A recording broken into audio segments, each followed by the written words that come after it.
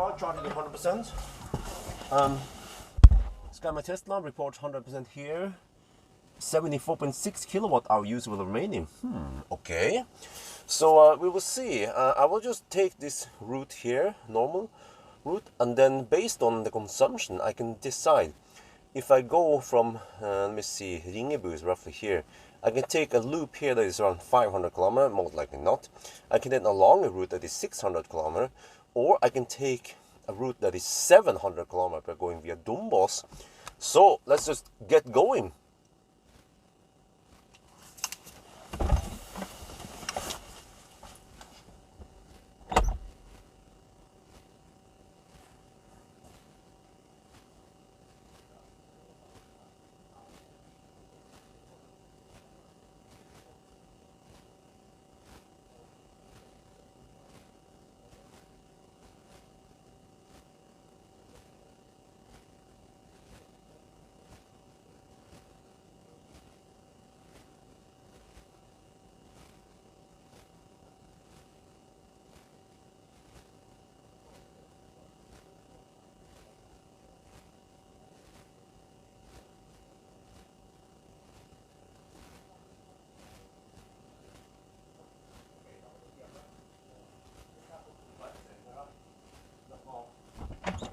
ก็จะขับโคตรไกลแล้วนะอันนี้เป็น Scan My Tesla report ว่าเรามี 100% 74.6 kilowatt hour โอเคแล้วก็เราคงจะขับไปทางนี้แหละเราชอบทางเหนือนี่แหละครับมันงามดีนะแล้วก็ขึ้นอยู่กับว่ารถมันใช้ไฟฟ้าเยอะแค่ไหนนะครับเราก็อาจจะขับลูป500 กิโลเมตรหรือว่าขับไปใกล้กว่านี้จะเป็น600 กิโลเมตรหรือว่าถ้าเราขับไปถึงนี่เลยมันจะเป็น700 กิโลเมตรลูปโอเคผมอยากจะรู้ว่ามันวิ่งได้ไกลแค่ไหน let's go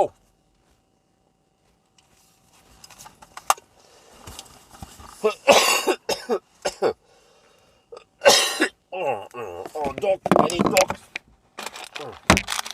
dogs Hans inte eucalyptus yeah it's good going it's actually running some idle energy right now.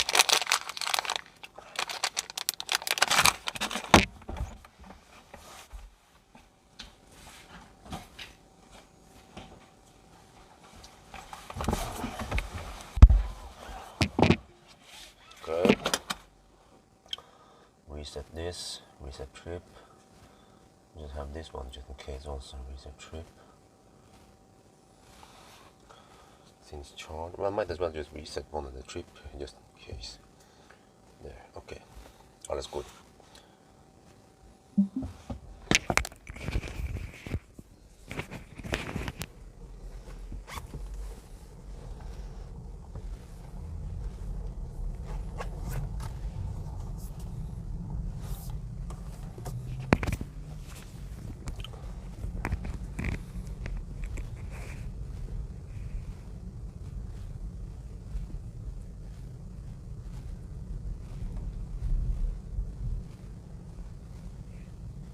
Okay, and as usual we have no fans on.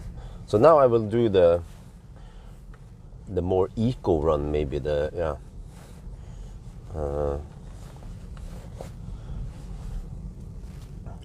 I believe that last time it was 650 kilometers something, and well, the consumption wasn't that low, 116 watt hour per kilometer. But the Highland is more efficient. Maybe in many other ways than just aerodynamics. Maybe they have improved something else. Maybe the motors are more efficient, or who knows. So I want to see, can we go 700 kilometers? Is it possible?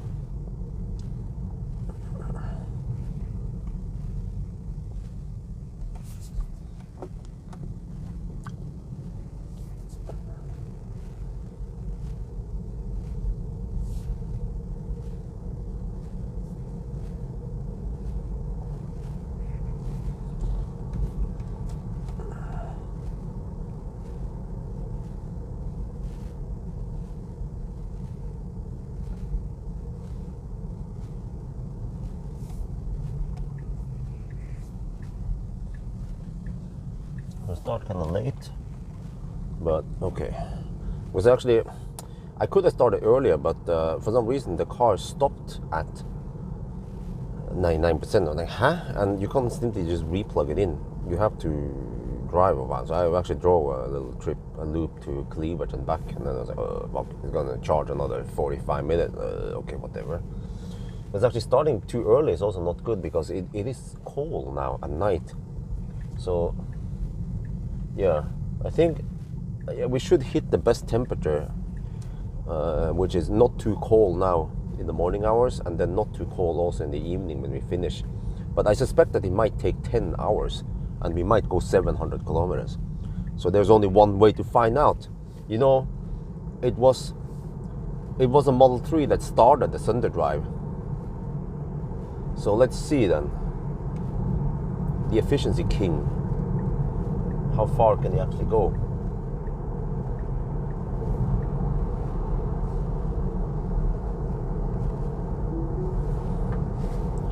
Right, on the move. We will just take the regular route via Kjellroa, Gjøvik. I also studied the wind map, windy. We get roughly 2-3 meters per second tailwind all the way to Dombås. Then we get some crosswinds, and then we actually get the headwind back again. So yeah.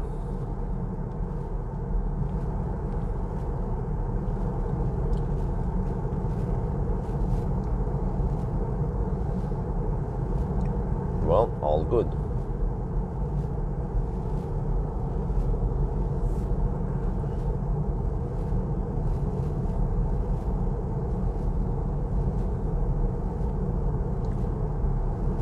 $11 outside, actually 10.5, so it's kind of cold outside, but I have HVAC off.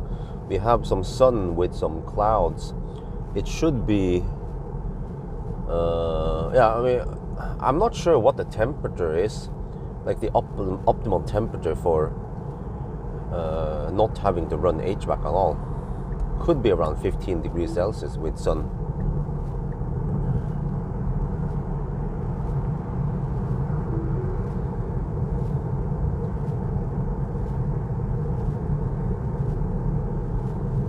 But yeah, but I mean, when I did the Thunder Drive for the first time, I remember that I was cruising at 90 or 88 kilometers per hour, where I don't remember exact route. I wonder if I also did drive via Gjøvik back then, but at least I went to Otta, and then Otta, and yeah, there were some 90 stretches there, I remember.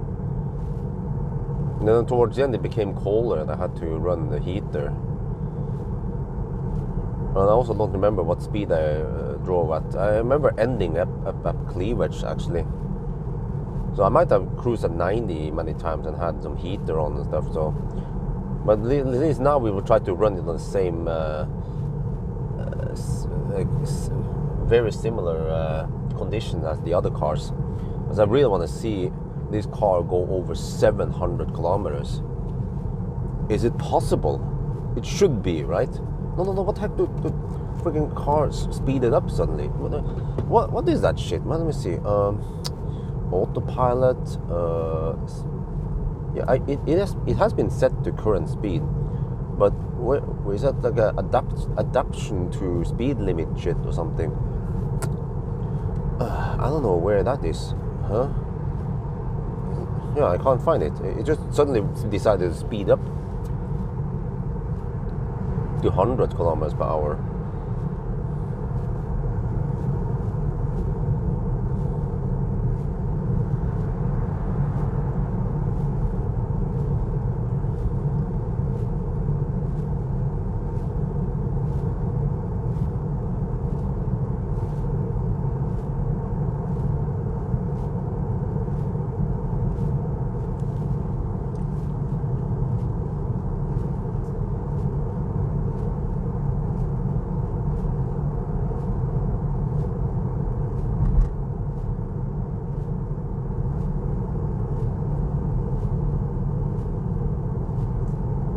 Okay, so the Model 3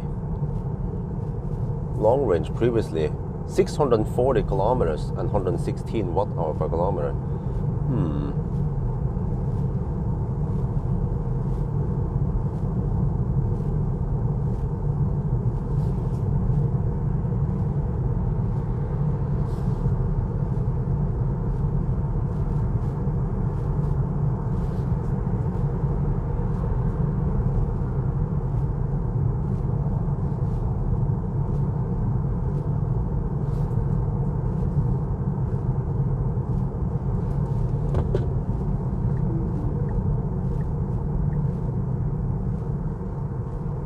Yeah, I still had the man flu. Well, fever is over, but that coughing and the stuff, you know, still hangs there for a long time. That's why it's called a man flu. Man flu, man, is the worst shit ever.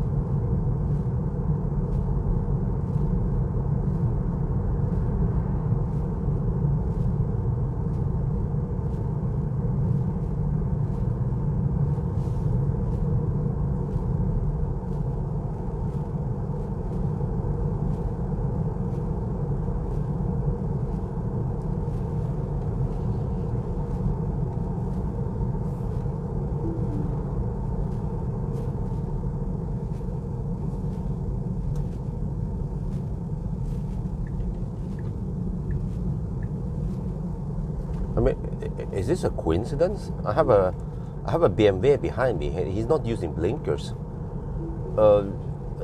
Why is it that most BMW drivers they don't use blinkers?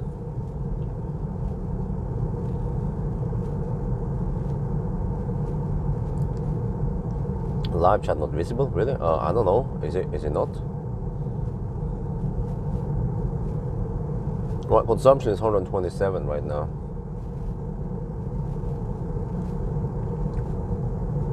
It's a nice route we take here.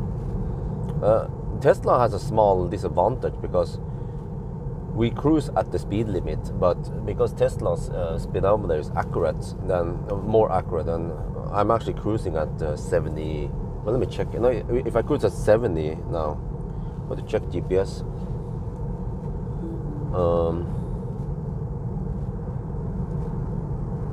Should be 68. Wait, what the heck? OBD died again. What the heck, man? Stop it. Already disconnected once. Yeah, that BMW guy behind me, he consistently doesn't use blinkers. It wasn't just a glitch in one runabout. He just consistently doesn't use blinkers at all.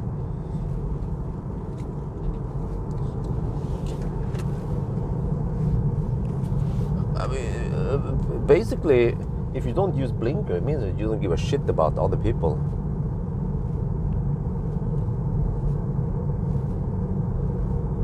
Yeah, 70 on speedo is 68 GPS speed.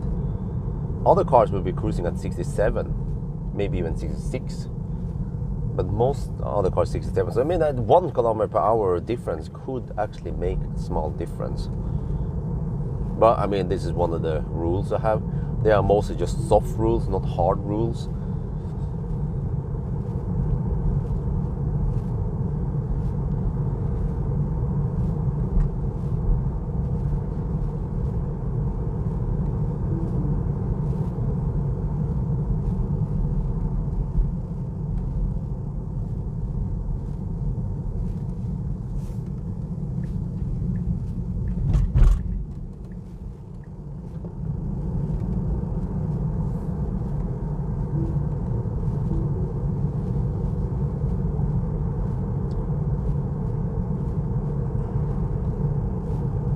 We're at 123 watt-hour per kilometer. We're going slightly uphill.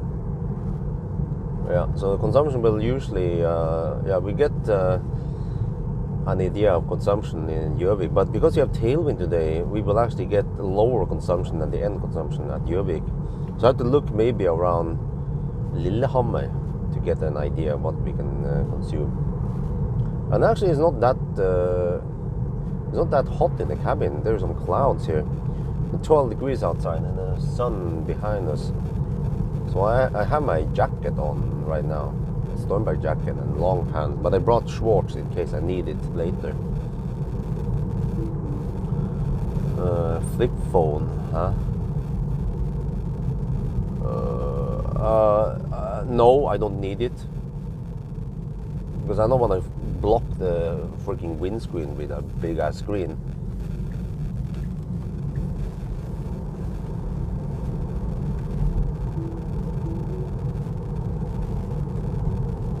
You can do that when you drive.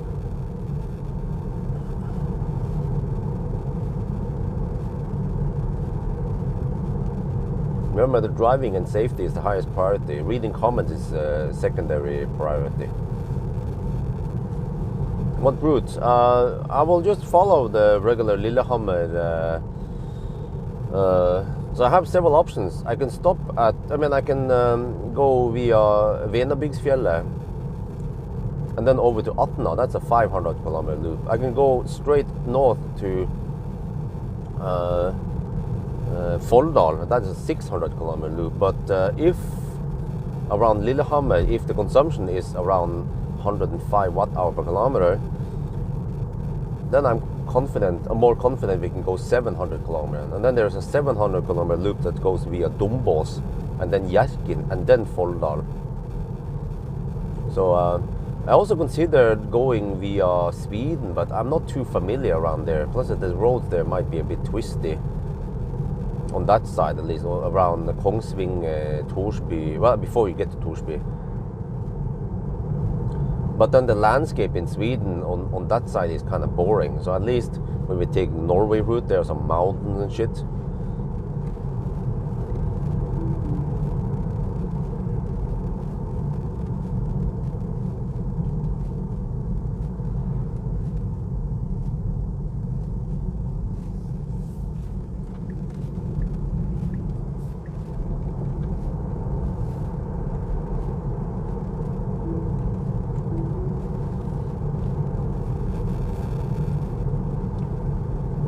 But I'm not kidding. There are two BMWs behind me, and none of them uses blinkers. I thought it was just like a stereotype joke, but it ain't no joke.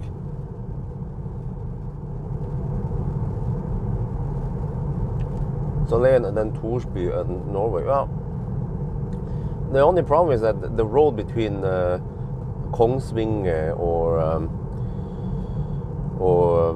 Trysil over to Sweden is quite shitty, twisty and stuff. So don't feel like torturing myself. I just want to chill and enjoy some nice landscape. But actually, the weather on the Swedish side is going to be better today, like 16 degrees Celsius. Where we are heading, it will be maybe 10 degrees in the mountain.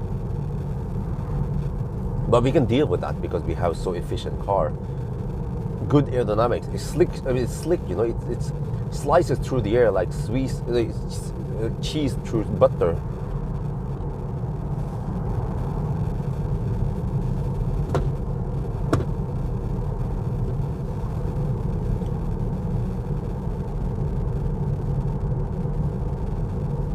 And also, we can take the same route like we took with other cars. Mostly the same.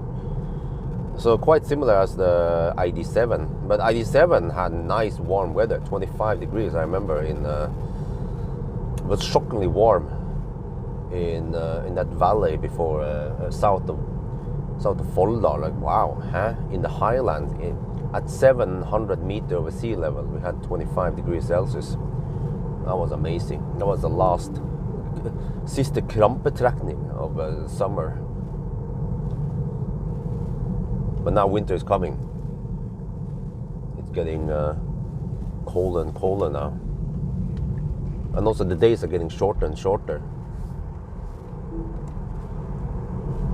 Notice that already around 8 now it gets dark. Right, 122 watt-hour per kilometer.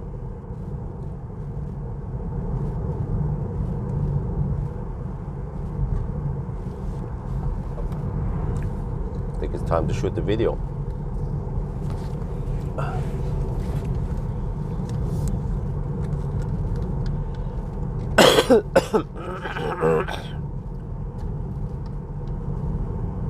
All right. Oh, look at that. The leaves are turning yellow. Yeah, summer is over. Winter is coming. Oh, shit. Prepare yourself for some cold gate. No, brace yourself for cold gating any other brand than Tesla because Tesla kicks ass for the Lord. Yeah, Elon Musk kicks ass. But yeah, now we're just cruising at 80 kilometers per hour. And see, this is actually a disadvantage for Tesla because it's 78 kilometers per hour in GPS. Tesla has very accurate speedometer, unlike most other cars. Other cars would be cruising at 77, some cars even at 76. But despite that, we have 118 watt-hour per kilometer. Wow, and we have even gained some elevation here. Okay, we'll see then. Usually around Lillehammer, Gjøvik, we will get an impression of what the consumption will be.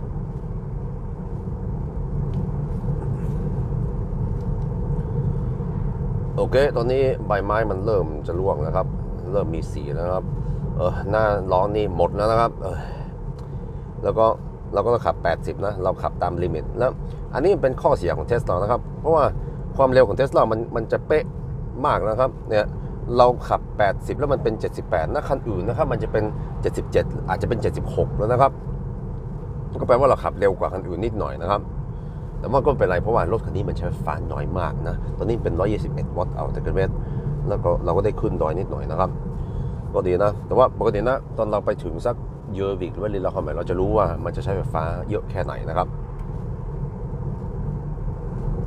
Okay, there are some clouds here. Wait, did that beamer even blink when he hammered me? Let me check the other beamer. I get the feeling the other beamer is gonna hammer soon. Or maybe not. Still flu, yeah, man flu. Man flu lasts forever, man. It can last half a year.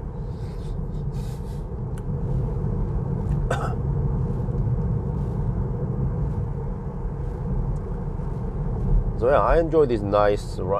Plus that, I suspect that as long as you can drive on constant speed with fairly flat surface and smooth surface, you will have lower consumption and twisty roads up and down. But there will be a stretch if we can make it to Yashkin, Dumbos Yashkin. There is a stretch there from Yashkin towards, well, the first stretch at least, towards Folldal. That is somewhat bumpy and shitty, but it doesn't last too long before it smoothens out. And then from Alvdal it's just nice autobahn, well, or Norwegian Bundesstraße.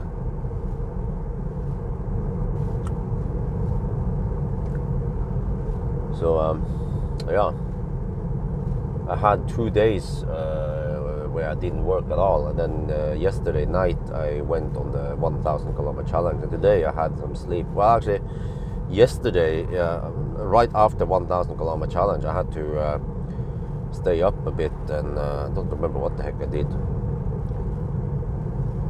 I was doing something with Isabel. But then eventually around 9 in the morning I just passed out. I was too tired, and then I just slept on the sofa until 1 in the afternoon or some shit. I was like, whoa, what the heck? Slept 4 hours. Okay, that's good.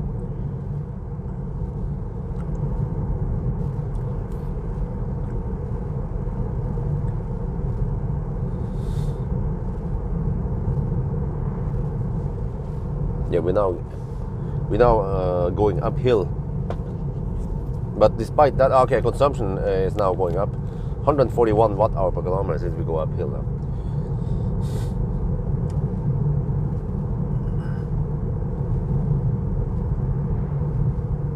Yeah, I'm good. Xpeng introduced a new model apparently. Oh, Mona. Oh. Well, I heard about it in Thailand, I think. The Thai EV groups, they post lots of Chinese cars there. I don't know what's up with the guys behind me, but they just want to camp.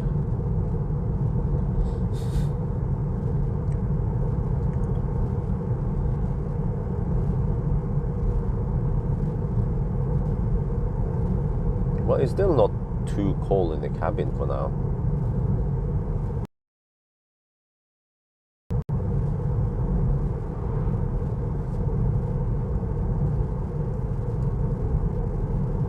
Hope it doesn't get too cold, but I mean eventually we should get some sun yeah, somewhere it will be clear, so we get some sun heat in here. So ideally we need to have high enough temperature so that we get the lowest drag, but not too hot in the cabin. Yeah, so we can run no fans. But I wonder if this car might not benefit much from, let's say, 30 degrees Celsius run. Because well, actually, previously the car wasn't very well insulated, but I think now it's better.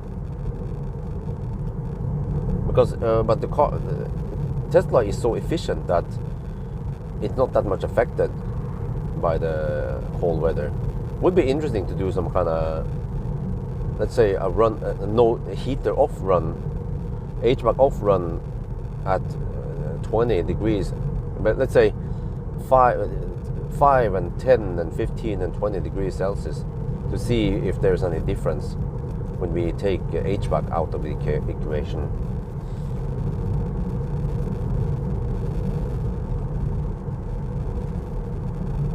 And then usually we get some dropouts around here, but well, it's not like, I'm not surprised that the two Nissan behind me, they are so passive, but this is the perfect stretch for hammering, but they are just camping behind me. Two fossils.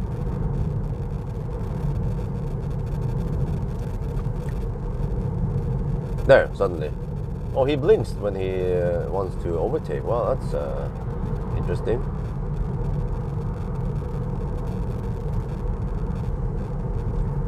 What about Renault behind me? They're also going for it. Yeah, there we go. Finally. No, they're really passive. When do you think you will have a Xiaomi in the house? I have no idea.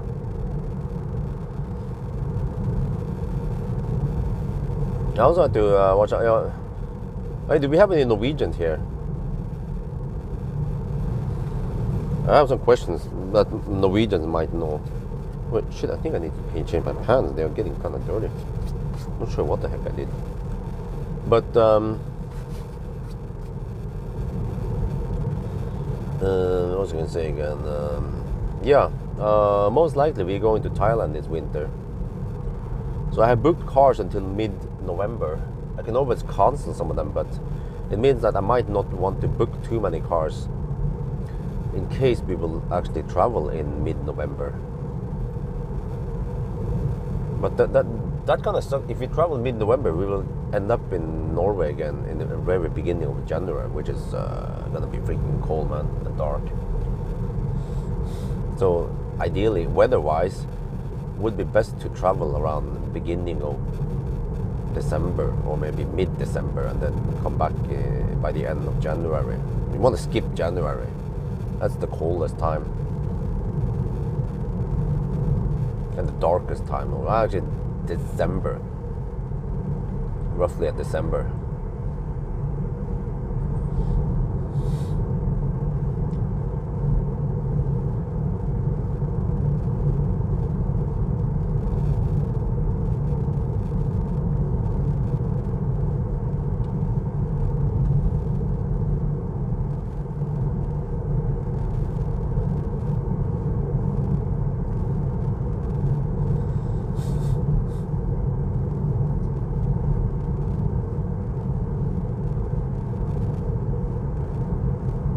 Degrees. Oh, temperature seems to be rising slightly. Oh, we have sun now, finally breaking through.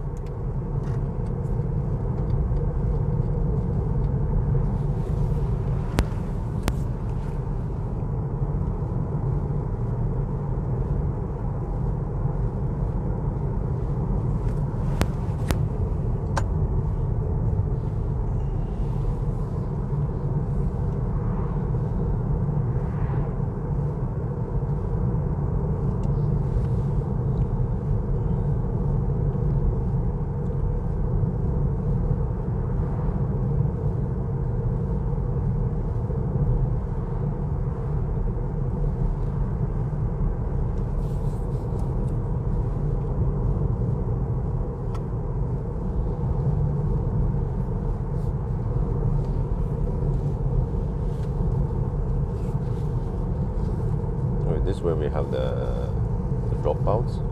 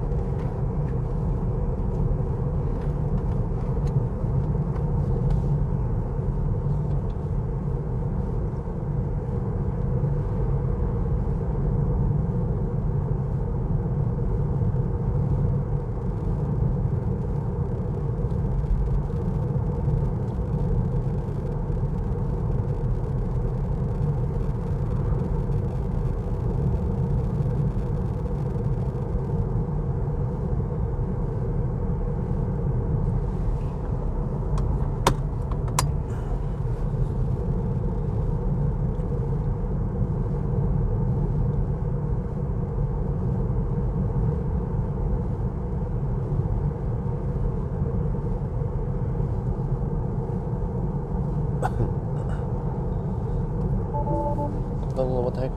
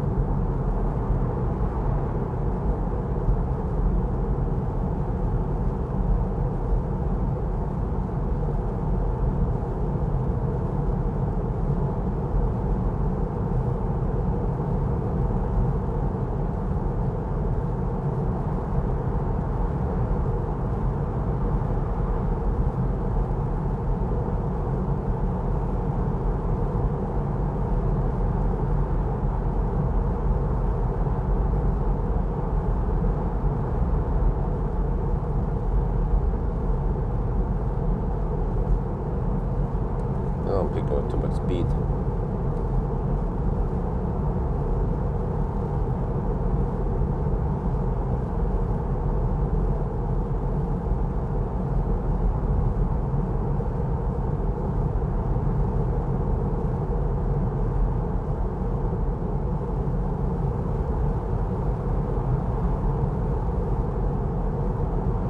Just coasting in the tunnel here.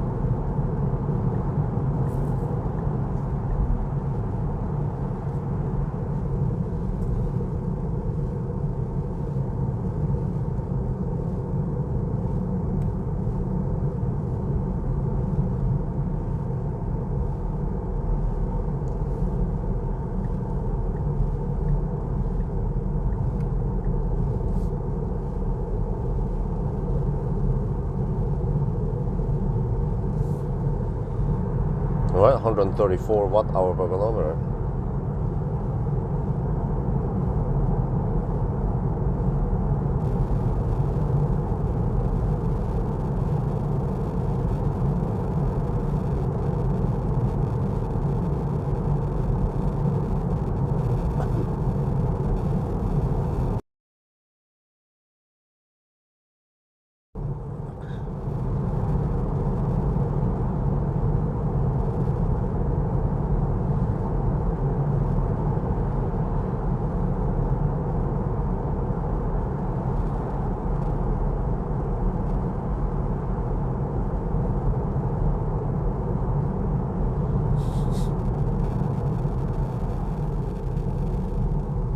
Tesla PR. Well, yeah, they've been answering me for a while.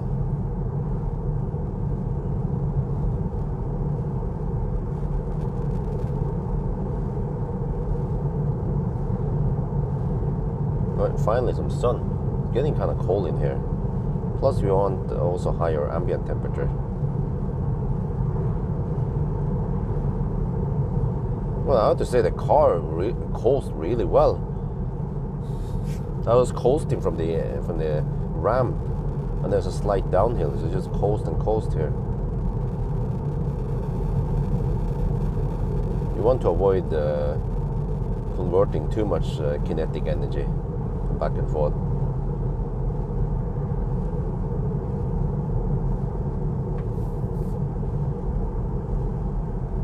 Just let it glide, just like the electric truck.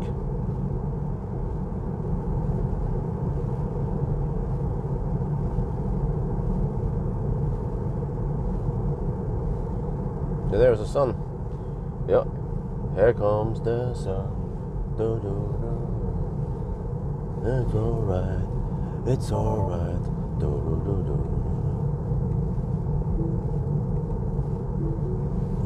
Now we slowpoke. Consumption 125.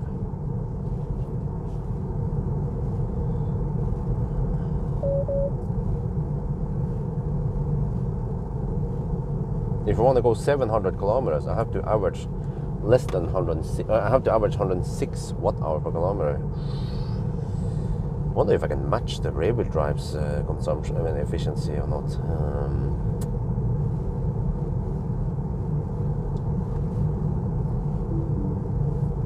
I can always bail out at Dar or somewhere before home. Because I think that loop I set up is, if I go for the Dumbos Yashkin loop, it's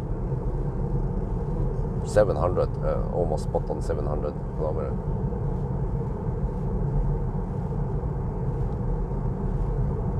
No, it's not auto stay disengages when I glide.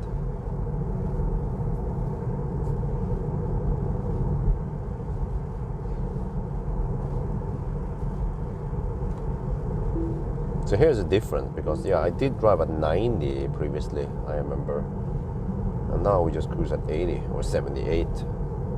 That should save us for some juice. Plus that this car is more efficient than the old. But at low speed, maybe not that much. But I mean, 116 watt-hour per kilometer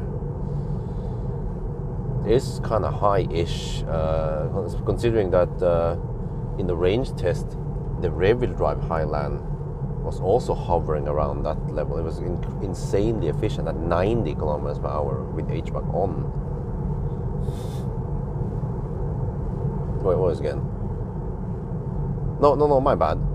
The rear-wheel drive Highland averaged 114 watt-hour per kilometer. It's actually lower consumption than the ever first Sunday drive. So which means that there is probably a potential to go. To make a big difference.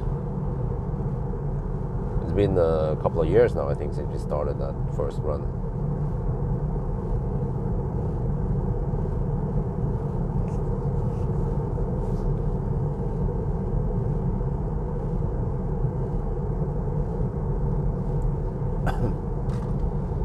Well, I just hope that there's no long wait time at Lyngna-Sæter.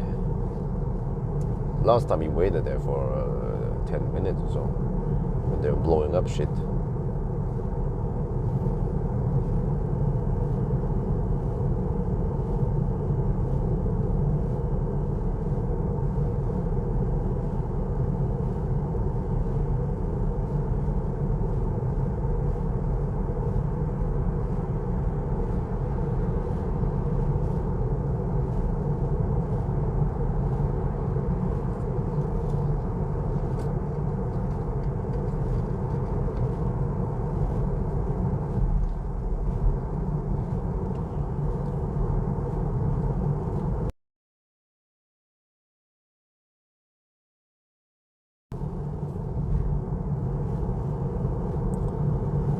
Well, 119 watt-hour per kilometer, and I believe we are in the Highlands even.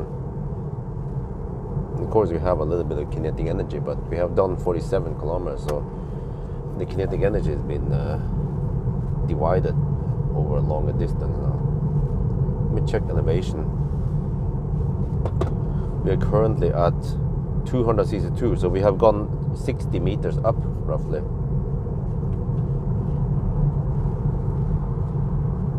So there's reason to believe that we should at least be as low as 110 watt-hour per kilometer. But I did a range test of this car, and in the range test I got 123 watt-hour per kilometer. It was a bit high, maybe the weather was not the best, some wind. On another day I would expect maybe 120, 118. And then if we assume that Sunday drive is 20 watt-hour per kilometer under that, well, actually I'm not sure about these efficient cars, but let's say 15 watt-hour per kilometer under, then well, we can possibly get 105, 106 watt-hour per kilometer. So we'll get the answer in about an hour, somewhere between Gjøvik and Lillehammer. Well, actually, wait, Gjøvik is already on the same level as Lillehammer in elevation, so yeah. Not sure what that dude was looking for. Toilet? Or the exit to Gran. He was looking for the exit to Gran.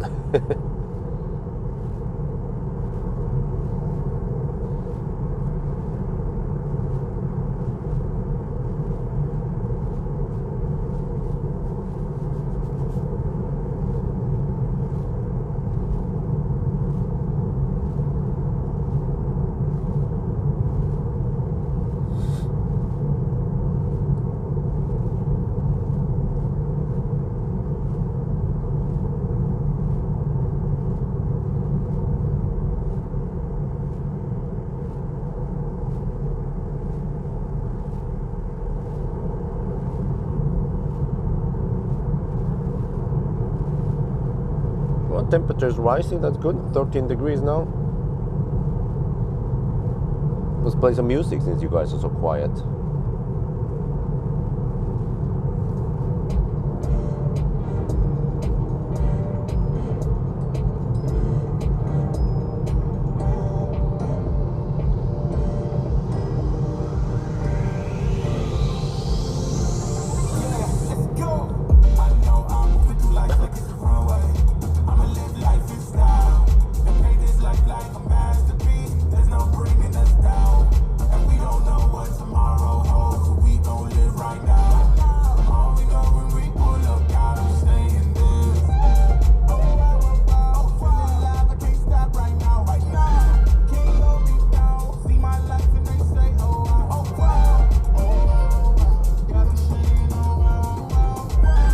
What is the battery capacity? It's 82 kilowatt hour gross and 74.5 kilowatt hour net. Degradation? I don't think so. It has 7,000 kilometers on the odometer. Oh, finally some sun. I can get some sun, man. It's getting cold in here in the cabin.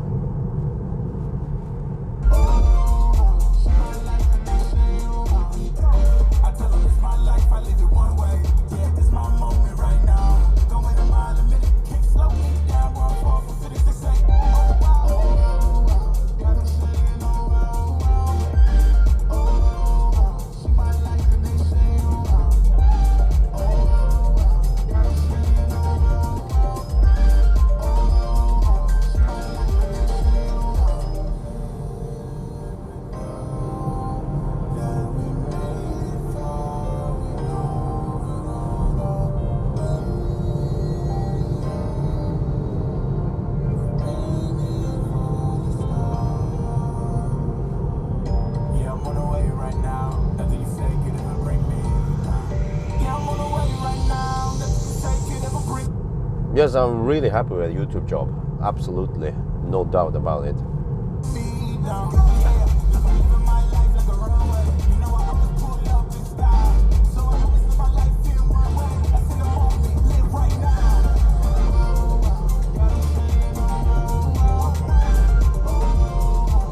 Well, why do you ask, by the way? I'm curious.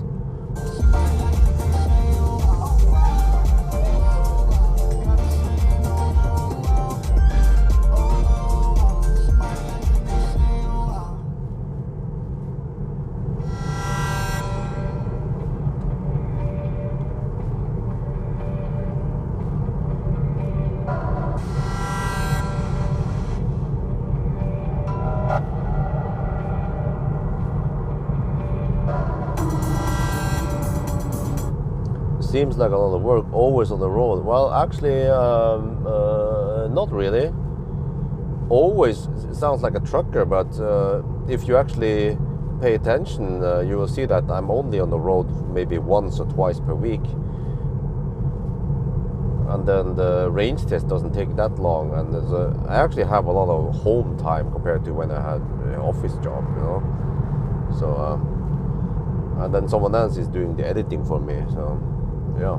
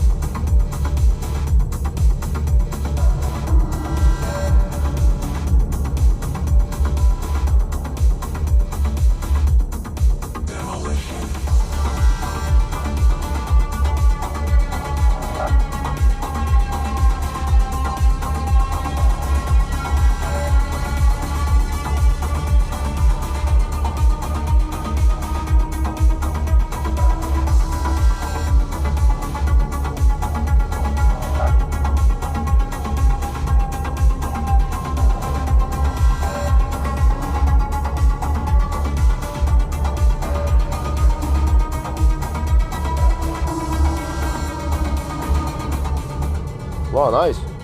Which Tesla did you get?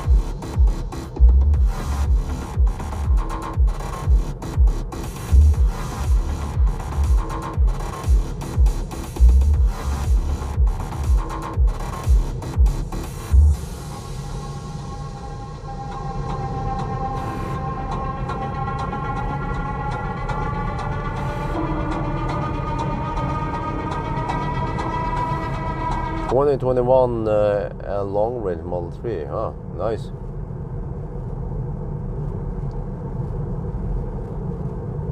By 20 Leaf cheap, huh? Okay.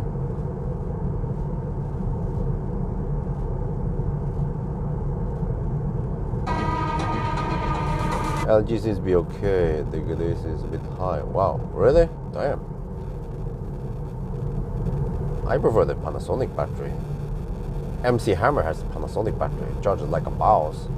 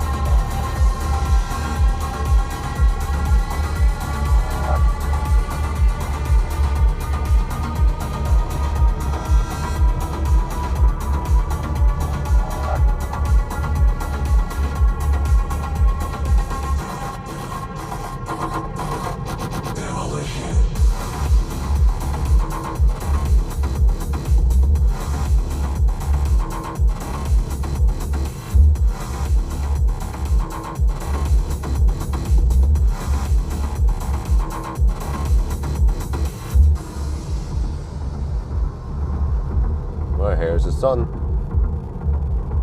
is going to be cloudy this afternoon, evening.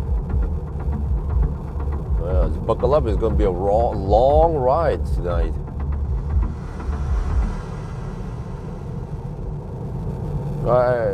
No Norwegian in here, English only.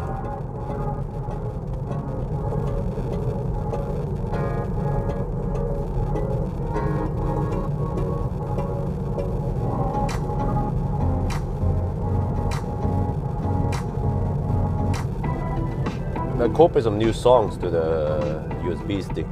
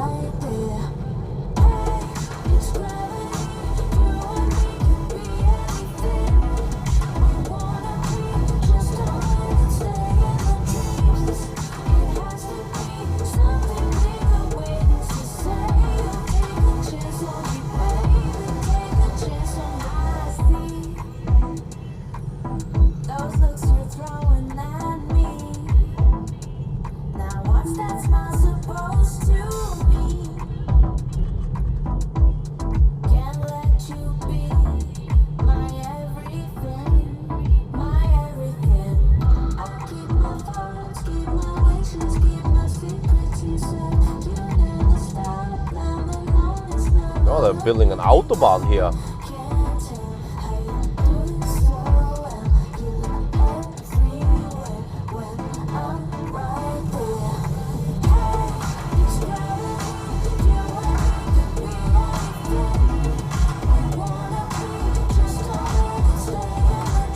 No. I mean, I can just, kind of get used to stock, but it's still bad.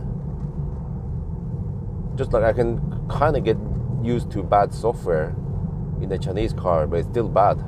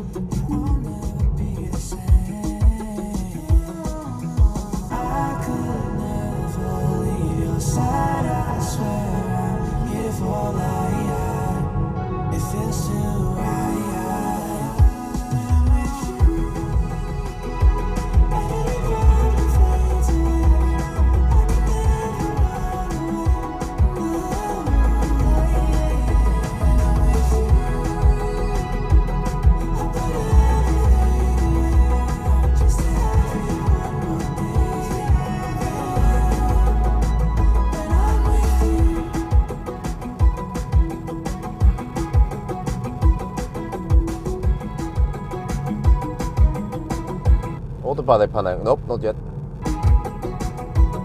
Best temperature offset setting for winter. What? Oh, wait. Hi Björn, how is the efficiency on Neo? No, on the Nibe. It's okay. I haven't paid attention to it. It's not that much in use in summer now, because the house is so efficient. And on days like this, then I get lots of free heat from the sun. It actually gets too hot, so you have to run the air conditioner even. But at least many rooms get free heat.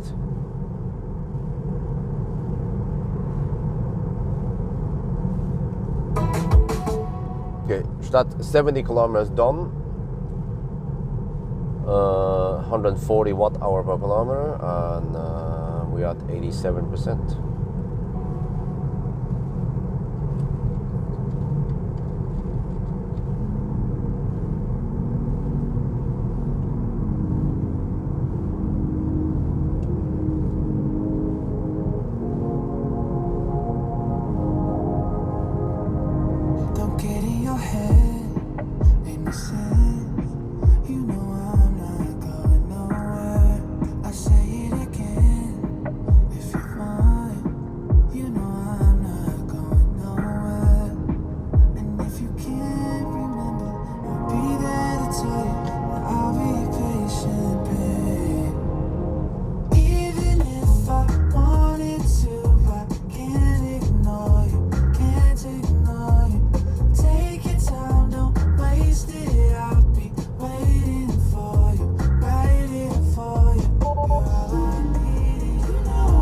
Coasting.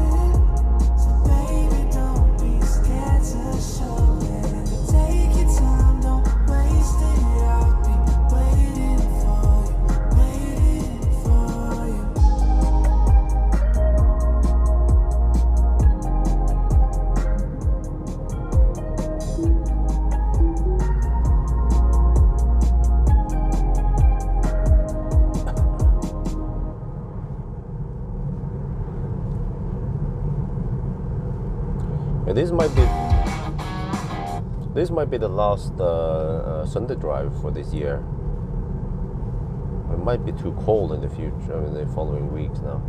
From now on. Wait, are we getting headwind or tailwind? No, I'm not sure. We're supposed to have tailwind according to weather forecast. When I look at the lake, I'm not sure. I have to check on flags to be sure, but usually I can see on the waves.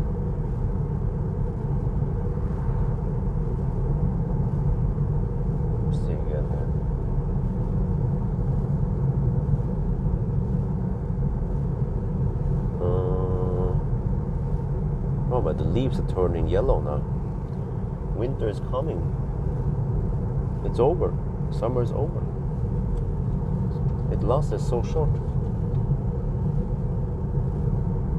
I feel like we didn't, well, because of family expansion, we didn't have too much summer vacation thing. Yeah, I think it's supposed to be tailwind right now. This is also a beautiful part of the year where everything is just so colorful. Not just green, but just green and orange and yellow all over the place.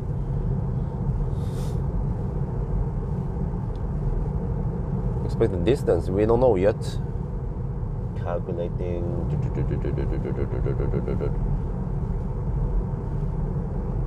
My prediction so far, based on the range test and other tests, is 700 kilometer.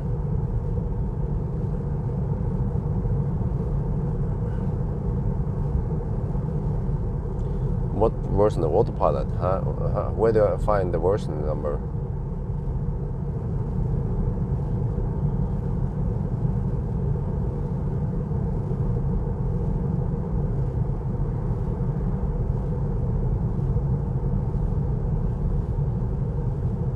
Wait, why do I feel like we have headwind?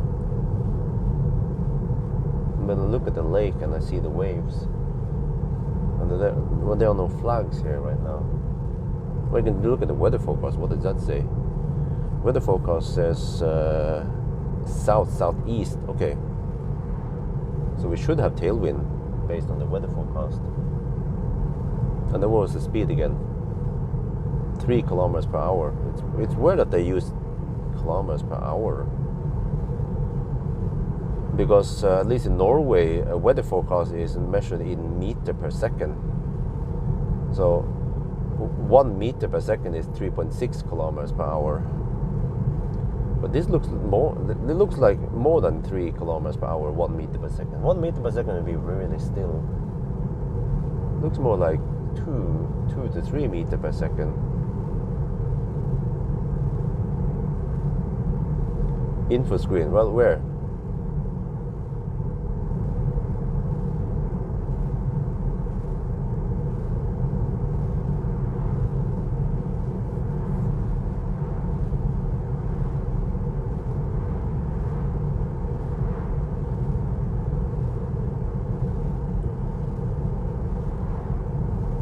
Well, yeah, because with the following cars, I don't think any of them make any sense for some Sunday drive. Okay, maybe the Audi RS e-tron GT Performance, but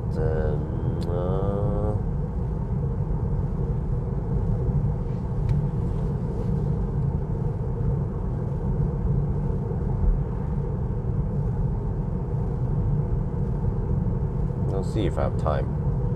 That's gonna be a long ass drive also. Also not sure how interesting it will be. Autobahn run will be more interesting. Well, actually the 90 to 10% launch test, yeah. See how consistent it is.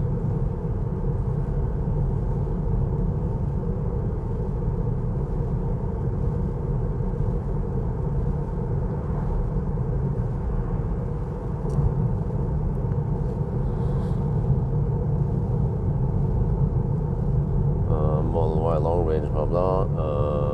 6.5 degradation after 14,000 mil. You mean 140,000 kilometers? Well, that's pretty good.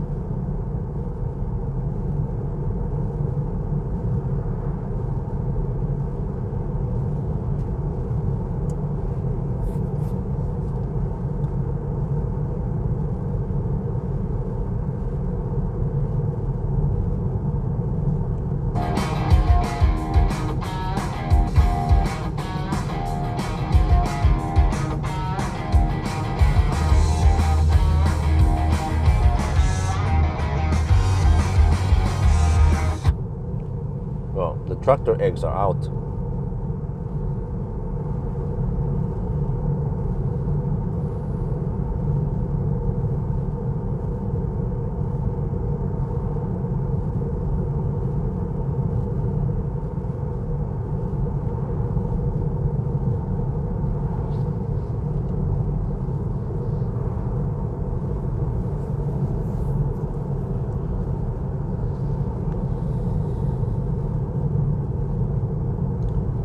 Yeah, do we have any Norwegians here?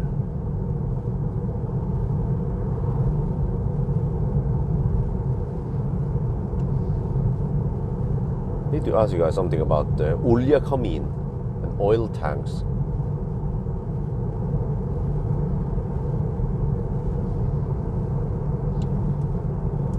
Control. Okay, well that sounds like Swedish or something. Software, okay, and then what am I looking at? Software is 2024.26.100. Is that what you're looking for?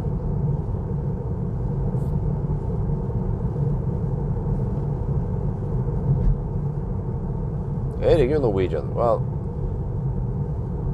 my mom in Bodø got email from Miljøetaten or whatever it's called. I don't know. It's something about the environment. Supposedly, they claim that she has a oil tank underground in the house, and they took some pictures of some pipes, 2 pipes on ground level.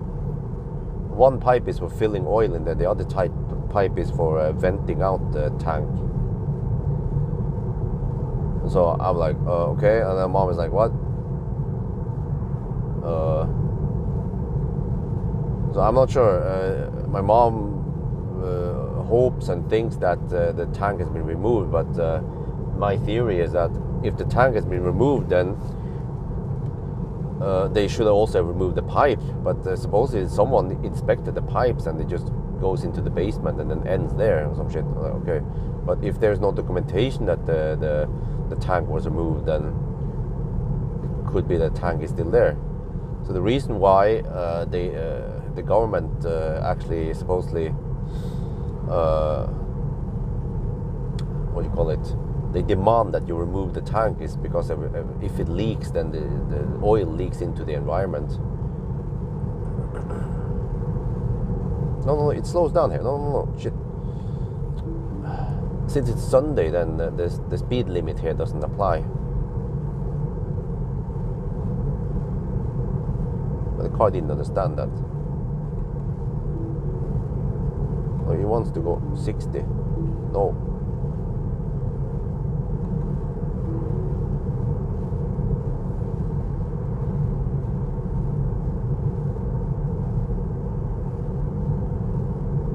But my question is, if the pipes are visible, does it mean that the tank is underground?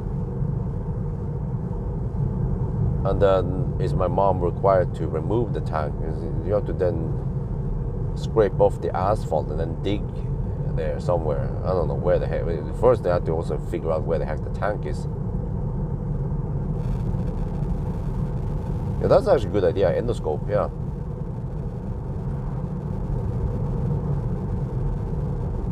Or just if you just have a wire or some shit, you can just try to poke the wire in there and just see how far the wire goes. If it goes a lot longer, deeper than the tank, than the pipe, then it means that there's something down there. Especially if you pull up the wire and you have traces of oil, or I think they use paraffin or some shit, but it's an oil product.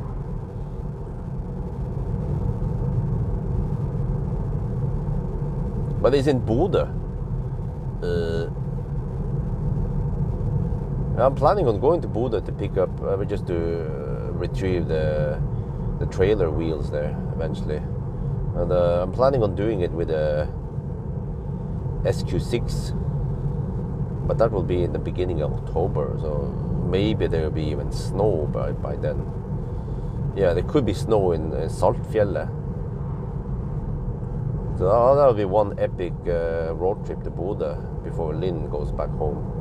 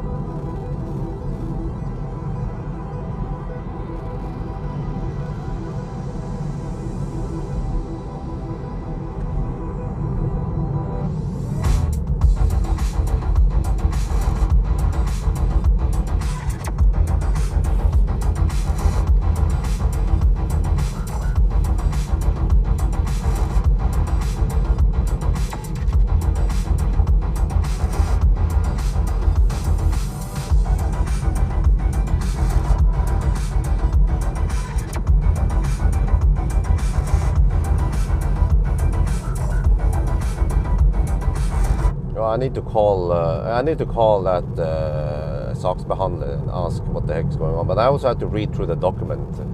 I just look at it briefly, like, hey, what the heck is this? My mom sent it to me. So, yeah, okay, well, I'll take it anyway. So, I have to check it out.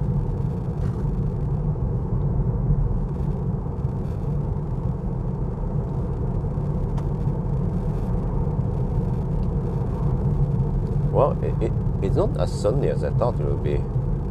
It's 11 degrees Celsius. Well, according to the weather forecast, it's supposed to be nice and clear.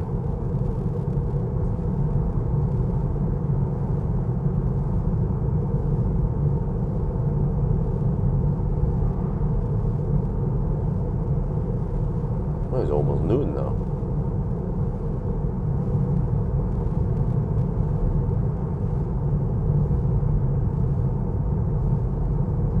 Yeah, the clouds are already entered. Well, it's going to be semi-cloudy throughout the trip now. Until we maybe arrive in Alvdal. Folldal. But what the heck? Don't phantom brake over there. Shit.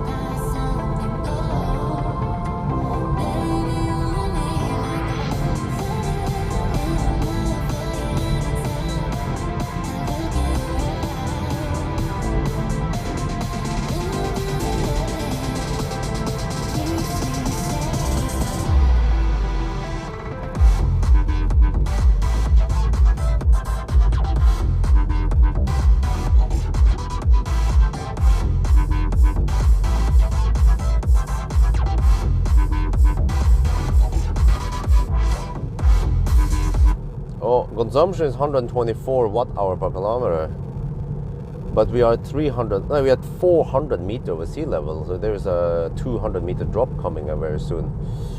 This is looking pretty good. I wonder if it will drop to a little bit over 100 watt-hour per kilometer at Gjøvik. Yeah, I'll film once we are at Gjøvik, then they get an idea of what to expect for the rest of the trip.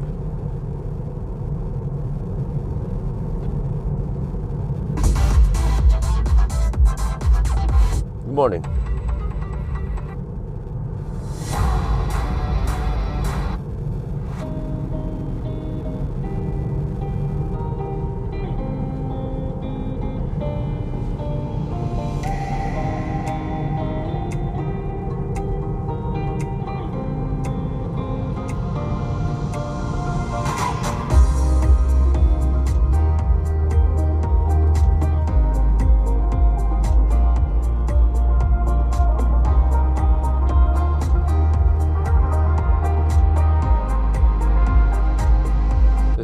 The tube should be sealed, secured, or removed if the toilet tank is removed. Okay, interesting. Thank you for the information.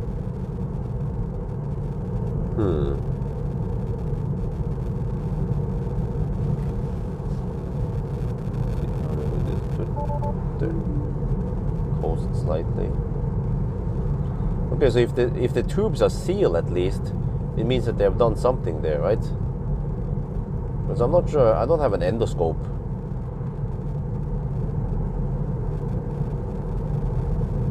Maybe I can inspect it while I'm there.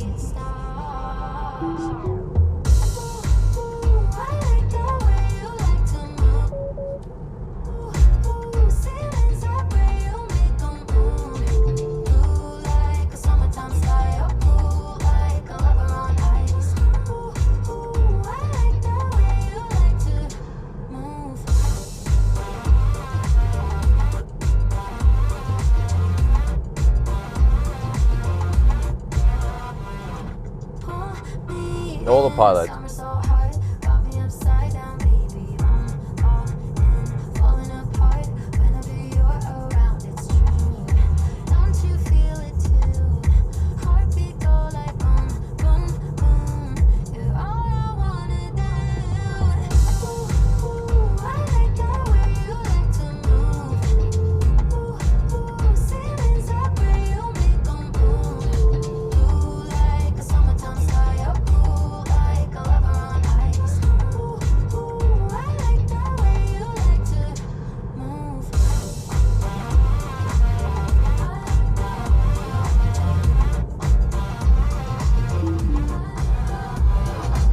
Wow, it picks up speed so fast.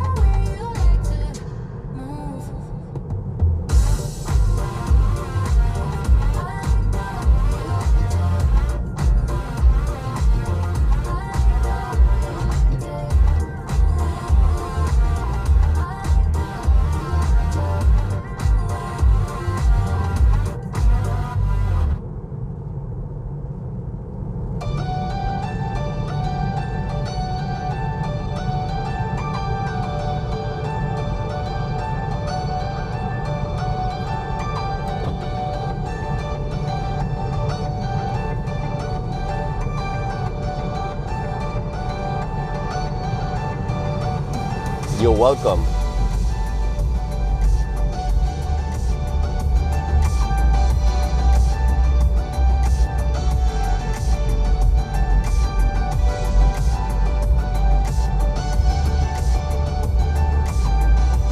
Consumption is dropping, 118 watt-hour per kilometer.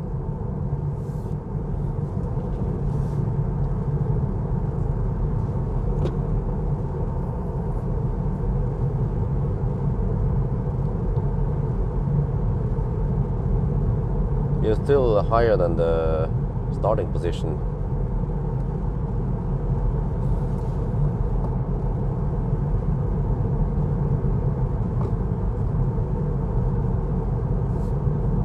$117 watt-hour per kilometer. Eventually I have to do a distance check also. But it should be only 0.5% over-reporting.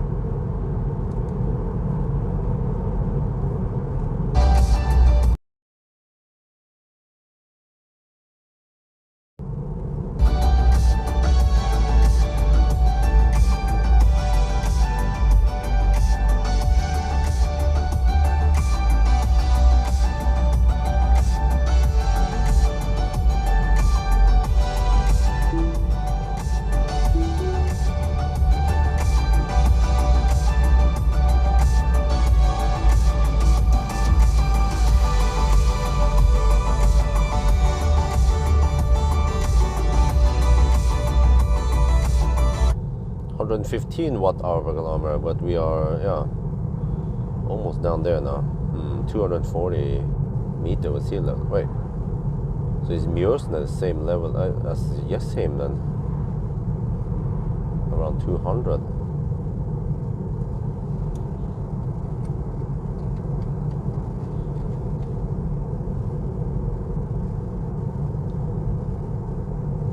$114 watt-hour per kilometer. So it seems like this car is possibly less efficient than the river drive for some reason. But the weather was also slightly worse now today versus the other run.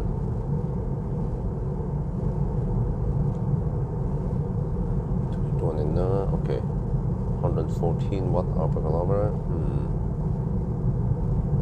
Uh-oh, we might not be able to go 700 kilometers.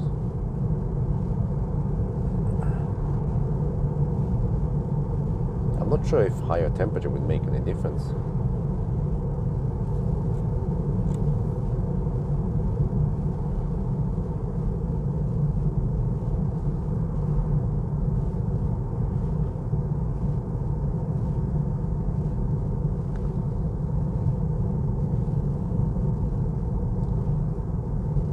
Yeah, we are roughly now at Jessheim elevation, and consumption is 113.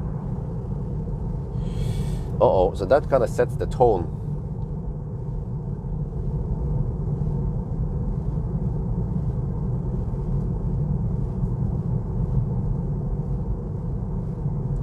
It seems like it might go around 670, 80 kilometers only, not 700.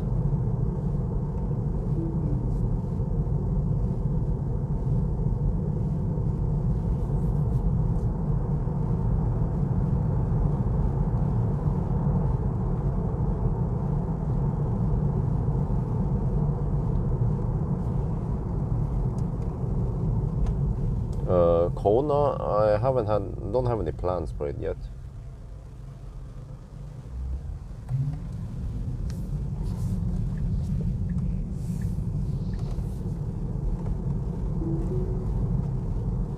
Yeah, over here at Gjøvik, 111 watt-hour per kilometer. I mean, it's dry and everything, it's just a bit cold, and what's up then? It's cold-ish.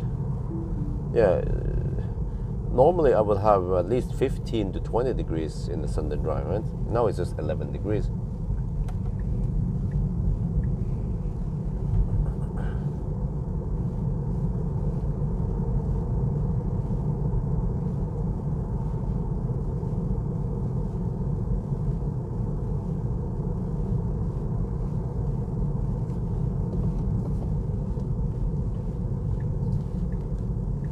Oh, it's so empty over here at CC Martin.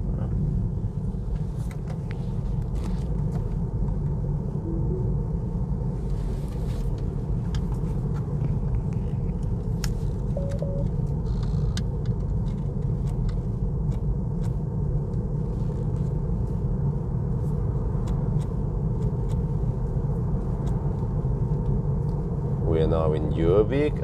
Super short. Okay, missed that. We are now in Gjøvik, and over here the elevation is roughly the same as Jessheim, and the consumption is 112 watt-hour per kilometer. So even though we have been driving without any HVAC on, no fans, because it was somewhat cold, only around 10-11 degrees Celsius, then the consumption is not as low as I was hoping for. So estimated range now is around 680 kilometers. Ooh. Okay, seems like 700 is not possible then. Shit. But okay, it's still good enough, but the Raven drive is more efficient. Almost 10 watt-hour per kilometer more efficient. Well, no, it was warmer on that front, yeah. Yeah, that's the problem. We are now in mid-September, so this is the best weather we can get nowadays. So also wind over here seems to be quite low, but remember that this car has good aerodynamics, so it just slices through the air like Swiss cheese through butter.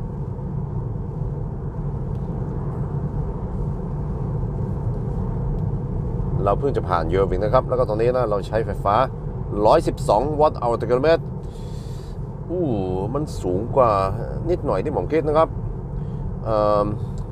อาจจะเป็นเพราะว่ามันหนาวในวันนี้นะ11องศานะครับวันอื่นต้องเราขับ Sunday Drive มันก็จะเป็นสัก20-25 องศามันก็จะทำให้รถมันใช้ไฟฟ้าน้อยกว่านี้นะแต่ว่าเราไม่ได้เปิดแอร์แล้วนะประหยัดไฟฟ้าที่แอร์นะครับแต่ว่ามันอาจจะเป็นดรักกับอย่างอื่นนะครับที่มันใช่เพราะมันหนาวที่มันทำให้มันใช้ไฟฟ้าเยอะขึ้นนะครับตอนนี้จุดผมก็เช็คมิวส์มันก็มีลมนิดหน่อยแต่ไม่เยอะนะครับ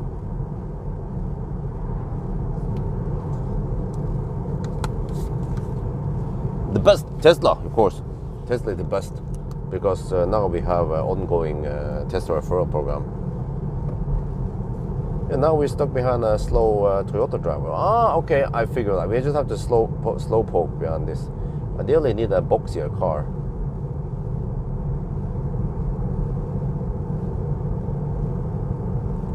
What happened to E-Nero? What died out? What about it? Wait.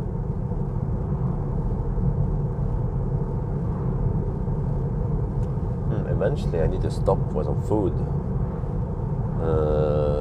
Not sure if I would go for Lillehammer or feel like today that Ringebu might be too late. probably want to stop at Lillehammer. Well, maybe Circle K at Lillehammer this time. Not Esso de Luca. Yeah. Okay, so possibly Circle K, Strandtorget, whatever thing over there. We should be in Lillehammer in about half an hour.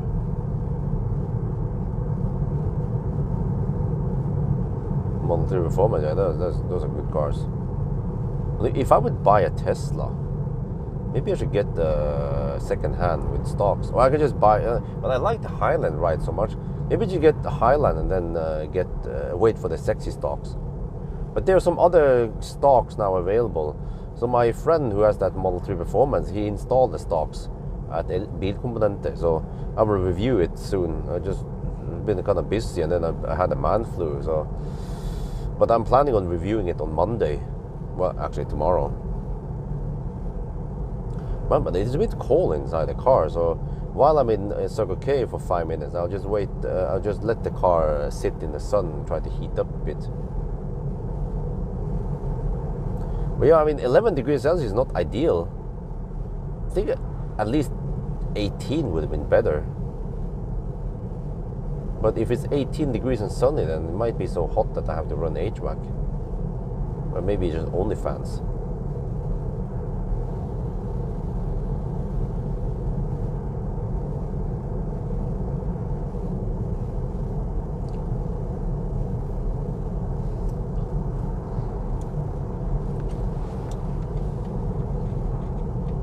Yeah, I'm getting hungry now.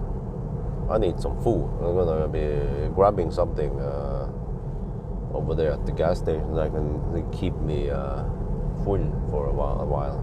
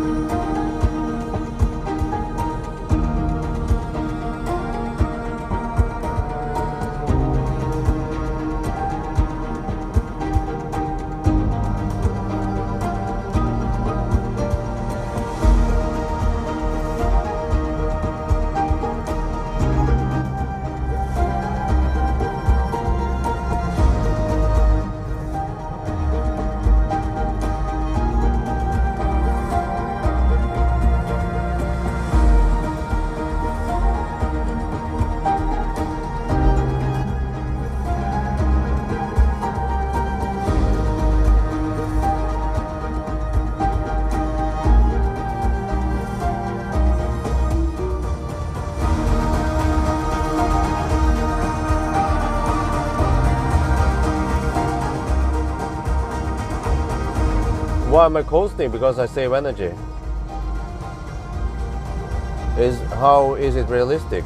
What do you mean? It is realistic for people to coast to save energy. Do you mean that I shouldn't coast? Is that what you mean? Should find a nice big camper van. Okay. Oh, this Toyota is driving really slow. Holy crap, man.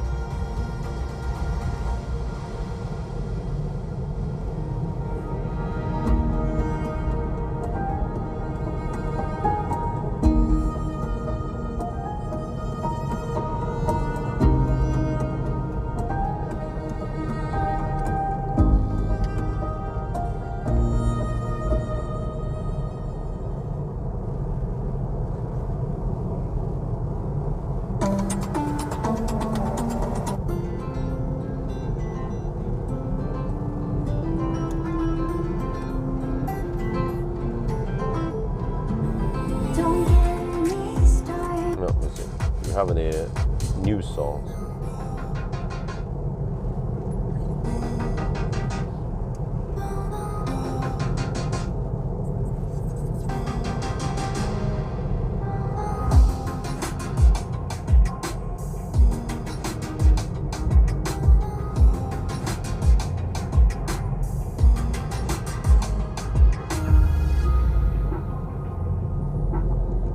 Well, but I coasted with other cars when they do this test. So, you know, we want to be consistent. A, B, C, always be consistent. But you probably, maybe you don't like Tesla and you don't like that I'm trying to make the result as good as possible. Well, the consumption is still 112 watt-hour per kilometer. Actually, the correct consumption is 113.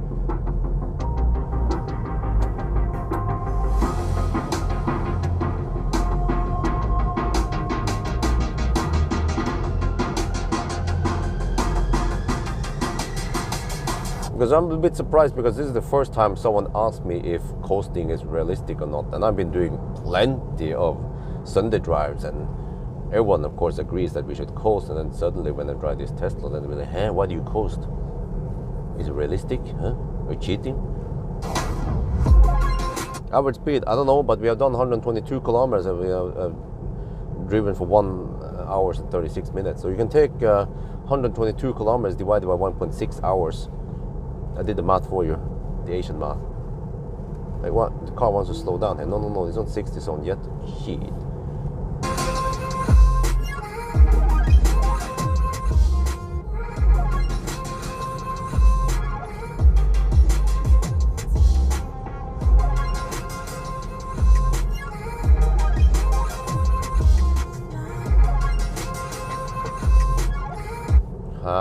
How about how EV measuring the consumption? What do you mean? What am I supposed to say there? If you have a car with proper regen, you coast all the time. Yeah.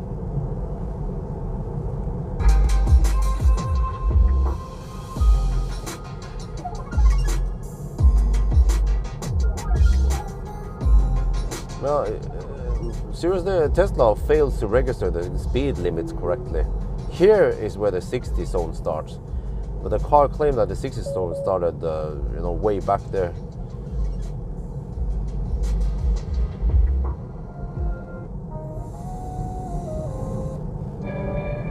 Well, consumption dropped to 111 watt-hour per kilometer. We've been driving so slow. I'm getting hungry now.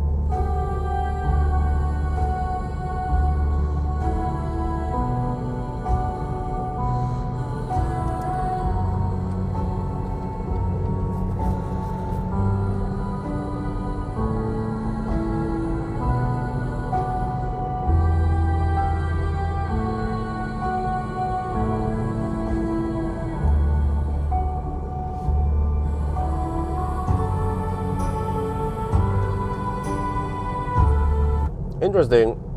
Sky My Tesla keeps track of how much you have, how many kilowatt hour regenerated, and only on this trip I regenerated 2.24 kilowatt hour already. Huh? After just driving not that far.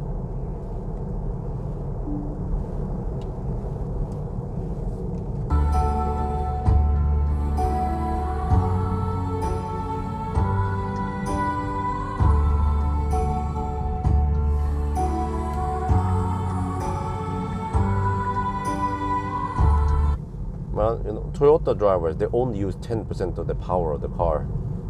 yeah, start discussing.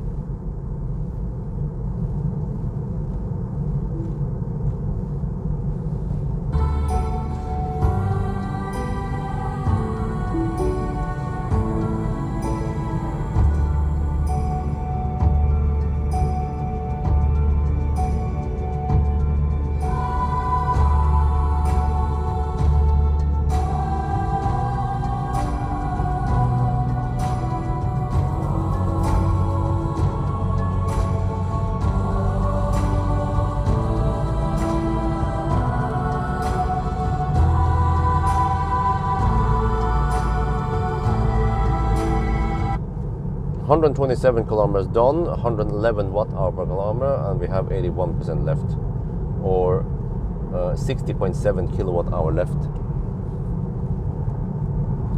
So projected range is around 670 kilometers, 680 maybe. Too bad we couldn't hit 700. And actually, I'm not sure if 18 or 20 degrees Celsius would make any difference, since the car is so efficient anyway. Yeah, not sure what's up with this. How we can get the consumption down to 106 watt-hour per kilometer. We even have tailwind now.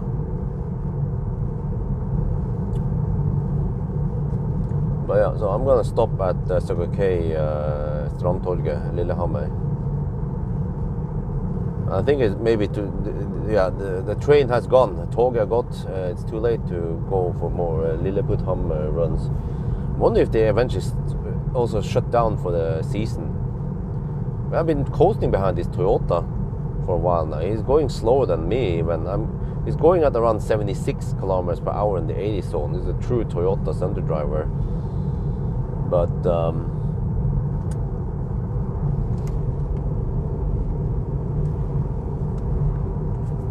yeah. Ideally, I need to find a bigger car to coast behind. I mean, to draft behind. Oh, finally.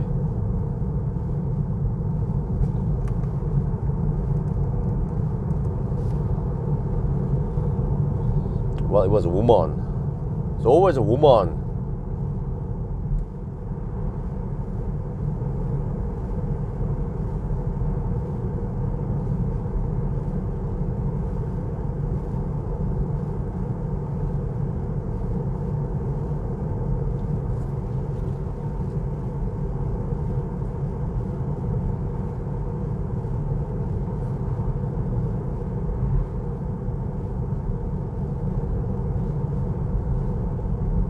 So if you assume 112 watt-hour per kilometer, then we can go, well, only 666 kilometers.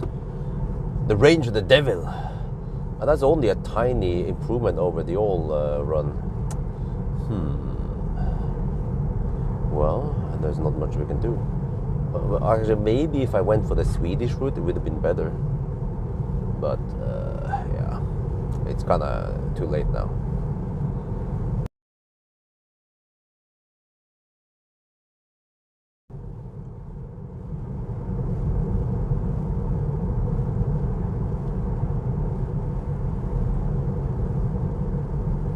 We can just cheat by drafting behind something. I mean, even drafting is allowed, as long as we can find a car that drives as slow as us. Yeah.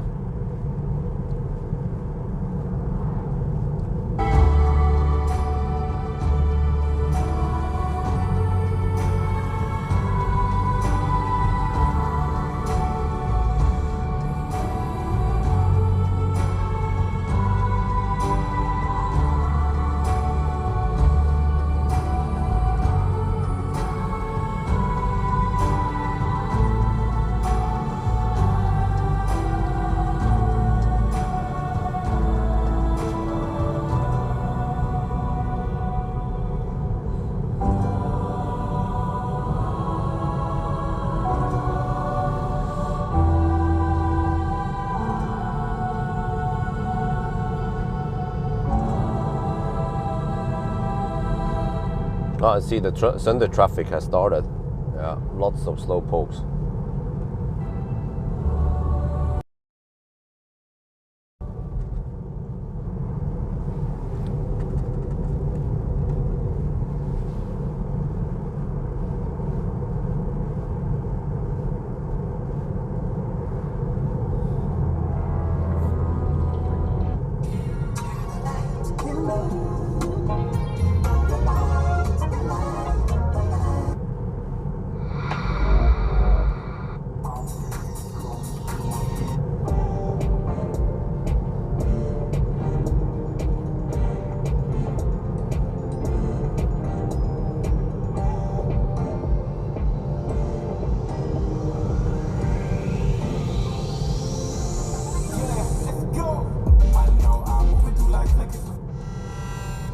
But yeah, it seems like the long range, for some reason, is slightly less efficient than the all-wheel drive.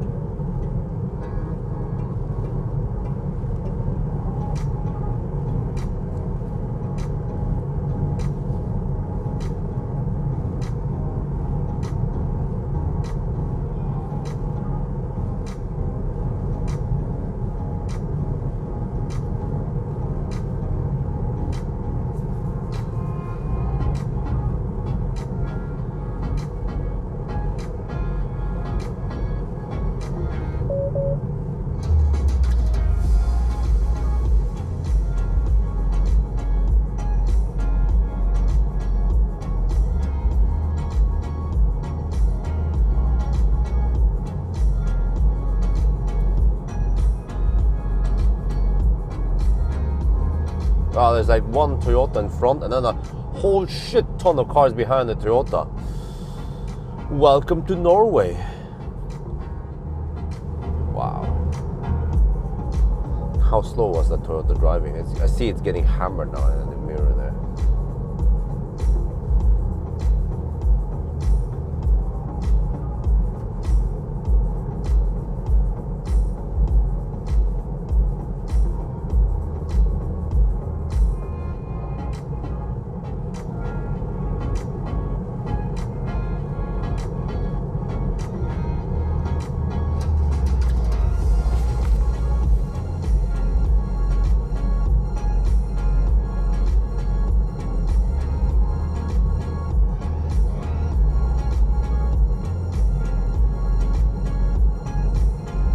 You know, I wanted to take Lynn to Åndalsnes.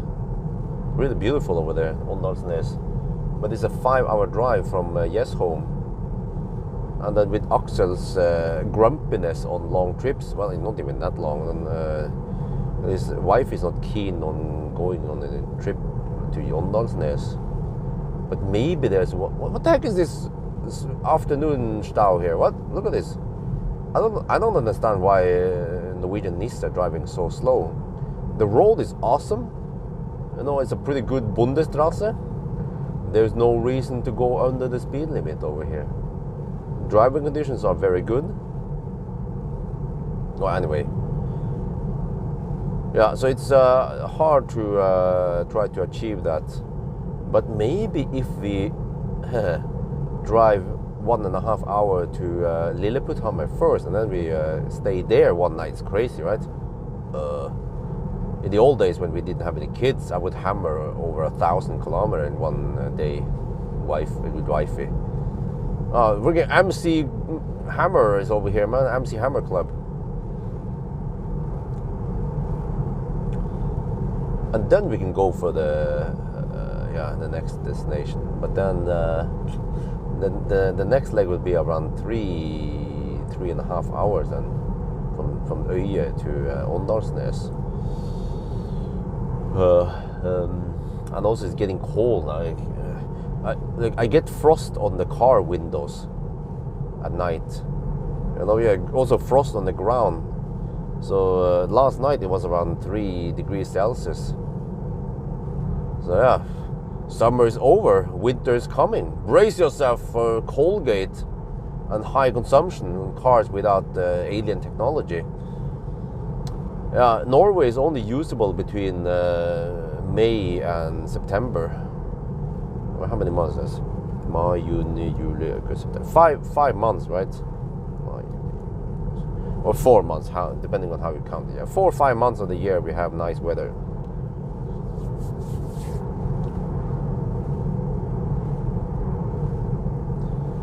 So then it's time to emigrate. Maybe to Spain. Wait, is that an EV9? Yeah, it's Swedish regular EV9. I mean, even Göteborg has nicer weather right now, and also Frankfurt. Like, why do I live in Norway? I have to deal with Norwegian NIS, with high taxation when you're speeding.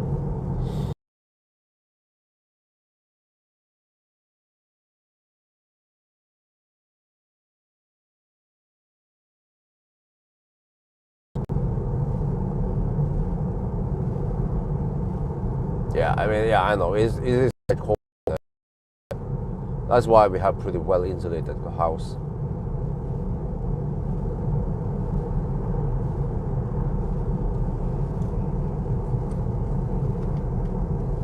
Yeah. People run out of juice, and we have power limit on the Korean cars at low state of charge. Yeah, just brace yourself. Cars be stranded by the road. Let me coast it. Okay, okay, coasting. There's a slight downhill in coast. Also, I travel slightly faster. There's some benefit with the Thunder Drive when you coast, because you can save some energy and you can bring up the average speed slightly.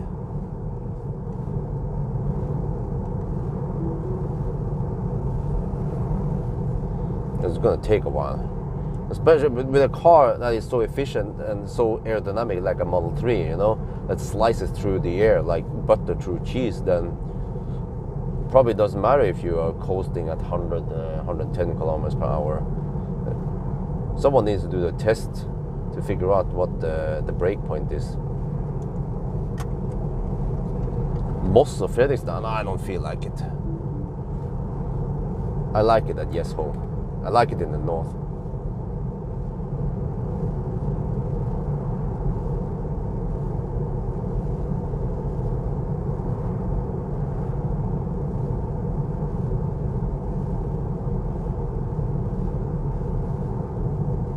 Wait, can I just swipe here? No. Okay. Oh, then I go in drive. Okay. Okay. Okay, I can swipe on the screen then. And then I can bring up this, but then I can't put it in neutral with that thing. I had to use the roof, I mean the ceiling buttons for gear shifter. Yeah, the gear shifter there. Then I can access the neutral there.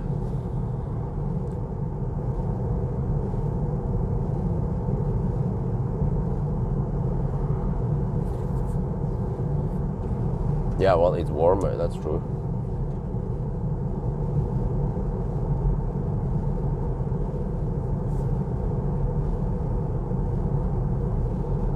But I moved to Yashkin because of the range test. That's why.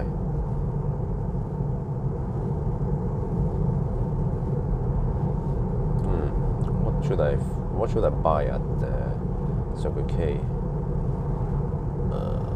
I had to grab something I can eat on the run.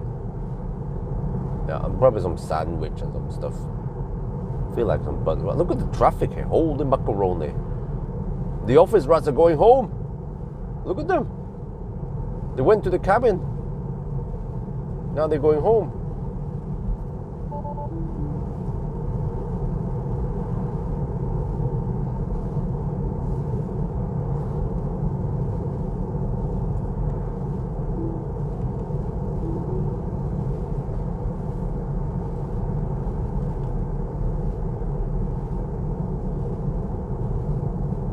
Fredrikstad is too far away from Oslo. I have to be in close proximity to Oslo, unless you go for another country. But even Sweden wouldn't be that bad. Wait, what do I see there? Do you see what I see? A freaking caravan. That's a nice boxy object. Well, actually, he's hammering. Dude, freaking hammering with a caravan. Get back here. Shit, man, I was planning on drafting behind you. Oh, you bought a Highland, yeah, because of the alien technology. But you have to get the sexy stocks eventually. I mean, the sexy button and the commander is already so damn good. Gives you nice features.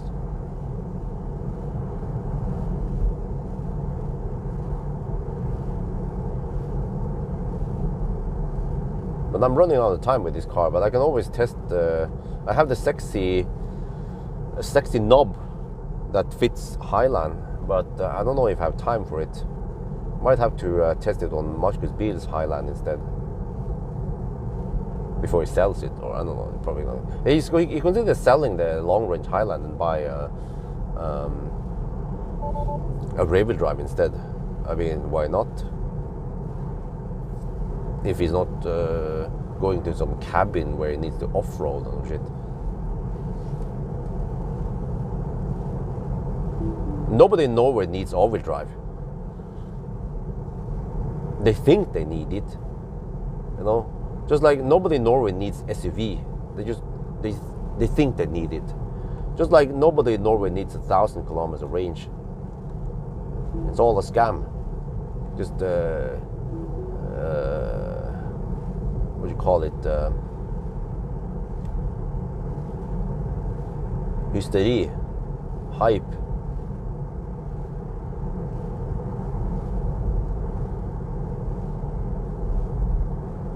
And of course, a car with all-wheel drive doesn't have shorter braking distance in winter than a rear-wheel drive.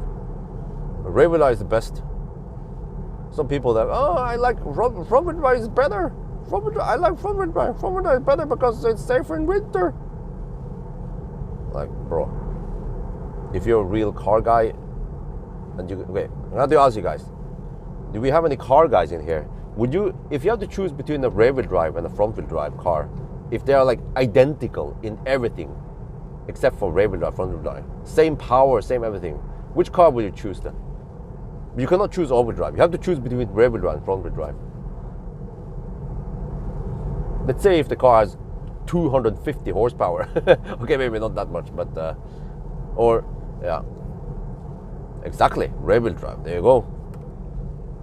That means that I just have noobs in the comment section on YouTube. Why would you pick why would you pick front-wheel drive? It's bad in every aspect. It shouldn't have been invented. It was invented because of practicality, because the motor could have been, the engine, I mean the fossil engine, yeah, you put it in the front. Was it Mini Cooper? They started with that shit. Put the engine in the front. And that became the blueprint for the next billion cars. Until finally, for electrification changed it with way smaller motor.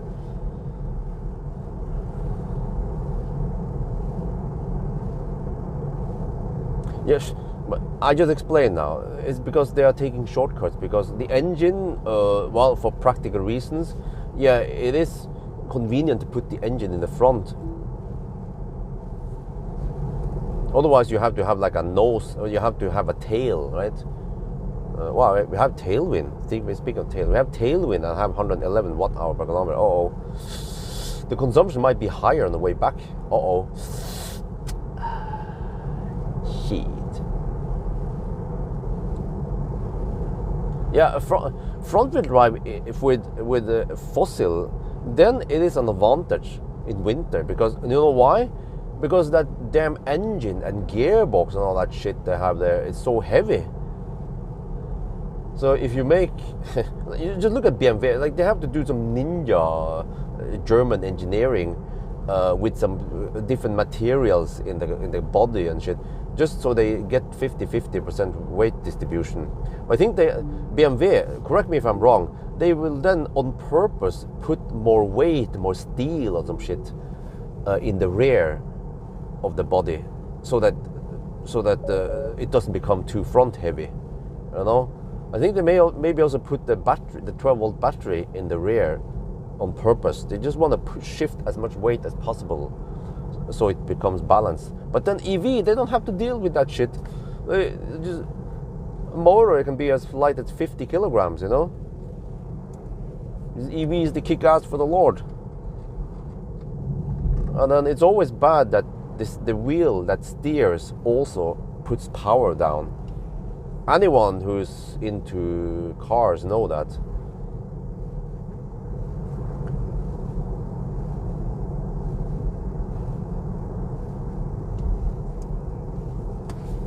Okay, let me see. So I'm supposed to stop here. Yeah, let's stop here. Give me some food.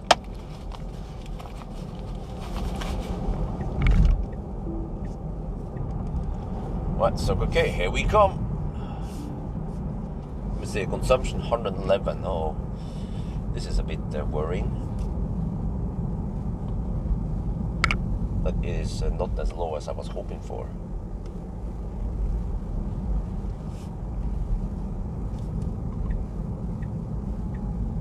Okay, let me just hoard some food here. But I want to be facing against the sun or some shit. Oh yeah, I see the perfect spot here. Okay, okay. Well, it's kind of busy here today. Yo, what's up? Wait, can I just park here? Or maybe I can just... I'm not sure if I want to park right against the sun. Let's do that. Okay, okay. Here. I need to harvest the heat. Right here, next to the Volvo. Wait, does he want to auto park for me? You wanna pull in for me? No? Okay, whatever.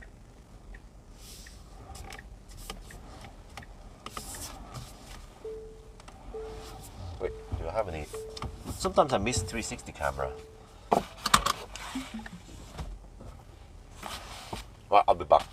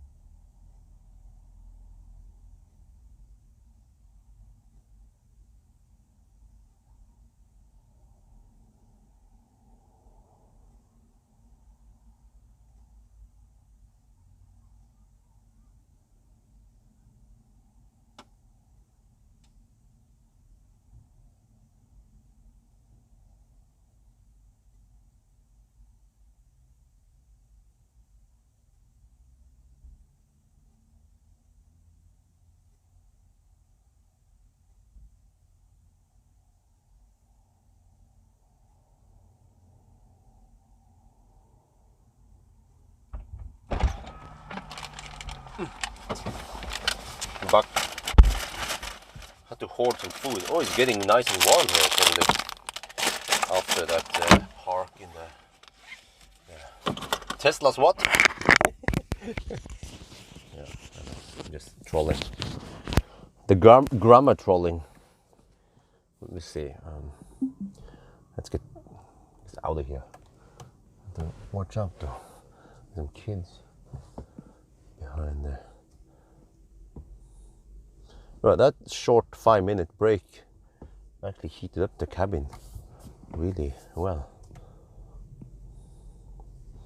Now we proceed further north. Well, they had to drive this weird loop now to get out. There's a one way in, one way out shit here. Let me see.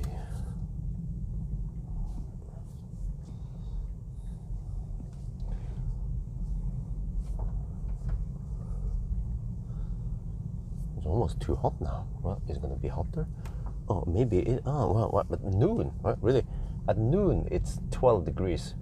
It's not going to be that much colder. You see here? Lots of cars are charging here, also non-Teslas. But then I see lots of people are also charging at Circle K. I mean, why would you do that? Because Circle K is almost twice as expensive. It's around 6 NOK per kilowatt hour at Circle K, and then only 3.5 roughly at Tesla. But of course that's with membership. But I think even without membership pricing, it's still cheaper. Tesla is probably around 5 something NOK per kilowatt hour.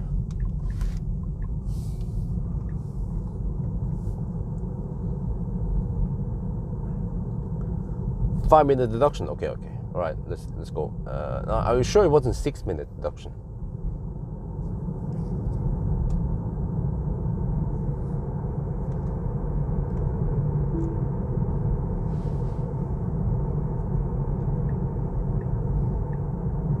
Well, this place seems familiar.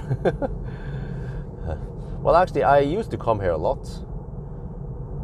It's like 20 years ago. Status. We have. What is that?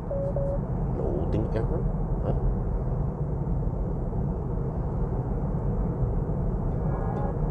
Okay. 154 kilometers done, 111 watt-hour per kilometer, and we're down to 77%. Estimated around 670 kilometers.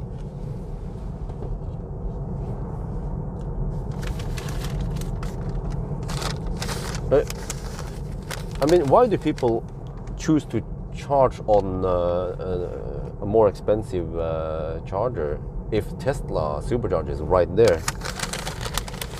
Is it because they don't know? Is it because they don't want to use them?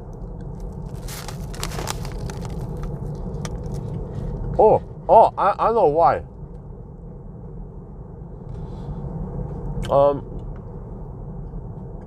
I know exactly why. Many people, they don't like Elon because they claim that he's crazy, but he's a genius. And that's why they don't want to support Elon Musk. So they will on purpose pay twice as much for charging. Yeah. I figured it out. Crazy mother truckers.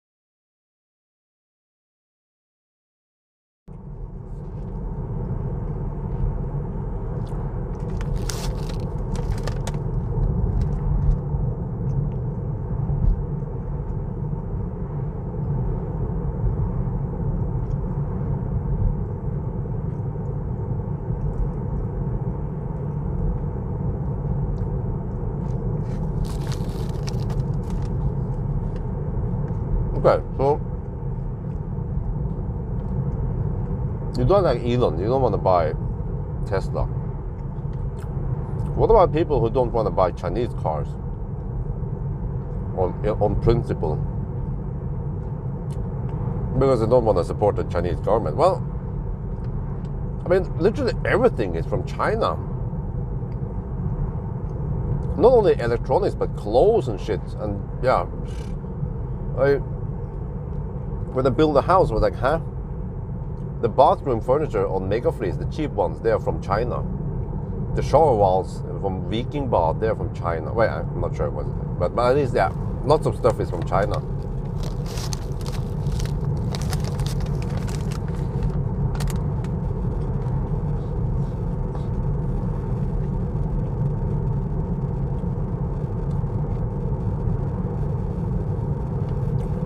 Yeah, Tesla from China. But even if you don't want to support the Chinese government, don't buy iPhone. Or iPhone is from China, right? Don't buy any computers. Don't buy any electronics.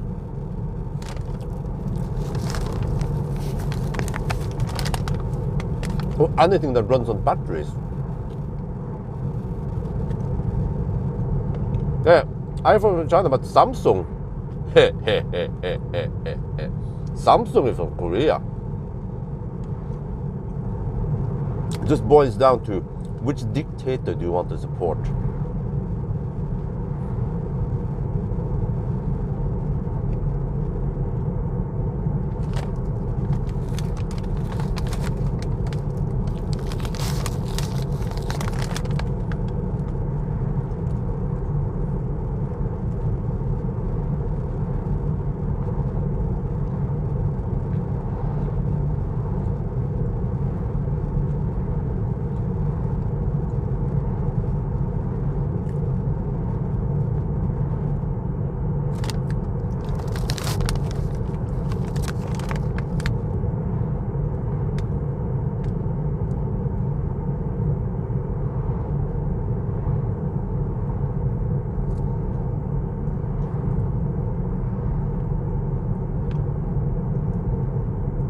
Well, but the Korean government is good, right?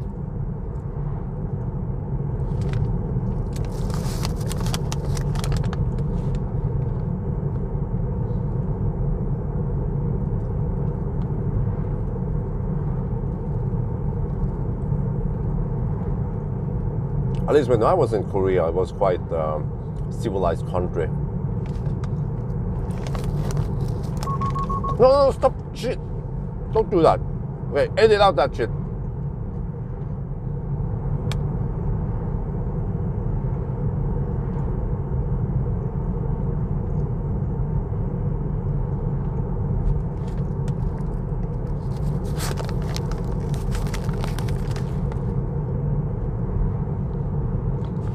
Well, welcome to the Godfire Valley.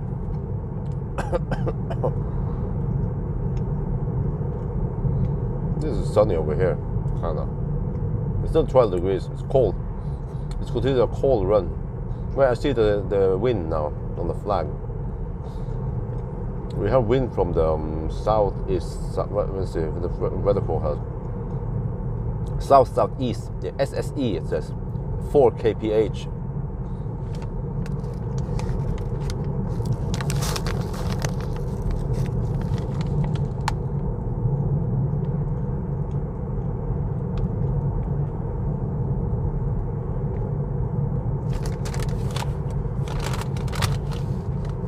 Yeah, soon we'll be at the Lilliput Hammer.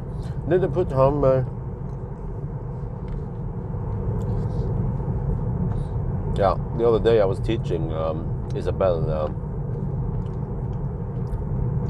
new song.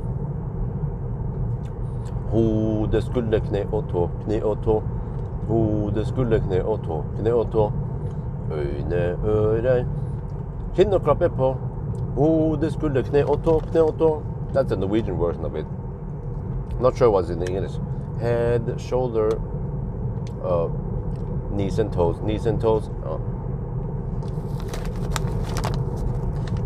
Isabel likes it.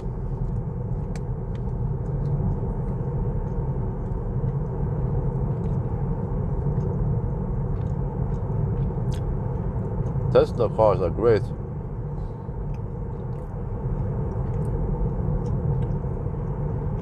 Do you also say Porsche cars, Volvo cars, Toyota cars?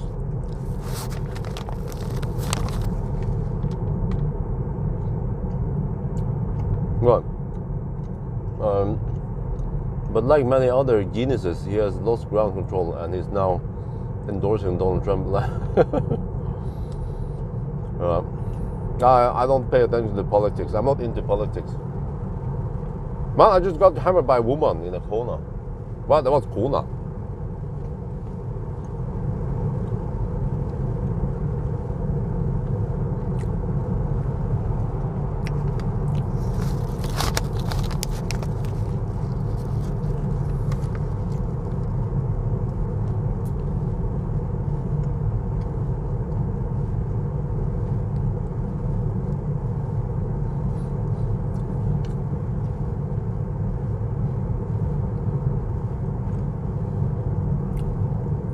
No.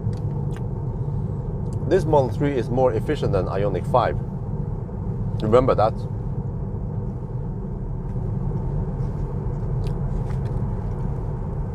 Ioniq 5 is just really thirsty compared to the Model 3.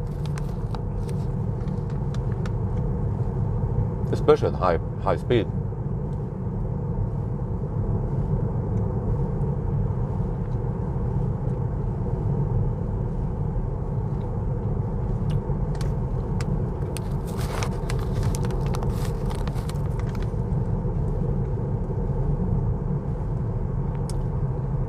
Well, it's nice to be back in Godfire Valley. Yeah, but I was comparing Model 3. We have to compare the Model 3, you know, Model 3 Highland against the Ioniq 5, of course. Why would you compare it against the classic Ioniq?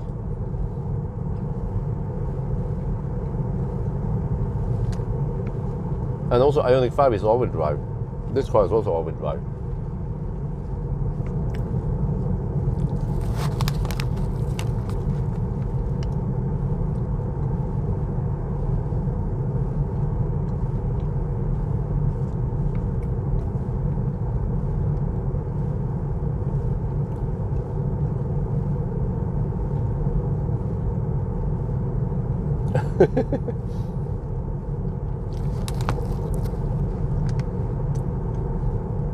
Oh, here we go. Lilleputthamn. I think eventually, next year or the year after, we could come back here because then Isabel will be big enough to play with some of the other toys and the climbing place and whatever. Well, I'm not sure if we want to stay on the same hotel, but I mean, it's very convenient. Yeah. Oh, now it's getting almost too hot in here.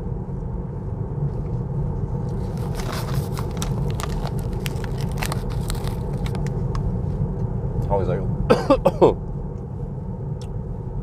Ionity? No, it's not too busy.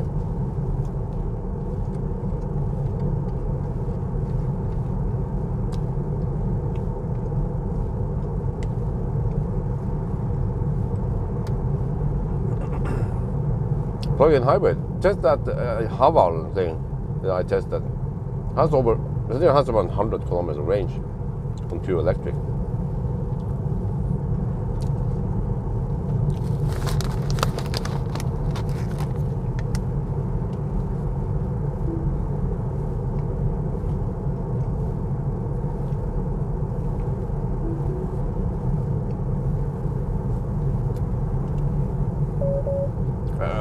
Holding steering wheel.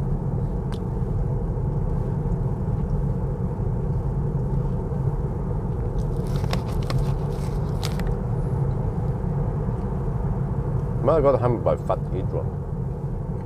They're usually the slowest people on the planet.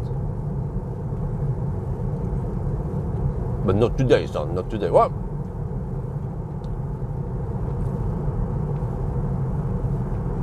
I have a Fisker behind me.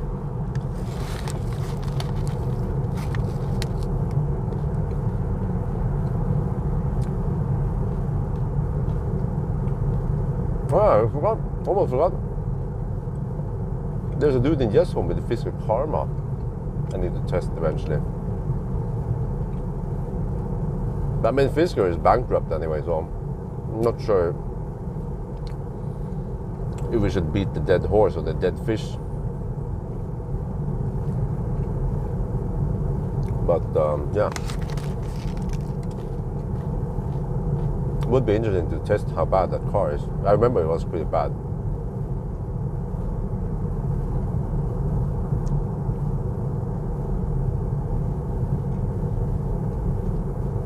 Toyota, yeah, probably. I didn't pay attention.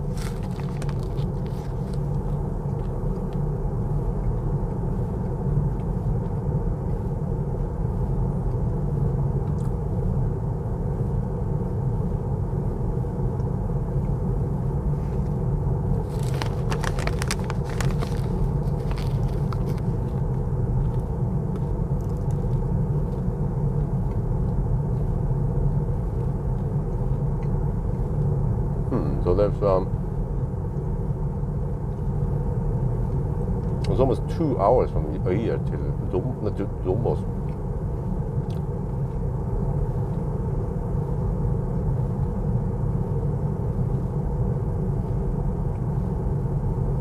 And then another hour to drive to Åndalsnes.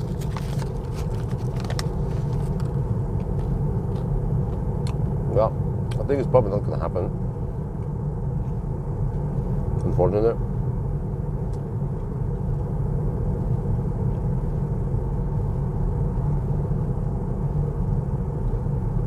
Robotaxi. Well, the one that looks like a pizza car.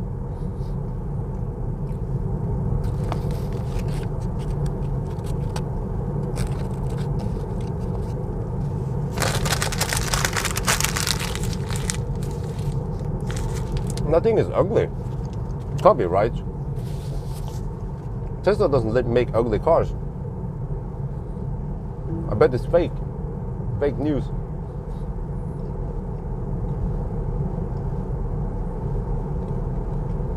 Right, here comes Fisker. Or maybe not.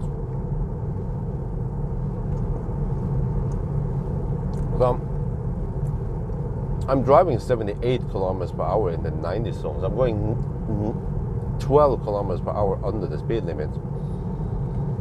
But you know, I want to show you guys. Here, Fisker Karma. No, Fisker Ocean. Man, what? Hey, EH17496. Yeah, EH Echo Hotel 14796. Can you guys check if it has insurance? Man, does anyone want to insure the car anymore? Because if you get a small damage, you can't fix it. There aren't no parts. You'll scratch the whole car.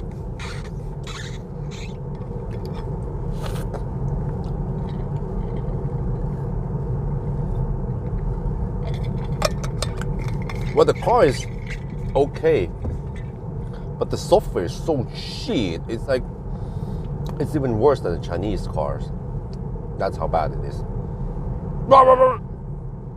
Tesla, on the other hand, is awesome when it comes to software.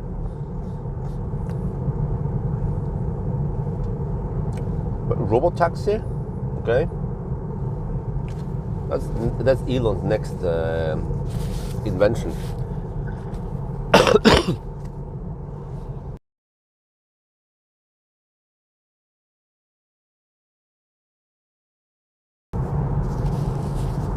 So you can make more money.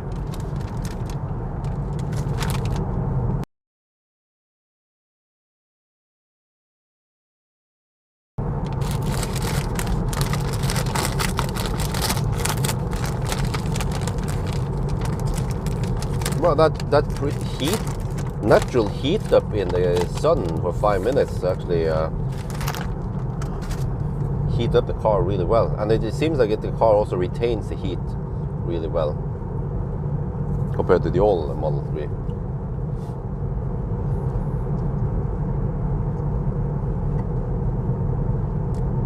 But you know what? I've seen some of the Cybertrucks And the looks is growing on me. In the beginning, I was like, what the heck? That must be a bad joke. But I mean, Cybertruck is actually a nice looking truck.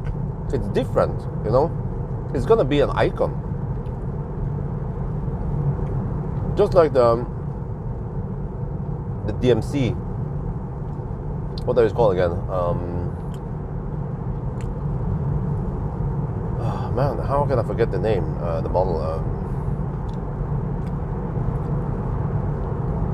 Back to the Future, you know, 88 miles per hour.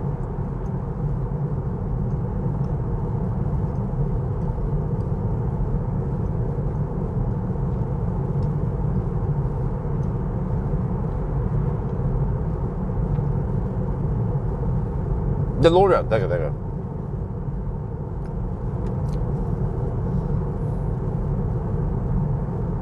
Supposedly they're bringing back some electric DeLorean.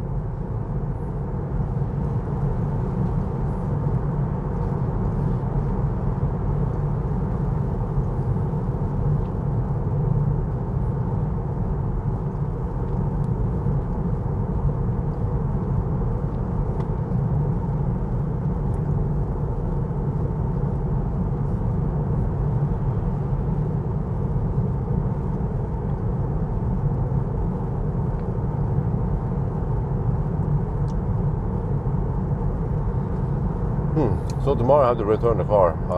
I haven't done any acceleration noise test yet. I was so tired yesterday. I might do it tonight, but I'm not sure. Because it might not get that many views. I mean, it's kind of repetitive. I've already done something similar, but it was on winter tires with the other Highland. So I expect that the acceleration time will be more or less the same. Noise levels, slightly different maybe.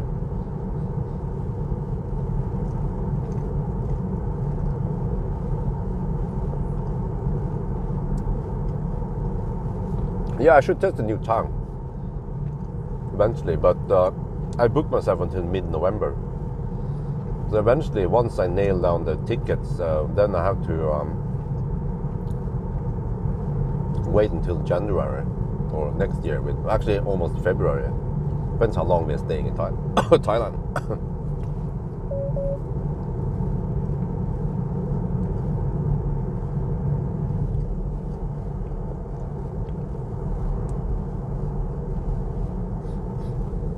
Okay, now we're going upstreams. Switzerland.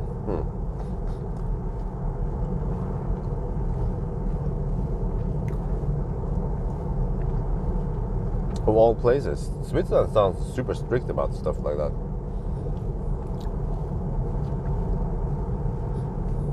But there was mostly also a Cybertruck in Slovenia, the one that hit over 400 kilowatt hour per hour.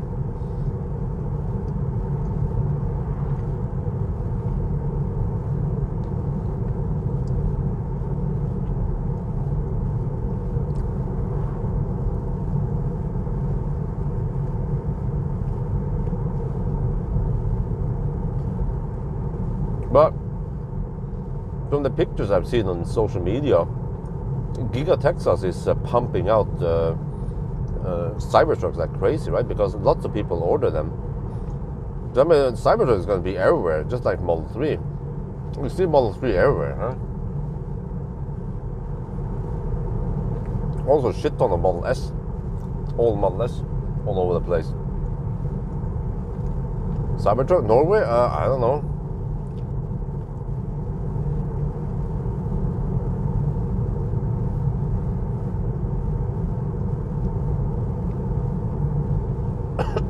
Oh shit, man. This man flu. Oh yeah, Slovakia. Did I say Slovenia? I always mix them. Wait. Oh, okay, Slovakia.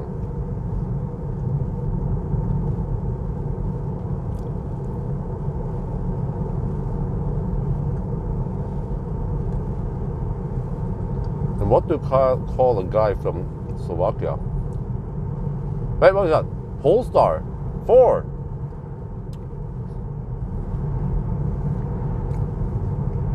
Swedish register 474, phantom brake. There was nothing there. Shit, man. Just edit out that thing. I need more Tesla referrals. I received my first referral bonus already. Someone took a delivery of a Tesla. I think I have around 5 referrals so far. Not sure, there's probably a hidden limit that they never told anyone about. I'll find out eventually how many I can get per year. Could be 12, just like last time. But I then received 5,000 NOK in my account or some shit. I haven't looked up because I'm logged into the Tesla press car account right now. Is it Chris Rifa? Really? How do you know?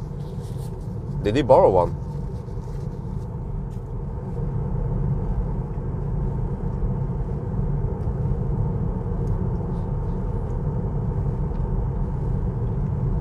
But you know that Tesla, they shipped a Cybertruck to Thailand and it's been displayed several places in Thailand, also in Chiang Mai, and of course Bangkok. Tesla, they figured out that Thailand is a good market for Tesla. I mean, they're already selling a decent amount of Model 3 and Model Y. And no big deal that they don't sell Model S or X.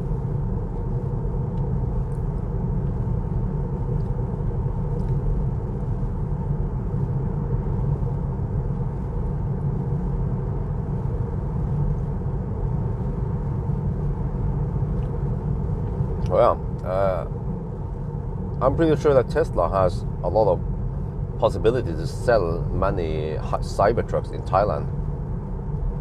Thai people, man, they have money. They just want a Cybertruck. Many of them, they don't go off-roading. They just wanna drive them.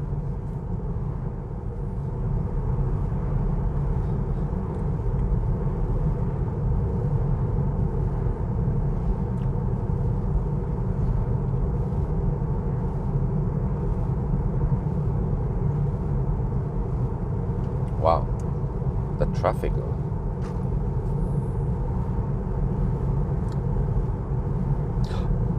No, stop that. Edit out that.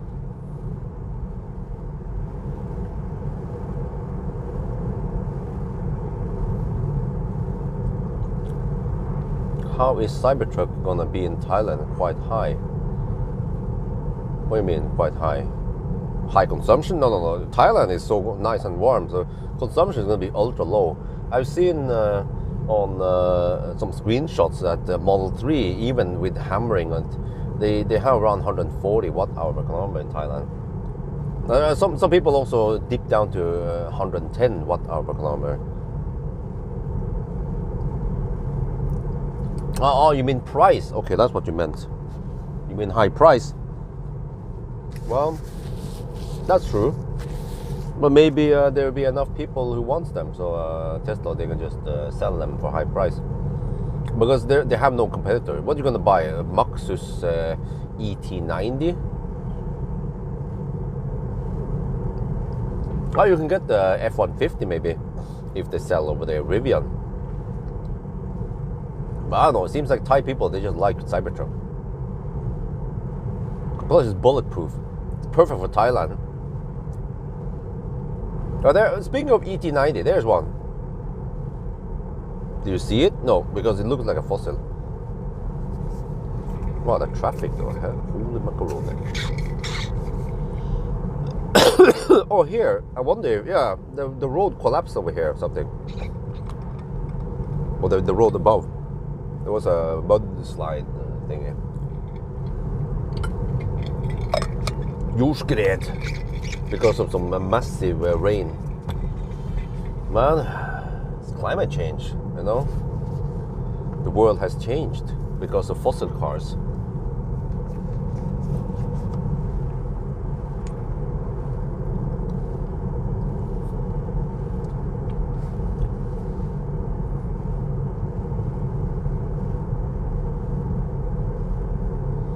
Visit Thailand, maybe this winter. What the heck, man? The car thinks it's a 80 zone here. No, 9. No, sorry, it thinks it's a 60 zone here.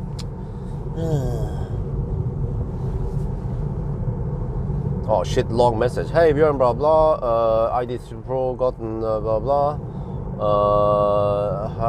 Can you test this car? Okay, maybe. I'm not on autopilot now because it thinks it's a 60 zone, so I cannot read that long message.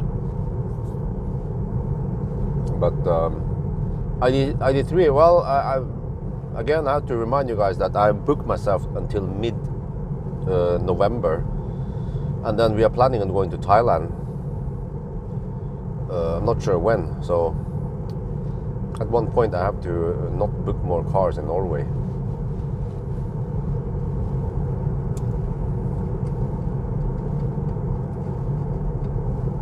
But I mean, it will be tested eventually next year anyway. How can the Tesla be so bad at recognizing speed limits? I don't get this. Where does it get this 60 from anyway, huh? Did it see a sign from the other side or the other road or some shit? Man.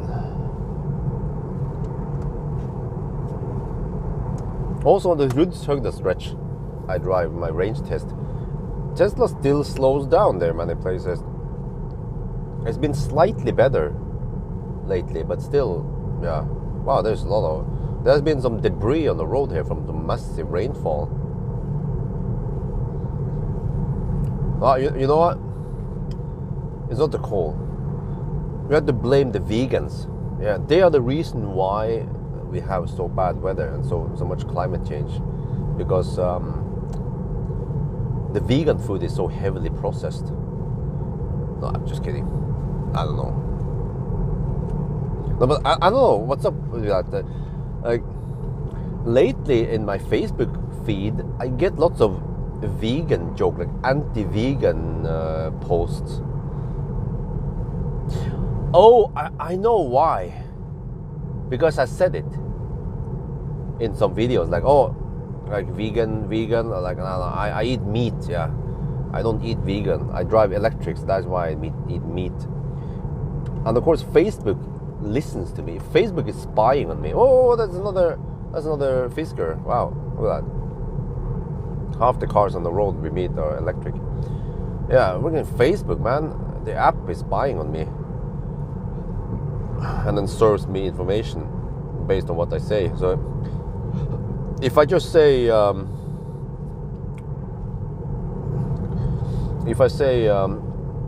gay lord, gay pop radio, and Grinde, and I like boys with big butts, you know, gay, yeah, my boyfriend, yeah, you say that enough times, you know, that they're gonna go to a gay party, and homosexual guys, they are the best, and I don't like women. I'm sexually attracted to men, young men, especially below 25 years old. Yeah. Let's see then, if a couple of days, if I suddenly get a bunch of gay content in my Facebook, then I'm gonna delete the Facebook account, man. But dude, the car still thinks it's a 60 zone, and I can't use autopilot because yeah, it will then slow down to 70.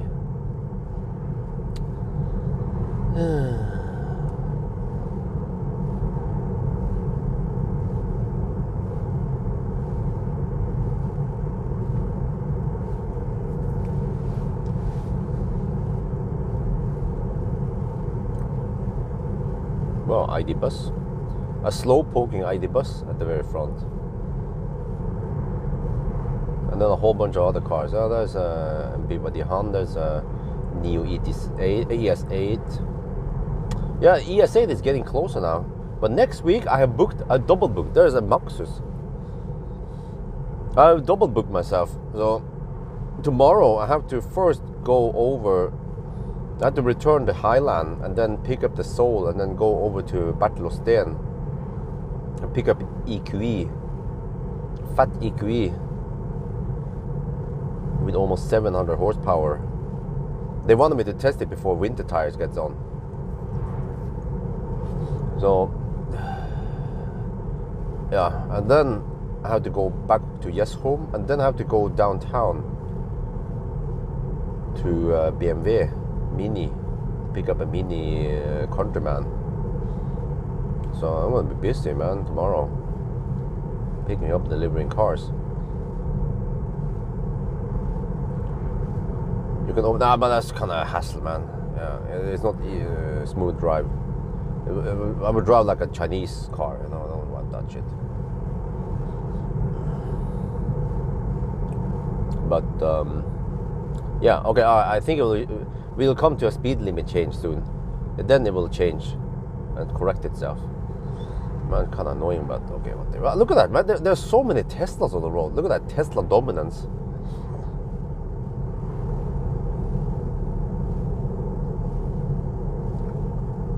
Well, I have to say, this road has been flooded. I mean, it has been affected by flood so many times. I wonder if they considered that when they built the road several decades ago. There is a river here. It's technically a river to the left. It's flooded almost every year.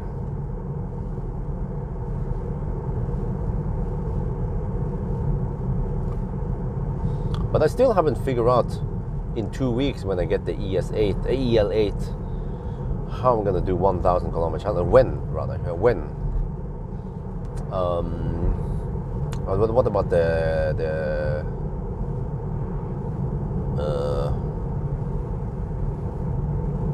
other car? Oh shit! I know how I'm gonna. I have to do both of them in the same weekend. Yeah, actually, Friday night and Saturday night and shit. But then NIO has opening hours on the swap stations. What the heck, man? What is that? That was a Audi Q6, wasn't it? So,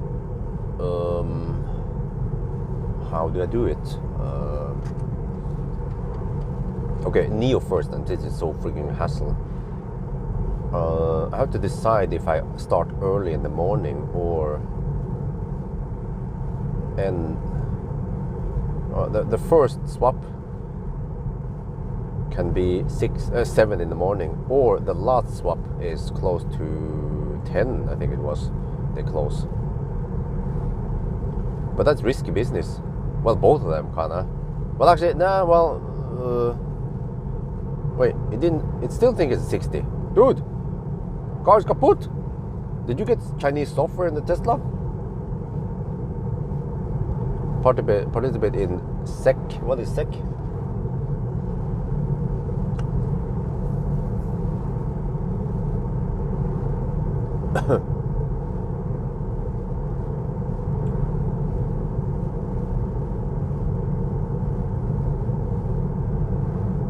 How much old model Y time factor started from another please? Huh? By starting from another please? Huh? What? Oh, place. Oh. Well, they were more or less the same. I mean, we had the exact same time.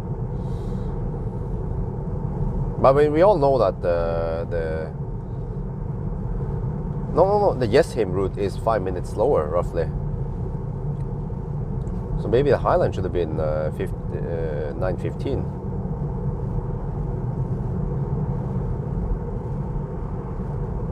Well, I can see traces that there has been some heavy rainfall, and there's like biomass or gravel or stuff that has poured down the sides at some places. EV race, I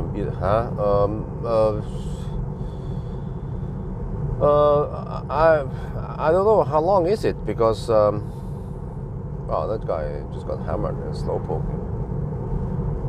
I don't know if you guys know, but I have to remind you that I have a 2-year-old daughter and a baby at home.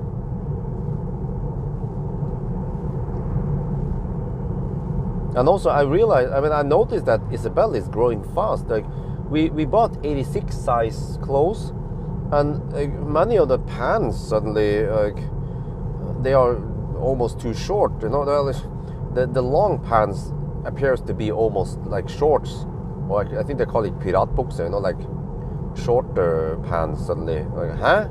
And also when they change diaper on Isabel, her legs are stretching way up past the diaper change table. Like, whoa, what the heck? Like, huh? She started using 92 size now, and even that is starting to become almost too small soon. Oh, this place is flooded. What? The resting area is totally flooded. Shit. They're finally 70 zone. Whoa, there's been some... Oh, lots of stuff has poured down the road here. Wow.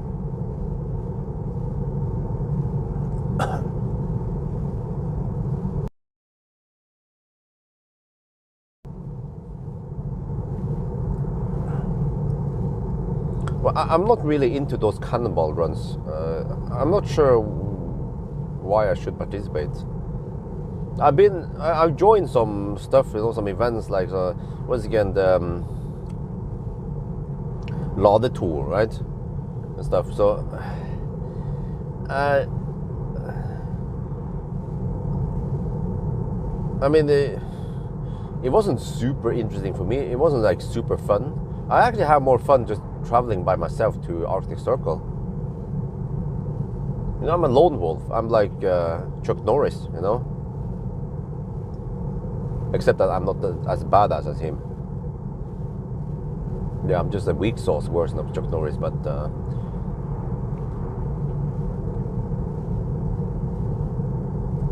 and also based on the view counts on the Lade Tour, it seems like people are not too interested. So I should just focus on doing the things that I enjoy and that people want to watch instead. Nah, not really. I don't understand why Tesla uses LG batteries. Do you guys have any ideas? Because my impression is that the Panasonic battery is superior. It charges faster. It has more power output. Oh yeah, there's one advantage I remember, which is that the Panasonic battery seems to Colgate more. Ooh, that guy is too much to the right.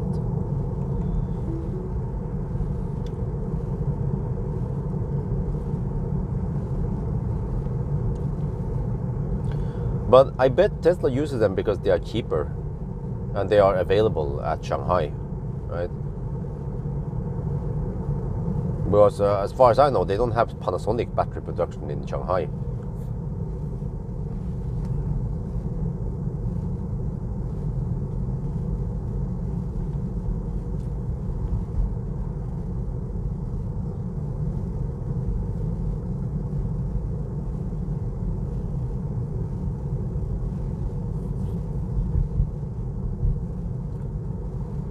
Well, consumption is 110 watt-hour per kilometer. We've gone up the hills, but we have some tailwind. Okay, well, we'll see. It's still a long day ahead. We have 69%, a nice round number. 15 degrees Celsius now. I think we hit the peak heat.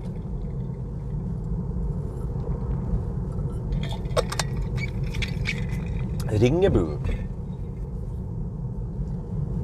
The ring house. Oh, something is less reliable, really? There are more dead pucks than LG, okay. Well, I heard at Panasonic they are gonna start fat cell production.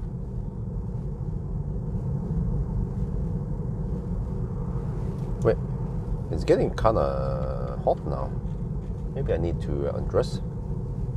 Take off my jacket because man's hot. Yeah, so this is usually where I where I go on the 600 kilometer loop. But since we already have close to 700, it's like possibly going to be 670 kilometers. Then we can actually take the 700 loop and we just end up a little bit before Yes Home at Ionity or some shit, or even Nebbenes, yeah, whatever. Minnesund could also work.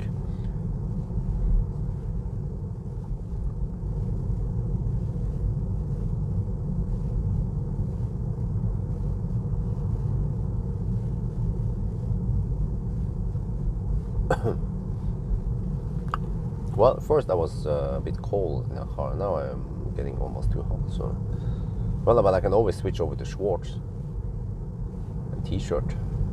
Then I can survive the heat. Oh, the koppler here. Oh wow. Huh, interesting.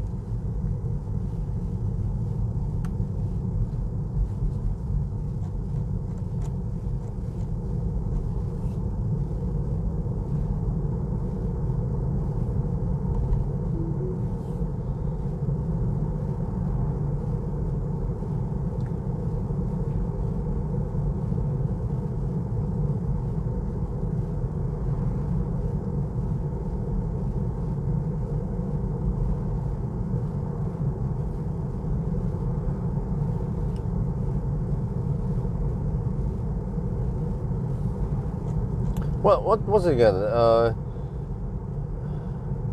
It was I-Pace, wasn't it? And Ampere E that had some faulty batteries, could catch fire or some shit.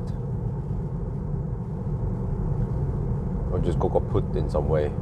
Wasn't that LG battery? Yeah, it was LG. Shit, bring it. Phantom brake has started. Yeah, LG Chem. I remember it was LG. That's why many Ampere E owners got new batteries on warranty for free. And they actually got a slightly bigger battery from what I remember.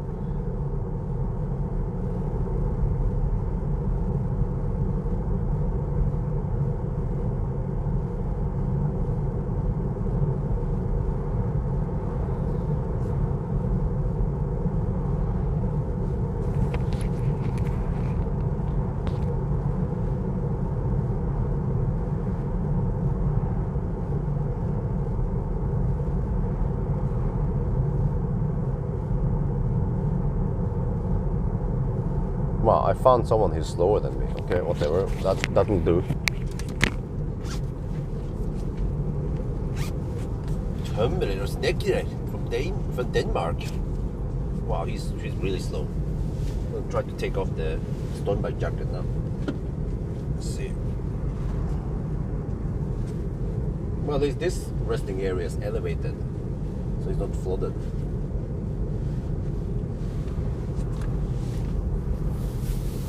Tømrer og snekrer.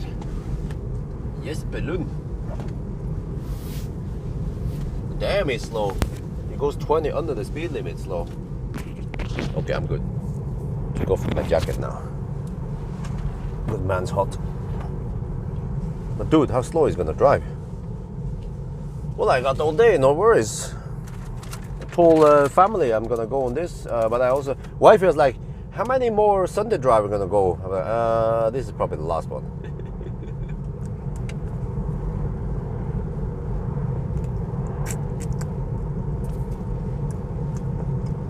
Yesterday a BMW i3 caught fire. Wow.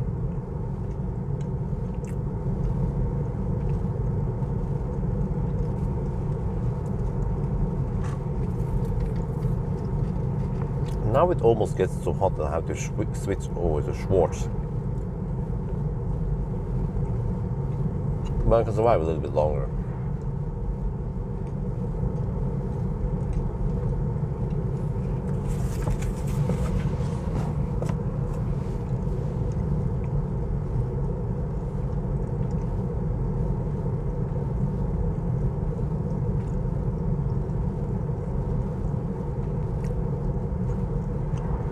$214 kilometers, 110 watt-hour per kilometer.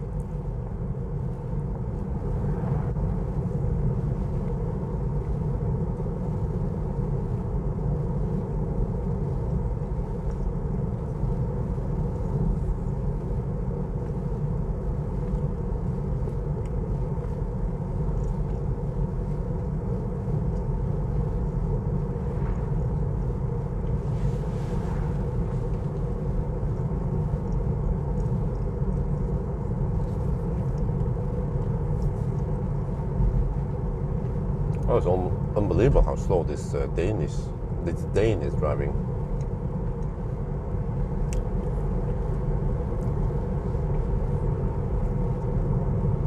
Now he speeded up. I think he realized he had a bunch of cars behind him. Or her.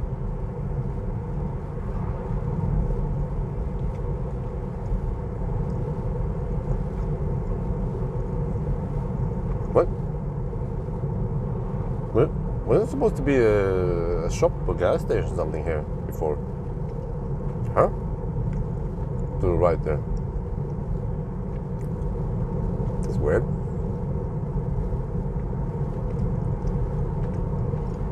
Oh, so if it's 15 degrees outside and it's sunny, then it gets almost too hot in here.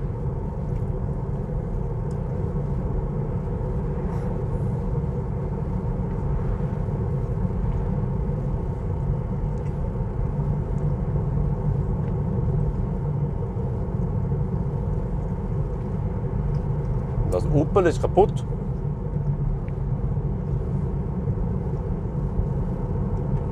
Wait.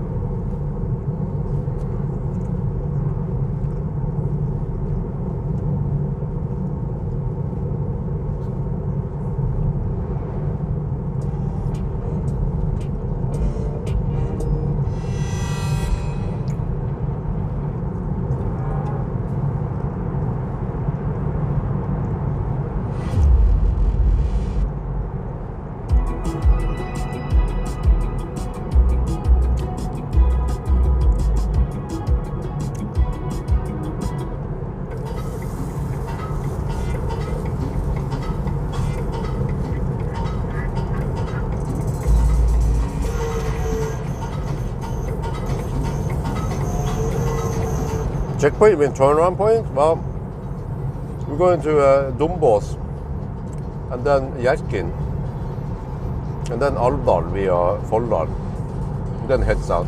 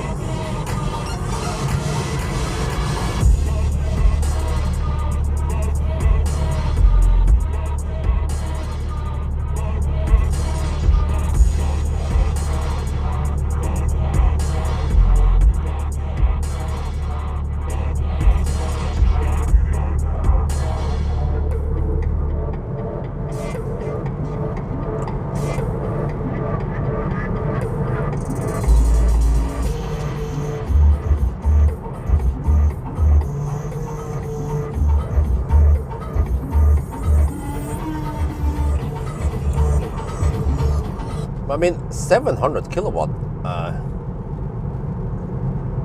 Well, I guess it depends how you use the trucks, but I should try myself.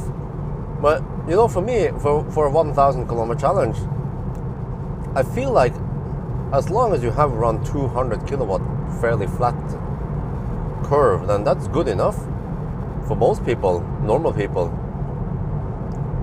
Maybe even 150 kilowatt fairly flat curve would work.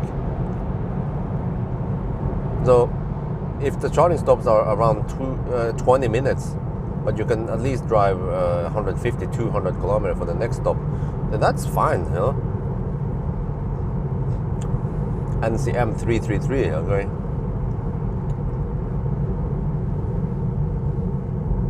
So I haven't, of course, I don't have any practical test with trucks, but because trucks, they drive so slow, then, and they are restricted by the resting time, all that, you know. Then there are also some limitations how fast you need, really, because building mega chargers cost money.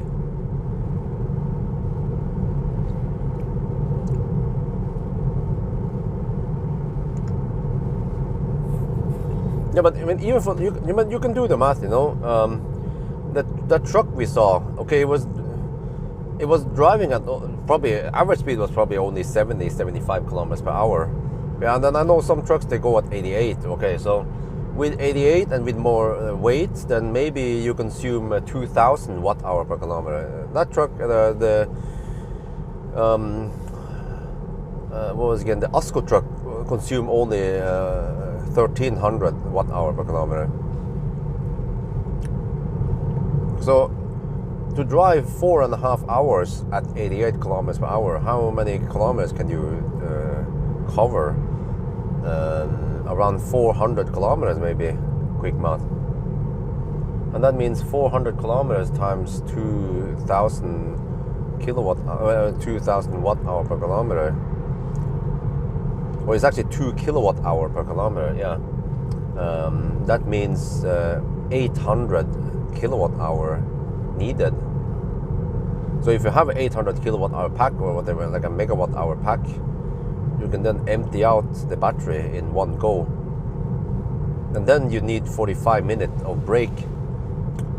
Okay, then it makes sense to but the problem is that, yeah, okay, you can fully charge the car or the truck within 45 minutes, and then you go for your next 4.5 hours, but then you're done, DON, for the night. Then you have to rest for, I don't remember how much, 10 hours or some shit, or 12. Can someone quickly repeat the thing? Which means that what you could do instead is, instead of going 400 kilometers in one go and rest for 45 minutes, you can then go for only 200 kilometers and then rest.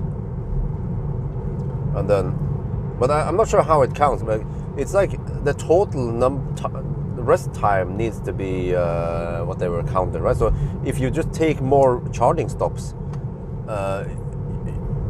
you can still travel as fast as possible, or whatever that the resting rules are limiting you, right? Am I right?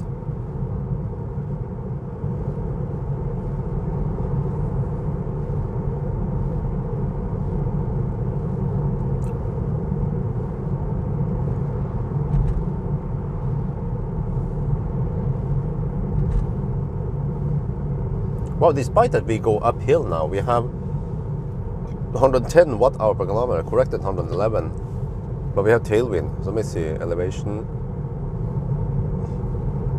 is trying to find the GPS lock. There, 286 or 300 meters over sea level. Okay, slowly going uphill now. Yeah, that Tesla is hugging the left lane like a true Tesla driver.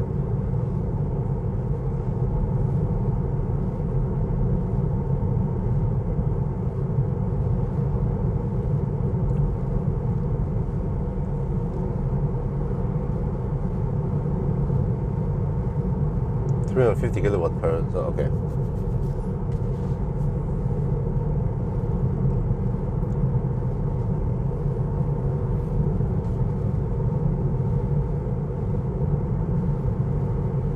But I mean, if it, okay, they count driving time, but how is that? Wait, but how strict are they with the driving time and so on? Because based on the truck recording, whatever you call it, you can see average speed, can't you? Well, what happens if they catch you going at 88 kilometers per hour? according to the driver data, whatever. Can you get a fine based on that? I mean, you get fined, of course, if you haven't had enough rest. So obviously you can get fines based on the data there. It's highly accurate data. The Polizei doesn't need to radar or laser you. The evidence is right there.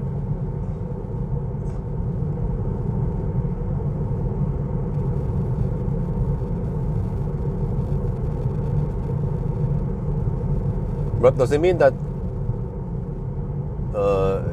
you should cruise at 80 kilometers per hour? No, that can't be right. All the truckers, they're going at 88. There are even some cowboy truckers that seems to go at 90. Not sure how the heck they do it.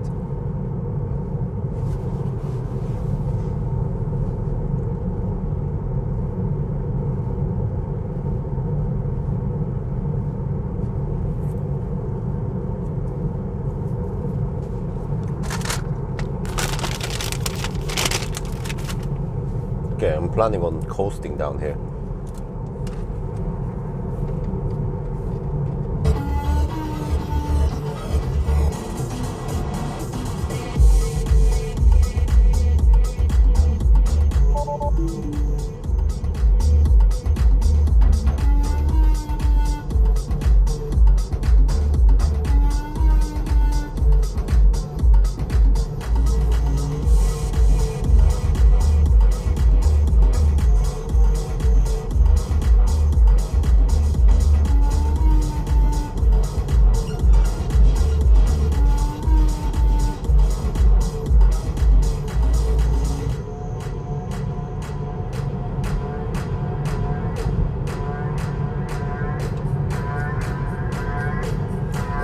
That sounds weird because you can be punished for not getting enough rest, but the same data could also show you how fast you were driving. But then no, you cannot be punished. Okay. Saved by GDPR.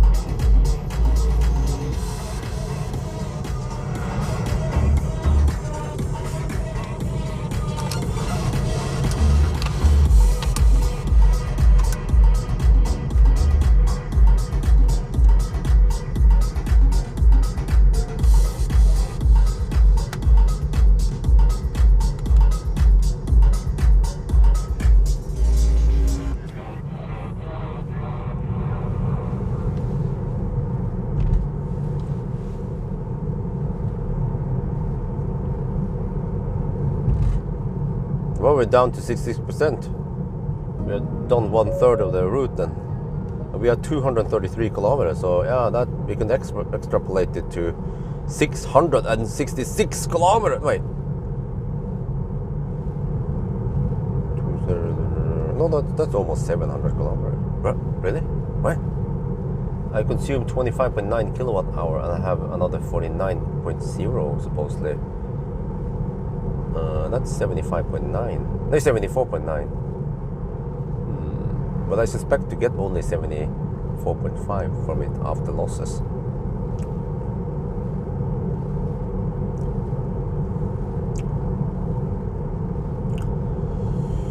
Yeah, let's head for Dombås. This is a little bit unusual that I drive this far. Not many cars can go a 700 kilometer loop.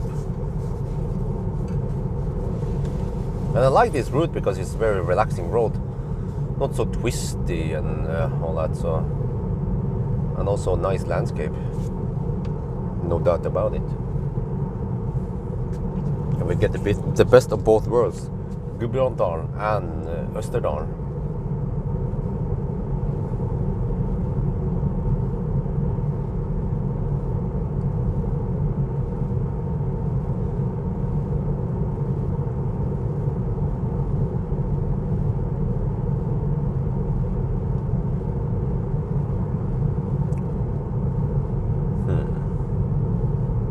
Dombås. 71 kilometers left from Dombås.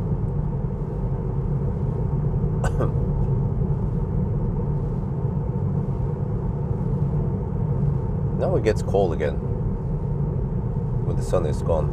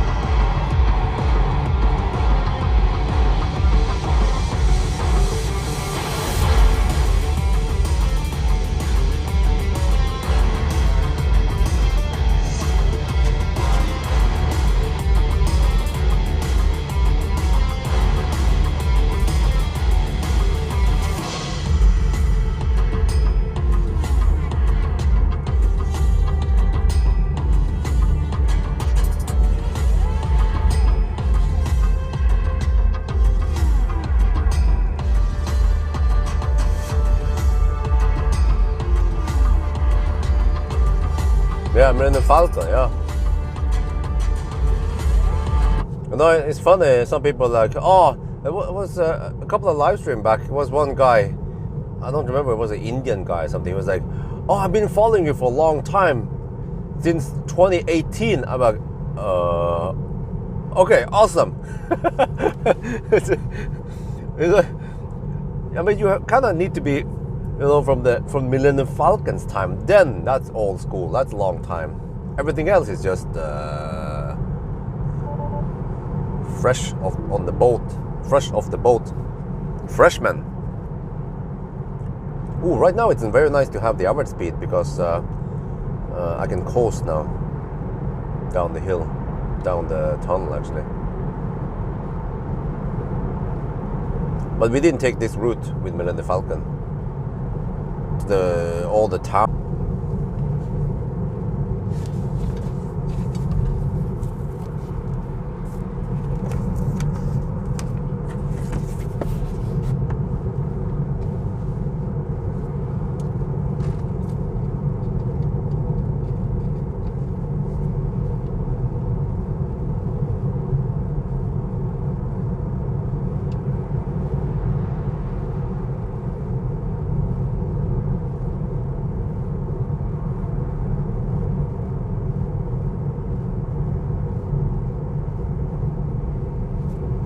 Man, I just got hammered by a Brit with a caravan. He was going around at least 110 kilometers per hour with a caravan.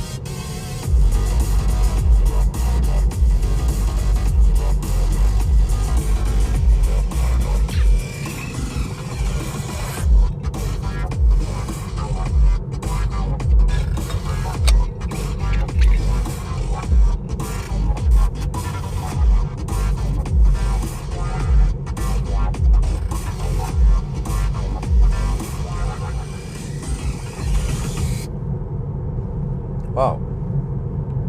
We have consumed 27.6 kilowatt hour, and then we have regenerated 2.79 kilowatt hour. So regenerated energy consists of roughly 10% of the consumption.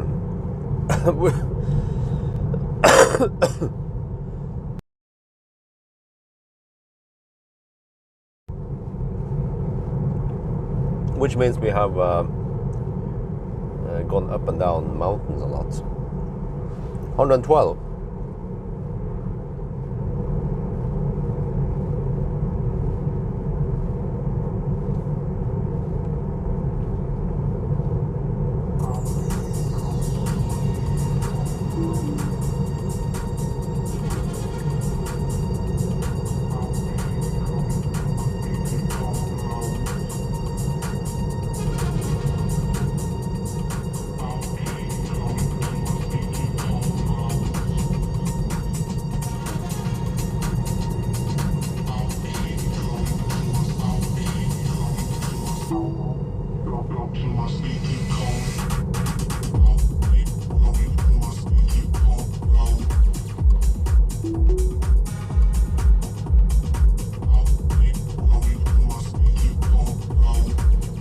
Yeah, also this will also be one of the turnaround points if I go the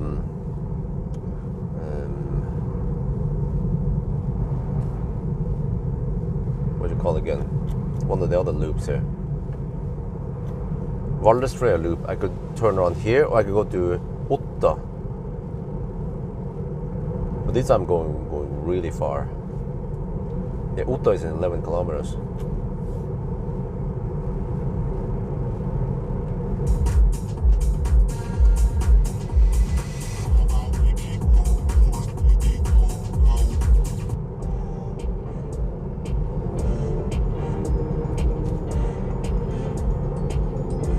Oh, 16 degrees Celsius. Yeah, that's peak temperature, supposedly.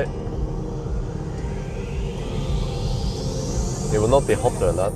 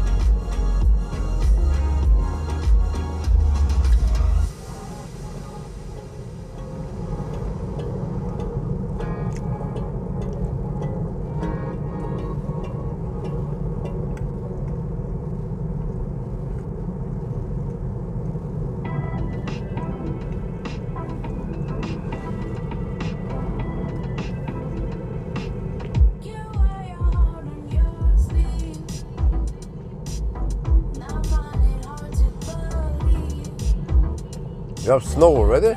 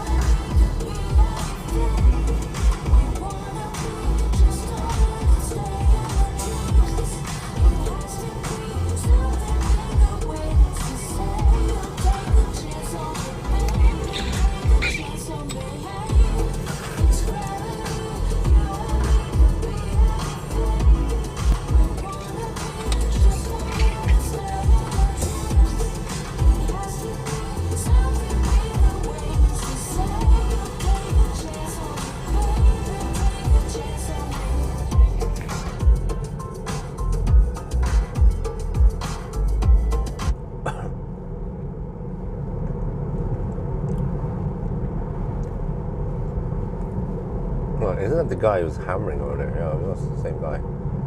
Oh, you stopped something. P?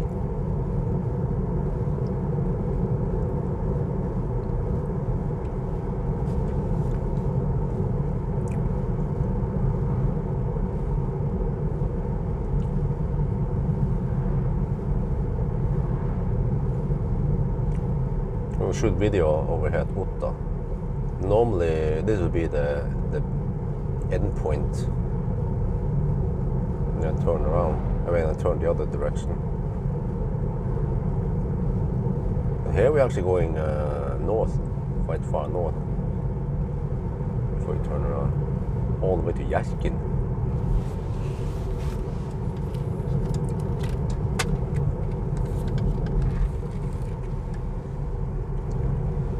We are now at Utta, and normally, oh, that's pretty cool. There are, I don't know if you see it now, hard to say. The two rivers are meeting up, and they mix the colors. But okay, so normally I would go left here and then go towards Vågamo. If I go the loop via the other mountain here, Valdestreia. But this time we still have to keep going all the way to Dumbos, actually beyond Dumbos. So yeah, this is one of the longer loops we have now. Yeah, here's Utta. It's like, yeah, here's Utta, and then, yeah, and then we just passed Utta. Just a small place.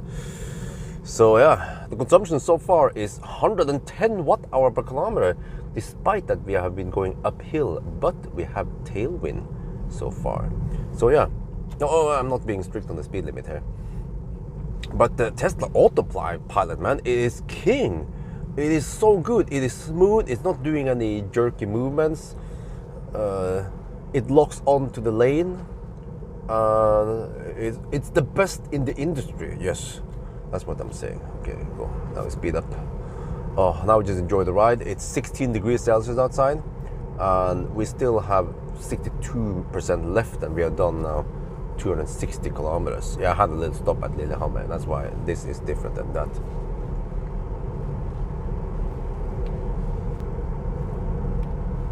เราเพิ่งจะผ่านอุตตรนะครับแล้วก็ปกตินะถ้าเราจะขับ Sunday Drive กับคันอื่นนะเราก็จะไปลูปอีกที่หนึ่งที่เราไปทางนี้นะแล้วก็ไปทางใต้นะครับไปภูเขาหนึ่งนะแต่ว่าคราวนี้เราจะไปทางเหนือ จะไปอีกตั้งเยอะแล้วนะครับกว่าเราจะเลี้ยวไปขวานะครับแล้วก็ตอนนี้ก็16 องศาข้างนอกนะอุ่นพอดีนะเรายังไม่ต้องใช้แอร์เลยนะไม่ต้องใช้เครื่องอุ่นไม่ต้องใช้อะไรนะครับแล้วก็เราก็ใช้ไฟฟ้า111 วัตต์ต่อกิโลเมตรโอเคอันนี้มันก็ดีนะเพราะว่าเราได้ขึ้นดอยนะแต่ว่าเรามีลมส่งนะครับแล้วผมก็ยังไม่รู้นะว่ามันจะใช้ไฟฟ้าเยอะแค่ไหนเนี่ยแล้วเราจะวิ่งได้ไกลแค่ไหนมันจะเป็น700ไหมหรือว่าสัก670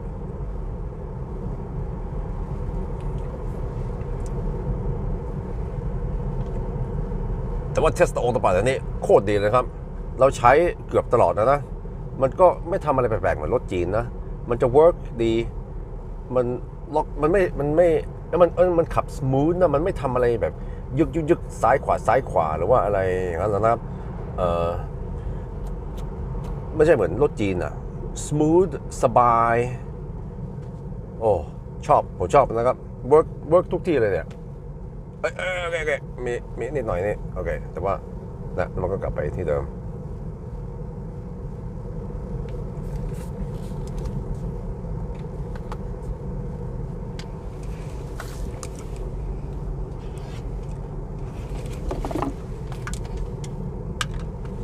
Yeah, it is a bit later than normal.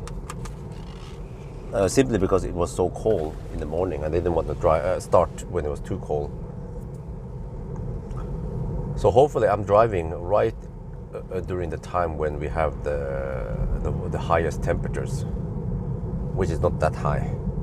But this is the best we can get, 16 degrees Celsius. Take it or leave it. Dude, why are you slowing down here? Shit, man.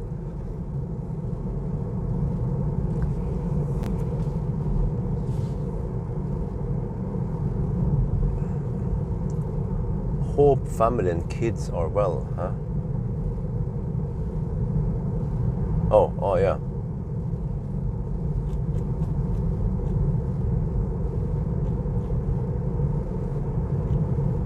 There they are.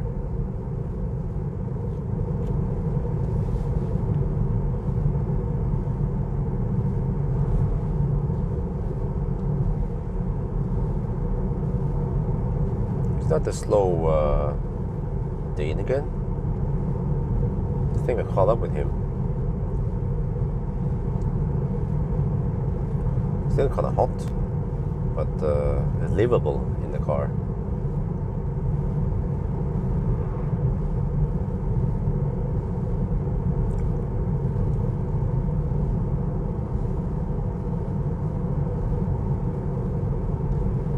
Been slowly going uphill. So yeah, there'll be a pretty big ascending soon at Dombås, and then even more up past Dombås to Yashkin. So I should stop at Yashkin, maybe try to catch some thumbnail. Yeah, I'm not sure where. Some nice place somewhere.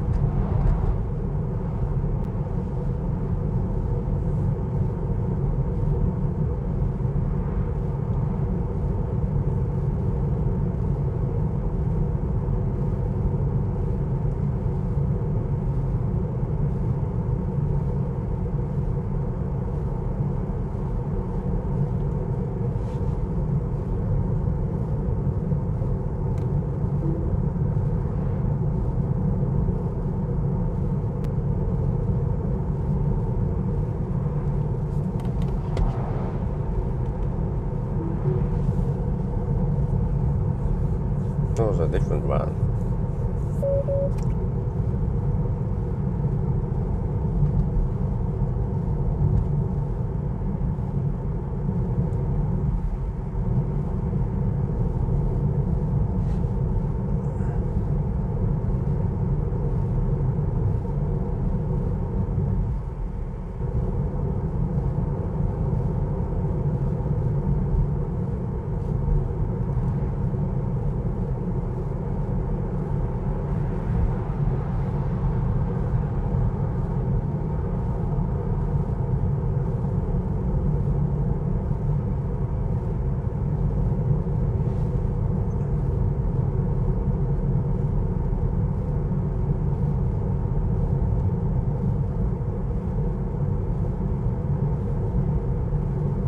sun is almost in a lowish angle.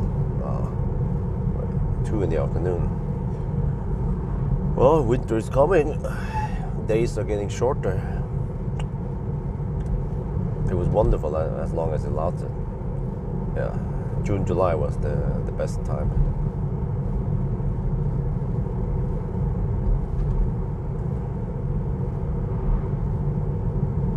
Let's hope this winter doesn't get freaking cold again. Yes, home.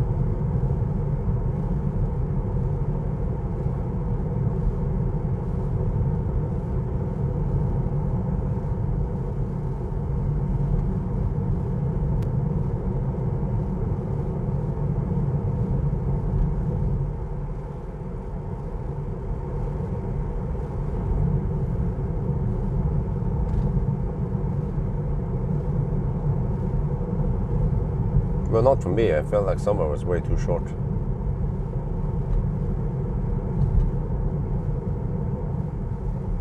But we didn't really go on any vacation this was summer, unlike most other years. Or just because of small kids in the house. And the fact that the wifey gave birth and then had to recover from the C-section, the surgery.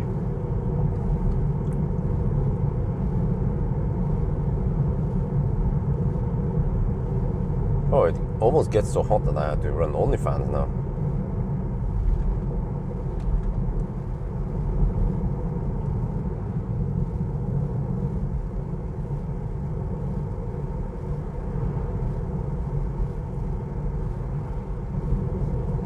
Yeah, let's do it.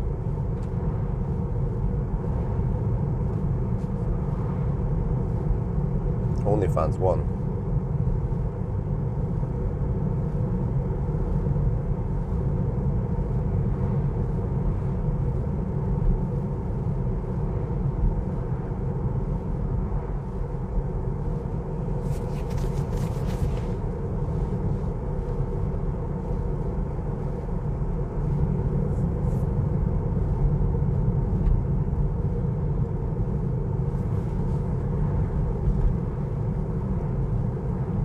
Shouldn't cost me that much. It shouldn't cost me that much in energy anyway. And then this van is driving really slow, but we just drove behind it.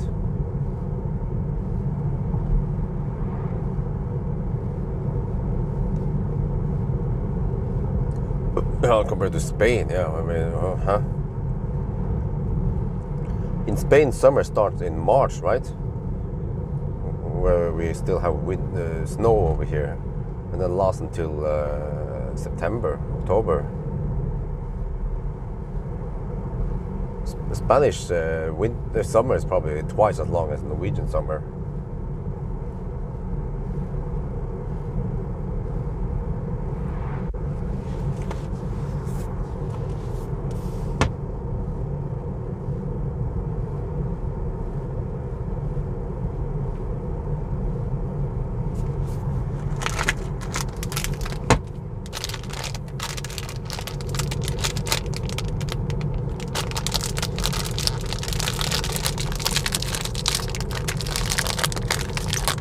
Not sure how much benefit we get from drafting with such an efficient aerodynamic car.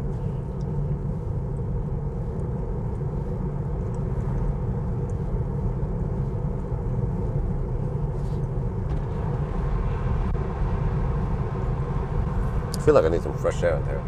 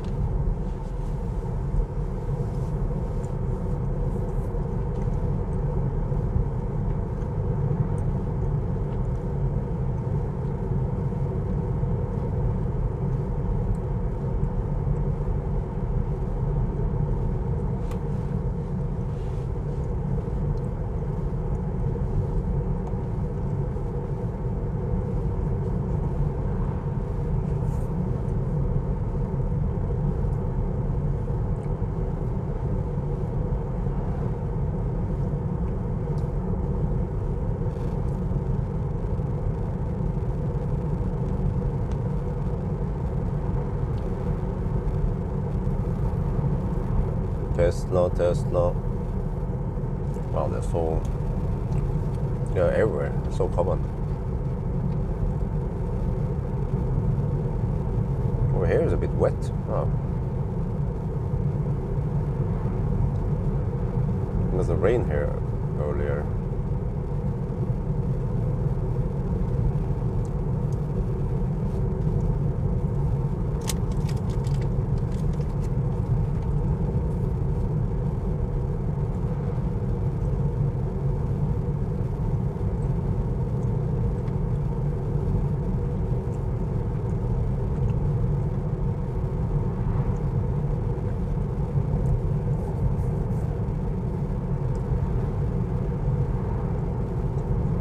Well, someone just raised a hand there.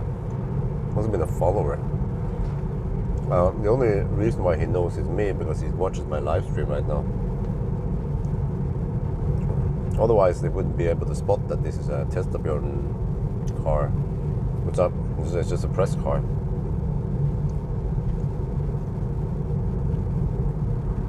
Oh, he wants to pull over there. Maybe he's going to Rondane.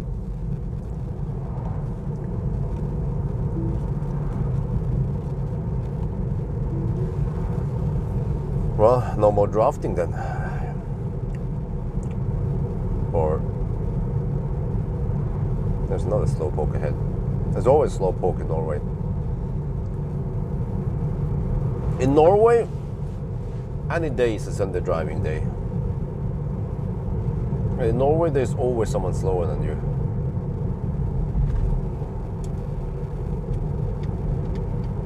But the river here is kind of dry. I think it's because it's being controlled further up.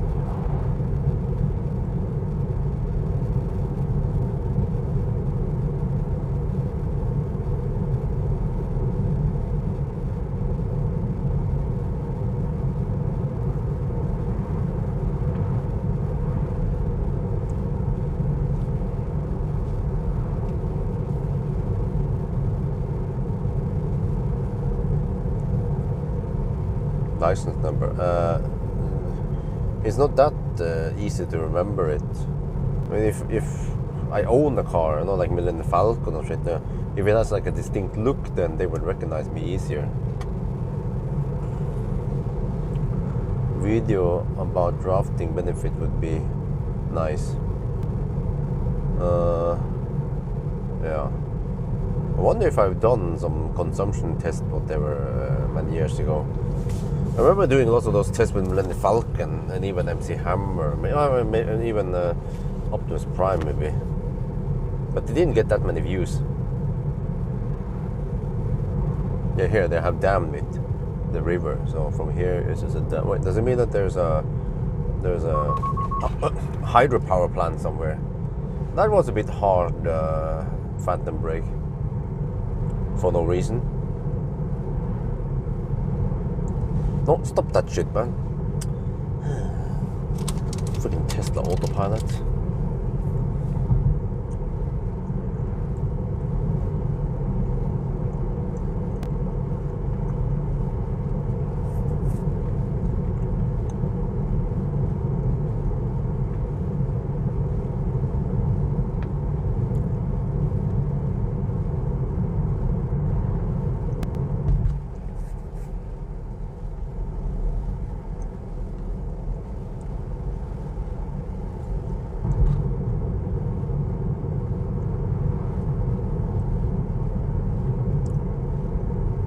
Well,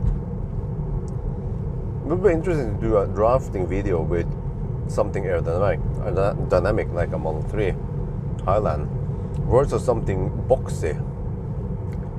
Can you guys name a boxy car with poor aerodynamics we could use? Which car would be a good candidate?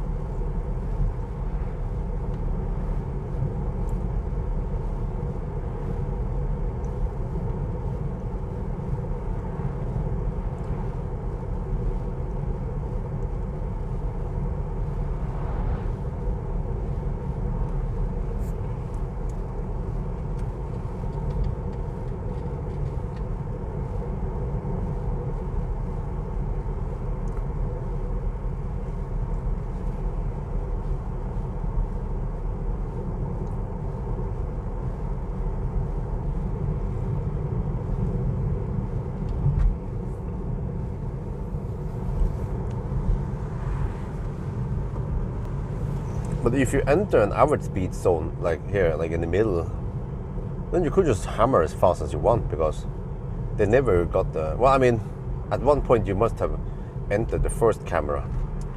But then there's a... Oh, dude, stop that shit, man. Oh, another phantom brake. Then there's an insanely long time between the first and the second camera pass. So you get like 0.1 kilometers per hour average speed. Yeah, Hongxi is pretty boxy. I was about to suggest Volvo, but yeah, there's even something worse than Volvo.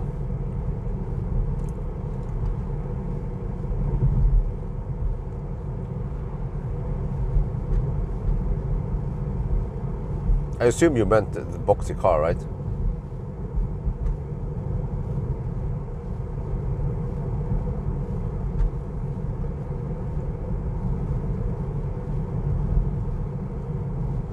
Okay, getting close to Dumbos. I might not even stop at Dumbos. I'll just drive right past it. Maybe I should stop at Yashkin, since that's the highest point on the journey. And then I should take a thumbnail somewhere there. Now I'm drafting behind an RV, going 10 kilometers per hour under the speed limit. Welcome to Norway.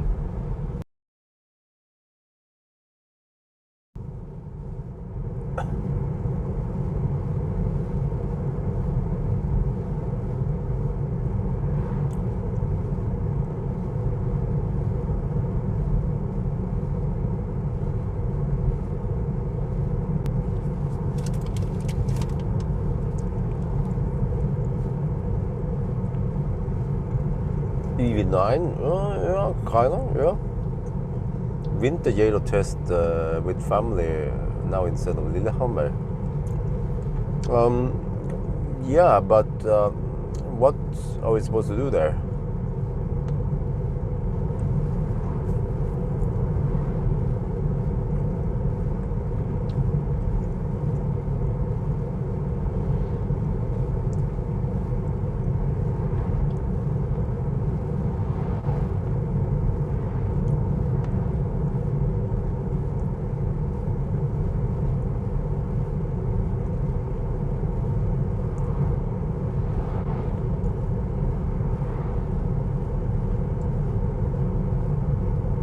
Wow, the leaves are turning orange.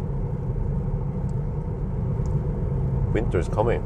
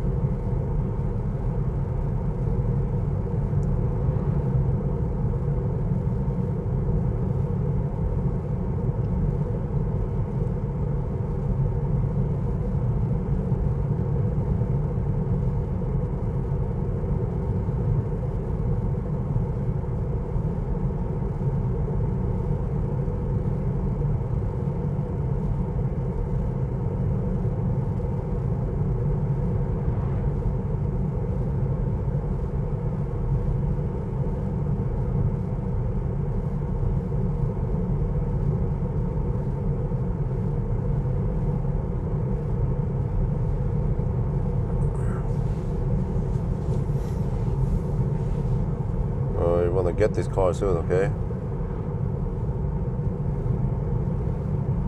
Stop within rear wheel drive, long range. Well, yeah,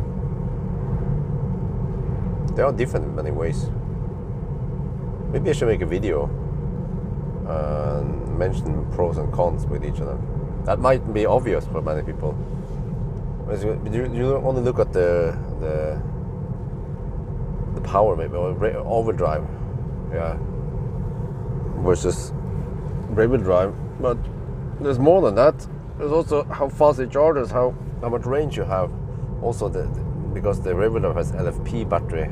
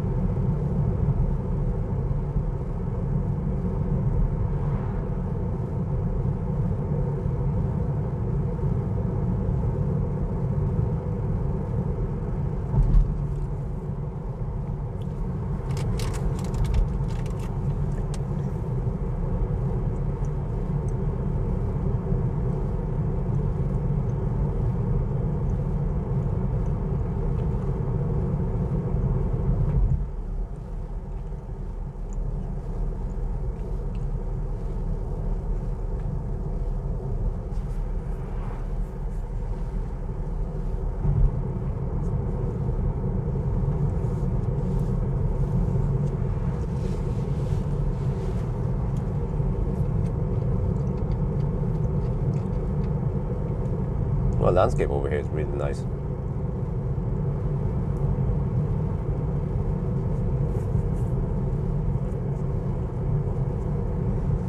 Dumbos, here we come.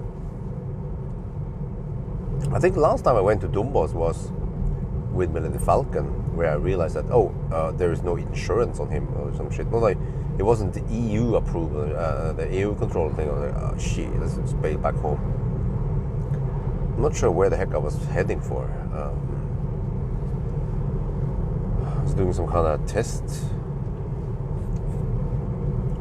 degradation test, was it?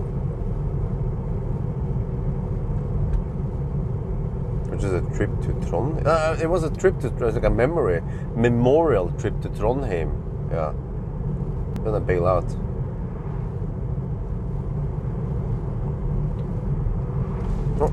Shit, man. Another phantom brake there.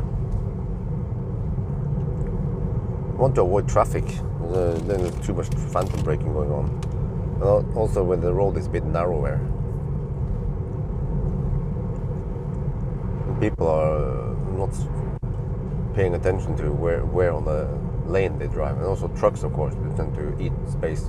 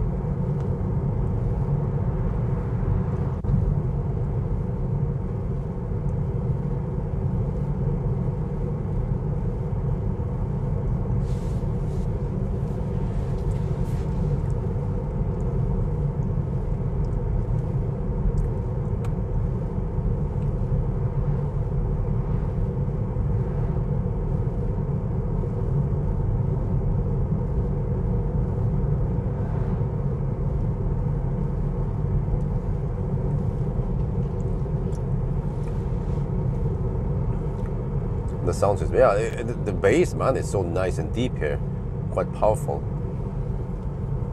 But I was also really impressed of the rear-wheel drive. I feel like the rear-wheel drive is better bang for the bucks, but this is still also good.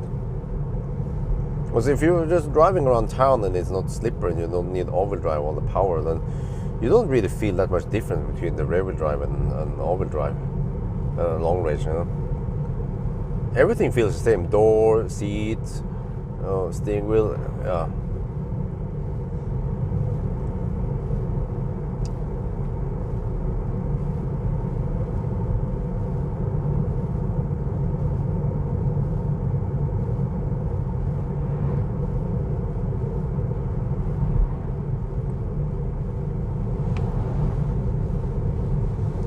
Wow, I've been driving for a long time now. We still have 56% battery left.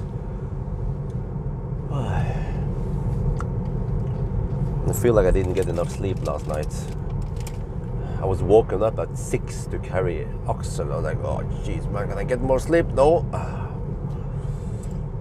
Oh, it would be great if I could get at least 1 to 2 hours more sleep.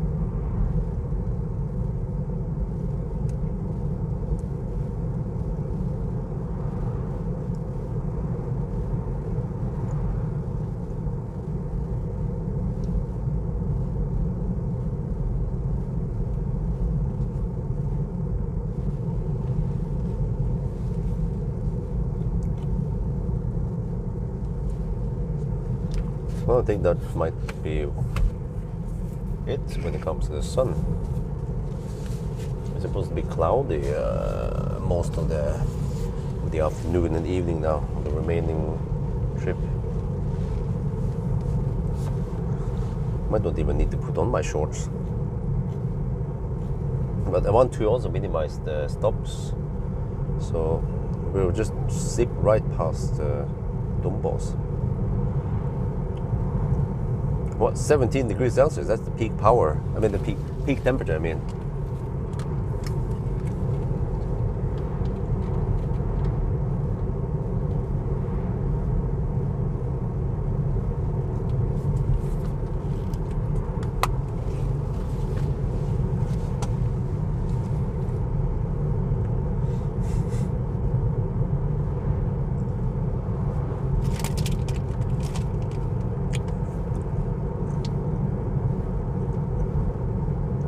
I write about Model Y long range. Okay.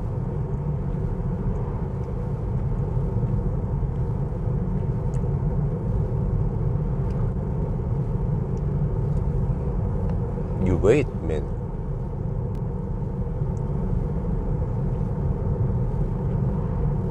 No, I never remember this stretch. I've driven it so many times in the Falcon.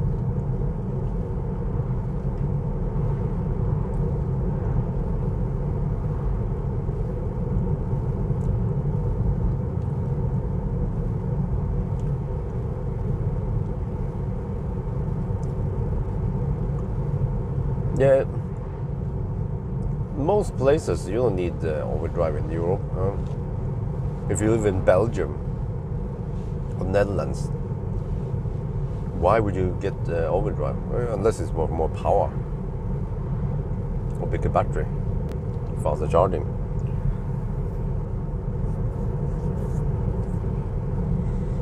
But I thought about something when I went to the restroom. So okay, I was like, if there would be, because someone said, oh, but Ionic is better. I was thinking, yeah, okay, but Ionic, that's a long time ago. But would you buy a Tesla? Would you buy an EV? If it was like a brand new EV today, if it had only 30 kilowatt hour battery and 200 kilometers of range? 30 kilowatt hour, maybe it will only charge at I don't know, 60 kilowatt. The government here, where? Australia? Yeah, in Norway there was also a weight fee. They claim that a heavier car is worse for the environment because it's put more wear and tear on the roads. Okay, is that even a thing? More phantom braking.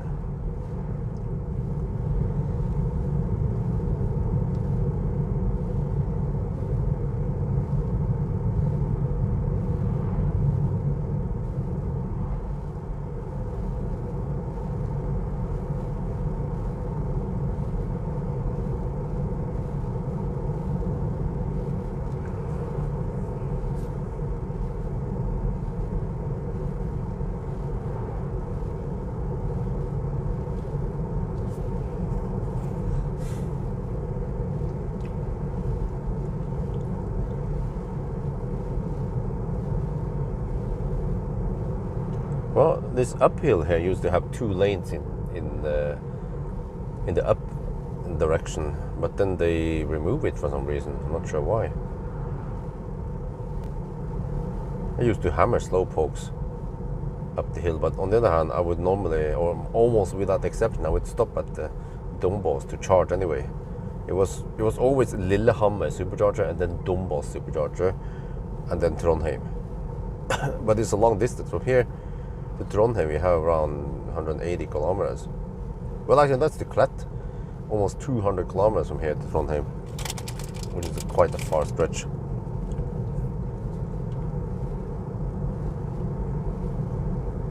Yeah, but yeah, if that car is really cheap, like half the price of Model 3, right?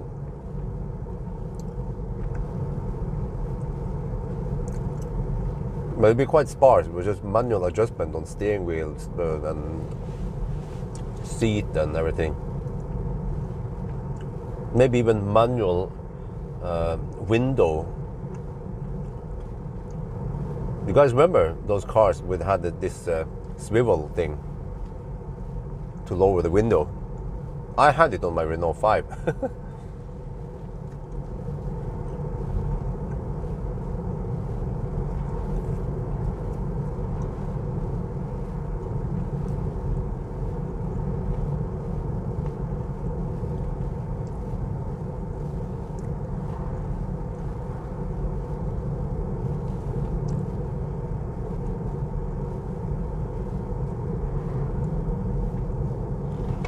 What the heck, man? Seriously, that was quite hard, slow phantom brake.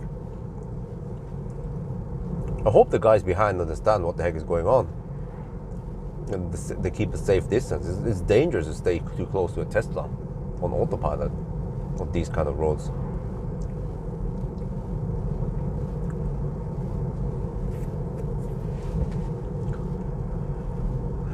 But I wish Europe would manufacture more EV batteries, so we don't have to rely on China.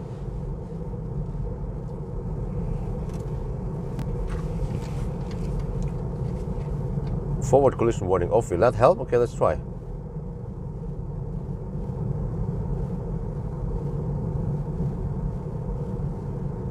Well, I cannot turn it off. How do you turn it off?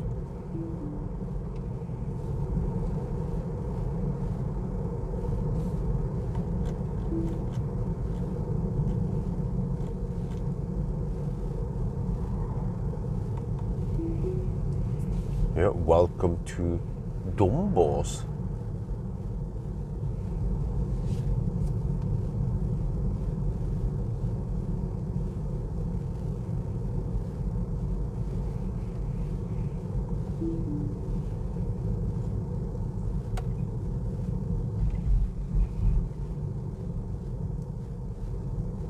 Oh, it is somewhat busy here. Jafs is still there. Dovefjell open, wind, it doesn't say any wind speed. That would be very useful information. Oh, they replaced, it's not, Eviny. Okay. Then you turn left to go to, well, kind of straight-ish. Otherwise you get to the police station. But you go straight to go to Åndalsnes, and then you go over here to right to go to Trondheim. Why would anyone take this route to Trondheim? It's a lot longer and more annoying.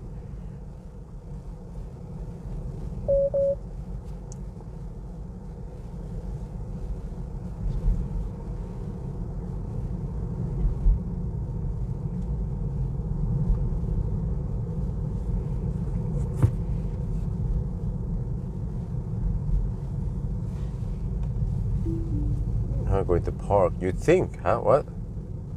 Really? Since when did we start assuming things? Instead of giving me direct, clear instructions on how to do things.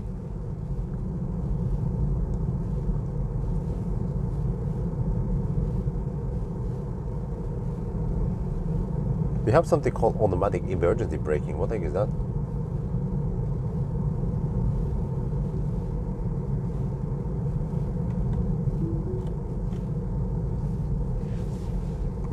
it's not really going to be a problem because soon enough I will enter no man's land where there is no traffic.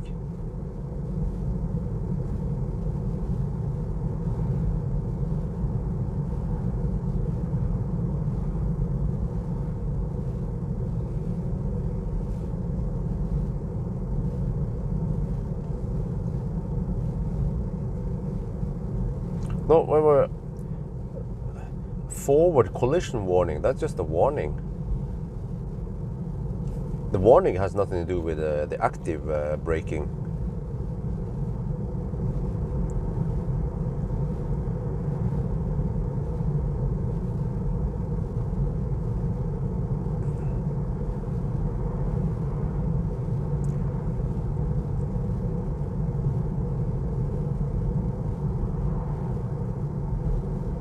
Well, bye to the nice weather. Now we just have cloudy weather. Temperature is going to drop. Now we go uphill a lot. Let me check elevation here.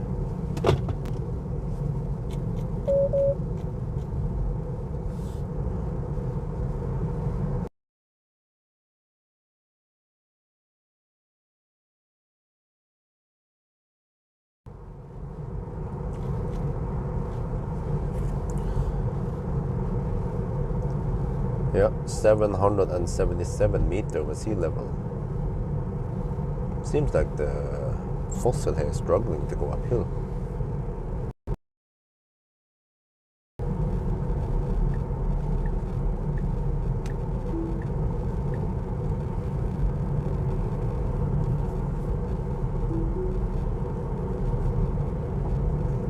False alarm, really? But it's weird that the warning has anything to do with active braking.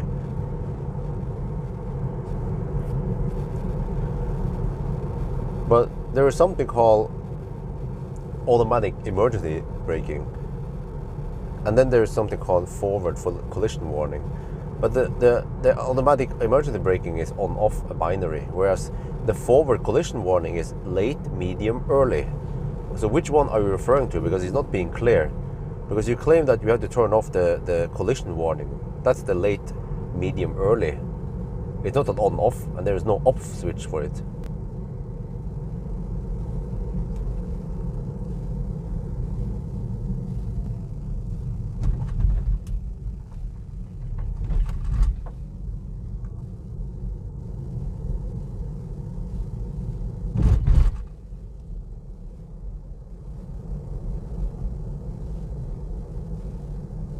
So that's why I doubt that you guys know what you're talking about.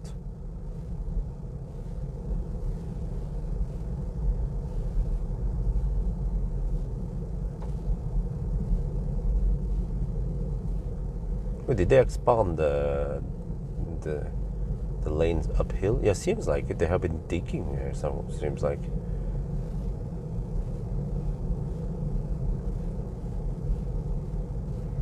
Haven't been here in a long time.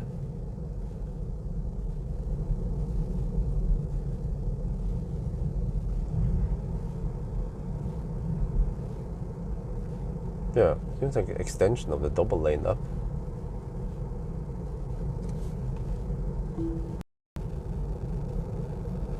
How could you turn off, claiming that you turn off forward collision warning, but it's just late, medium, early?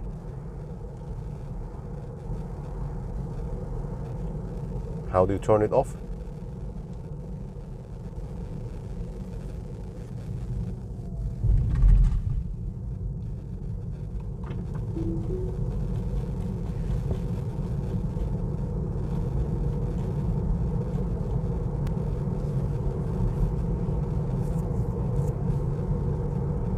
Okay, we're 25 kilometers away from the end point, or the turnaround point, or whatever they call it. Now this guy is slow poking. What the heck, man? We're at 950 meters over sea level, unless it suddenly speeds up. Or actually, it looks like a she.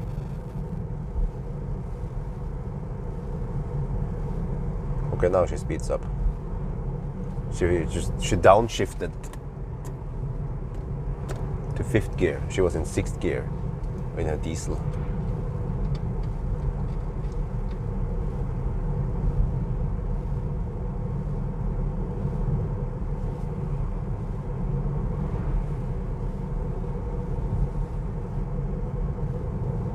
Welcome to Dovrefjell.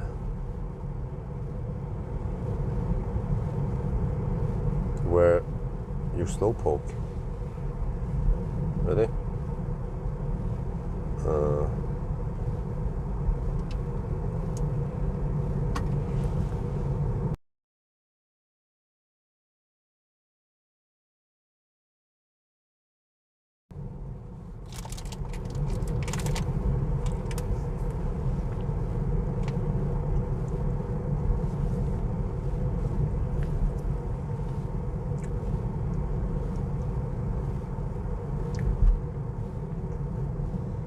Oh, okay.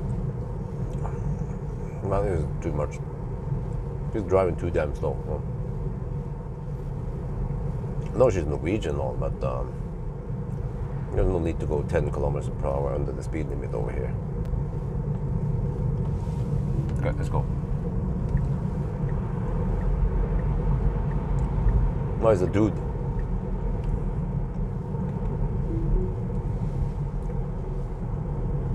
Dude with long hair. Thought it was a woman. Come on, dude. Drive like a man. Before I slap you.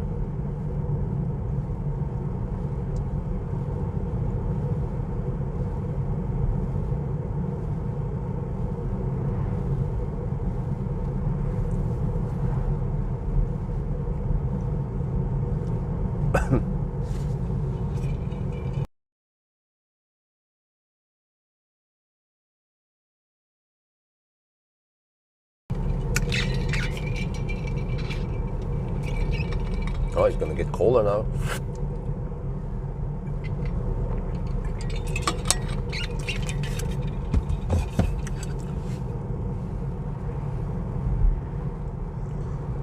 $992 over sea level.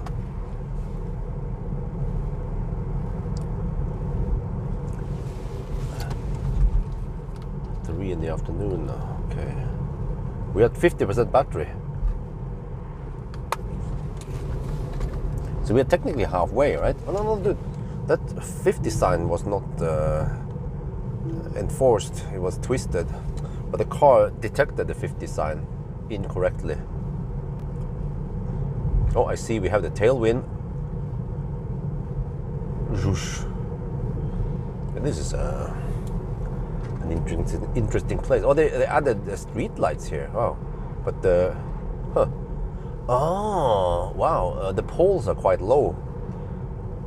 Maybe because they don't want too strong winds to blow on it.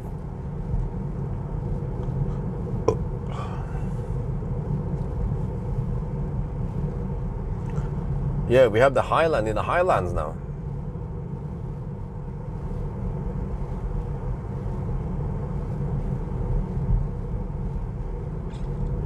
AMD, let me see. Software,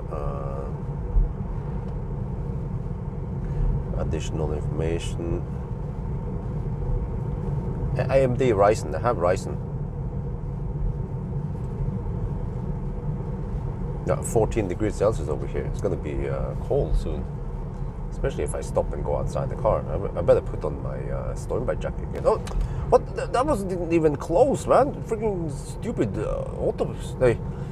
The phantom braking is so annoying. That's one reason to not buy Tesla. Well, we had 999 meters over sea level. Up to your car man. My car man. I don't have a car man.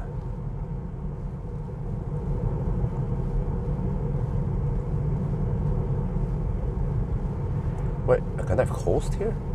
Let's see, I have minus on that. Yeah, I can coast here. Let's coast. And then they get overtaken, but that's fine. We're getting Volvo, not using blinkers. Okay, use the blink on the way out and back in the list. You can do a slight coasting. Wait, but I think Yashkin is at higher elevation, right? Yeah, it goes cold quite quickly here. Especially after the sun has left the chat. So I have to find a place I can make the thumbnail, and typically with a mountain in the background. Not sure if it helps to attract viewers. Consumption is 119 watt-hour per kilometer. We've done 321 kilometers only. We're like, oh, that means only 650 kilometers, 640 kilometers.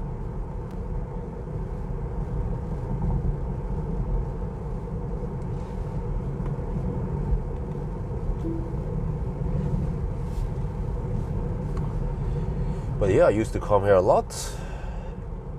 It was the main route between north and south for a long time until Alvdal and Elverum came up. But even after that time, when I did Nimbertask, there were so many Nimbertask in Gudbrandsdalen. I had to take Gudbrandsdalen till, yeah. But usually only on the way up I would deliver some stuff or pick up stuff, and on the way down I would of course go Østerdalen, unless I had to pick up something in Trondheim and deliver it in Gudbrandsdalen, the Godfire Valley.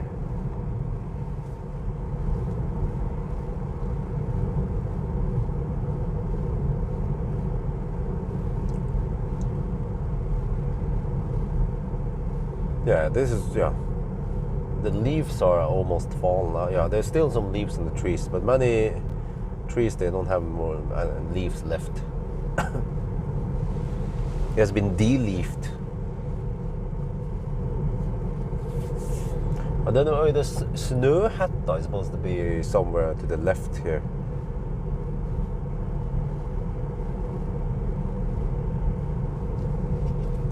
Even though we are quite far high now in the Highlands, with the Highland, and some of the peaks over there, they are even higher,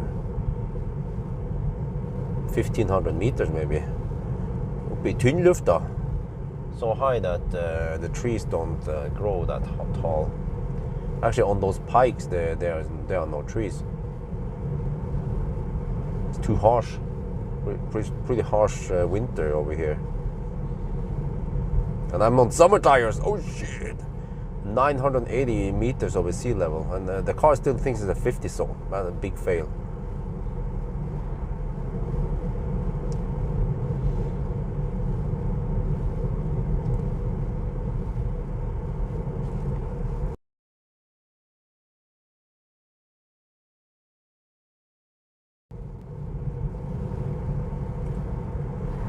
Fat e-tron, Volvo XC40. That's 50% electric cars there, right there. I need my Stormberg jacket on soon. Getting cold here. 13 degrees Celsius, temperatures dropping fast. Wait, but this place here, oh, really? Wait, could have sworn that there were more lake here earlier, but now it's kind of starting to grow again, to become more swamp. The lake is getting swamped. We're turning into swamp, rather. I wonder if that's just natural evolution and erosion of nature.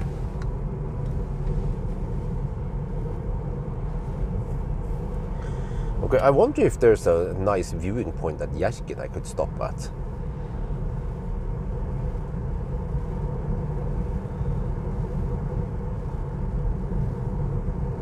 So I left home at 10:30, quite late, which means we've been on the road for only 4.5 hours. Well, I mean, yeah. I expected the trip to take 10 hours. Yeah, which is probably gonna... Yeah, that's possible. But maybe I should stop at the supercharger and top up in case I want to do some acceleration test tonight. But does it matter? I've already done the acceleration test, not that interesting. And the noise test also, I kind of done it already. At least with winter tires. Okay, I haven't done and I also done a noise test with the rear-wheel drive, so it should be the same result. Right? But I don't know why I feel like this is quieter. Like the moment I sat in here and started driving, I was like, hey, this is quieter than the G6.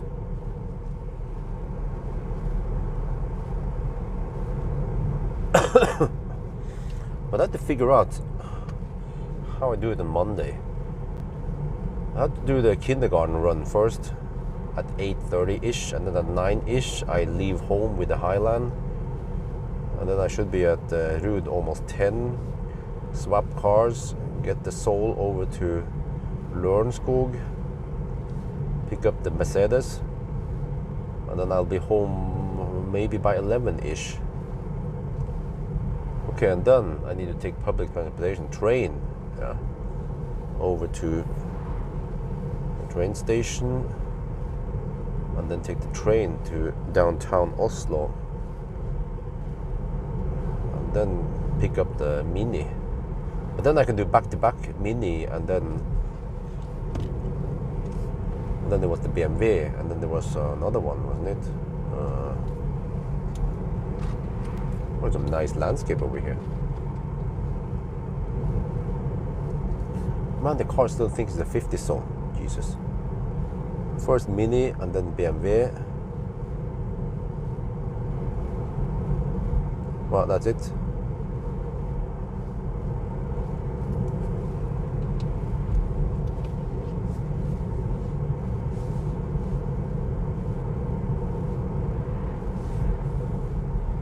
I wonder if there's fish over here. Trout. Fjellørret. Mountain trout.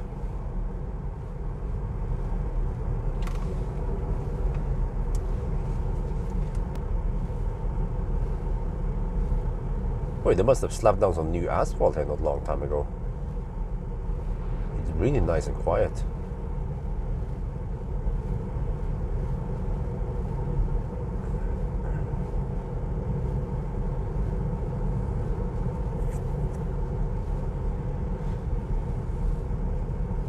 Well, even in the Highlands, we have 118 watt-hour per kilometer. Wow. We're getting close to Yashkin now, only 8 kilometers left. Get ready for a stop somewhere. Well, maybe I could just, for the heck of it, I can drive over to the supercharger, even though I'm not going to charge there. Of course, I don't navigate there either. Let me see if I check. Yeah, I didn't preheat. Just pointing out that there's a freaking supercharger on the mountain at 1,000 meters of sea level. There's a supercharger there. But I hear Snøhetta, viewpoint Snøhetta. Yeah. Oh, and we have some nice tailwind.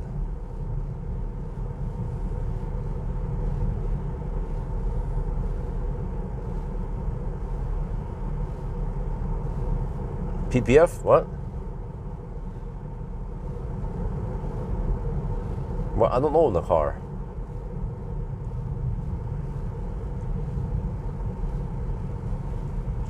I consider it, but for example, if I would get so many referrals, I don't know how many referrals I can get before they cap it. I guess it could be 12, just like last time. Which means I will get 60,000 NOK in credits, but it has to be used within 1 year. So,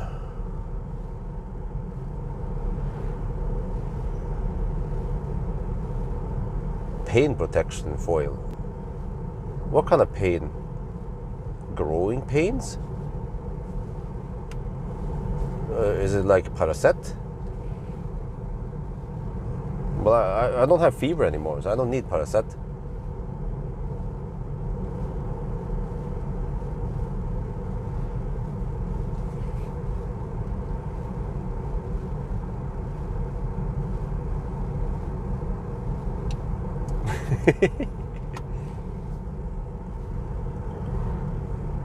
Oh yeah, this stretch I used to hammer so many slow pokes. This stretch with the Falcon, fully loaded with cargo.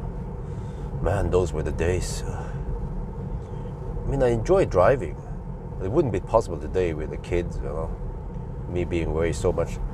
I was just away a lot from wifey. We did go together also many times. But it's nicer now. I don't have to work my ass off. I mean, well, I have my periods, of course, where I work a lot, but feel like I don't have to work crazy long hours. Maybe some filming in front of the house and doing some night runs at cleavage. Okay, let me see. Getting close now to Yashkin.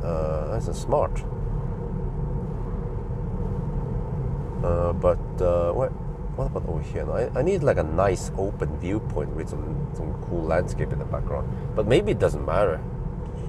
I can say Highland in the Highland. Oh, okay, that's too cringy.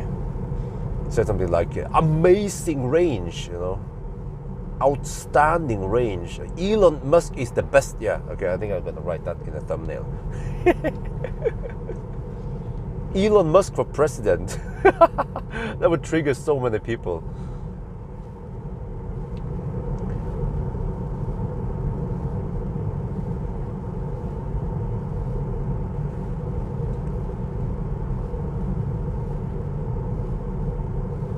Dovrefjell Sunndal Nationalpark. There's something over there. Let me go check out the supercharger. Okay, end trip. See, I don't want to navigate to supercharger. I just want to go to this Familiepark something. Okay, family park. What? The car still thinks it's a 50 zone. Seriously?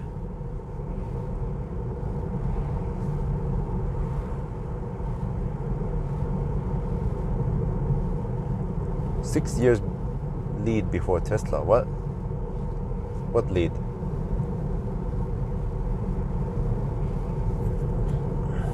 You mean Tesla is 6 years ahead, right? That's what you meant.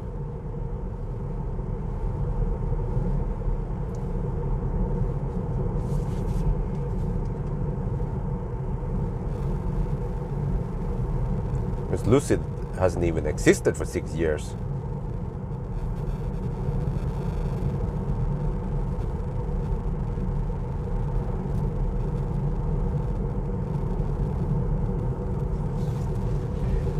Okay, let me see. We're getting pretty high up here. I can see now, yeah, that we are quite high up. I think we are over 1,000 meters at least.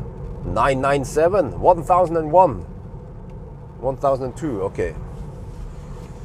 Or maybe I could just stop at the intersection. No, I want to show the supercharger just for the heck of it.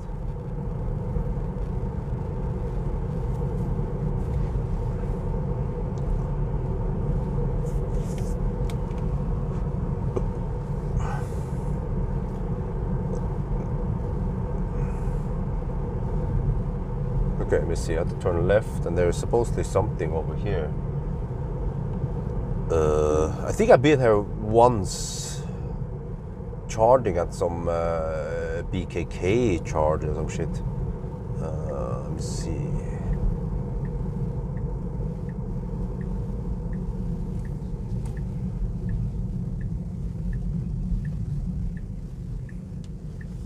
Yeah, look at that. There's some kind of hotel here. Yashkin hus. Høyfjellshotell, maybe. Musk ox. You can see the musk here. The musk ox safari.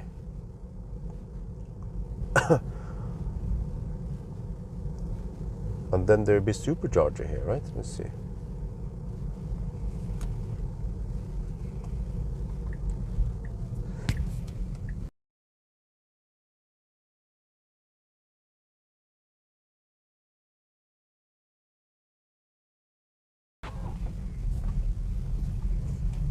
Yeah, look here. Suddenly we have a Frisk Hotel Spiseri. Wait, can I borrow the toilet here? No, I'm just kidding. Yeah, those are the chargers. Okay, let me see. Well, I don't want to block supercharger stall, but I can park over here. Well, I mean, since they have toilet, I might as well go here. But let's stop here first. Or actually, I can go closer to. No, I can just stop here.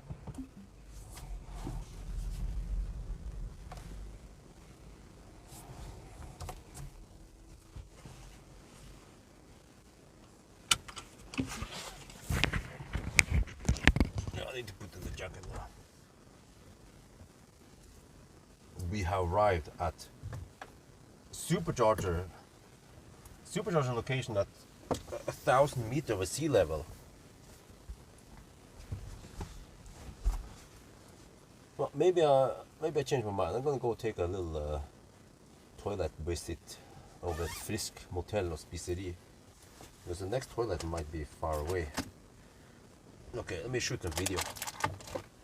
It's 12 degrees Celsius. It's not that cold. Villrein. Hvor er musken?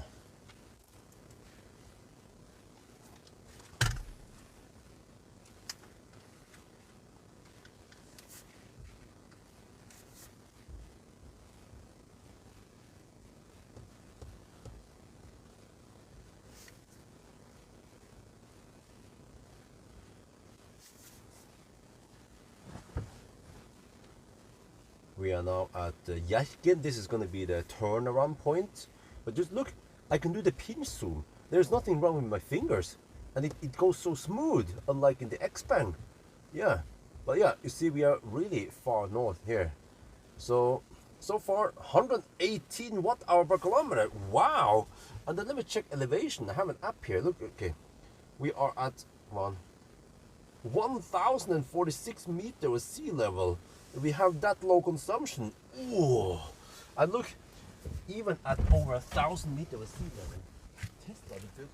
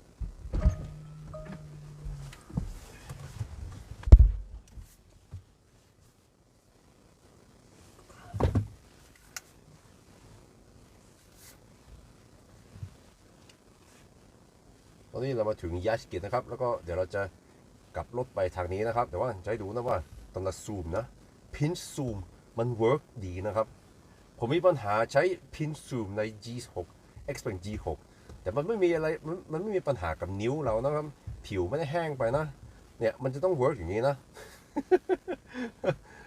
แล้วก็เราก็ขับไปทางเหนือตั้งเยอะเลยนะ แล้วก็ตอนนี้มันก็เป็น12องศาข้างนอกนะครับ แล้วก็เราใช้ไฟฟ้า118วัตต์hourต่อกิโลเมตรแต่เราอยู่ที่ 1,045 เมตรนะครับ altitude ว้าวแล้วก็ที่นี่นะก็มี supercharger บนภูเขาแล้วนะครับ supercharger คูณ3ต้องหลายอันแล้วนะครับ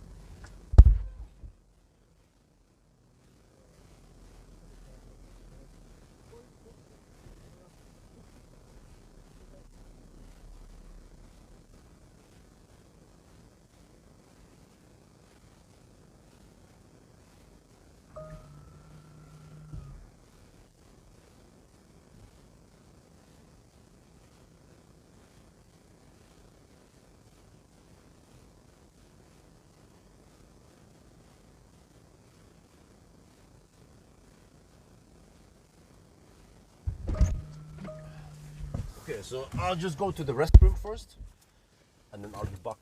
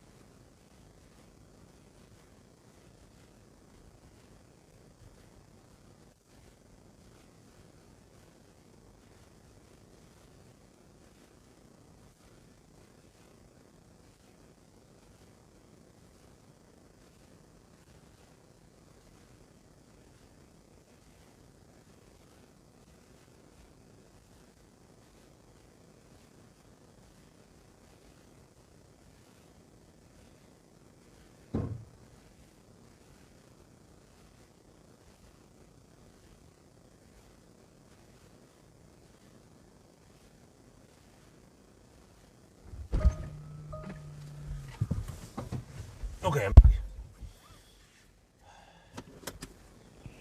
So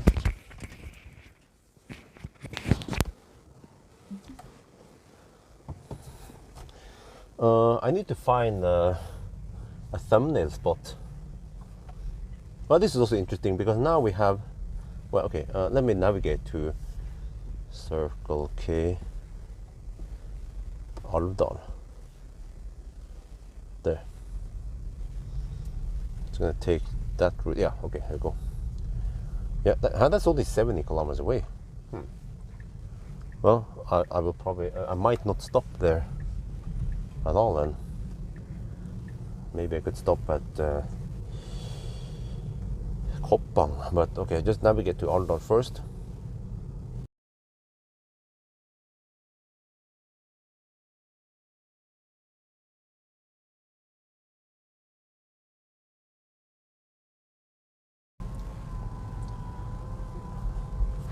A Toyota Granny, what the heck is that? But I need to make a thumbnail somewhere, preferably with some nice background. Maybe in this valley.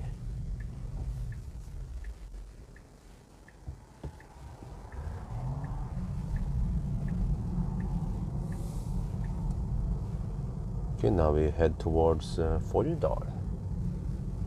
This is gonna be a semi-rough road. Yeah, there we go.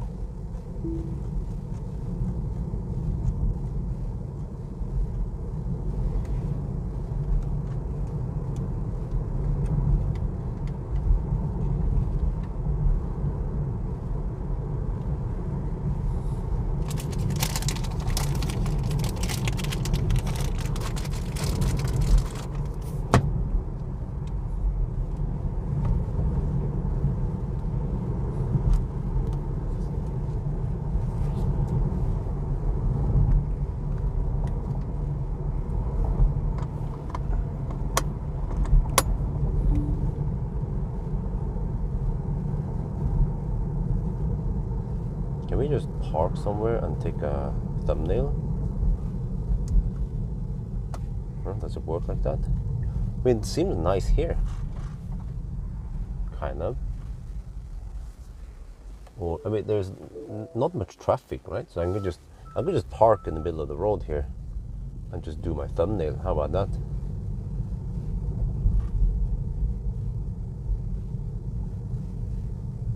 Yeah, I like that idea. Okay, just park in the middle of the road. Wait, there's some power lines there. Okay, but there we can edit that out.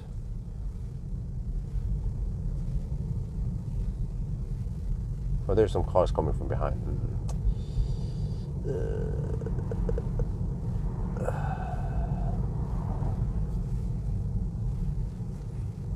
Okay, how about if I find a pocket I can pull over where there's still some nice landscape in the background.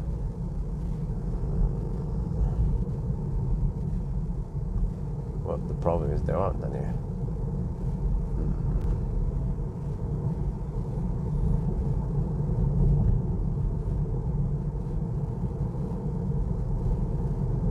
No, we get trees in the way.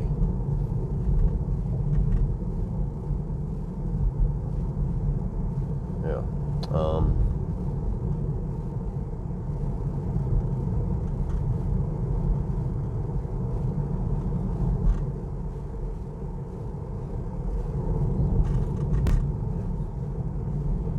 Could do the thumbnail somewhere else, but it seems nice here.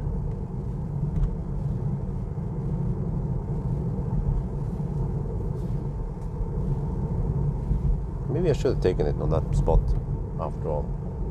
Wasn't that much traffic.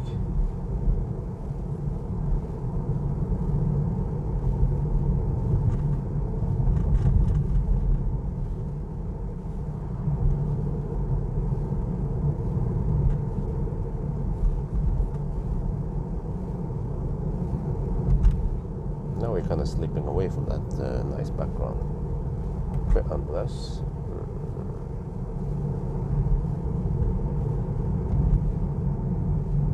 I'm pretty sure there was another spot.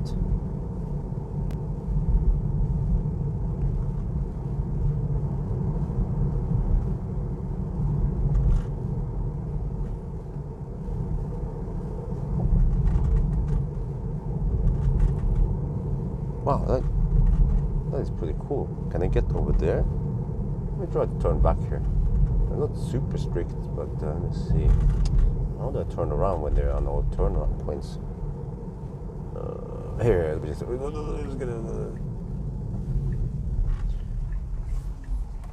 okay, let me see. Seems like there was a dam.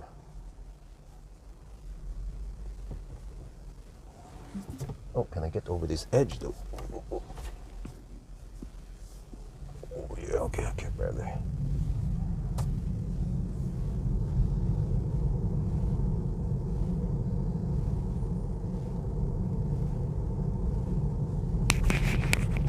Okay, let's see, there was an exit here somewhere.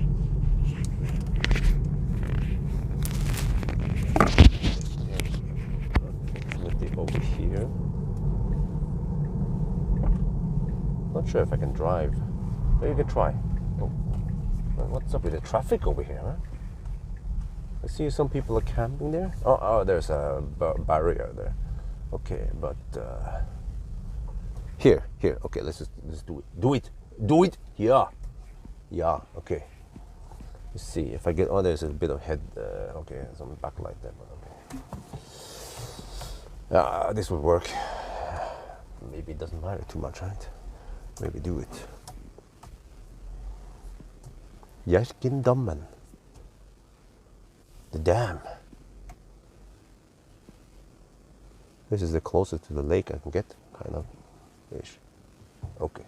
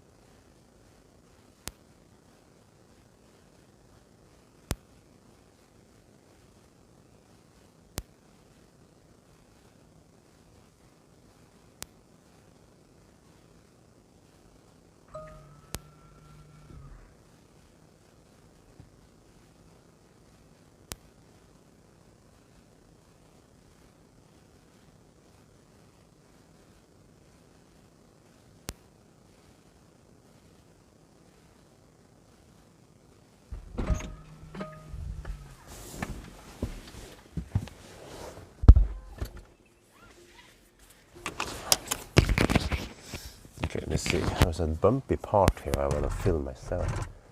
Maybe just get the camera ready. There, get in position. Fire up the mic. Let me see. Oh, there, okay. That should work. Alright, thumbnail shot. Now we just have to keep driving.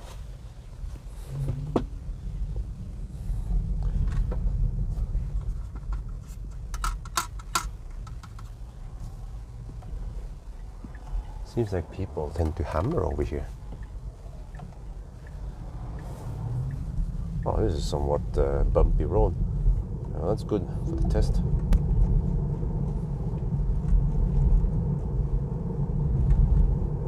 Wait, then it's smoothing out again. Well, does it become bumpy again, or? It's not that bad over here.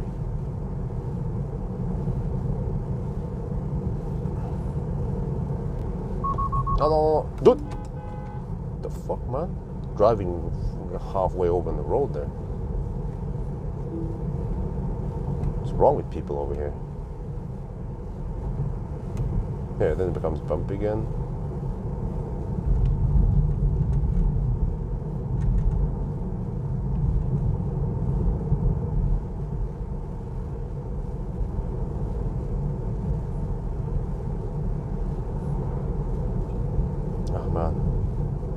Phantom brakes. Okay, let's try that trick. Let's to turn off. Well, actually, I cannot turn. But there was a switch to turn. Park. Automatic emergency braking. Disable auto steer. Huh? How to disable auto steer to disable that? Well, that's not going to help. Okay, let's just keep driving.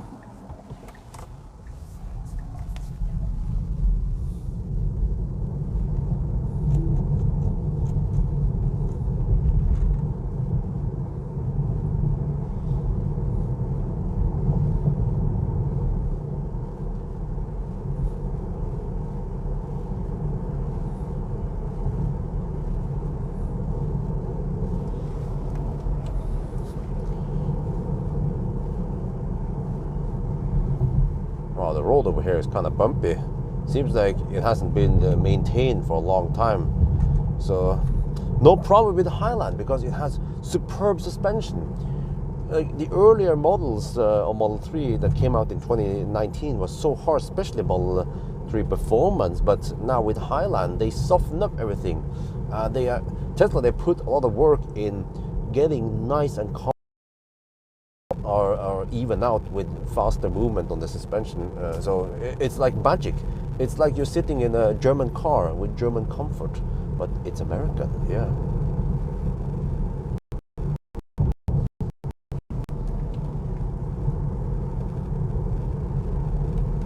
Don't phantom brake there, shit. แล้วก็ถนนนี่ครับมันก็ไม่ค่อย smooth นะแต่ว่าไม่มีปัญหาเลยกับ Highland นะครับเพราะว่าช่วงล่างของ Highland มันโคตรดีเลยนะครับเมื่อก่อนนะตอน Tesla มันเพิ่งจะออกใหม่ที่ยุโรปนะ2019อ่ะช่วงล่างแข็งมากนะโดยเฉพาะ Model 3 Performance นะครับแต่ว่า Highland เนี่ย Tesla เขาก็ใช้เวลาเยอะเขาตั้งใจทำให้มัน soft แล้วก็ดีแต่ว่า soft แต่ก็ sport เนี่ยนะครับมันไม่ใช่ bold นะครับผมก็ไม่รู้นะว่าเขาทำยังไงแต่ว่ามันก็มันจะแบบถ้ามันมีบัมป์ยาวมันก็จะไม่เด้งเยอะมันจะไม่โยกเยอะไปแล้วถ้ามันมีบัมป์สั้นๆเล็กๆมันก็จะช่วงล่างมันก็จะขยับไปให้มัน smooth หน่อยนะครับเหมือนรถเยอรมันเลยอ่ะผมประทับใจมากแล้วนะขับถนนนี่ว่ามันสบายดีนะครับมันไม่ได้แบบแข่งไปแล้วมันก็ไม่ใช่แบบโยกเหมือน SUV นะครับคันนี้นี่สุดยอดเลยเหมาะสำหรับถนนที่เมืองไทยที่มันไม่ดีนะครับ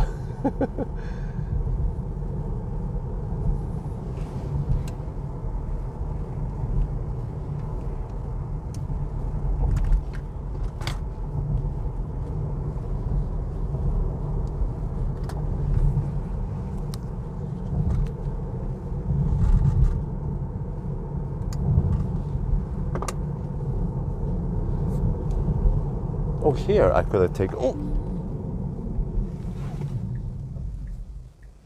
lost a little bit of energy there, but okay.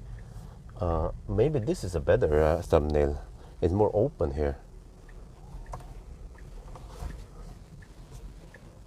With a nice river in the background there also. Yeah, definitely. Okay, let's try again then. Over here.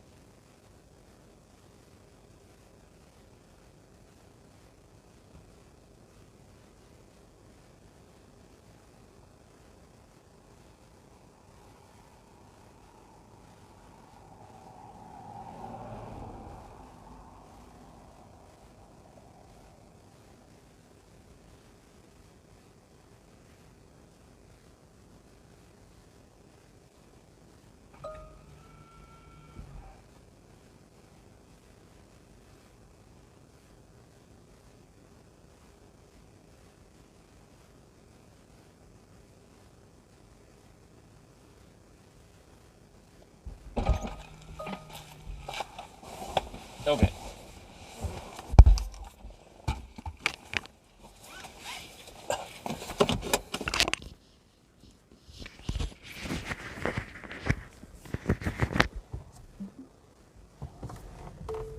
Luigi. Okay, is it like boat?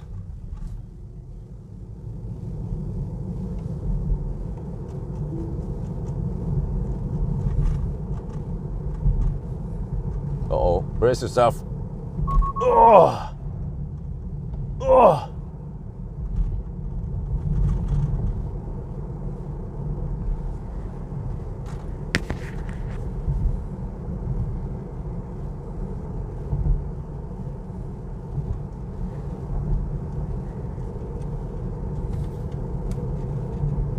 Oh yeah, now we're going downhill, of course.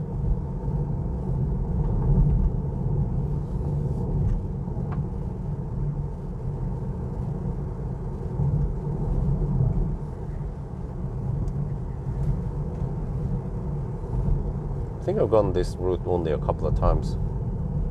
Once with Millennium Falcon, and then maybe Optimus Prime a couple of times.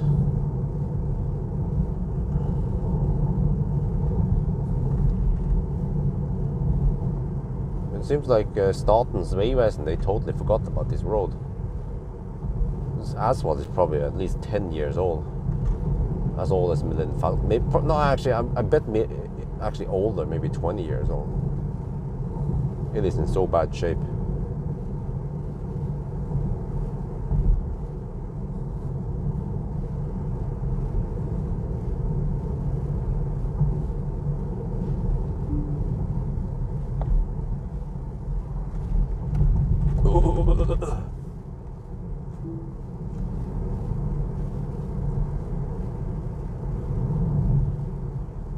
The autopilot works.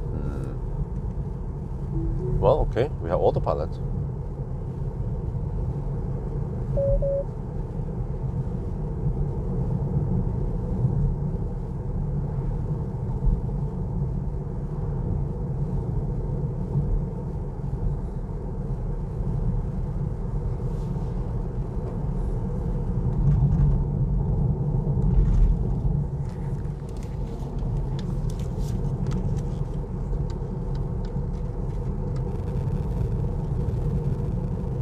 We have a narrow road. Oh, no, shit, nothing.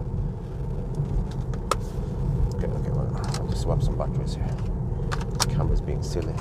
Oh, wait, I can't do the shot. Because Tesla uses, the only problem is that there is so much phantom braking. Well, not even on these narrow roads, also on the wider roads we had earlier. There is just so much phantom braking. Can we catch it now? No, okay. But it happens all the time, you know? I don't understand why Tesla needs to slow down so much, man. There are so many breakdowns with Tesla. It's incredible how many breakdowns we have. Huh? Oh man, this is embarrassing. But remember that I have a Tesla referral program, so you can just use my link if you want to buy Tesla. Oh yeah, I think we have middle lines. Yeah, this is slightly better, but we still get phantom braking over here. Let me see. See if I can catch it. Maybe with one of those oncoming cars, it might phantom brake. No. Oh, it's a demo effect. But trust me, it had phantom brake a lot.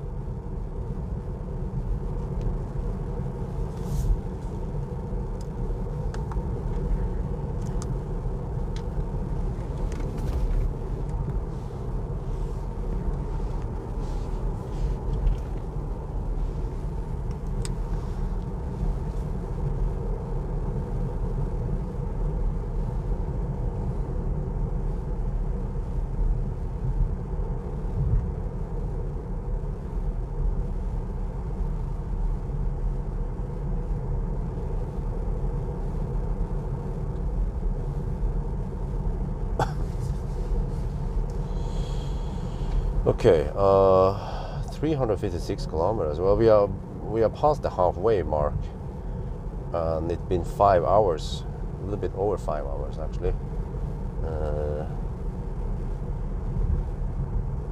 5 hours and 20 minutes so far.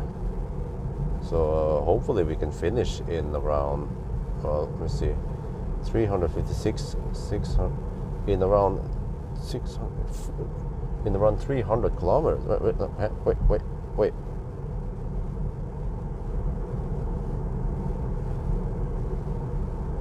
Can we make it to? Yeah, no, yeah, we have to bail up before Yashkin. Yeah, okay, that's how it was. Yeah, okay. All right.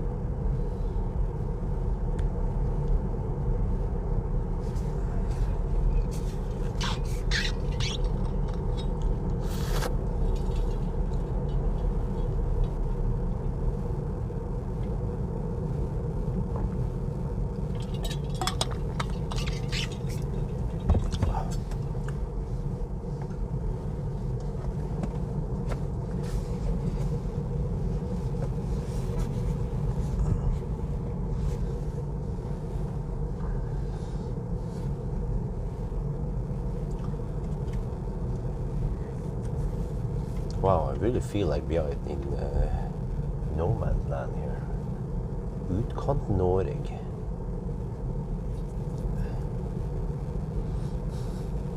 Well, at least the roads aren't that bad over here. Well, are we really that close to Folda already? What are these guys doing? Are they going to cross the road?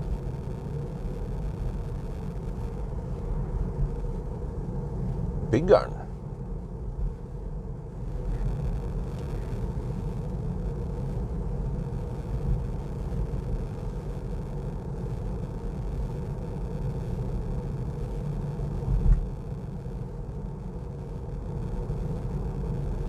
Yeah, the landscape starts resembling Folldal. I can feel like we're getting close to Folldal. That was just a quick sweep from there over to Folldal. Yeah, it's fairly quick.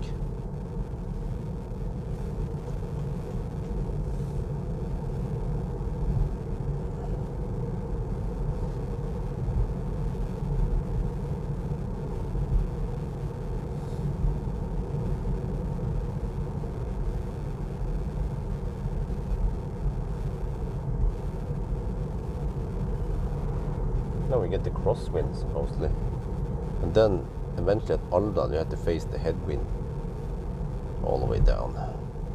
Consumption, okay, Stad's 359 kilometers, 115 consumption, and we are down to 45%. Or we have 33.6 kilowatt hour left. So that is possibly around 300, a little bit over 300 kilometers left. If I navigate to Yesholm, which road will it take then?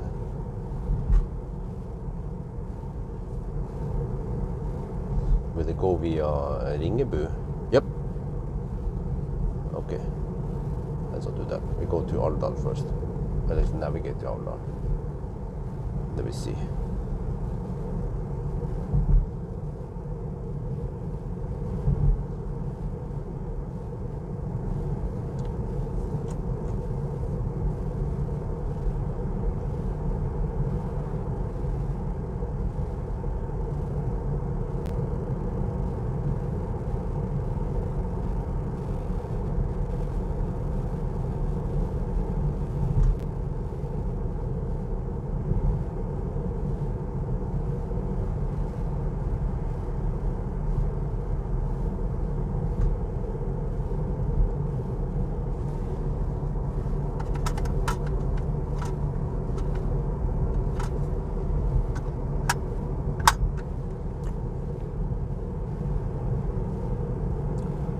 Well, it's not going to be much warmer.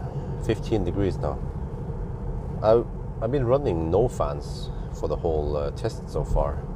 And it's going to be cloudy soon. And it will stay cloudy for the rest of the challenge, which usually means that I won't get any free heat. But hopefully it stays above 10 degrees at least. Should be around 15 degrees in Østerdal.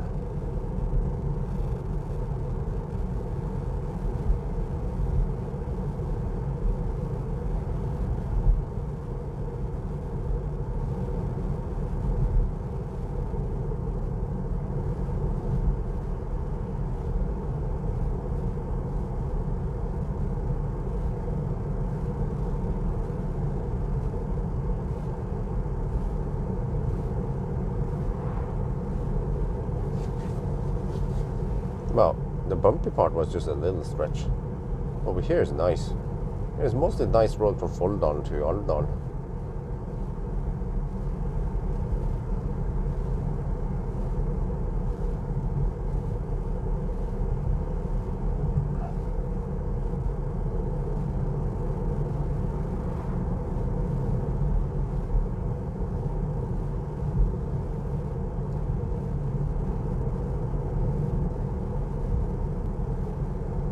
So yeah, unfortunately, 700 kilometers is not possible. I was hoping for it, but no. But I mean, how the heck did the Model Y get so good efficiency in Thailand? I suspect that the warmer the weather, the better. That's the only explanation I have. Even if you have to run some AC, it still pays off versus the benefit, or the gain versus the benefit.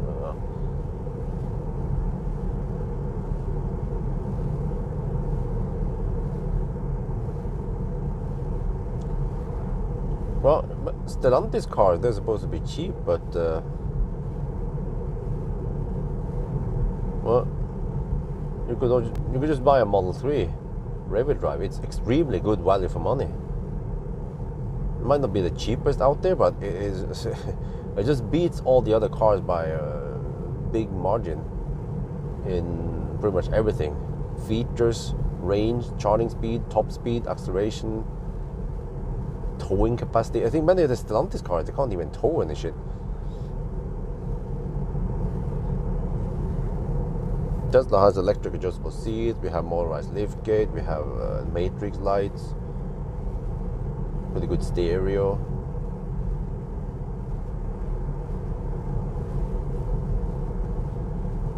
Fart sounds.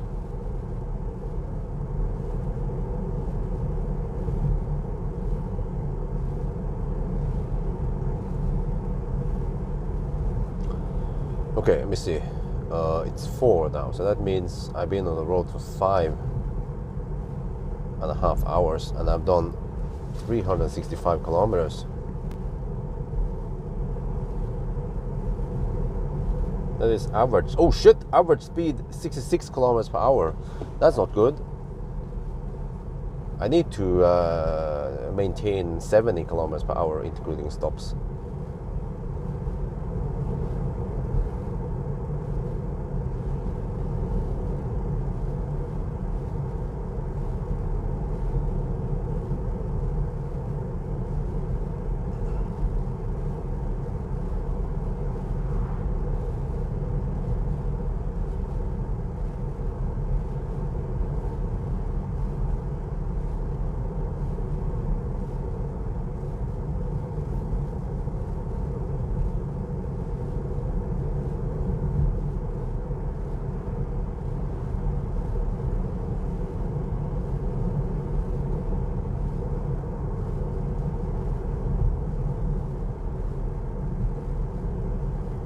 Oh, but it is 15 degrees Celsius outside.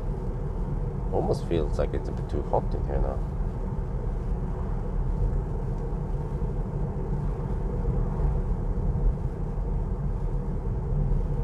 Velkommen til Folldal Gruver. Gruver? Well, there are mines over here? What kind of mines is this? Coal mines, maybe? Folldal Gruver. And then it's closed. Are we at Folldal already? That was schnell.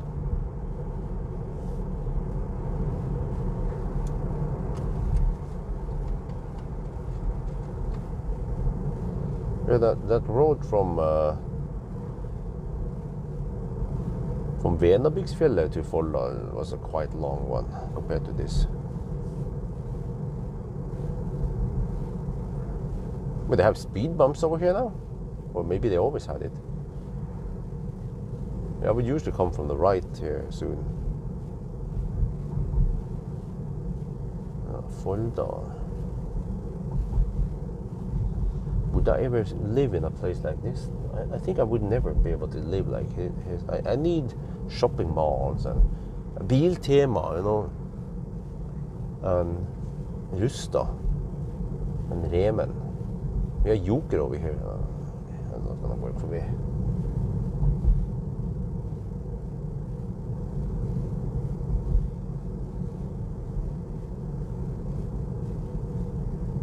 Coprix. Folldal. Well, technically Folldal is further up to the left here. So the main road just kind of skips it. Almost like a bypass road. There's Folldal kommunehuset, yeah, the town hall of Folldal. Here we have Driv. There's very little traffic here. There's not even a gas station, just automated stuff with a workshop, repair shop.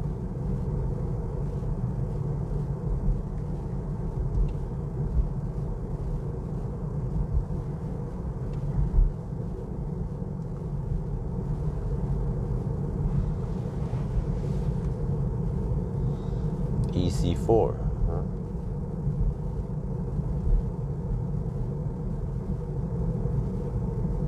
Look at that, lots of sheep. 40 core. Those were probably the fresh sheep, the lambs, I mean. They're gonna be slaughtered already. Wait, are they? Nice juicy meat. I don't know why the car slows down after it has passed the other car. What is the point of slowing down then, huh? Damage reduction?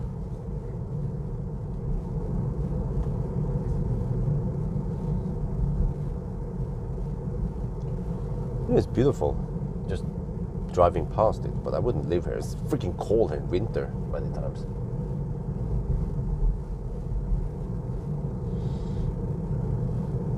But it's nice here. Man, I miss Bled. Oh, let's go chill over there. Borrow the boat. Wait, is it gonna detect a human? Let me just get ready to take over. I'm not sure if it has it sees something and it slows down. Okay, but I'm not sure if it did the right action. Okay, I'm actually using autopilot now. There's sheep in the bush there. Oh, it slows down again for no reason. There's plenty of space here. This is not a narrow road. Come on, Elon.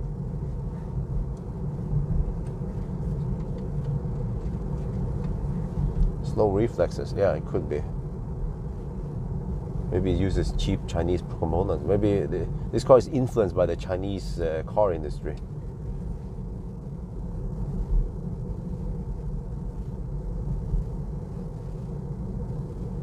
Oh, the sun is here.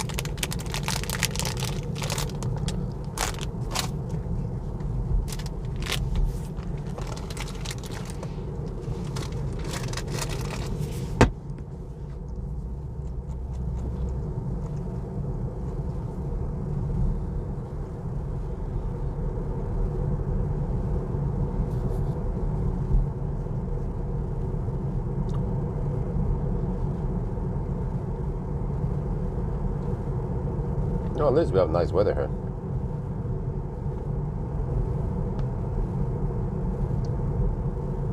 Oh shit! I can't use autopilot. Oh, it still slows down even without autopilot. Oh, man.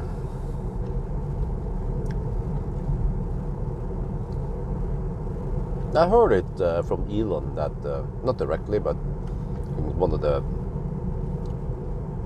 I think it was one of the what do you call it, shareholders meetings. He mentioned that it crashed, huh? None? Would have been all over the news if a car would crash with an oncoming car on autopilot.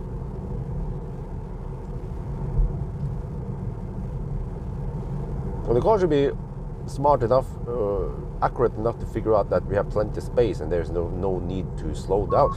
There's no fucking need to slow down over there. There's plenty of space. Jesus, man, it went from 80 to 55. Like, okay, based on all the data, just crunched all that stuff into the supercomputer and say, oh, okay, in that situation, based on the position of this car versus the other car, then it's safe. No, it never learns. It's like it has been pre-programmed to stagnate and not learn.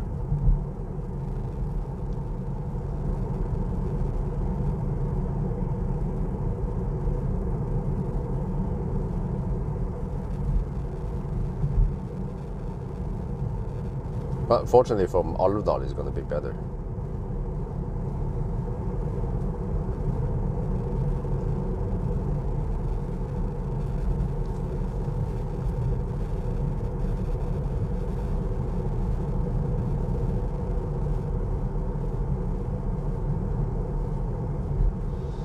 Well,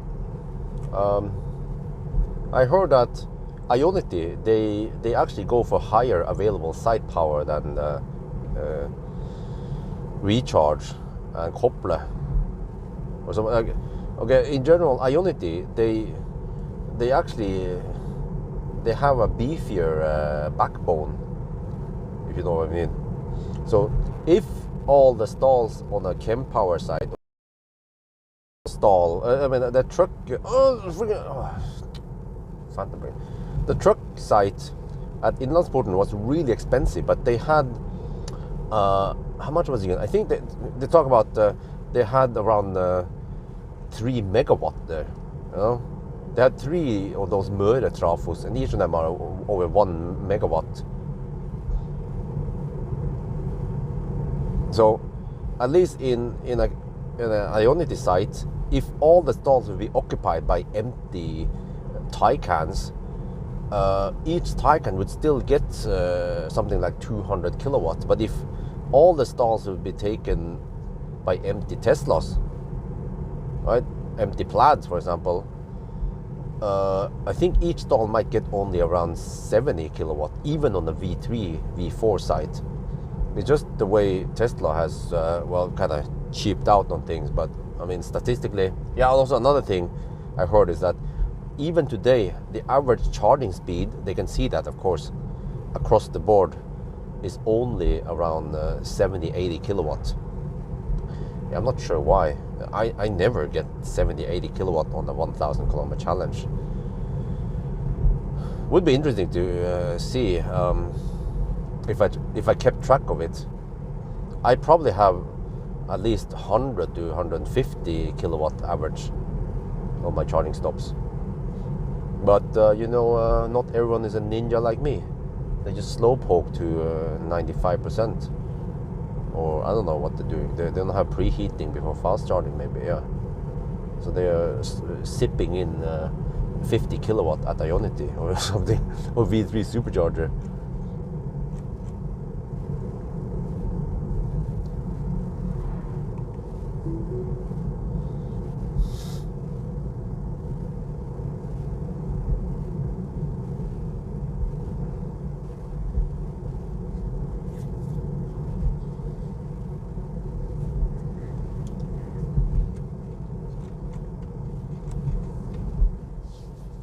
Grimsbo. 30 kilometers away from Alvdal. Okay. We're getting there.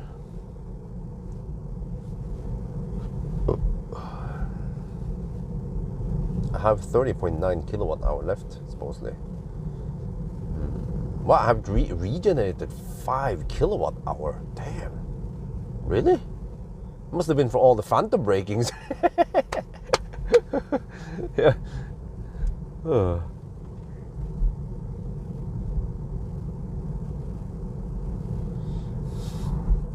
Yeah, that was another phantom braking.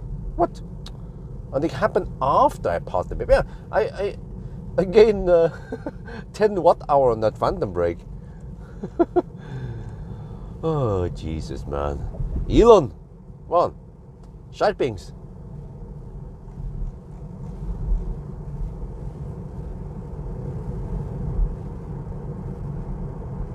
No waffles today. No. Oh, no. What? You mean the cleavage waffles?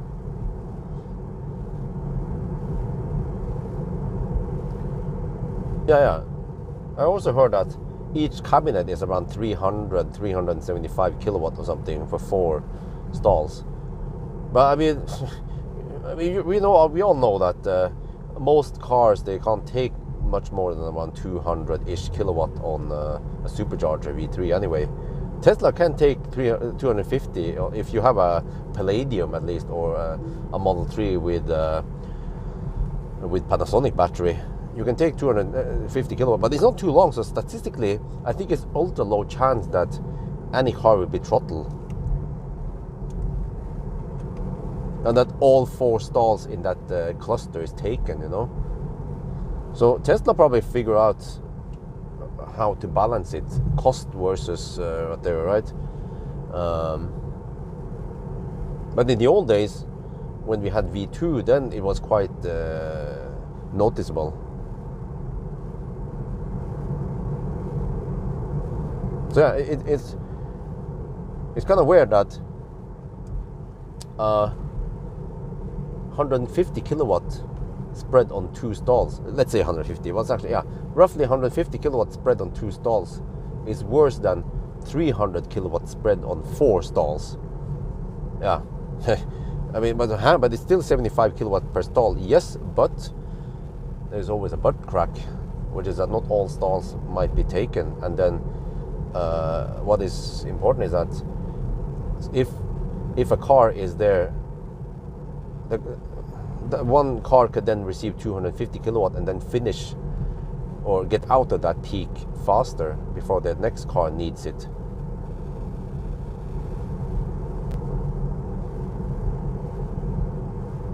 Oh yeah, they hear dieseling. Yeah, that's true. Oh yeah, I forgot about that. So it's quite smart then. It's like similar to chem power, and you can share the power. So yeah.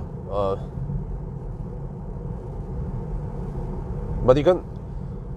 It's actually, you know, there is one easy way. Is that I can look at my charging sessions. I have plenty of charging sessions, especially with Ionity.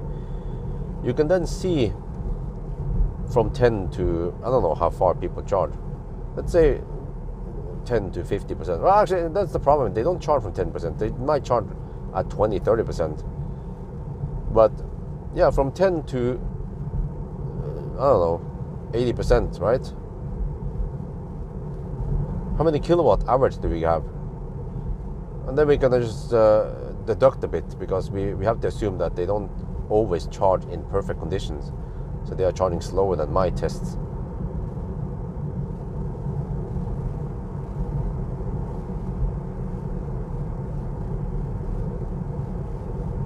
But the CPOs like Ionity and Kopple, and also Kempower is a hardware manufacturer, they're sitting on data. They know how many kilowatt cars are charging at on average.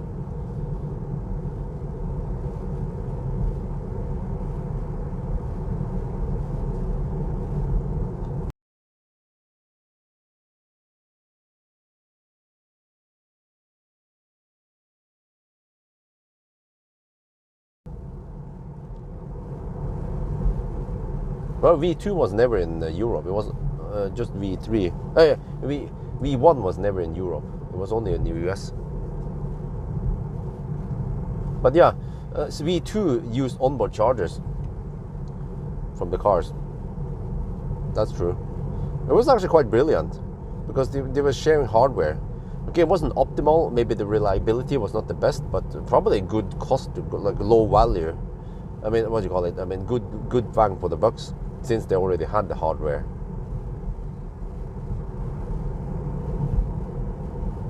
So it was a very smart move, so they can just get the wheels turning and get people to buy more Teslas.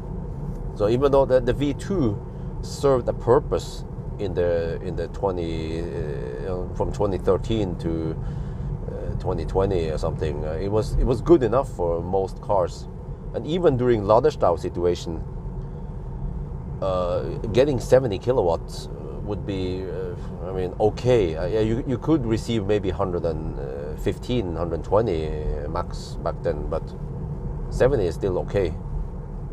And it's still better than 50 kilowatt that most other cars and chargers were at.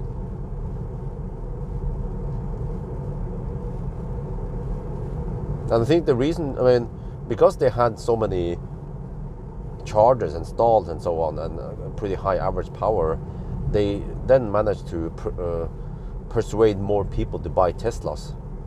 And then they could come up with the next gen shit, you know, the V3. And then I think eventually, once Tesla realizes that the market is ready for the next shit, then they could just flick a switch and upgrade the V4s to be future-proof. Because technically you don't need that uber awesome power. I feel like Ionity, I know they have the best hardware and the most power available, but they are dimensioned for cars that will exist in 5 years, maybe 5 to 10 years. There's nothing wrong with it, but it's just that it costs a bit. They're bleeding some money to have that top-notch charging network, power-wise at least.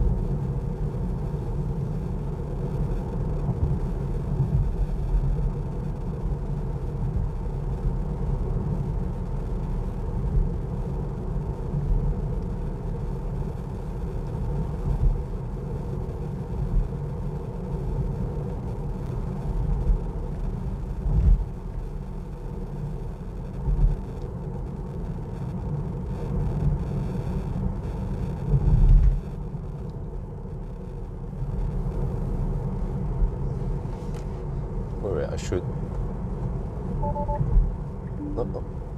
should have coasted there. It's a bit too late on the coasting. Just noticed that we were going downhill. Wasn't paying attention. A bit too busy talking about chargers. I think I'll just skip by Alvdal and then stop at Koppang maybe. Well, I could jump out. Yeah, hoppa i svingen. That's what I always do anyway.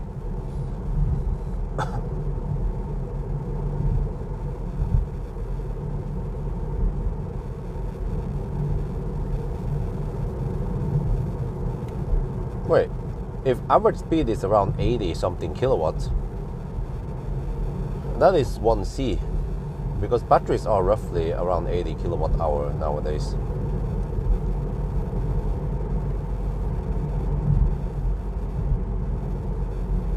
So eventually the charging speed will improve, maybe with some new battery chemistry, tech, whatever, or batteries become bigger.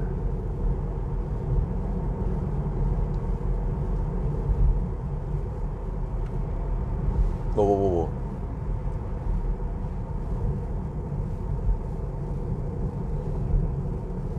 But why is that guy not hammering?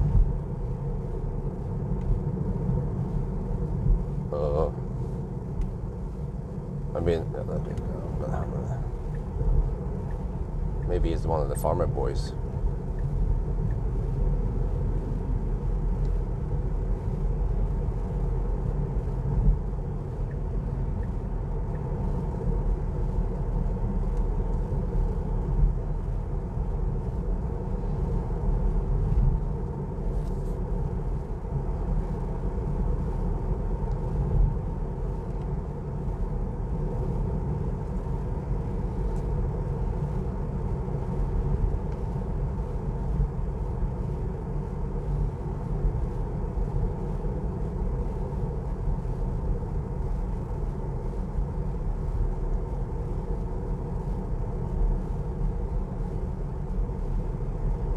There are some downhills over here.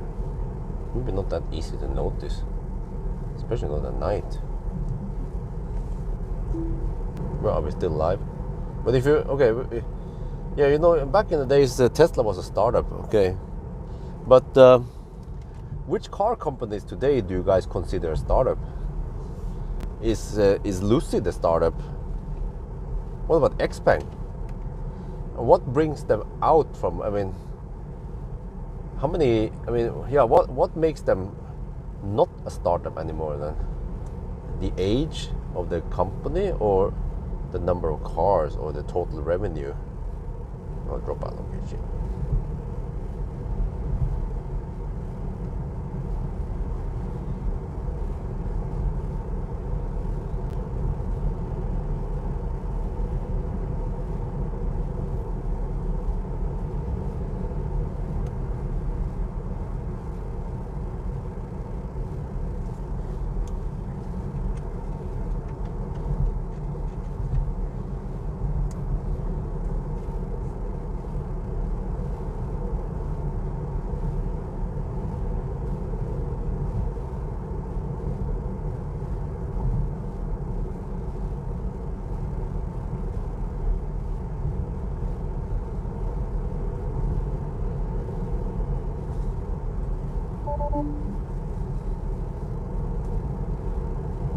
size of the company, okay.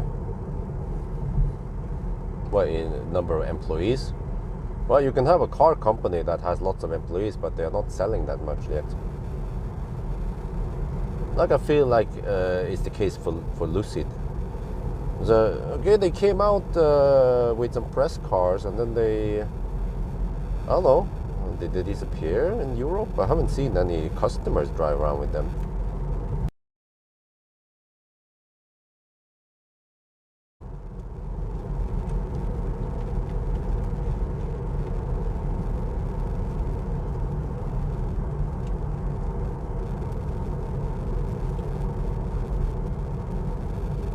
Yeah, but what of the Hi-Fi? Was Hi-Fi a startup before they went bankrupt?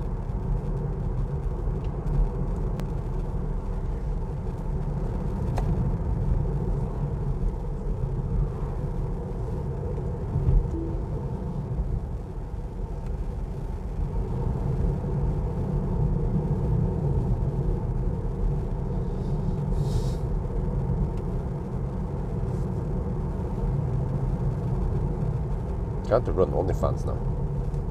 Feels a bit too cramped in here.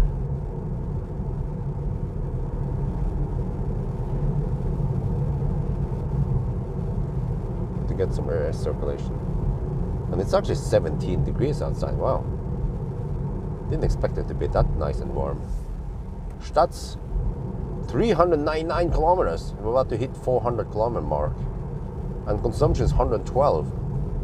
We have 40.7% left, or 30.5 kilowatt hour left. Fisker, yeah, Fisker was a startup, right? With the ocean. I wonder what happened with all the ocean owners. What are they going to do when the car breaks down? They have no warranty left, right? They're fucked.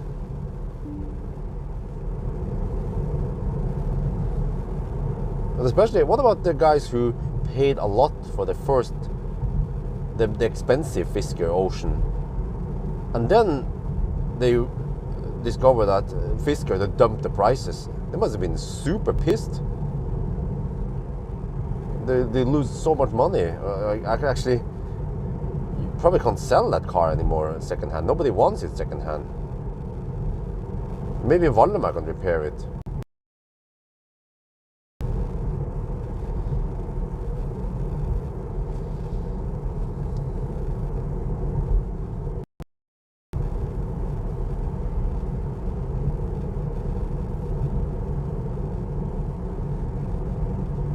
Well, 17 degrees Celsius, it's still decent temperature, at least in daytime.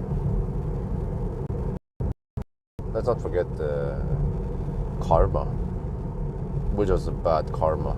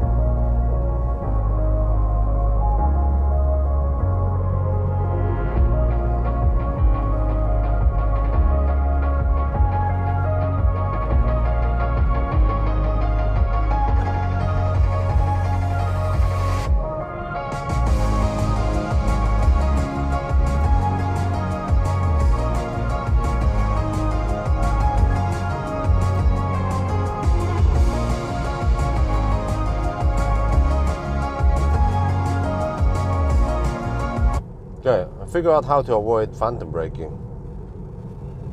Just drive around in neutral. Huh? How are you gonna brake now, huh? Well, actually, it might even brake in neutral. Shit, okay.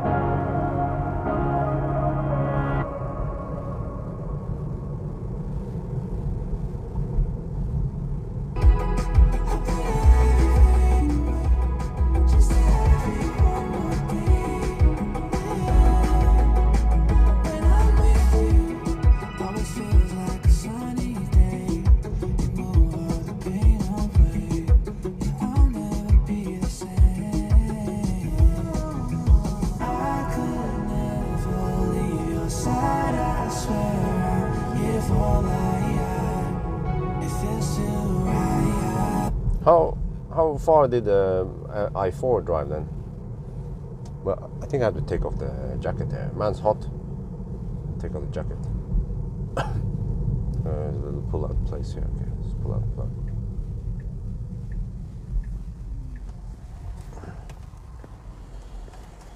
Okay. Huh? 592 kilometers? No. We are aiming for almost 700. It's going to be in the high 600 something. 670 maybe. Maybe I4 rear-wheel drive then.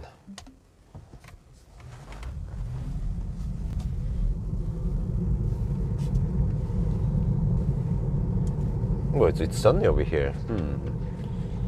Well, that was not as forecasted, or maybe it was. Welcome to the Elf Valley.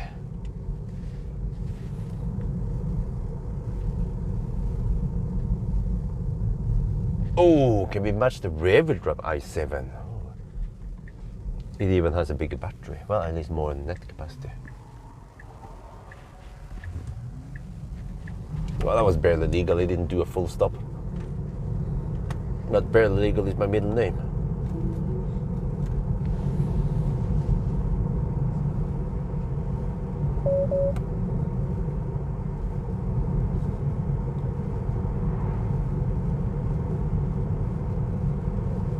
Stay below 95 kilometers per hour to reach destination. Well, I'm not planning on driving faster than 90 anyway.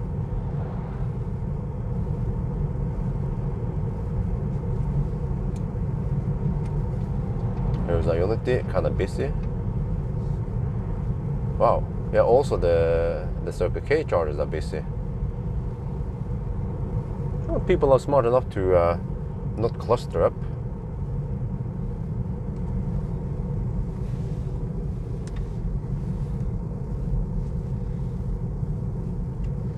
And then what about superchargers? How busy are they? Oh, it's actually quite clear over here. Damn, it's gonna be hot. Oh, I have headwind now. Oh. Yeah, also superchargers are somewhat busy. There are people charging there also. Yeah, the non-Teslas also charging there. And also here we have chargers. Yeah, also people are charging here. This is crazy now. Alvdal have so many chargers suddenly. Well, I almost need to change to my Schwartz if it gets hotter than this.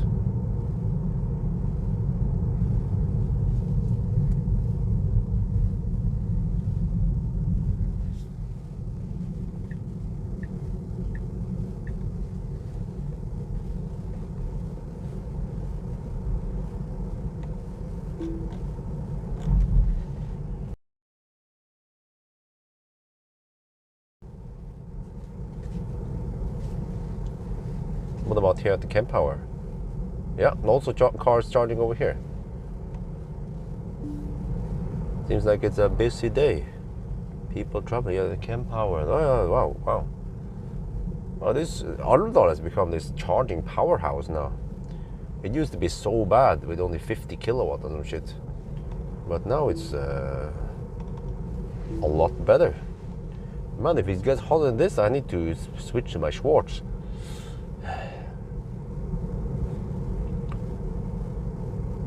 But I mean, we are already at 111 watt-hour per kilometer.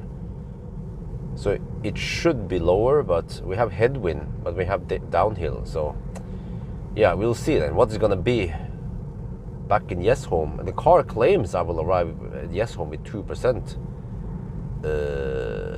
Oh, okay, so it had a loop. Wait, I thought I counted 700 kilometers on the loop. But it's actually 400, 500, 600. It's 670 kilometers only, that loop. Huh? How did they get it to be 700? Okay, but well, we could just drive circles around Cleavage then. Then I just end up at Cleavage and do a little end clip there.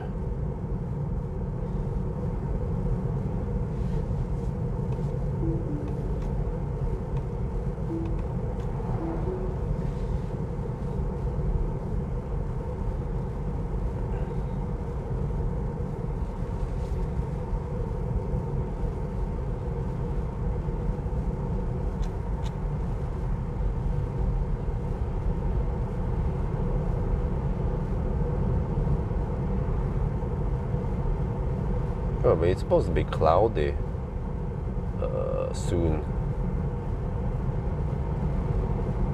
Yeah, in not too long then it's gonna be cloudy. Okay, I'll keep my pants on.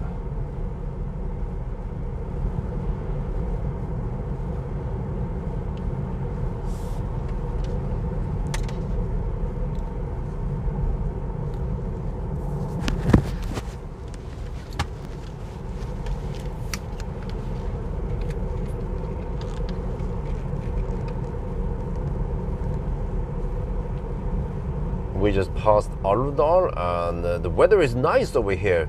17 degrees Celsius. Wow, sunny.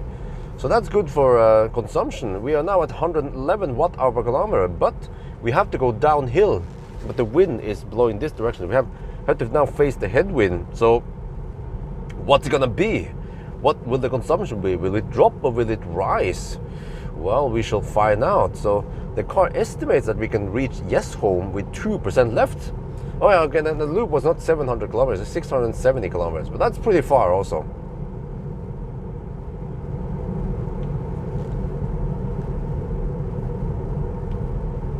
เราเพิ่งผ่านออลดอนแล้วครับแล้วก็ที่นี่นี่17องศานะครับอากาศดีนะครับแล้วก็เราก็วิ่งไปได้415กิโลเมตรนะแล้วก็ใช้ไฟฟ้า112วัตต์เอาต่อกิโลเมตรแต่ว่าเดี๋ยวเราจะต้องลงดอยนะครับเราจะไปเยสเซมแต่ว่ามันมีลมต้านก็ผมก็จะดูนะว่ามันจะขึ้นหรือว่าลงนะครับอันนี้consumption นะเราจะวิ่งได้ไกลแค่ไหนแต่ว่าโอเคลูปนี่มันไม่ใช่เป็น700นะครับมันเป็น670กิโลเมตรBut I don't want to coast here. Almost a bit too late on the coasting here. Yeah.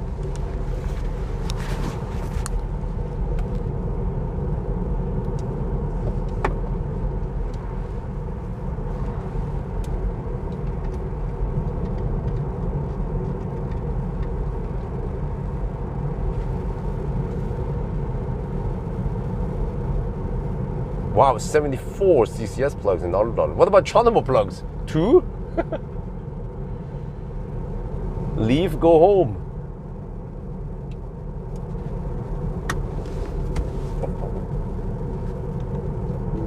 Man, this road is so nice and smooth and chill.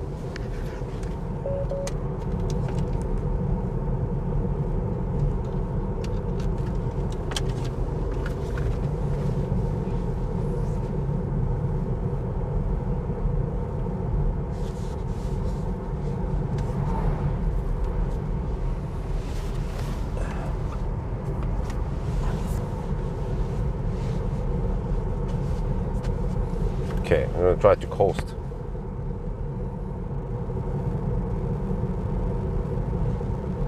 You mean the CCS adapter, right? Or, I don't know. There's so many adapters. When I talk about chargeable adapter, I think about the Tesla chargeable adapter. Or chargeable to Tesla. Not the CCS to chargeable.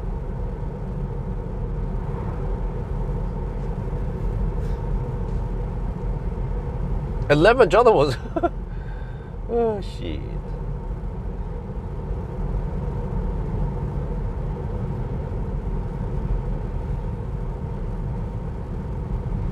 Yeah, so guys, consumption is 111 watt-hour per kilometer. Is it gonna drop or is it gonna go up?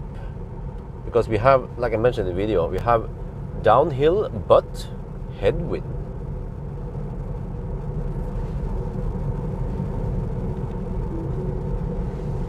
But remember that this car slices through the air like cheese through butter.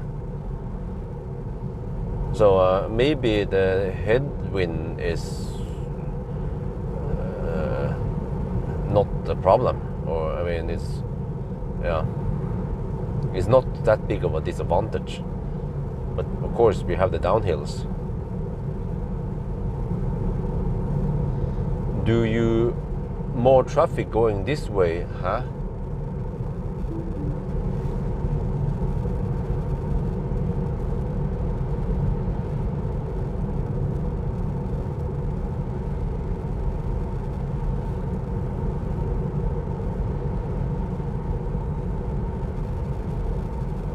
No, we have, I don't know, should it be, or, well, I think by 5, I'm not sure. Those guys at Alvdal, they're probably not headed south, they may be headed north. Because if they would be heading south, then they're gonna be home by, I don't know, 9, 10. It's probably too late for them.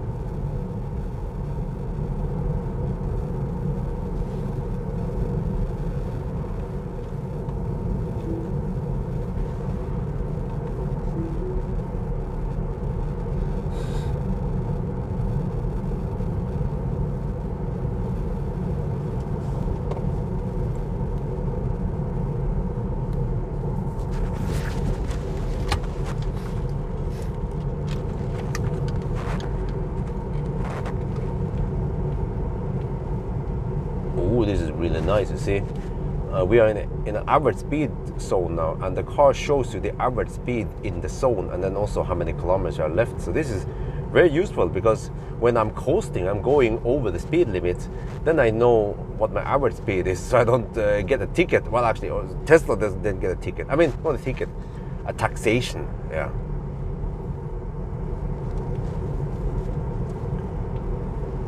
Feature นี้มันดีมากนะครับ ตอนนี้มันเป็นaverage speed zone นะครับ มันจะวัดความเร็วเฉลี่ยนะครับ แล้วก็ผมก็ตอนผมโค้ชนะผมจะขับเร็วกว่าลิมิตนะ เราก็จะได้รู้ว่ามันจะไม่เกินลิมิตนะ มันเกินได้นิดหน่อย แต่ว่าถ้ามันเกินเยอะไปนี่เราก็จะได้ใบสั่งนะครับ หรือว่าเราไม่ได้หรอก แต่ว่าเทสเราจะได้นะครับ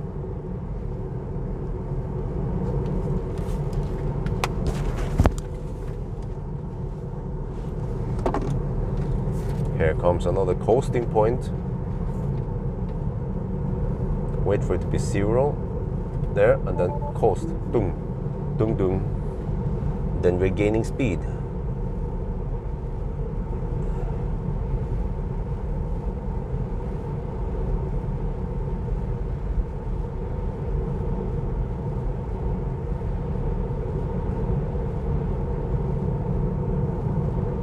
Right, so based on this,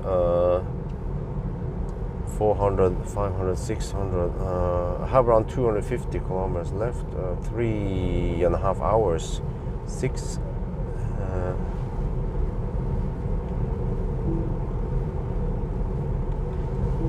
wait, 4, 5, 6, 7-ish. Okay, so I should be home by around 7:30 then.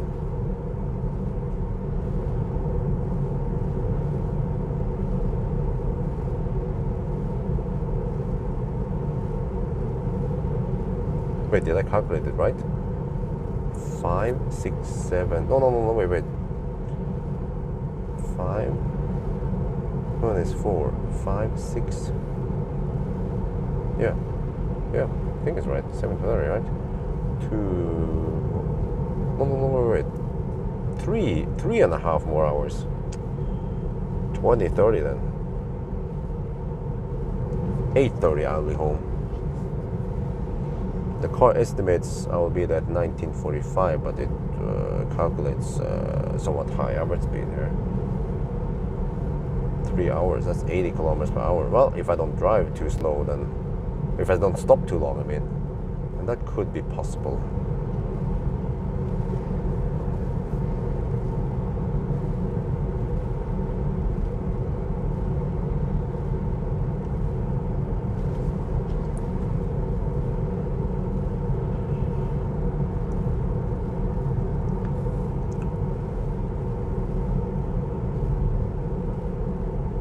Well, average speed has increased to 68 kilometers per hour now on this trip, including stops. Trying to match a 70 kilometers per hour average.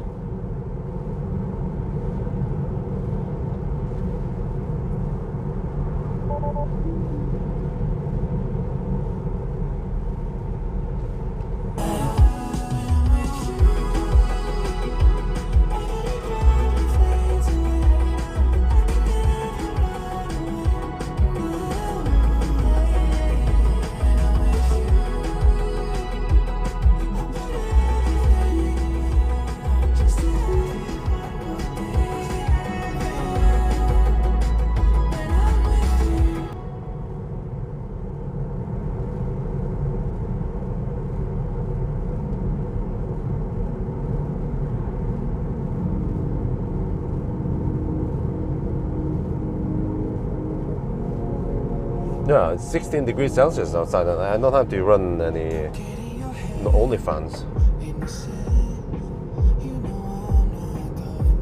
The sun is getting weak now in the evening. This is actually one of the few times I can run no fans for the whole trip. Okay, I had only fans for half an hour, maybe around Folldal.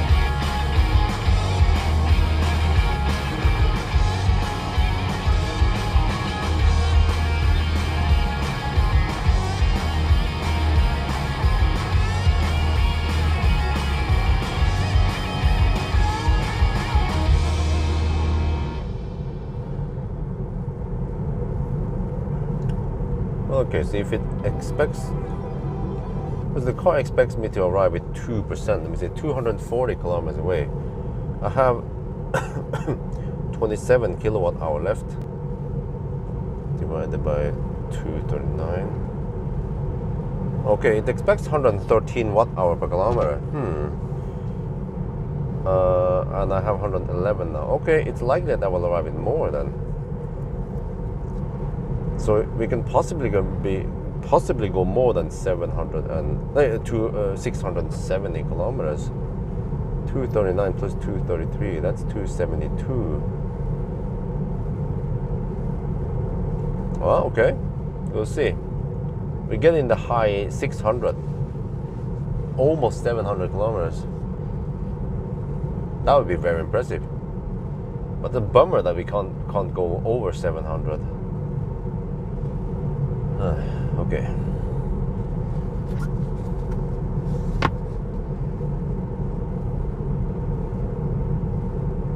We have most of the downhills now until around Atna. Yeah. So it should be that this car is not that much affected by wind. We don't gain too much on tailwind, and we don't take too much penalty on headwind or even crosswinds. But we are, of course, affected by elevation.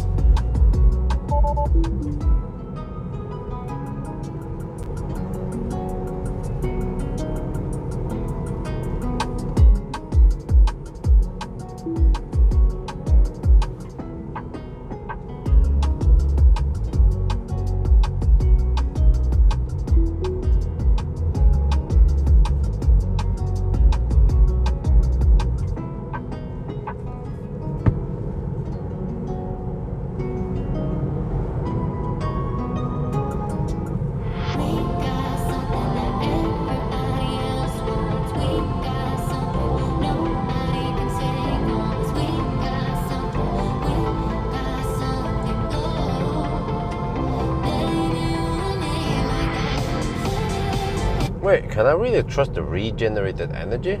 It claims 5.7 kilowatt hour regen. What? That's a lot, man.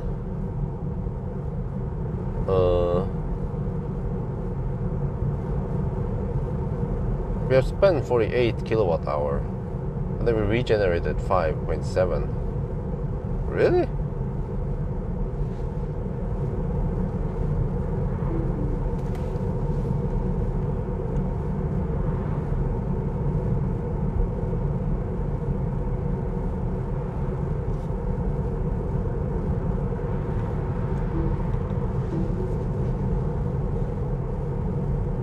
Yeah, car scanner.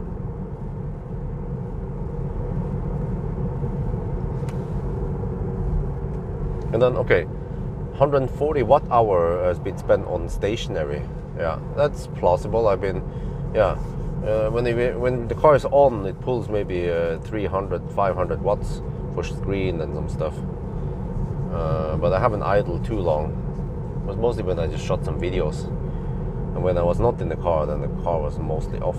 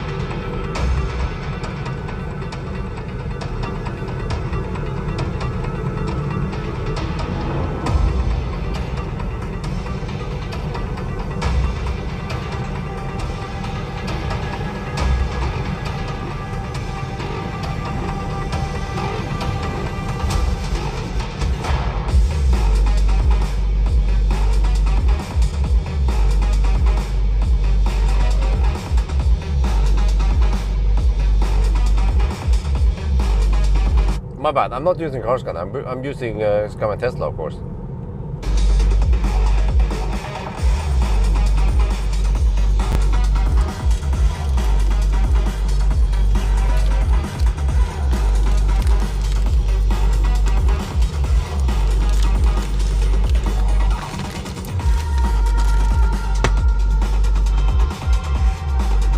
All right, let's coast.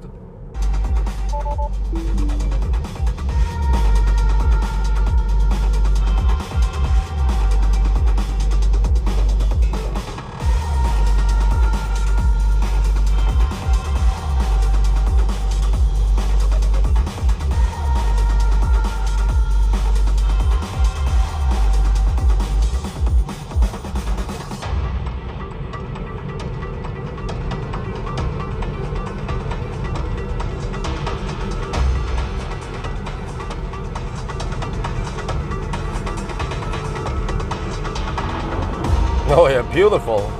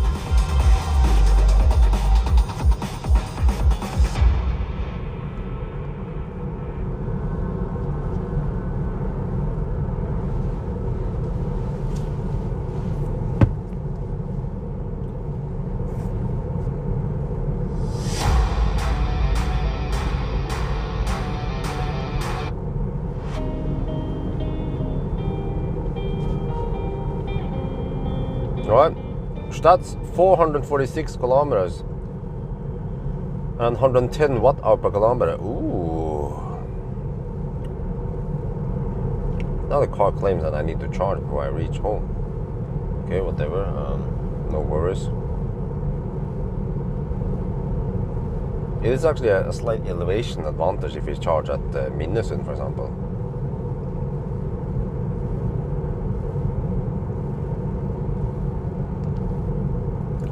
Let's see, 225 kilometers away from, well, I just navigate to Yeshaven, not home, but okay, close enough.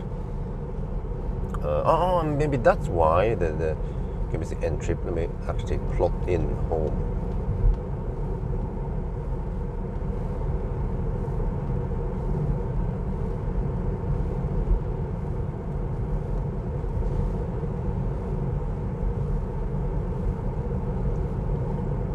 Okay, 227 kilometers away.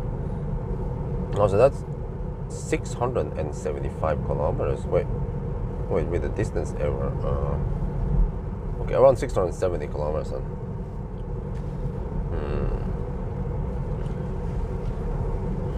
25.7 kilowatt hour left, and 227 kilometers to go. That's 113 watt hour per kilometer. Yeah, which means that we can barely make it there. Auto wipers, it seems to be okay, but I haven't driven that much in the rain yet.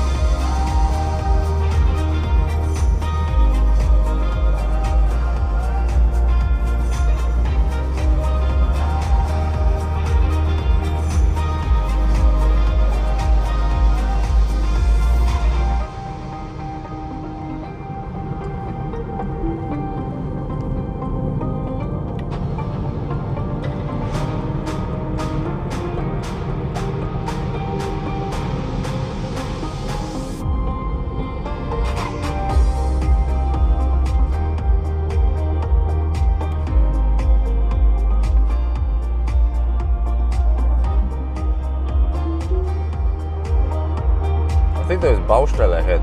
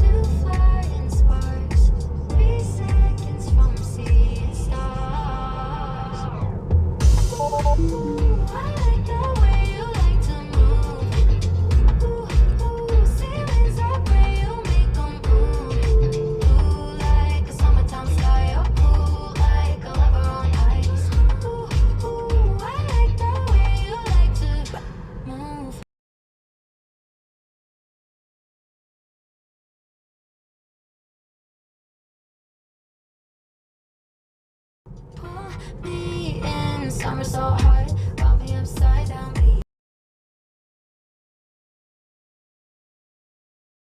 It's true. Don't you feel it too? Heartbeat go like boom, boom, boom. You're all I wanna do. Ooh, ooh, I like the way you like to move. Ooh, ooh, ceilings up where you make them move. Blue like a summertime sky, you're cool like a lover on ice. Ooh, ooh, I like the way you like to move.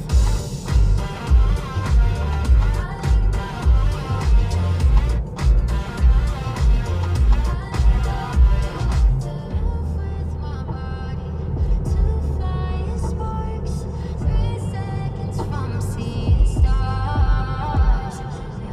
Ooh, ooh, I like the way you like to move. Ooh, ooh, ceilings up where you make them move. Blue like a summertime sky, you're cool like a lover on ice. Ooh, ooh, I like the way you like to move.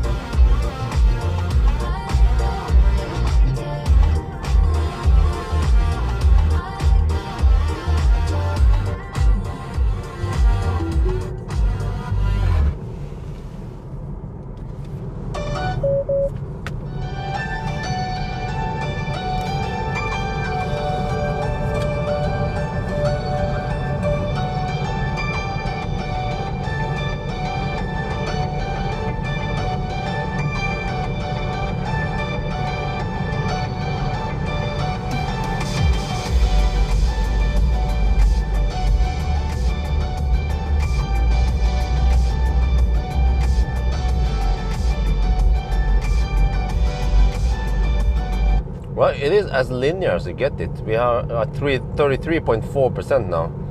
We spent 50.2 kilowatt hour and have 25 kilowatt hour left. Well, it could seem like we can get 75 kilowatt hour. Really? That'd be great.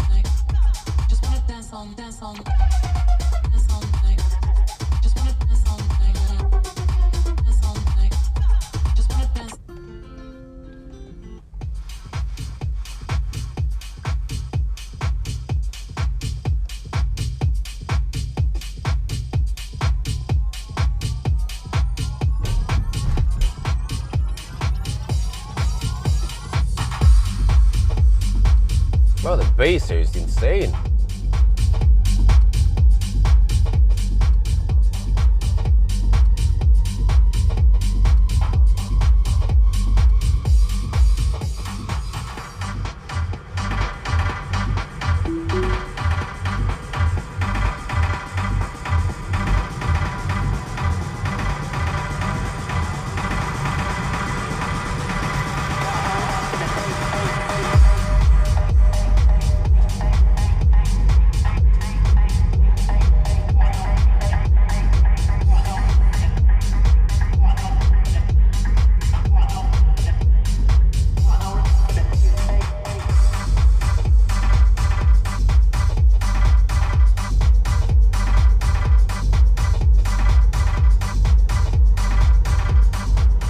No, we're taking the straka vägen home now. Österdalen, then Elverum, and then home.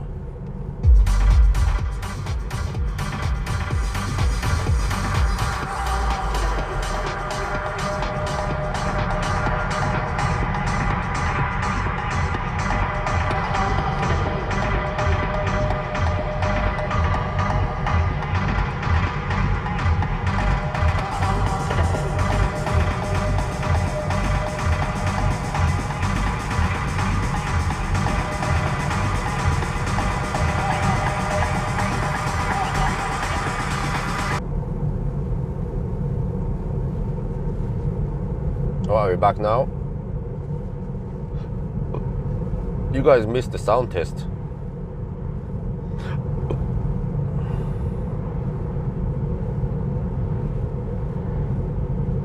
Did you get the sound test? I was testing the stereo.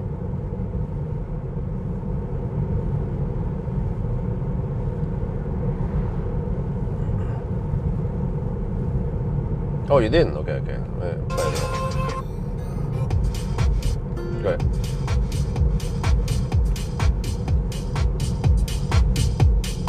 How good is the sound system?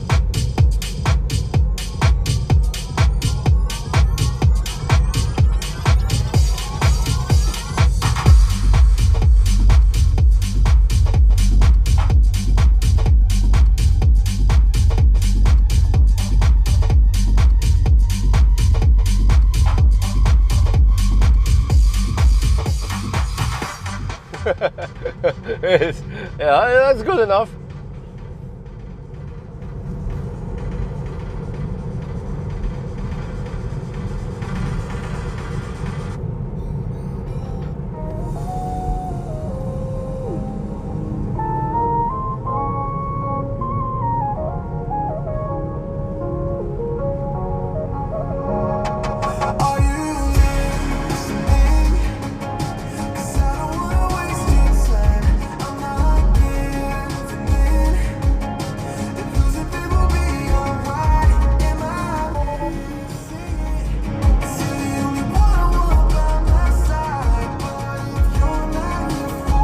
Oh, consumption dropped to 109 watt-hour per kilometer. Oh.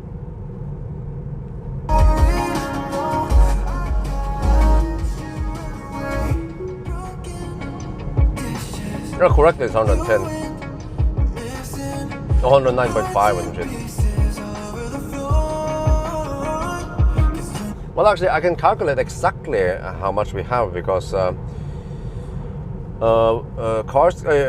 my Tesla reports 51.6 kilowatt hour, and then if I divide it by distance 472, I get 109.3 kilowatt hour watt hour per kilometer. Oh, wait, huh? Really? Okay, whatever. No, I can't get you out of my head. Worry that you're just gonna forget. Oh, baby, did you hear me when I said, are you listening? 'Cause I don't wanna waste your time. I'm not giving in. And losing people be alright. Am I missing it? 'Cause you're the only one I want. Let me shoot the moose while we pass.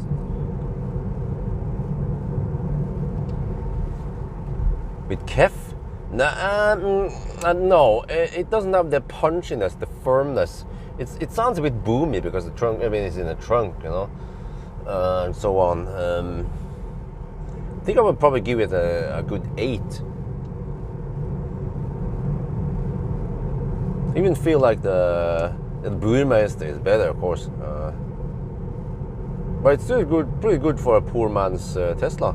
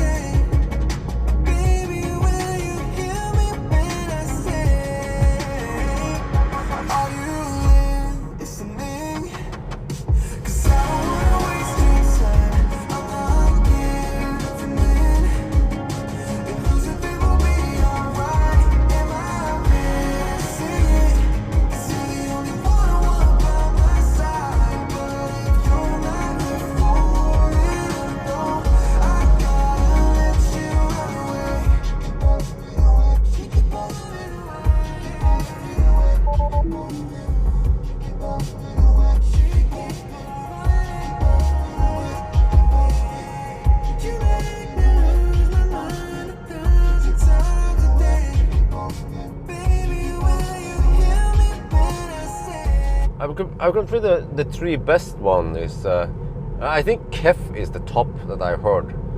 The best is Kef. But then I almost feel like, the Lexus, the Mark Levison, sounds better than the EQS even. I was just blown away literally by how well the stereo and the Lexus sounded.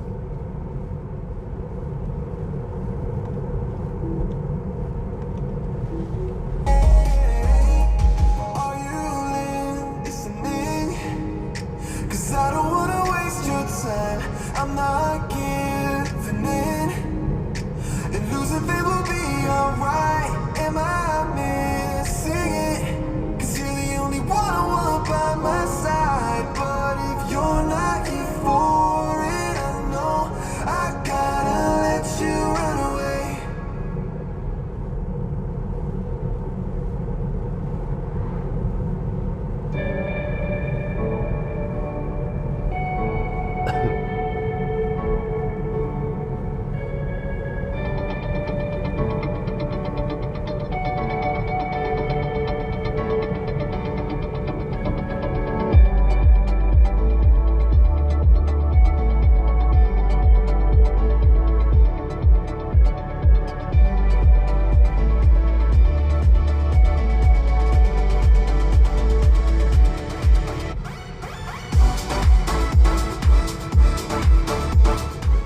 Yo, what's up?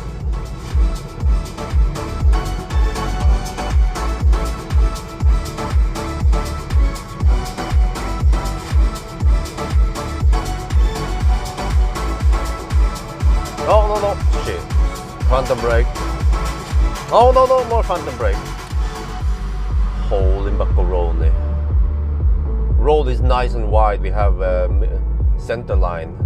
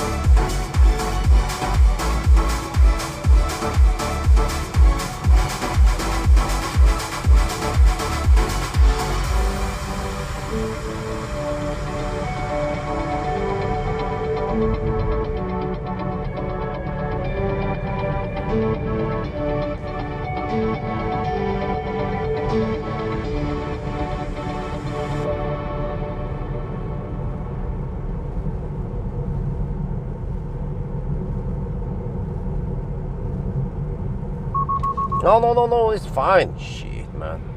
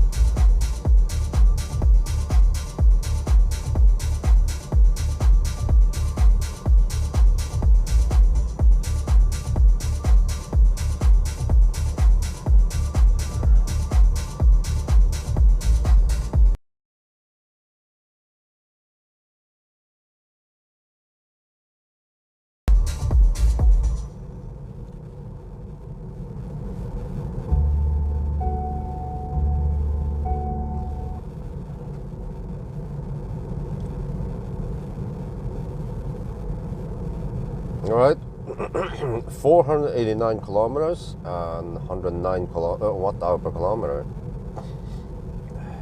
We have 22 kilowatt hour left supposedly, which should be good for, well, 200 more kilometers, hopefully. That puts us at almost 700, like 690 maybe.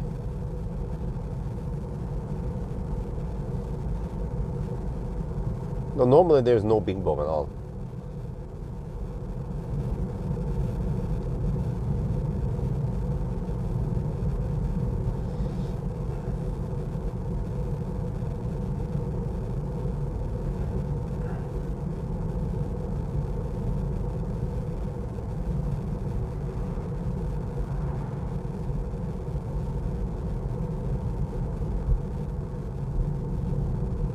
No, he's gonna front brake then. No.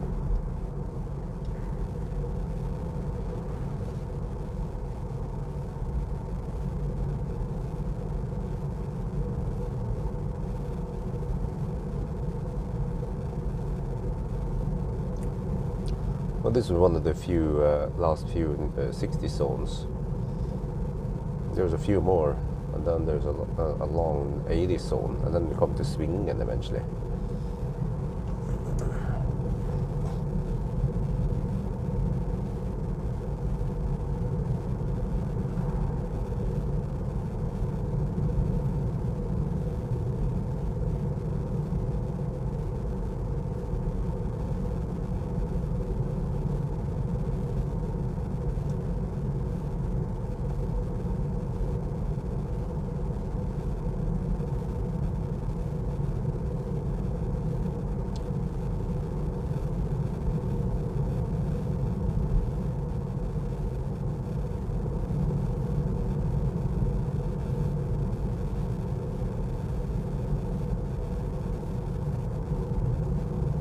Well, look at the energy graph here.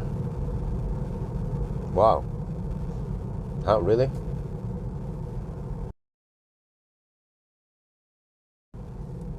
For the past 25 kilometers, I averaged 83 watt hour per kilometer.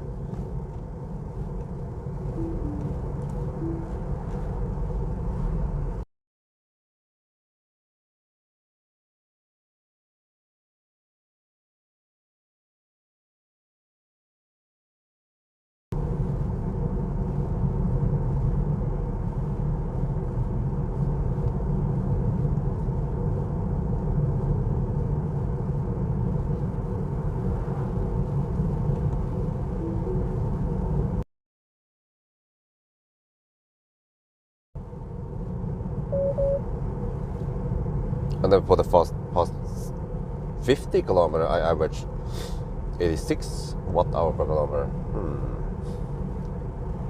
Why was it so low?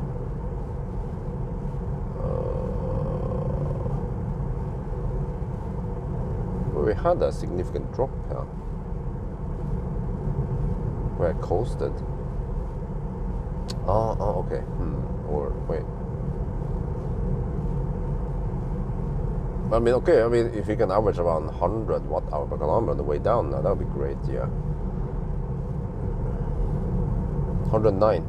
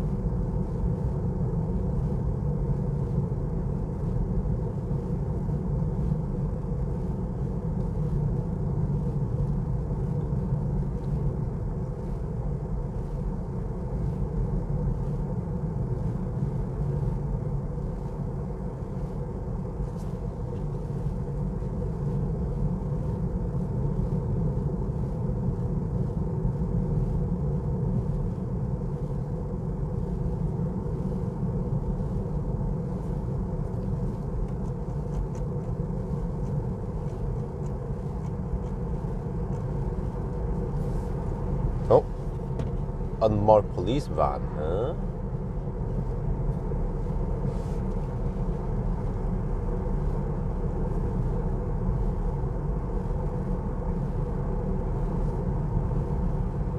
I'm surprised that there hasn't been any flooding over here.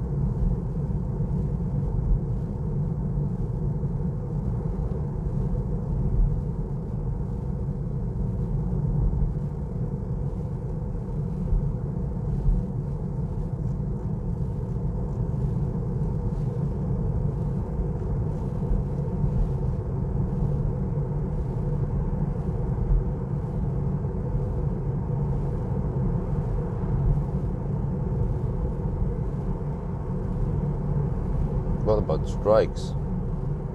Are they an issue? Well, just block the cabin camera.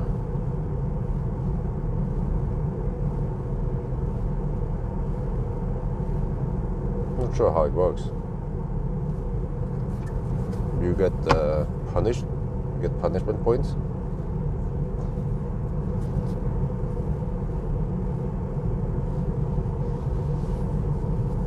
Oh, I didn't know it's going to be sunny over here. I thought it would be cloudy here. Let me try to clear the windscreen at least with OnlyFans.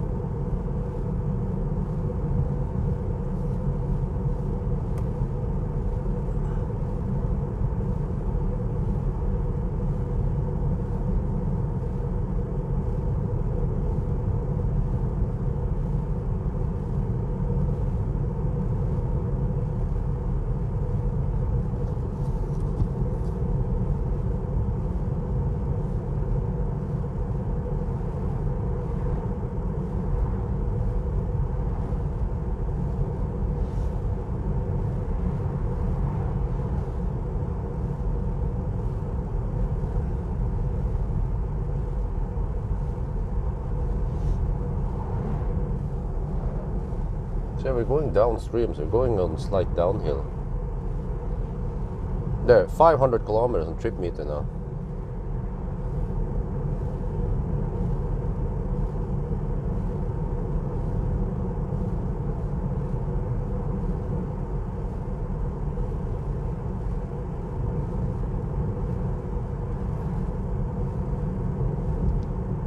I didn't do a distance check.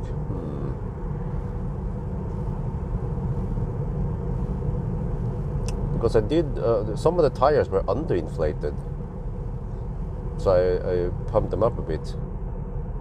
But when you increase the tire pressure, you also change the distance error thingy. Because suddenly it means that, well, how is this? If you increase pressure, you still have the same RPM, but you're suddenly covering a longer distance, which means that you actually cause the car to underreport. Yeah, if you go too much, you move more toward underreporting, and then if you let off air, then you go into over-reporting, which means that I had 0.5% I had 0.5% over-reporting. It should be then close to 0 now, or possibly 0.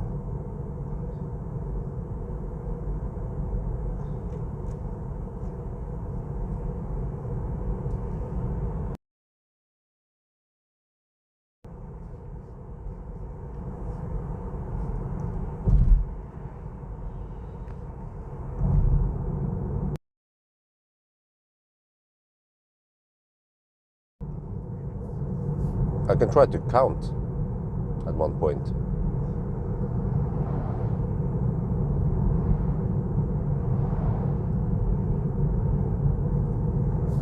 First I have to wait for the tick. There, 503, okay.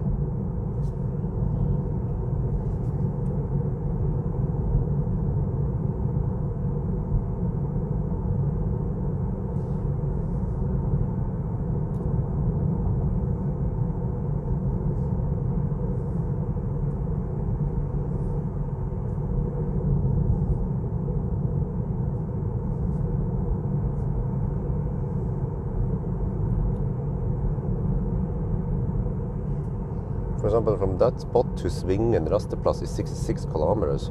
Not sure how accurate I can get my measurement only on 66 kilometers.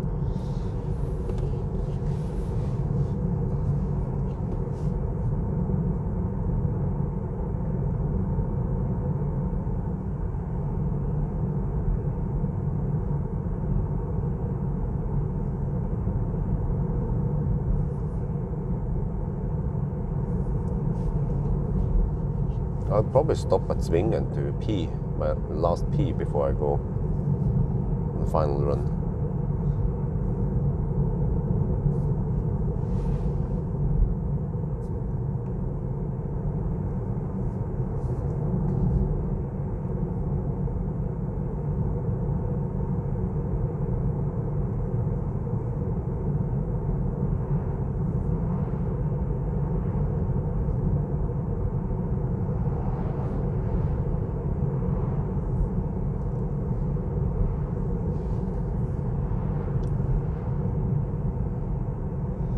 It's almost 6 now. Do I really have 2 more hours of driving? Yeah, I have possibly 170 kilometers. Yeah, at least 2 hours of driving. So there's 6, 7, 8. Yeah, it's going to be 8:30, like I estimated initially.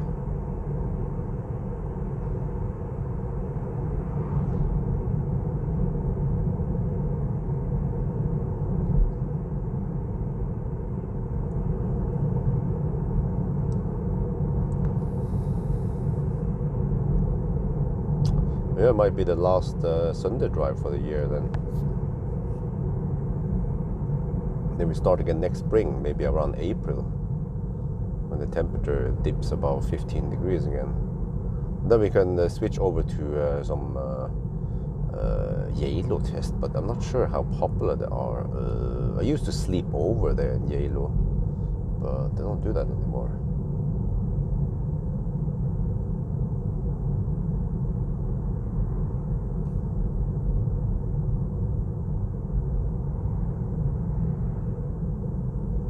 Series 5, huh? No, I don't think so.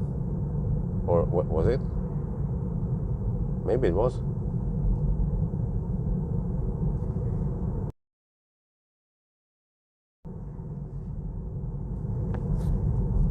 I assume that was a question. not a statement.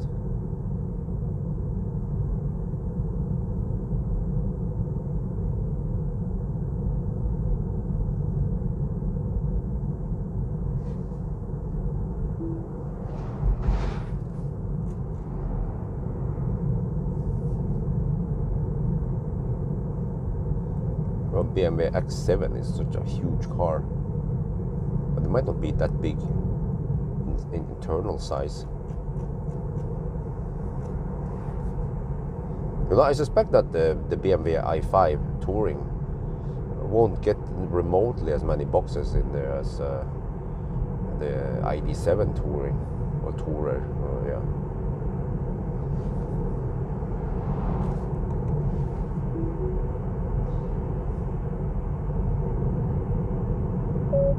Extreme cold as well. We have to run into that first, and not sure when and so on. I had to look at some tickets. My mom checked up some tickets, possible cheap tickets for traveling. I had to take a look once I'm home.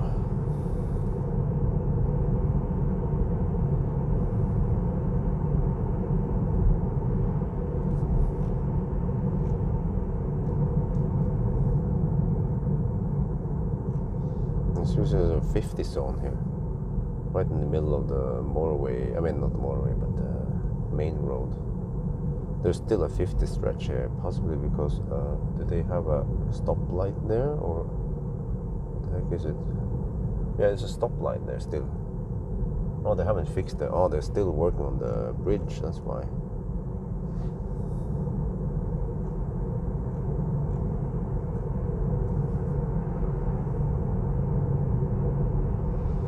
Oh, 108 watt-hour per kilometer. The consumption keeps dropping and dropping. Oh. The plot thickens. It becomes real thick. Because in the past consumption has been quite low. Yeah, like the past 50 kilometers, 90 watt-hour per kilometer. What the heck, man? Well, you know that alien technology is Tesla alien technology is superior, because Tesla kicks ass for the Lord.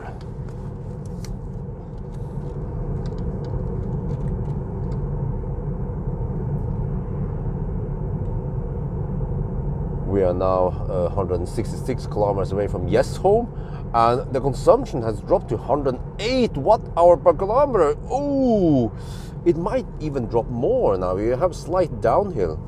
So it seems like this car is not affected by the headwind that much, but it gains on the downhills. Look here, for the past 50 kilometers, we averaged 90 watt-hour per kilometer. This is simply amazing. Can we go 700? Oh, we have to see.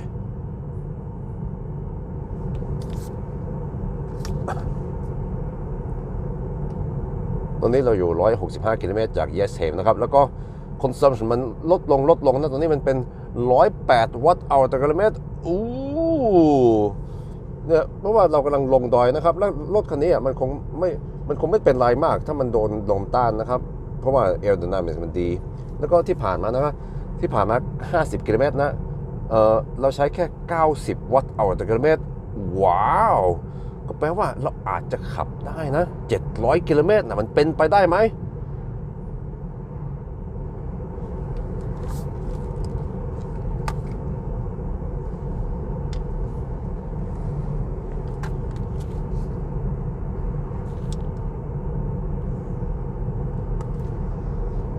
Well, there's only one way to find out. We have to finish this. I have 19.7 kilowatt hour left. And, well, the ideal range, but that's kind of useless. 145 kilometers of ideal range. Okay, we don't care about that. We just look at kilowatt hour left and percent. Current drive, huh? Wait, that was from, I think it was Yashkin the last time I stopped. Okay, I might want to hop av i svingen. But I also need to try to figure out distance error somehow. I could look up on the my clip At one point I might have shown the position and also the trip meter, and I can then calculate the distance based on that distance error, because I did drive a little bit back and forth for finding the thumbnail shot.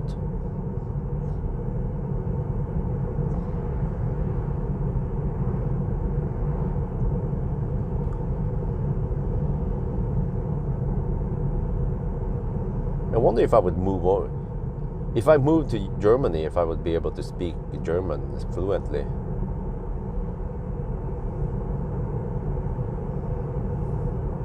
But maybe it helps that we have nice and smooth asphalt and it's 14 degrees Celsius outside. So the headwind seems to not be a big problem.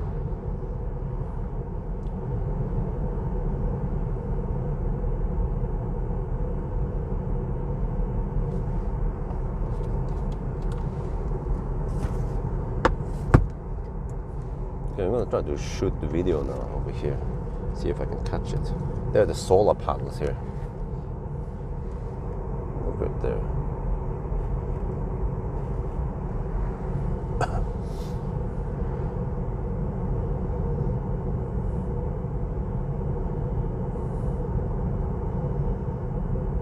Charging needed to reach destination. Okay, really? We have 19.4 kilowatt hour left, divided by distance to yes home 161. We can average. Really? We can average 120 watt hour per kilometer. Really? Because 515 plus 161 is 770. Look over here. There are solar panels being set up here. There's a solar panel farm, maybe hard to see, but these panels seems to be at around 45 degrees angle. Yeah, would almost make sense to make vertical panels here, right? But solar panels so far up north, a solar panel farm? Really? Okay, now I've seen it all.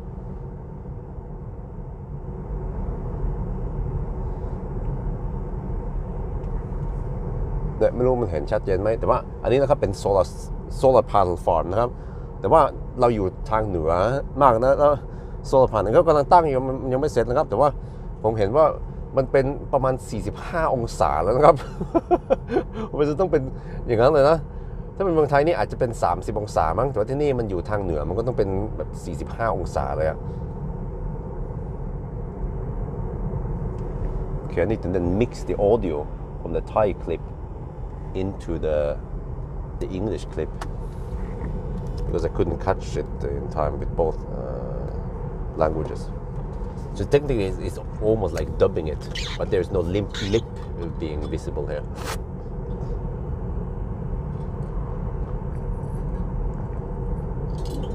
Yeah, but because we drive so slow, where was the wind now? We have 5 kph, we have 5 kilometers per hour headwind, which is like 1.5 meter per second headwind. So it's so gentle headwind that this car is not that much affected by it, you know. It's so aerodynamic. But we get the downhill advantage on the way back now. What goes up must come down, right? Let's see what elevation are we at. 266 to 285. So we still have some downhill left. So there's a possibility we could average around 100 watt hour per kilometer on the remaining leg. The consumption will flatten out once we hit the motorway. Yeah, especially over there we have to cruise at 80 all the way. But here there are some 60 zones also where we go slow and drop the consumption. So which means that I have 19 kilowatt hour left. It's possible we get 190 kilometers from it. Plus the existing 518. That is over 700 kilometers. Oh, game over. Elon Musk is the Lord. Last time it was 640 kilometers, but it was, I don't know, maybe not optimal. I was hammering it, semi-hammering it, and run the heater. But now it's in a super stingy mode. Didn't run the heater at all. It's actually nice and comfy in here. And then 14 degrees Celsius. Yeah. Hail to the king! Elon Musk for president. What if I trigger many people if I post that in the thumbnail?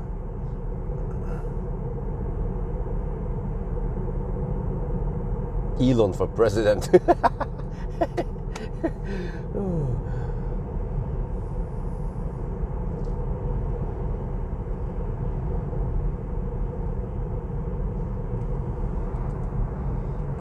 But we have the low sun now. The low autumn sun.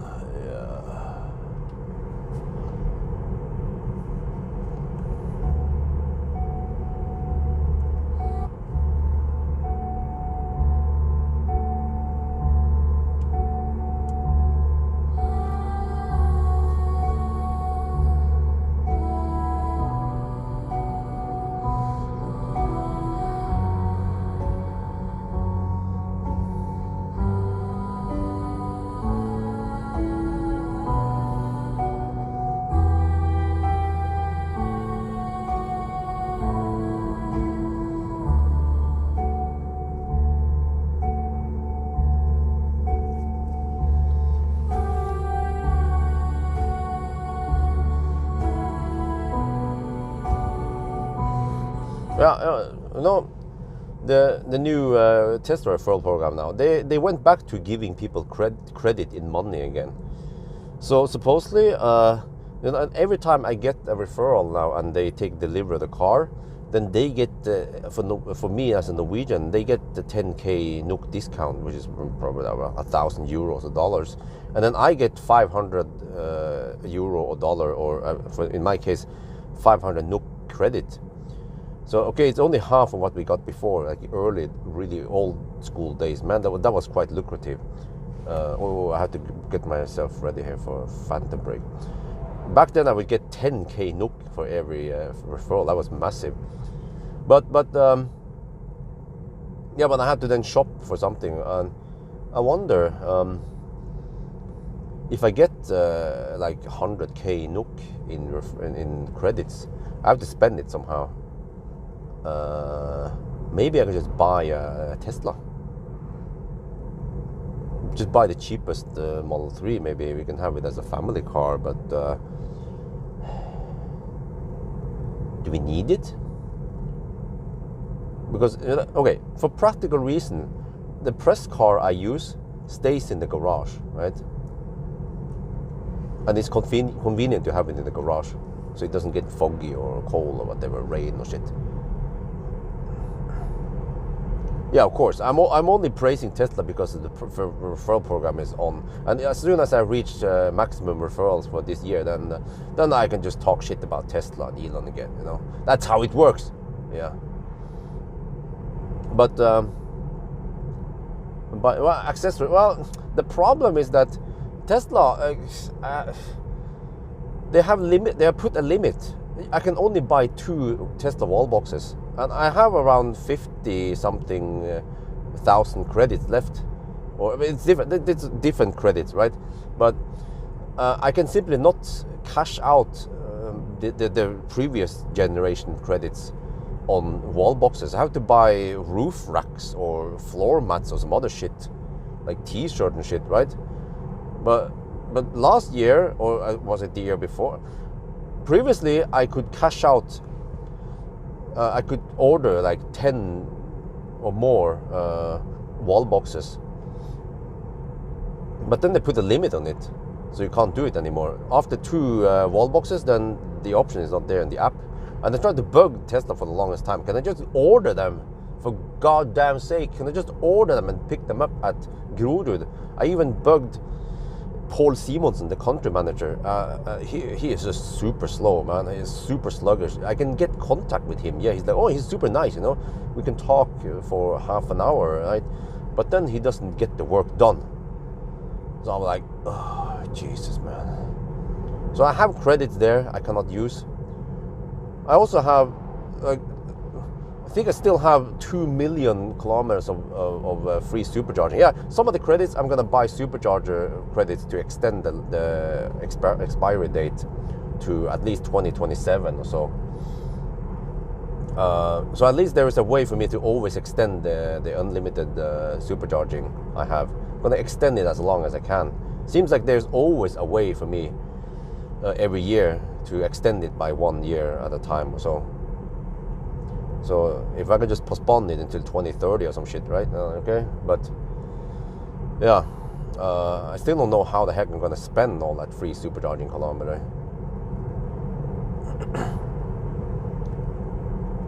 I could put some taxes in my account, and then they're gonna burn through lots of supercharging. Every time I go to Gardermoen supercharger and also Kløfta, there are plenty of taxis there. Usually in evening, afternoon, or morning or whatever, like not super high time, but there could be 4 or 5 taxis charging there. So be like, hey, do you guys want some free supercharging? I don't care. How 2 million kilometers? I can calculate how many 100,000 kilowatt hour that is, or at least tens of thousands of kilowatt hour.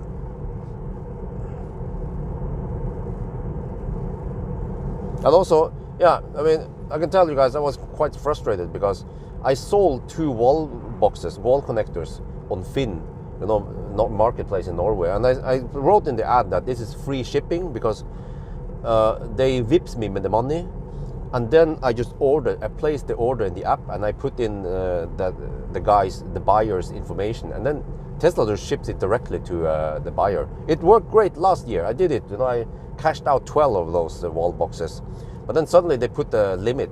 I don't know how the heck they figure out this, or what did they do, but they just silently put a limit there. But then the last sell I did, the guy, there was a send, like a not confirmation that the item was sent. There was a tracking number, but the tracking number was Tesla something, and when I click on it, it claimed there was invalid tracking number. I was like, huh? And then even like over a week after the email about it being shipped, the guy didn't receive it yet. I was like, huh? What the heck do I do? I already got the money from him, and he wants the product. So I emailed Paul Simonsen again, and I thought I'm gonna call him eventually, but I didn't want to call him in the weekend.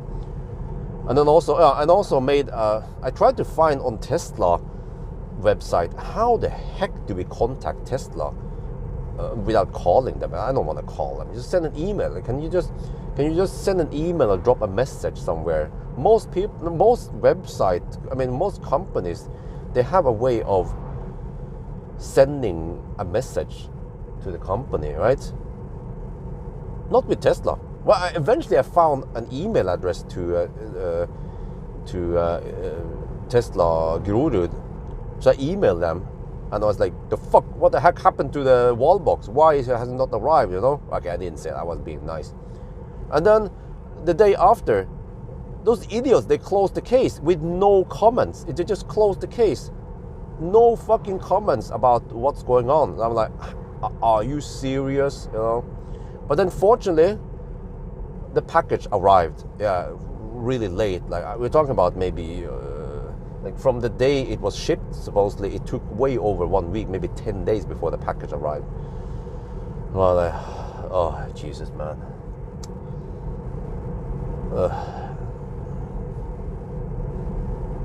I mean, they are really good at software, right? They're good at developing shit, but when it comes to customer relationship and just dealing with minor things like shipping out items and responding to customers, they really suck balls. Plus that, at least for me, if I can just get a little bit of attention, I don't need plenty of attention, but just a little bit, just they can fix this shit. No.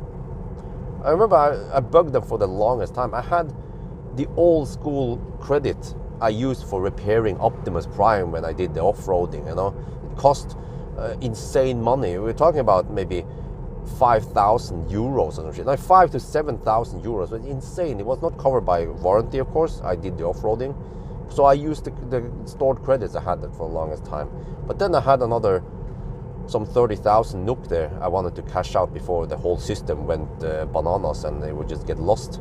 And it took forever, man, for me to just place the order because there's no mainstream way of doing it, and I had to bug Paul Simonsen. I had to ask Nora in PR and such. I don't know how the heck I solved it. Eventually, some dude at Tesla, Grorud, contacted me, and he placed the order, and I could pick up the items there, 7 or so wall boxes. Yeah, but when this year when I contacted him again, then he didn't reply. What the fuck is going on over there, man? So poor customer relationship.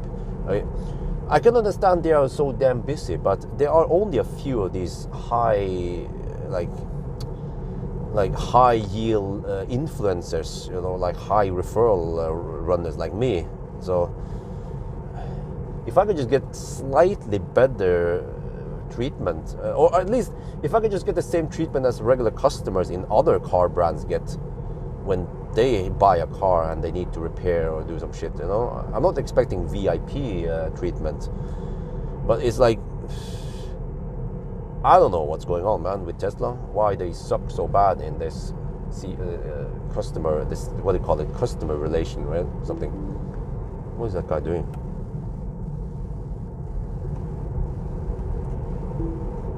Okay. Toyota, do I pull out?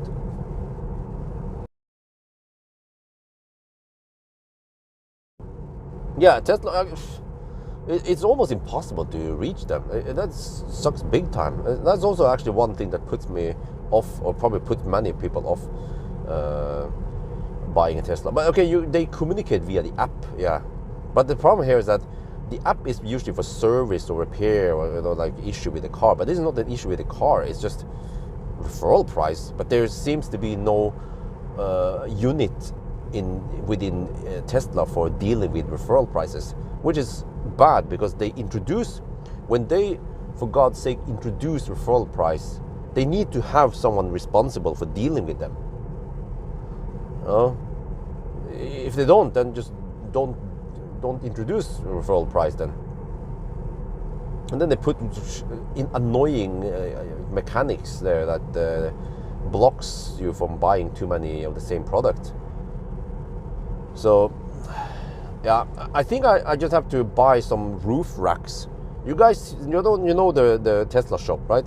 There are some roof racks, some floor mats, some Tesla key, whatever it's called, the liquor thing, some caps and some shit. I don't want to go for the low value. Plus, I also have to check.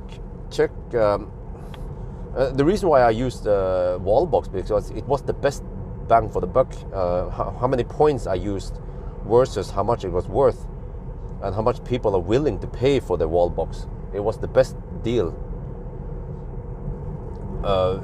Other things, maybe I need to go for something expensive, but whatever that I get good ratio. Yeah, I also, of course, I did the math last year.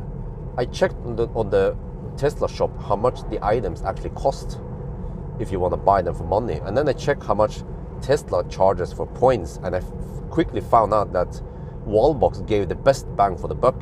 The other ones, they were pretty bad. Tesla probably figured out this, and so they adjusted the points needed to buy certain items. Shit. So actually, if I buy roof rack or some shit, it might. I don't own a Tesla. 2, I have 2 million free supercharging, 2 million kilometers free supercharging. But I personally, since I don't own a Tesla, then I also don't need those accessories. I could of course just give away some to my friends, like, yeah, Valdemar, if you need something, or Marcus, you name it in there, whatever, if I can buy it, of course. Yeah, and I could just give it to them for free. I don't care.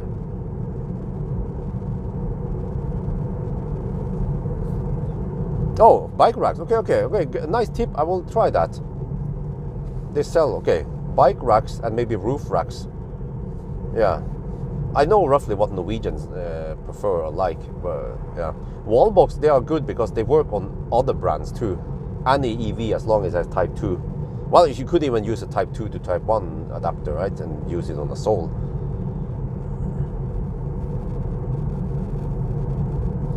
Oh, the credit? No, I don't have that much credits. I have credits worth maybe just 5. The remaining credits are worth around 300, 400. No, no, 3,000 to 4,000 euros only. The remaining credits, so it's not worth that much. And then rent it with free supercharger. No, I don't want to deal with that. I have a way better idea. Just make a deal with someone, and then let them put their car in my account, just like I have put Marcus Beal's account, cars. I put the Plaid and whatever, the Highland or whatever, in my account, and then we'll be consuming the free supercharging. So it's quite easy.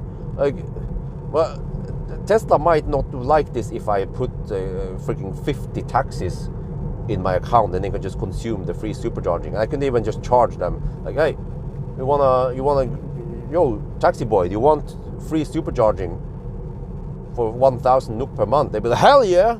They can charge as much as they like. I don't care.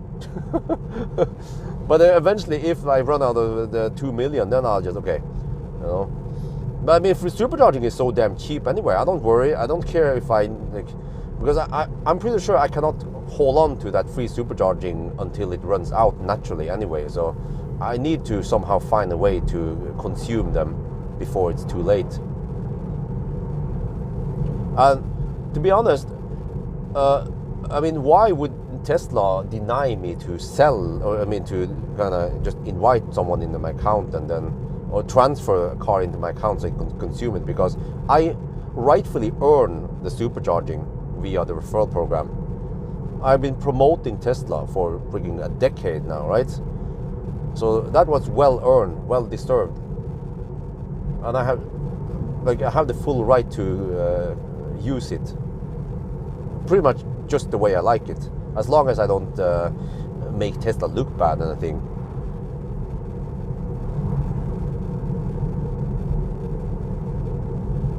One NOK per kilometer, yeah. Well, but I don't want to, no, you know, keep it simple, KISS. I don't want to handle all that shit, because in order to do that, I have to then export.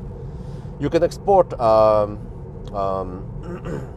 you can export a log, you know, and then you can, but then you have to look up in the VIN and find out how many kilowatt hour that car consumed for that month. So I then have to script it to figure out how much you have, and then send your bill or something. No, just keep it simple. Just, okay, like, are you a big spender? Okay, you can buy unlimited access for 500 NOK per month. If not, 1,000. I think I wouldn't go higher than 1,000 NOK or 100 euros.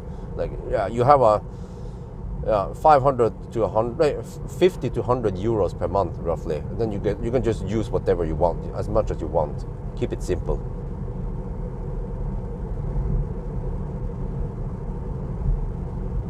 It would be a shame if 2 million kilometers just expired. I think I might be at 1.9 million by now, but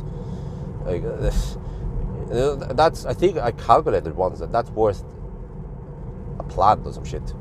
Like, it's like 100,000 euros just sitting there. You know, if I could sell it, I could use that to pay for the house and shit. You know, I could finally get some curtains and yeah.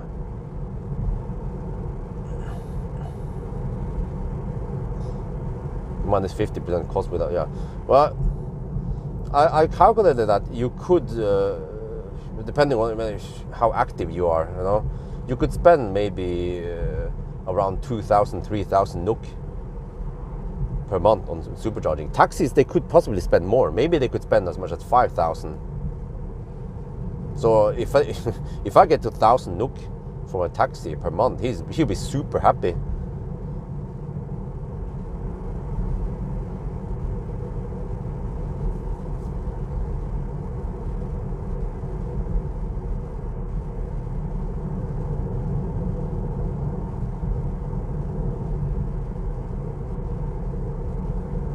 Okay, wow, it's still 15 degrees Celsius outside. That's good.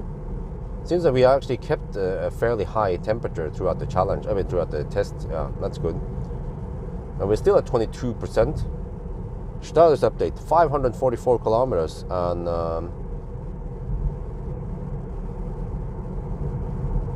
yeah, 8 watt-hour per kilometer.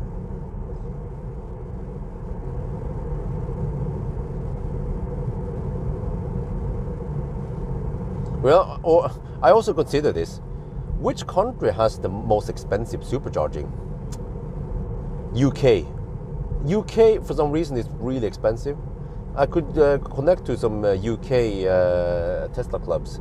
Be like, hey, yo, you want to get some free supercharging? Okay. £100 per month, you can charge as much as you like. They'll be like, oh shit, go for it.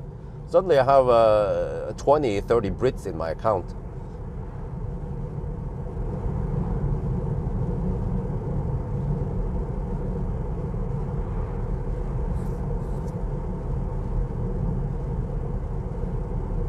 Oh yeah, Felix, okay, Felix, for you, you can move your account. I mean, you can move your car into my account. I'm not gonna charge you anything. You've been so nice to me over the years, you're helping me and whatever. So of course you get it for free. That's actually the best if I can find friends who wants this. You know, also Marcus if he wants anytime. Marcus or Valdemar or like close friends or VIP. They can just join my account and get supercharging for free, of course. I don't care. I'm just happy that I get to spend that shit. And I mean, my friends, they will remember, you know. Just like the parking, the airport shuttle service, I kind of said, okay, like, fortunately not many people contact me. There was one dude, he was like, oh, can I park there? I was like, you can park here in October, but if I'm busy, then you have to get to and from the airport yourself. So the problem is not that it takes time, but the problem is that I have to be there right when they arrive, you know, for pickup and delivery at the airport. But David from Elbilmek contacted me, and he wanted to go to, they were going to Latvia for some birthday celebration. Of course, he's always welcome to come here. So he was there earlier this week, 2 nights. And so VIP people from Elbilmek or Valdemar, Pawel and stuff like that, you know, they're always welcome. And same if you have any long-time patrons, they're also welcome. But then I need to just look up on them just to verify that they're not lying.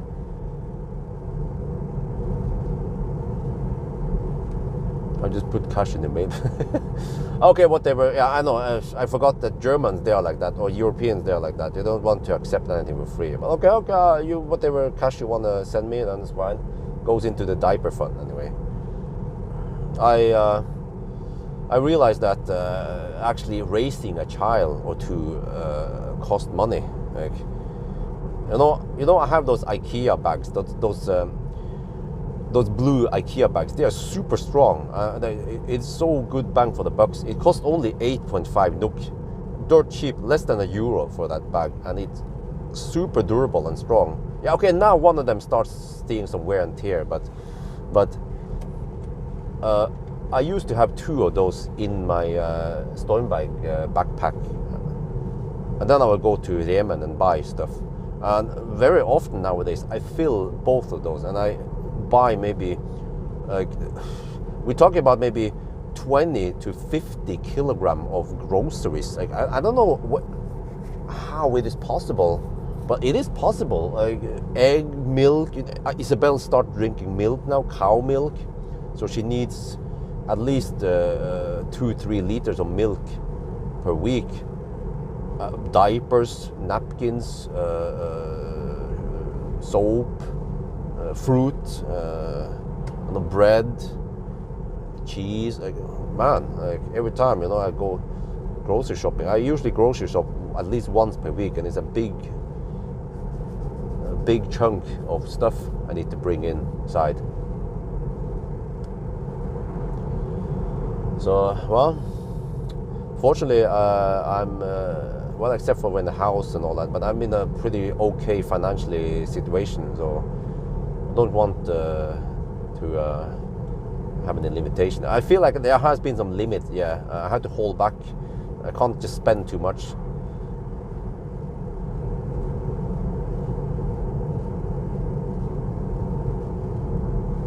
But at least when the kids, Isabel and Axel, when they need clothes or boots or whatever, yeah, I go buy it. Also, we needed an extra stroller at the kindergarten, so we went for a second-hand e-Priam, no, a regular Priam. It was 5,000, no, kind of expensive. Maybe on hindsight, I should have bought whatever other brand. I went for Priam because we have the same equipment. It is interchangeable.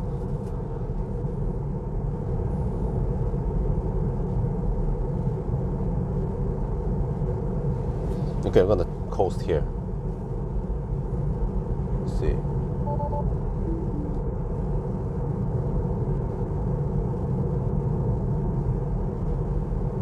Yeah, wait.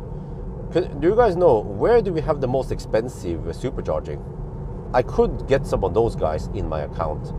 I mean, what is the worst thing that could happen if Tesla doesn't like it for some reason? They'd be like, yeah, we don't like that you sell your free supercharging. You're supposed to consume it yourself. How the fuck am I supposed to spend 2 million kilometers of free supercharging by myself, right?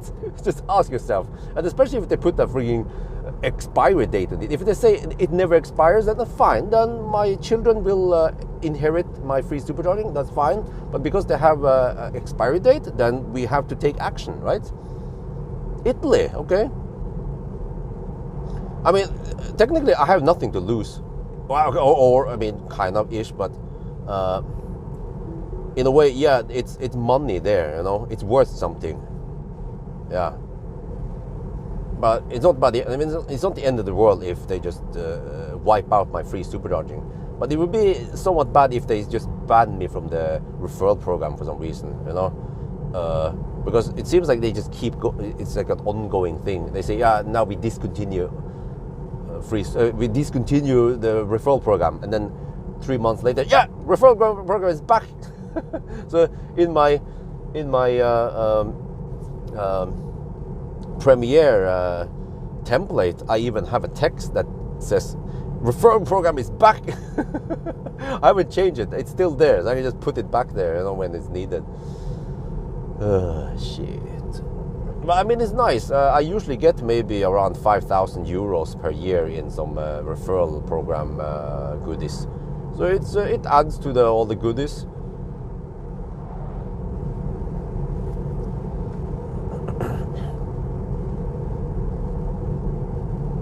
But eventually, my channel and the sponsorship and everything, and the merchandise that we haven't started yet, should be so big, and the sponsors that Tesla referral programs just becomes a drop in the ocean, and then I wouldn't even care too much about it.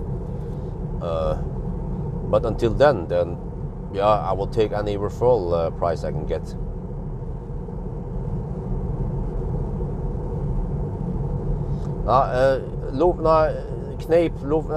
Luff is not that great. I mean, it doesn't have that good benefit. I eat speltbrød and havre with high fiber percent. I don't remember how much it was, and they cost roughly 45 NOK per bread. But I also eat it myself, yeah. But it's just a drop in the ocean, man, compared to all the other stuff we have to buy, like napkins and diapers and stuff. But eventually it's gonna fade off once Isabel grows bigger. Also the clothes now, especially Axel, he has to go through so many different sizes of clothes. But eventually things are gonna calm down.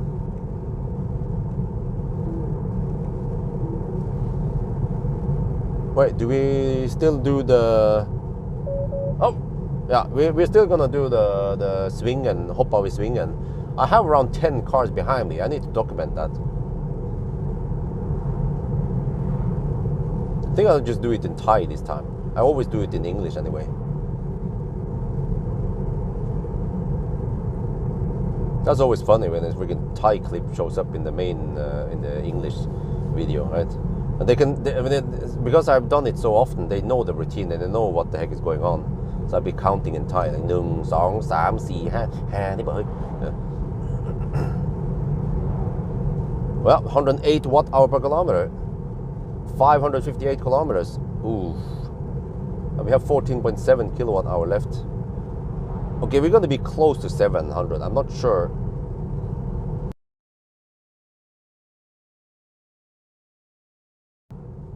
But it might be around 50 kilometer improvement over last time. But then last time wasn't optimal.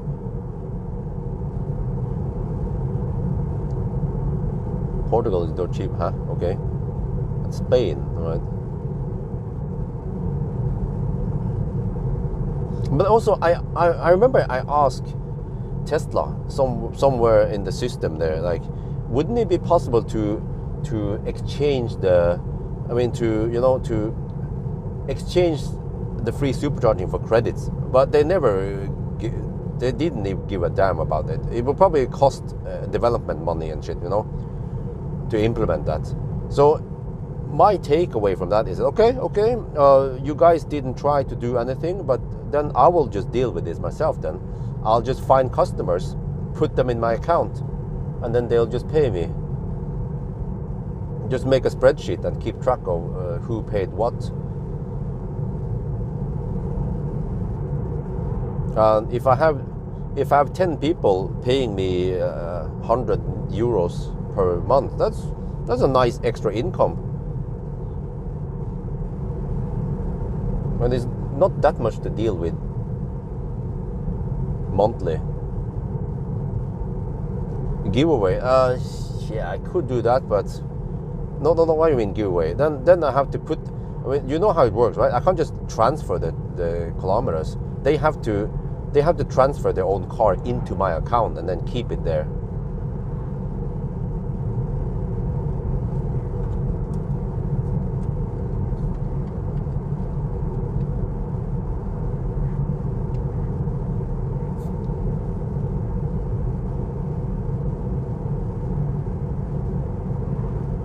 But I'm more planning on doing this silently, not like in a video. Like, oh yeah, look at this! I'm gonna cash it. No, I'm just gonna ninja this, right?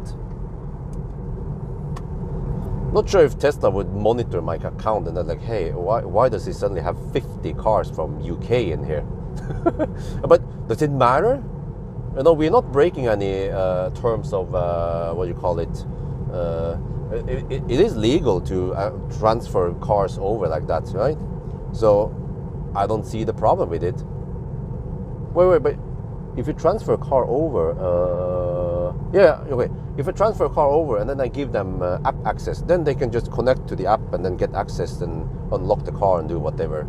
So of course they have to trust me. Actually, they have to trust me more than I need to trust them, because they have to transfer the car into my account. And then if they don't pay, then, well, if they don't pay, I have the car in my account. They better pay, right? I can just remove the app access, for example.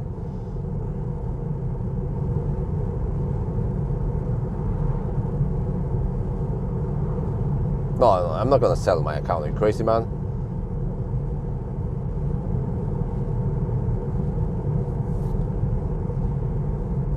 But of course, I'm an honest guy. I'm not going to scam anyone, so it's fine.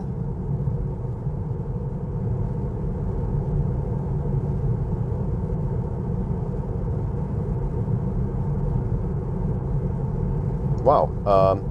Since Yashkin, well, that was higher elevation. Yeah. Since Yashkin, we averaged 95 watt-hour per kilometer.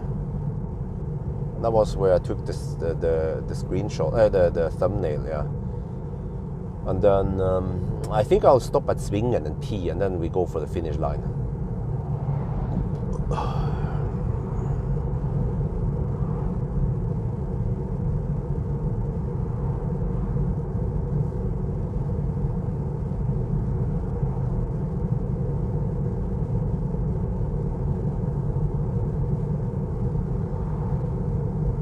Get the car and ready. No. Just like I said, it's way too complicated. Keep it simple, stupid. Don't want to deal with renting out or shit like that. Just get cars in my account, and then they use free supercharging, and then I don't care what they do, where they go, whatever, as long as they just pay me monthly. Maybe someone, if they want to pay up front, that's also fine. That's even better. Then I have to bug them every month.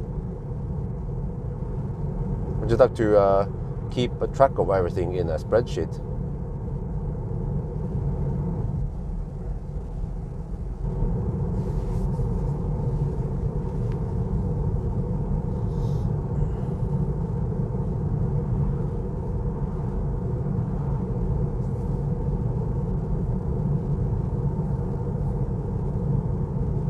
So maybe Tesla, they are just hoping that big YouTubers like me, they don't try to cash out free supercharging or other referral prices.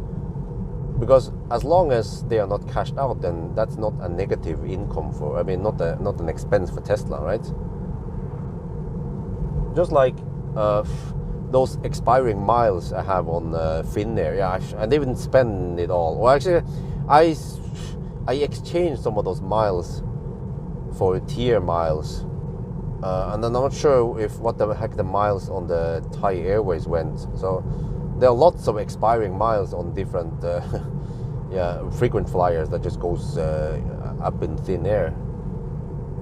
So that is, of course, free money that you could have cashed out in some trips or whatever, lounge access or whatever. So yeah, airlines, they probably know this, that lots of miles will expire. I mean, why the heck do they even expire in the first place, right?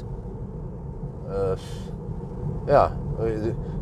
Okay, give me a good damn reason why my miles should expire, right? You purchase something and you get the bonus. Why should they expire? Because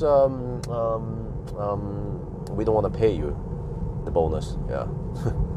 Simple mechanics to avoid paying out. It's sneaky, but it's not illegal.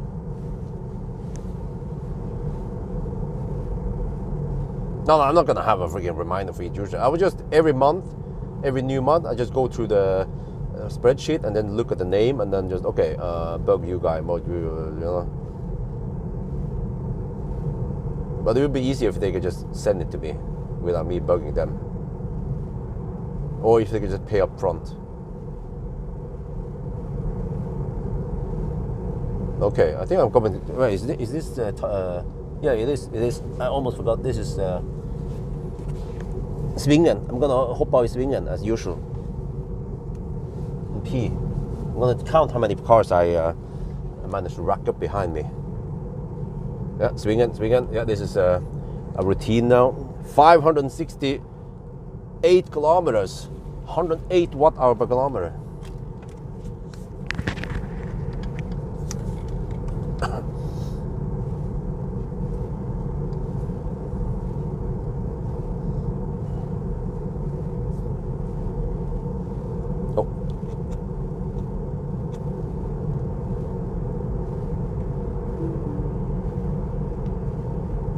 Alright, we're getting close to Svingen, and as usual, we're gonna hop out with Svingen, yes. And I have a bunch of cars behind me. We need to count again.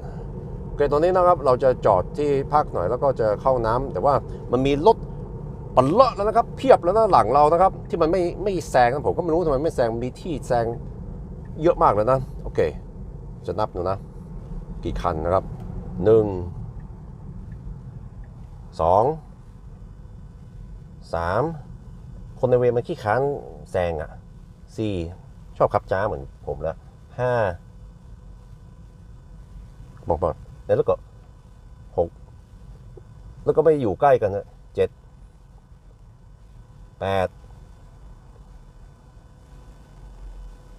9ปัดโท10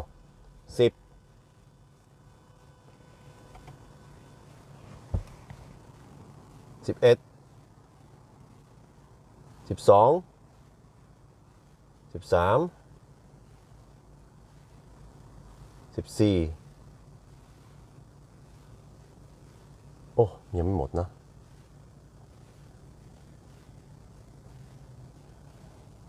นี่15 16 แล้วก็อันนี้17แล้วก็18ข้างหลังเราอีกคันหนึ่งนะ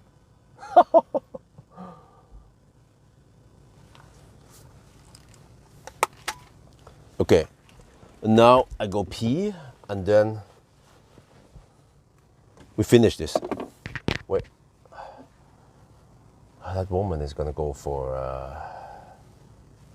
Yeah, okay, I have to take the urinal.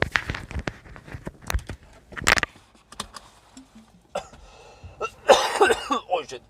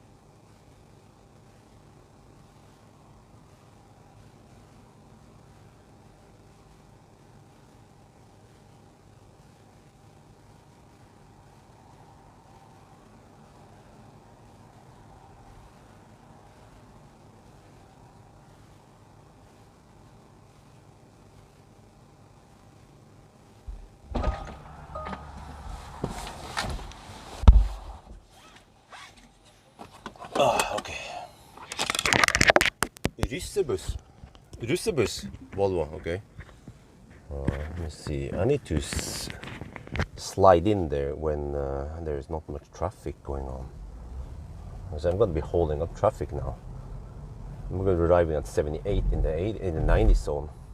So I have to wait until there is no traffic before I poke in. Because here there is no overtaking for a long time. Actually for 7 kilometers roughly.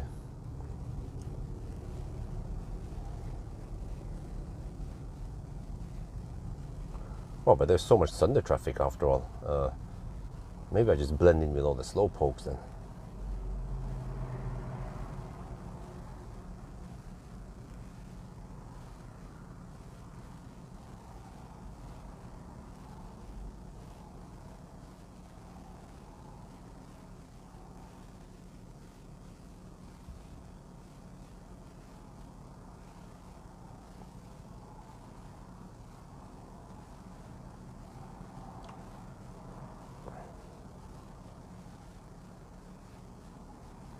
Wow, this is a lot of cars. What?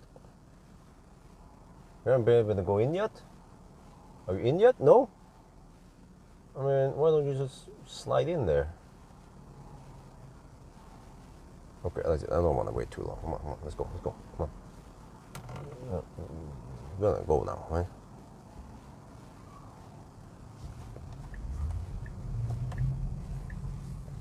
You have to go. Okay, come on, move in. You could have gone, you just have to utilize the slot. You could just sit and wait for Nissan to pass by here.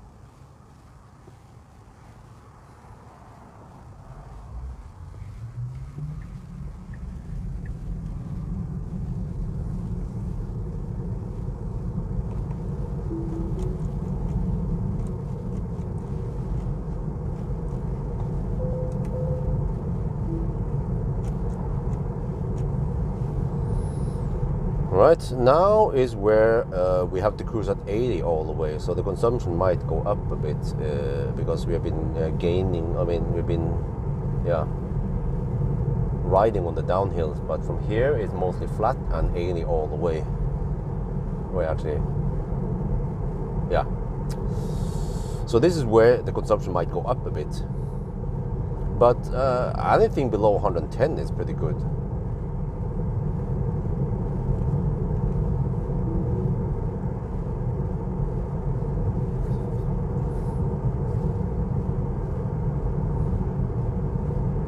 Okay, well, the stretch is only 6 kilometers long, right?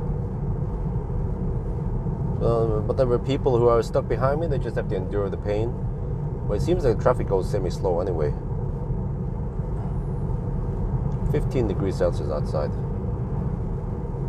But cloudy as forecasted. Check the forecast. Yeah, it's gonna be cloudy.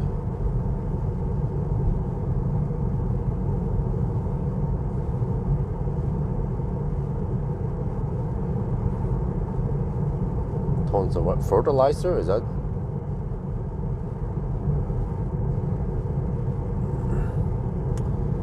Well, yeah, I still have to figure out when the heck do I travel, do the EL8. I have to look at the weather also. I don't want the pouring rain, but I have to figure out when I do it.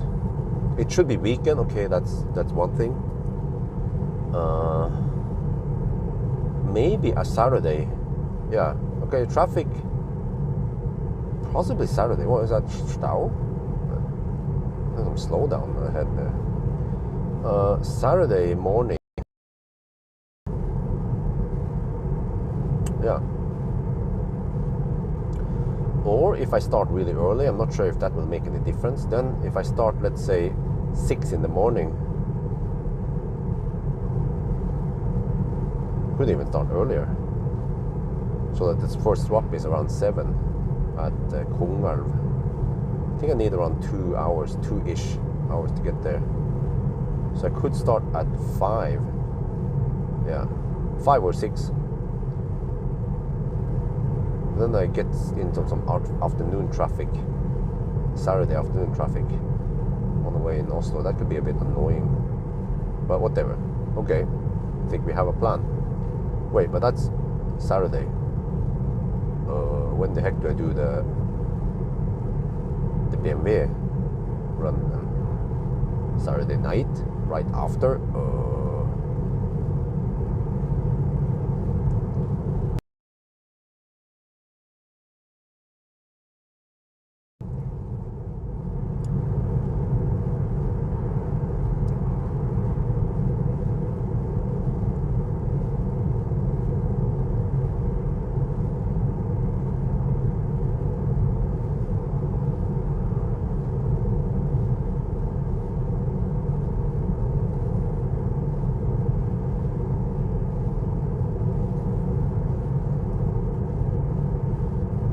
Well, I could do that. If I get enough rest and I start 5 in the morning. Wait, 5. If I start 5, I will finish around 2 in the afternoon then. It's going to be a 9-hour run. Blistering fast. 2 in the afternoon. If I can get some rest, I can then go around 10 in the evening again, Saturday night. Yeah, let's go for about frigging 1,000 kilometer bonanza marathon, a 2,000 kilometer marathon that weekend. First with a Neo ES8 Saturday, and then BMW. But it depends on weather also, yeah.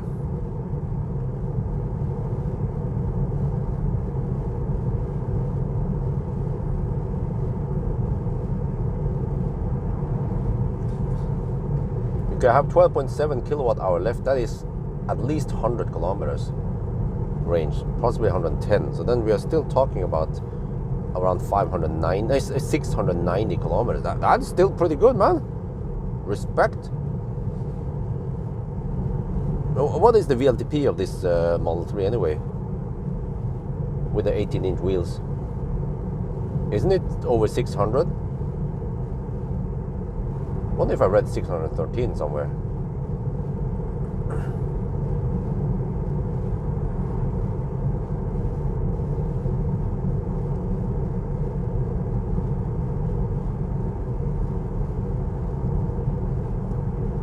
Well, The biggest problem for me though is to get that rest.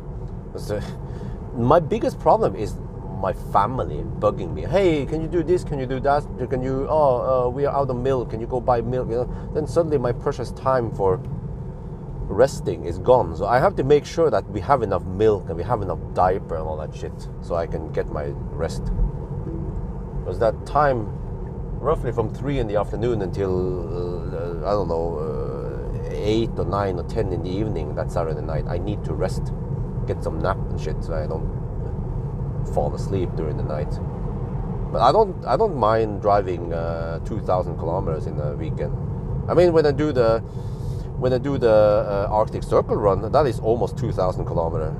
Anyway, well, actually, it is 2,000 when I go all the way to the Arctic Circle. Yeah, and back again. And then also Norway route takes a lot longer time. Huh? Is it really that high?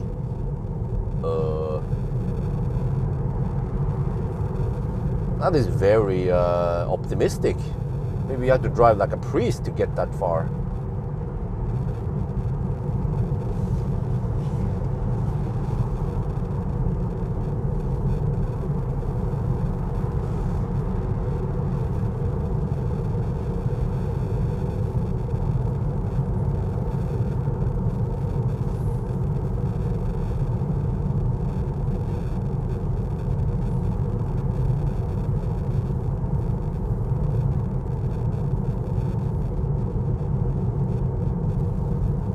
Well, according to what I see here, it's 629 kilometers. But we don't have 19-inch wheels. We have 18-inch.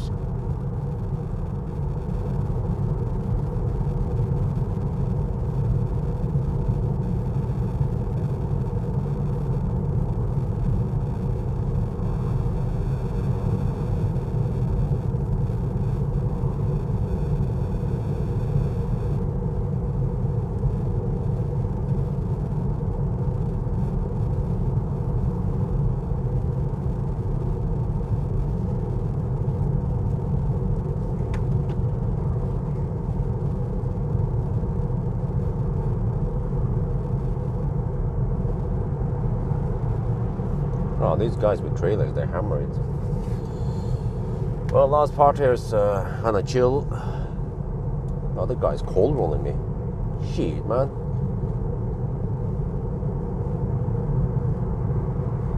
This weather is nice. Well, okay, I think it's safe to say that the long range, the all-wheel drive is less efficient than the rear-wheel drive. I don't understand why. But it is what it is.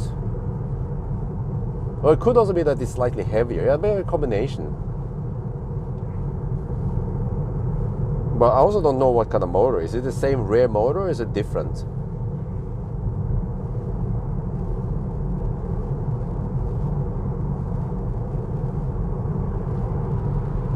Okay, so we'll be barely matching the VLTP then.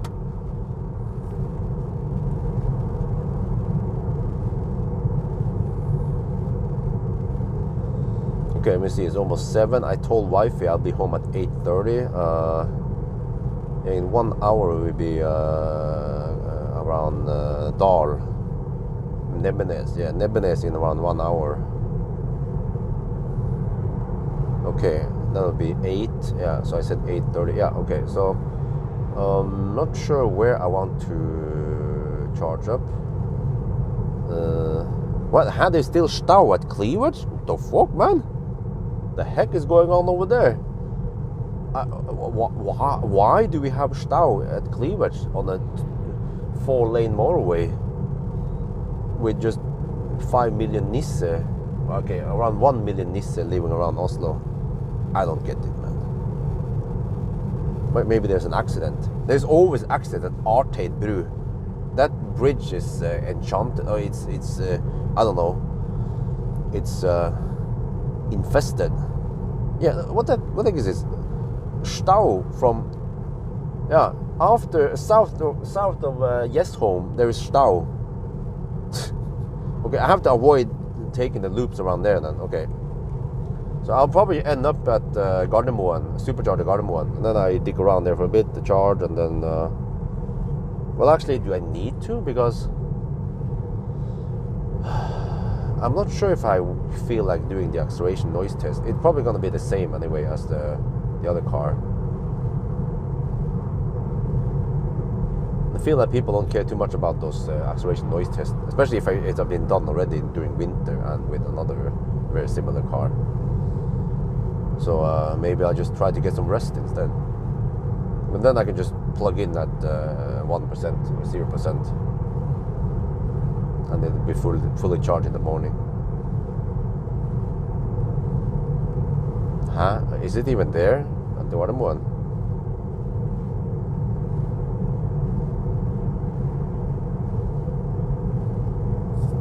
I would have guessed that the shop has been shut down a long time ago.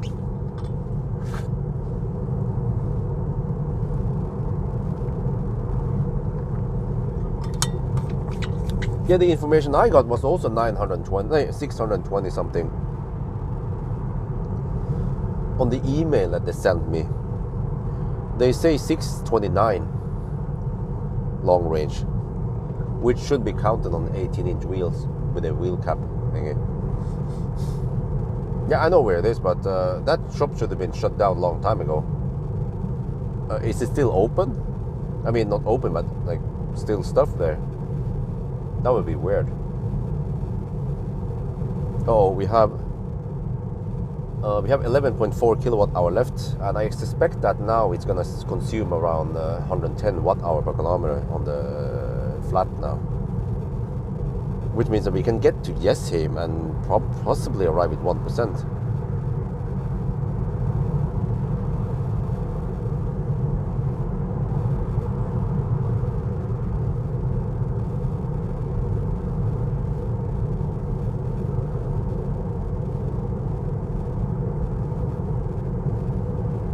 Had no business being there.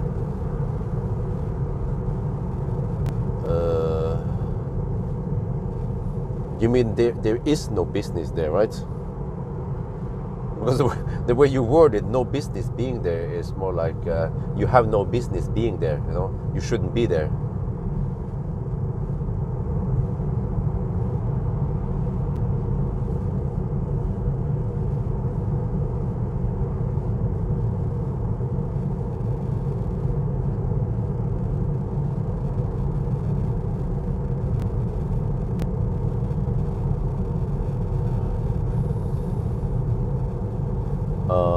Normal range of normal Y. Oh, I don't know, but you can look up on my spreadsheet. Probably 500 kilometers. 480. Okay, yeah, that sounds about right. 450 kilometers.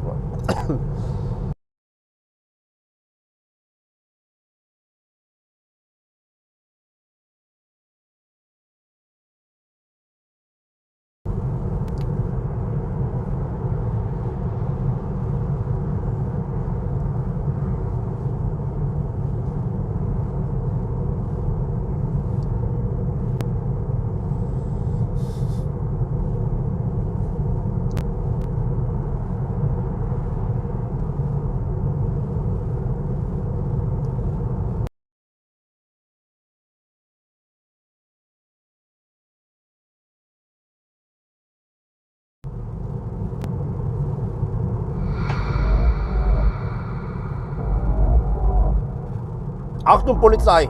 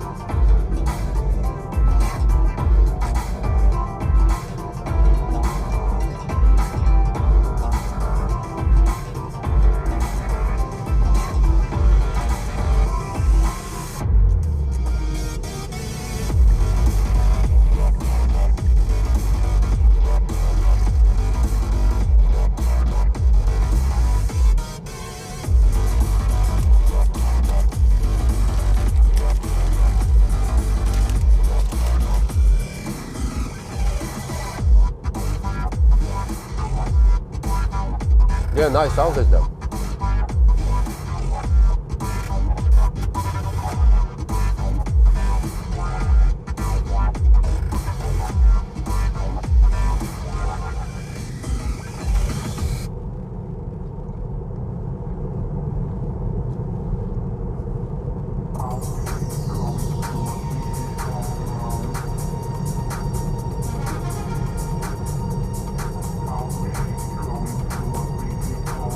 Yeah, consumption goes up now, 109 watt-hour per kilometer. So unfortunately, we cannot match the rear-wheel drive's consumption.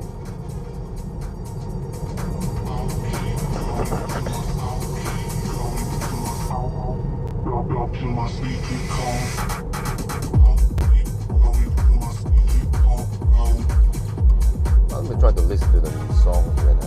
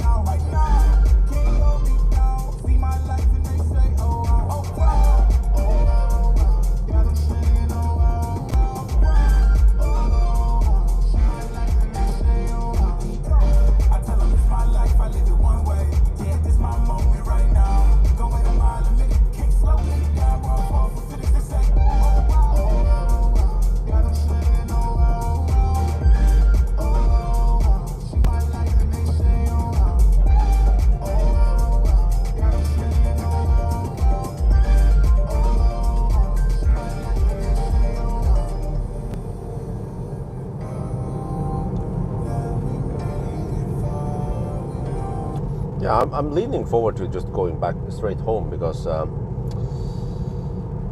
don't feel like going out hammering tonight. Well, I mean, even if I want to go there, I can just pop by the supercharger on the way out and then heat up the battery. But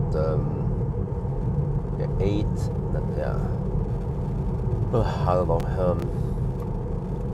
I feel like those range acceleration, those acceleration noise tests, they don't get that many views, so it's kind of a waste of my time on the people's time also. So that means I'll probably just drive a little bit back and forth and end up at home, and then that's it. Plug it in on AC and charge. That'll be the last test with this car before I return it. And I have to also poke and open up the, the thing. And actually I didn't have time to test the 60 knob, but I can test it with much abuse, I guess. I was just sick and I was too tired. Even if I could do something, my voice was just terrible when I was sick. So I lost two working days.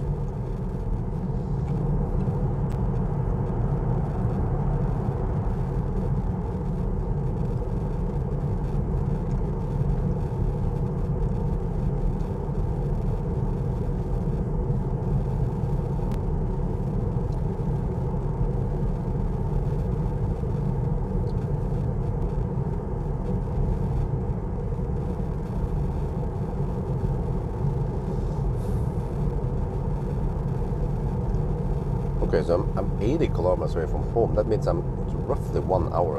Okay. 80 kilometers, but I have 10.7 kilowatt hour left. That means that when I'm passing by Yes home, I have to drive another 20 kilometers and loop.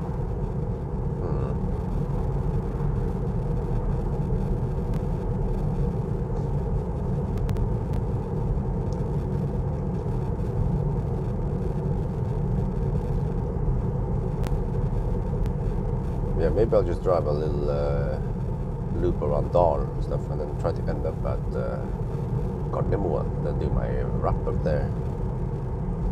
But I could just do my wrap up at home also, yeah. It's also fast enough.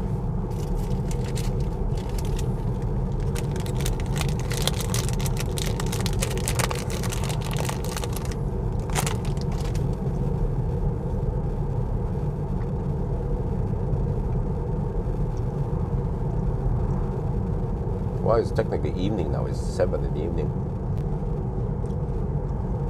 Yeah, I will test it, of course. EV3.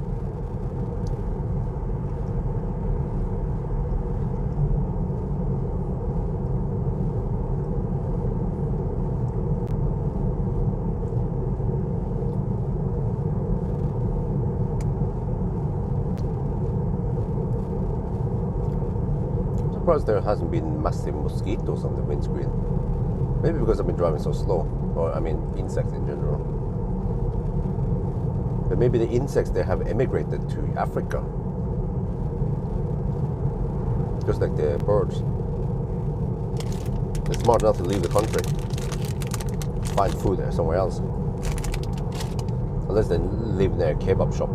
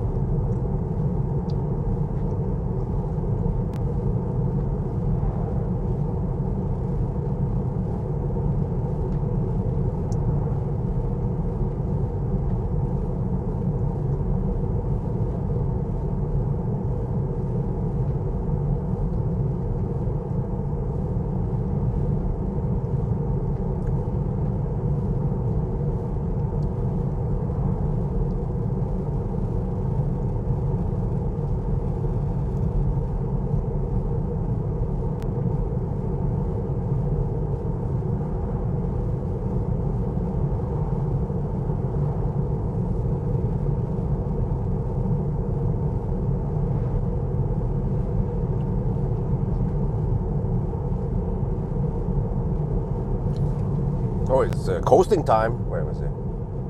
There.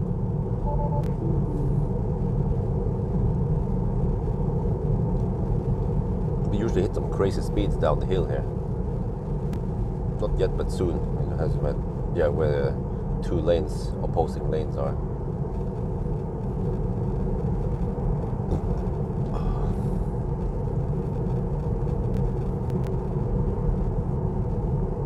Okay, down to 10 kilowatt hour left.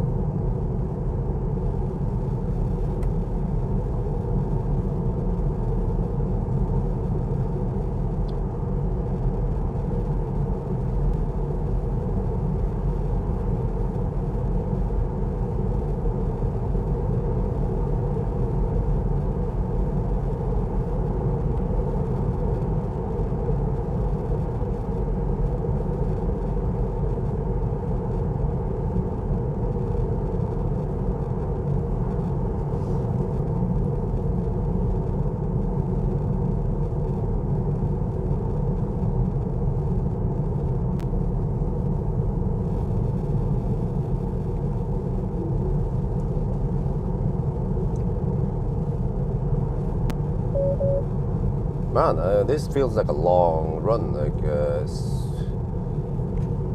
10-hour drive, only 700 kilometers. But back in the days, Pawel and I, we would race all the way to Trondheim and back again, and with also not so fast charging cars. Man, that would take, I don't know, 16 hours or whatever, at least 14 hours.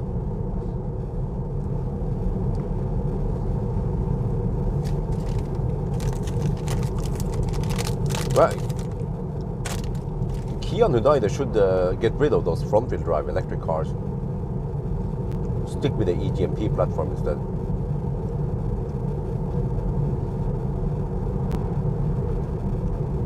E-Niro, I don't know why people buy E-Niro. It's charging slow. It's front-wheel drive. And also not that cheap. I mean, back then when Niro came out, it was quite unique. There wasn't many other EVs in that, with that space and that range combined, you know. But then they didn't follow up. But maybe it's too hard to adapt the eGMP platform into Niro, so they're like, okay, forget it. EV6 instead.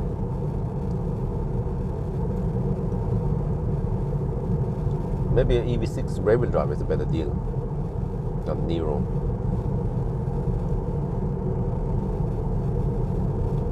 I'm not sure how big EV3 is.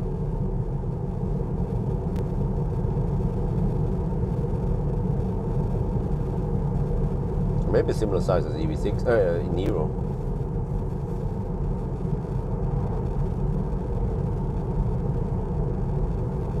Hjemmehjelp. Huh? Oh, okay. Why? Why would you get one of those cars? There are so many other better cars out there.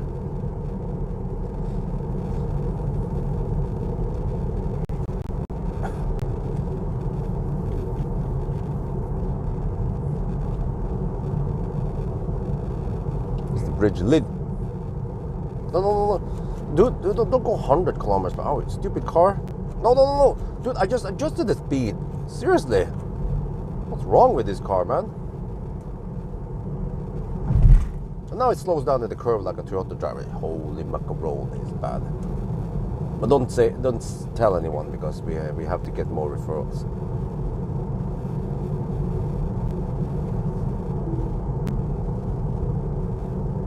Until I hit the cap.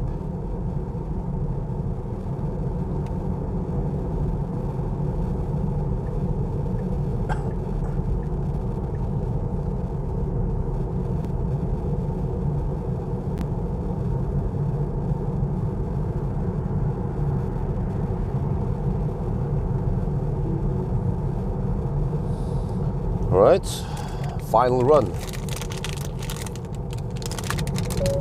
Yeah, ID3 would be great. Or Model 3. Or even some of the Stellantis car would be better.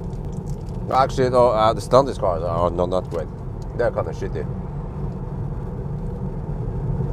Stellantis platform is probably one of the worst platforms out there for a pure EV platform. And they just kind of went all in with it. It seems to be somewhat poor space utilization. Some coal gate. Not charging that fast. Not that efficient.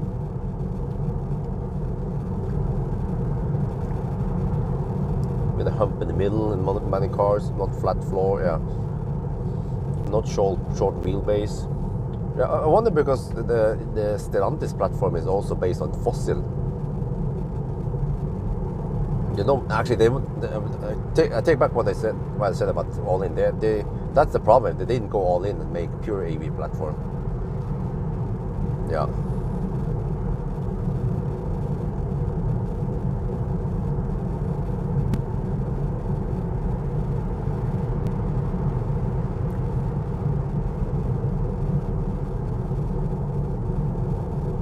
I have to say the roads are kind of busy today. 7 in the evening on a Sunday. This is why I don't want to do it on a Sunday, because of this traffic.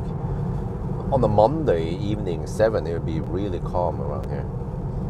But it doesn't matter for a Sunday drive anyway. But it could be stau or idiots crashing into each other, and then and then get stuck. Always want to avoid traffic regardless of what I do.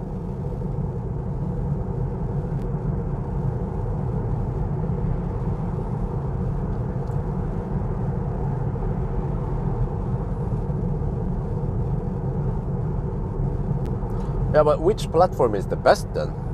It must be the 800 volt systems, right? They are the best. Like EGMP. And the Porsche platform, PPE, right? And then Tesla comes on a good second. Well, okay. The best platform is the platform that has the octavalve.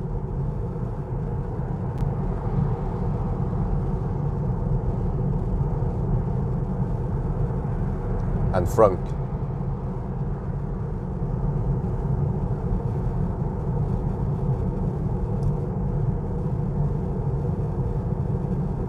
Oh, there's so many left lane hovers here. Holy macaroni. Look at them go.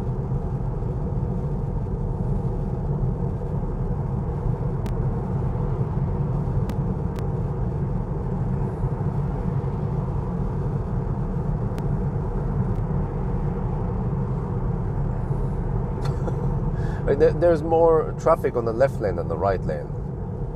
Welcome to Norway. Lucid, yeah, I think it's a pretty good platform. It's just that the trunk design is really weird. That's my problem with the trunk. Why don't you just make a regular trunk, man? Or a hatch door like ID7.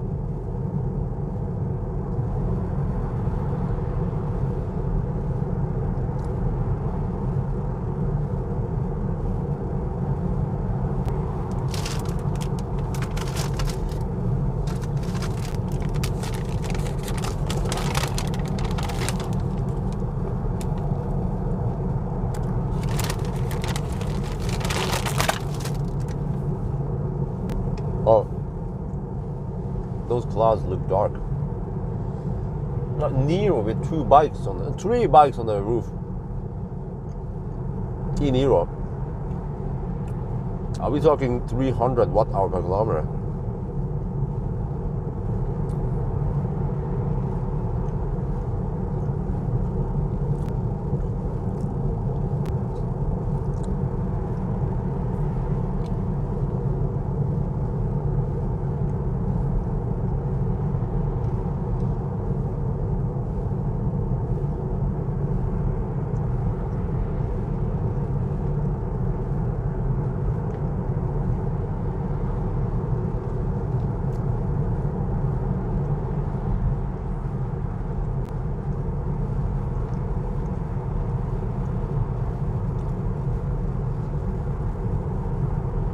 Wow, those damn left lane huggers.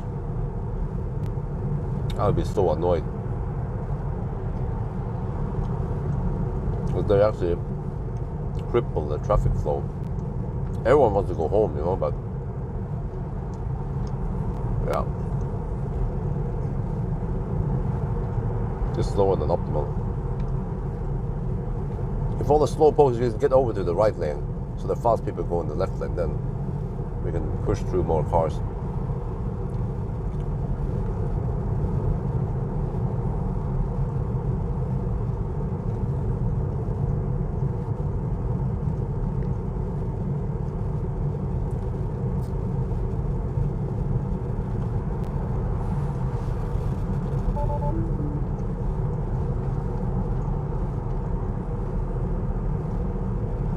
There's Tongan.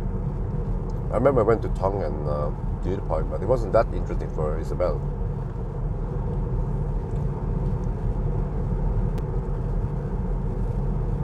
The Lilleputthammer is definitely Isabel's favorite. Lilleputthammer, Lilleputthammer.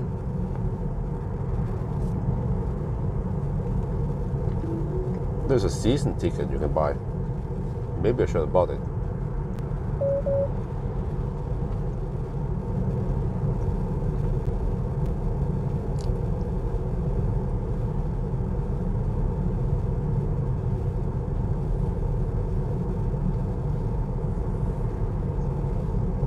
Oh man, it's gonna rain. Just dark clouds and no rain. But that's good. You know what? The clouds are actually good because they insulate and keep the heat contained here.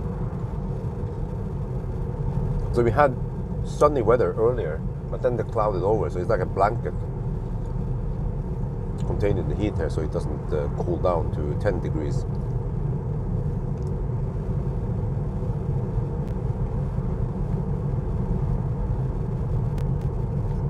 Well, 616 kilometers, 617 kilometers, 108 watt-hour per kilometer.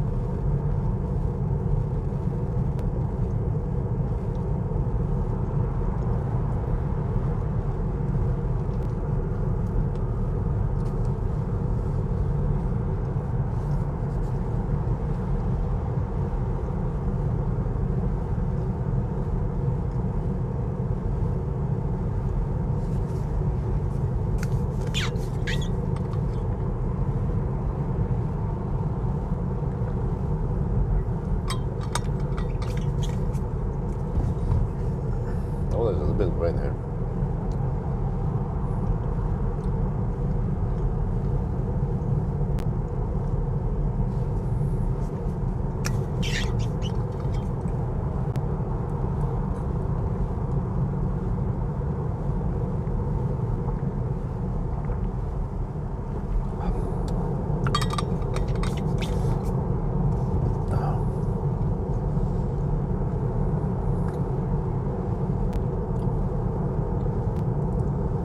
ID7? Oh, did you buy ID7? Did you rent one?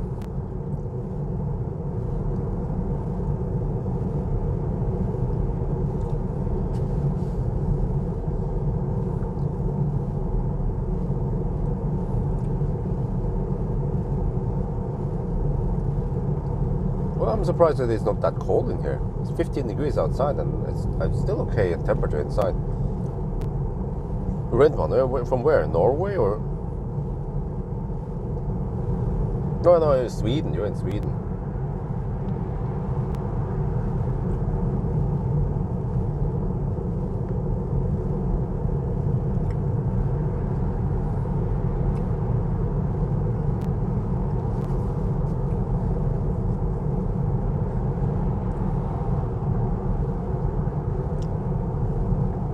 How much would it cost to rent one?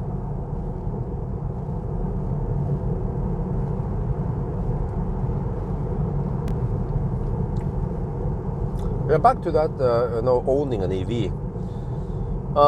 For practical reasons, I want one car in the garage, and yeah, it's kind of weird. Like in weekends, Isabel sleeps in the garage.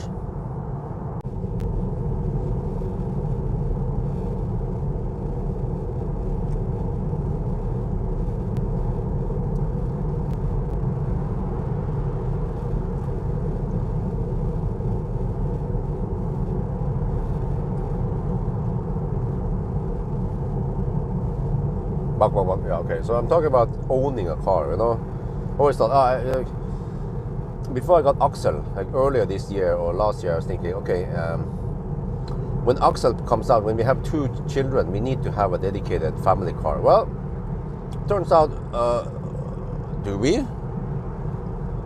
I mean, even the smallest cars will be able to fit 2 child seats in there, and we only mostly drive on short trips anyway.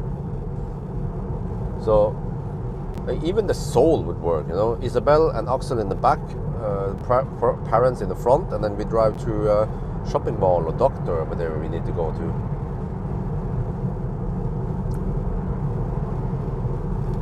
So, which means that we don't really need to own a car. Yeah, and I have that Soul I borrowed, so I mean, eventually I should. Not sure what you can do. I mean, Valdemar, he is so nice. He let me borrow the car, but eventually, yeah. I don't know how long he wants me to borrow it. I mean, I don't mind. I get to borrow the car for free, so it's great. But eventually, I could just live with a cheap car. It could be like a Soul. That works.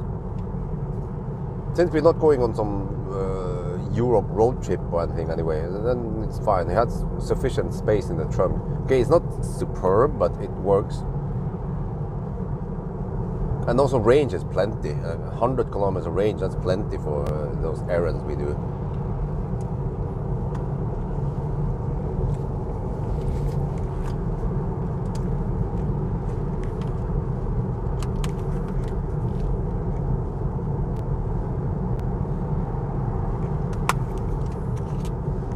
Yeah, even the Leaf works.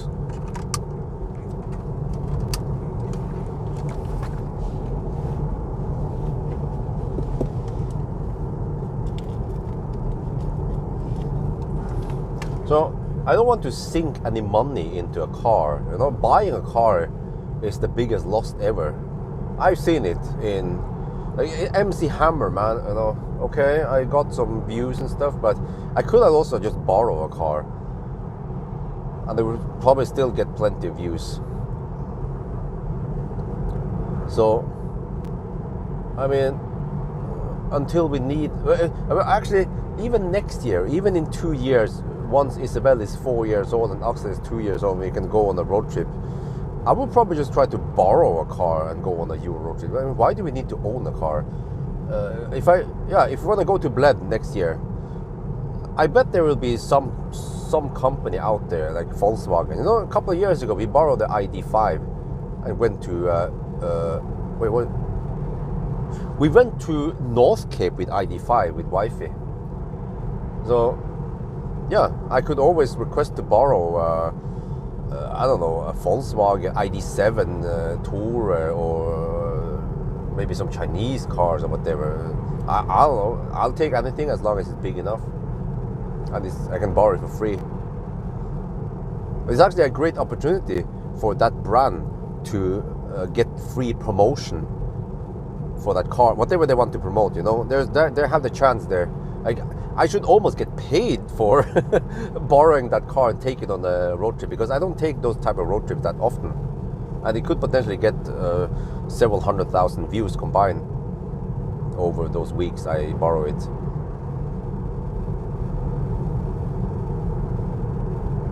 And also, when Amory's parents were here, I also managed to borrow some vans and the Hongxi, so I think chances are pretty good that I could just borrow a car for a weekend, vacation.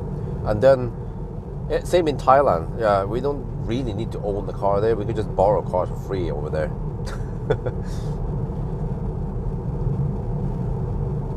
If you go outside Norway, you have to let the importer get special.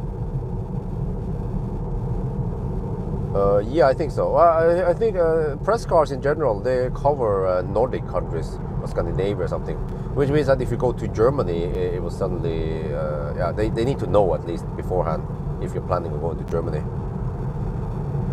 Bus camp, yeah, maybe the new bus or some shit, you know?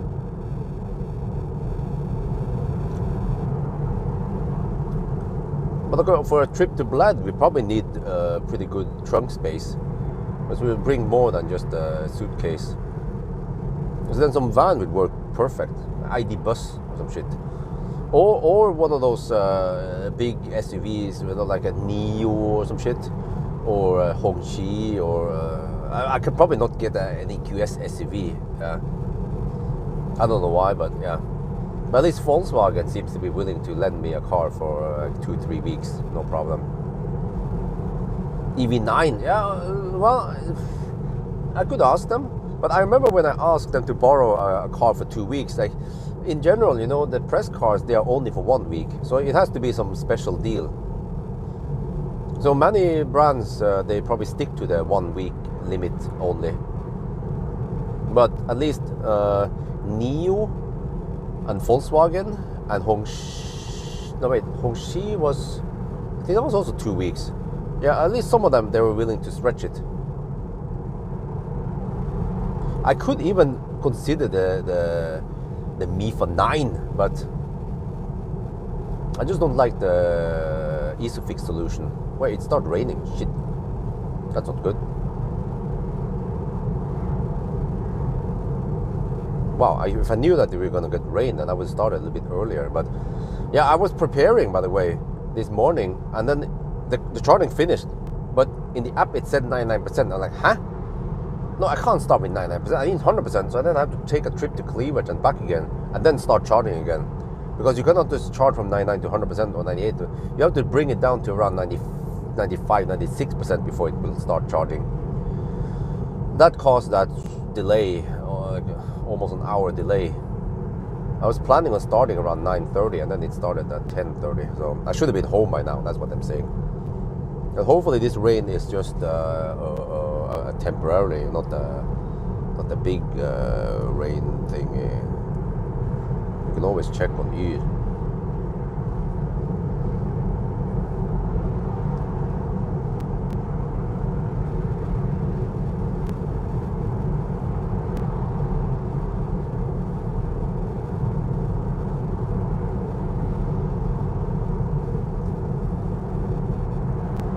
Unfortunately, it's dry in the tunnels.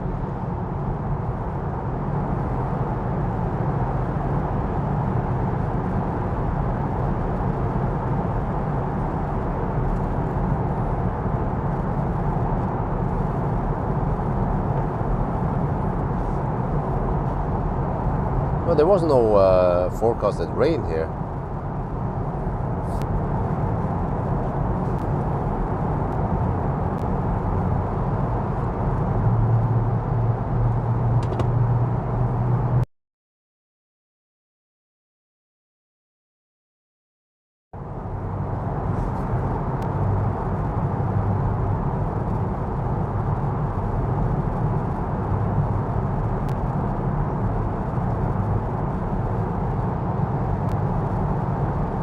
Okay, there's just light rain. It doesn't get heavy. But wow, the traffic is crazy, man. What the heck is going on here? Is this regular Sunday traffic? Really?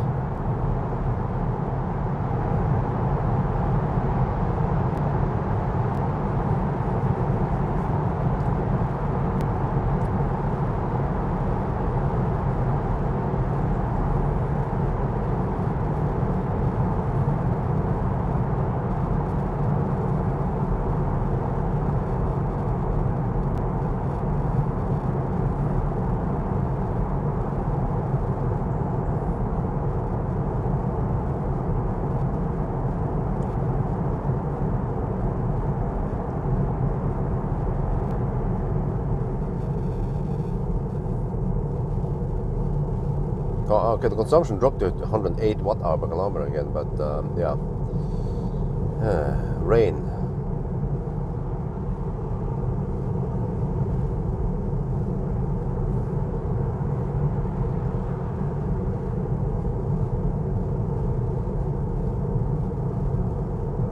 Fortunately, there are lots of tunnels here, so that kind of cuts off the wet road part for a little bit. So hopefully the rain stops soon.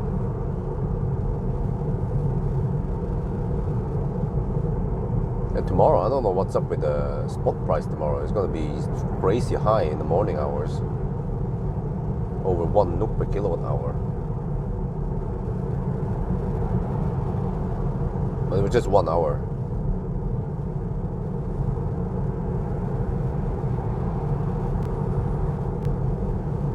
And also nowadays I'm getting very few grid rewards. Maybe just once per day or even less.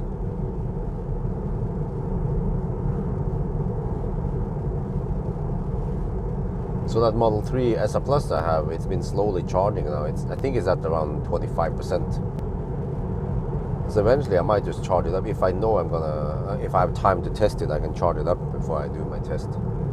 I have roughly 1 week left, like 10 days or so left with it. I want to test the degradation.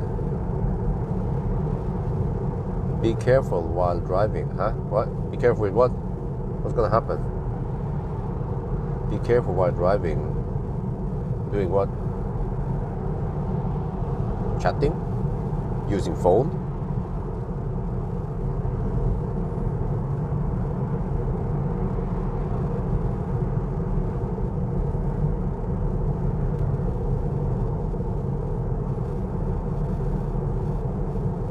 Yes? Huh? Yes, what?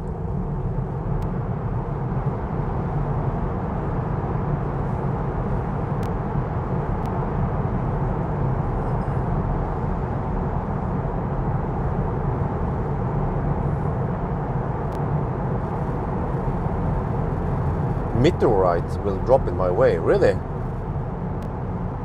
Wait, so someone's gonna pick up a meteorite that has landed and then tossed it in front of the car. Is that what you're saying? Because meteor is what is moving and then meteorite is what has landed.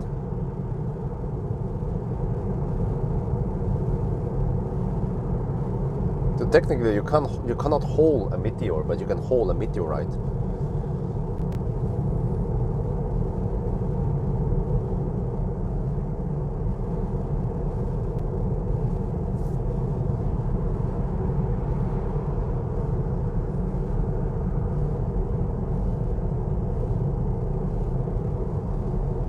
Okay, 108 watt-hour. Let me see here. 69.2 kilometers. Now we get the more accurate. Let's say 69.2 kilowatt-hour. divided by 639 kilometers. That is 108.3 watt hour per kilometer. And the car displays 108. Okay. Oh, so if it goes a bit higher, it will then display 109. But it's actually 108.5. So what that means that when we do the correction, well, no, I don't know exactly the distance.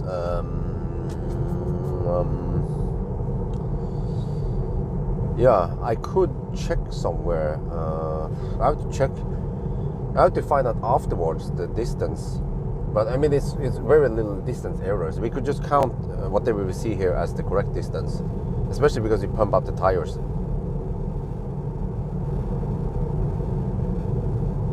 I think I'll just say in the video that I have checked and the car estimates, I mean, the car counts distance correctly.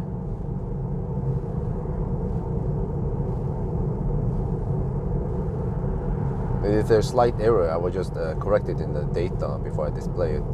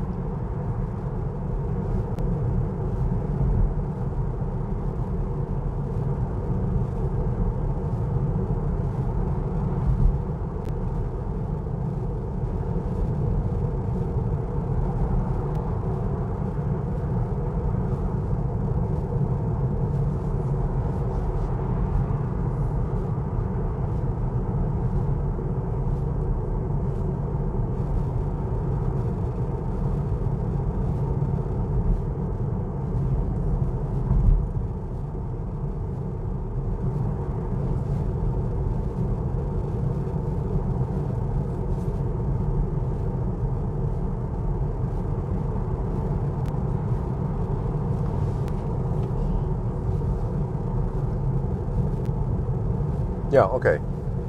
From Svingen, yeah, I have now the 74, yeah, that's 73.5. Yep. But at least I have indication that it is correct. I have to measure again once we are at Yesholm, and that's slightly better. That will be 100 kilometer measurement. Wait, did the traffic improve slightly? It's almost okay all the way to Cleavage now. Well, if that's the case, I could poke around there, but we'll see once we get closer to Yesholm how much extra I have to drive.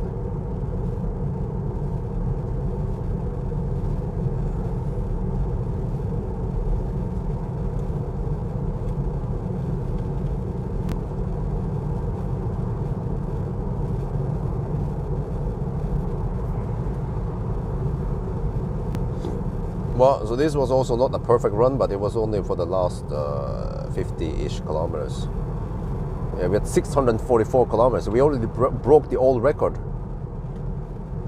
And we still have 5.3 kilowatt hour left.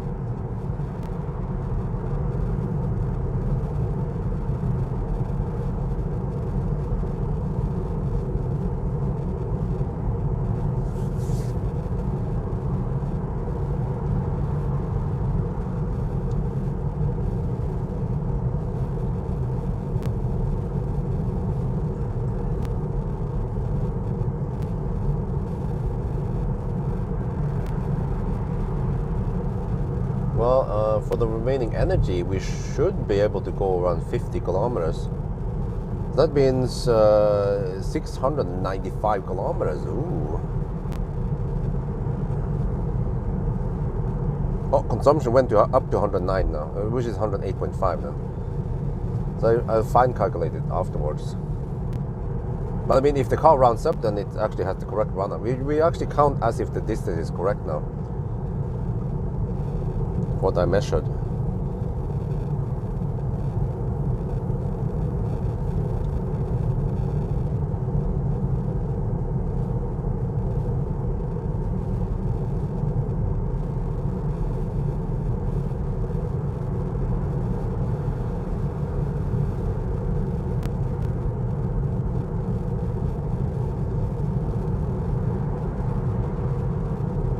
But yeah, I don't know, but according to what I got, the BLTP is supposed to be 629. So what's up with that 670 something, 78 or what? Yeah, 678.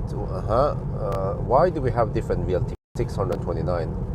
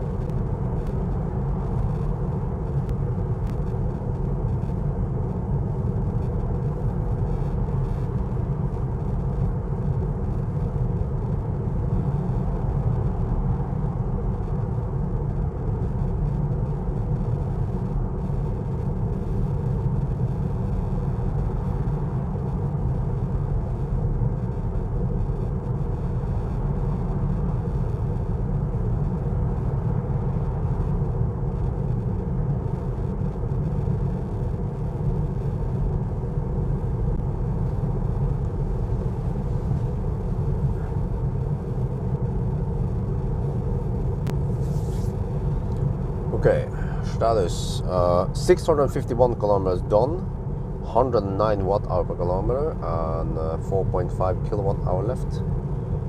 We have some uphills here, but then also, okay, we'll see. To get over in the flats around Jessheim eventually. We are still 25 kilometers away from Jessheim. So the car claims 2% now at Jessheim.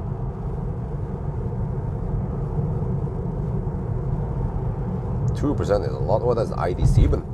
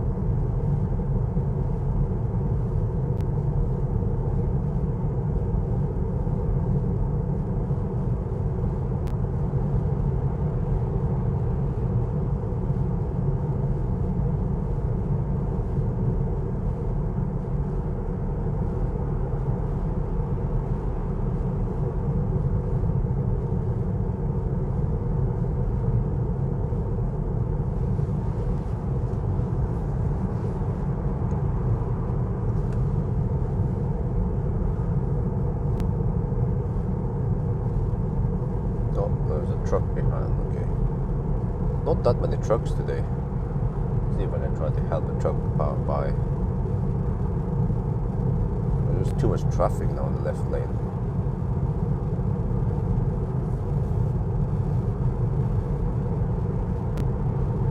Okay. Wait for a truck to enter that and then slow down.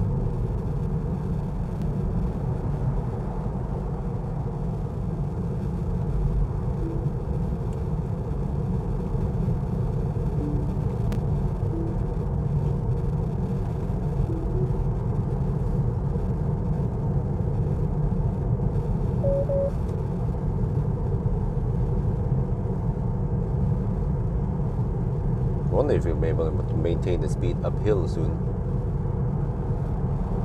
Okay, at least the road over here is not that wet.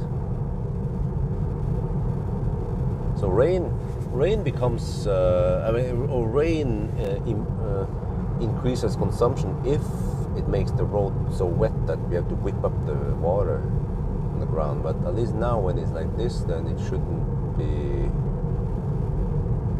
much of a difference. Okay, 71.4 kilowatt hour used and 4.1 kilowatt hour left. So, hi, do we actually have 75.5 kilowatt hour? I think I should drive it down to 0% and 0 kilowatt hour then. I want to know how many kilowatt hour get out of this battery. I was expecting 74.5.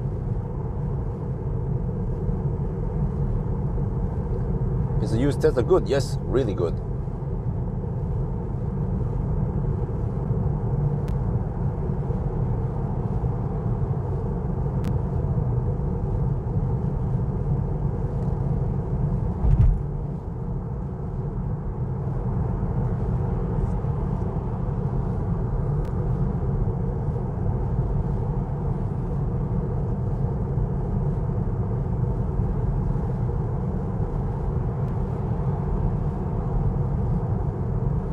Yeah, buffer is included. I never count zero buffer in my test, unless there's a 0 mile test. Yeah.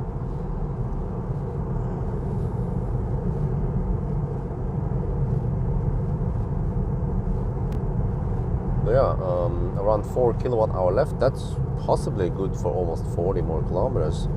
We are now 19 kilometers away from Yes home. So eventually I have to drive back and forth somewhere. But yeah, there's wait. It's kind of hard to see the traffic, but the Stau seems to have calmed down a little bit. So there's mostly no Stau all the way to Cleavage now, which means that I could drive to Cleavage and then do the loops around there and then go home. I could even top up in Cleavage before I go home. It doesn't matter really. Probably want to do the round, we'll do the summary at home anyway, save time.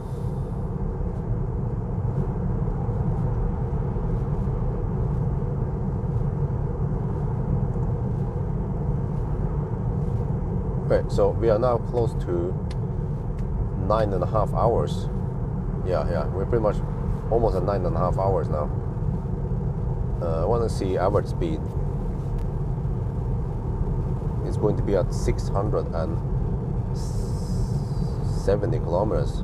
No, it's 665. 9.5.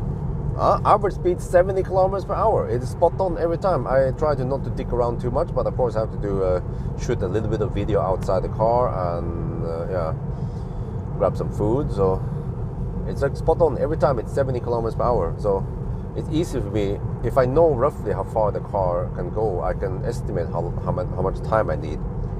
And I can also then plan ahead when I should start and when I will finish.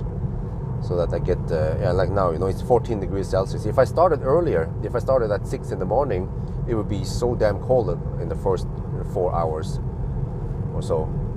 It'll be like 4 or 5 degrees Celsius. So it's of course better to just ride on the 14 degrees Celsius wave. So we've been mostly hovering around 15, 16 degrees, and only at the very end now it dropped to 14. So average temperature for this run is possibly around 15 or 16.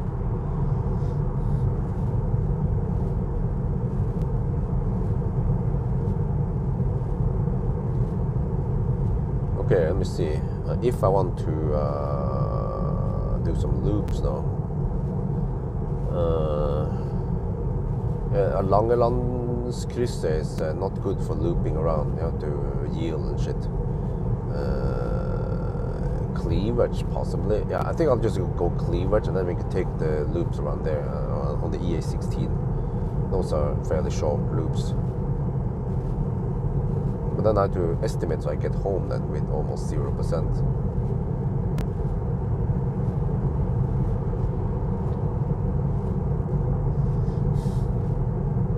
And then just AC charge, yeah, why not? I think I just want to relax tonight. I don't care about doing an acceleration noise test. They are not that important, and especially because I've done it before. Most people know roughly how quiet this car is anyway, and how fast it is, based on the other tests I've done. Wait, I should be coasting here. I was starting a bit late.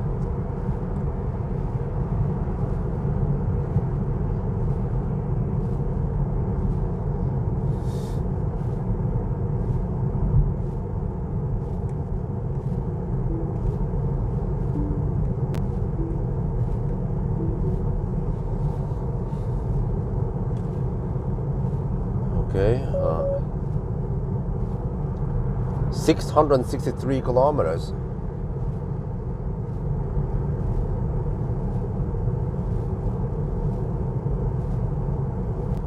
Wow, now it says 3% at home. Yeah, see?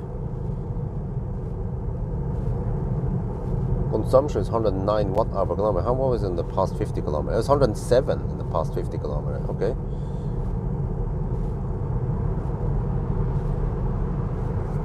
See, the elevation should be around 200 meters at home.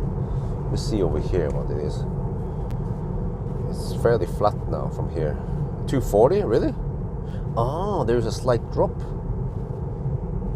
towards Jessheim. Oh.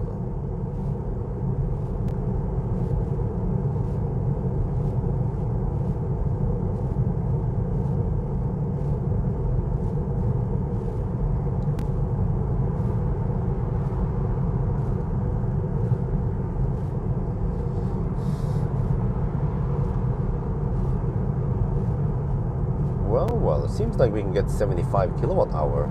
Actually, 75.1 supposedly. Huh. Last time I got only a 74 or something, 74.5 or whatever kilowatt hour. That was also a LG battery.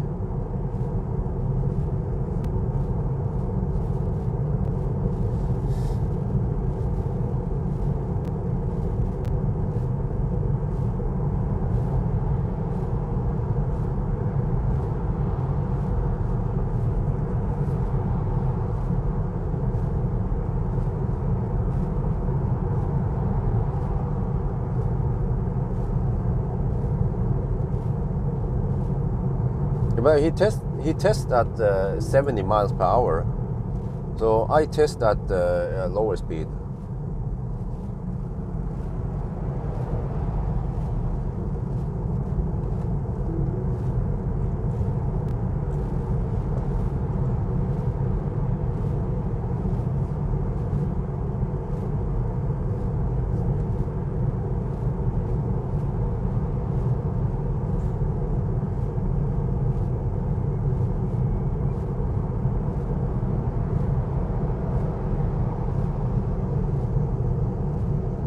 Okay, I was being nice to the mother truckers. They have the hardest time of overtaking on the motorway. And they probably want to cruise at 85 to 88 kilometers per hour while I'm cruising at 78.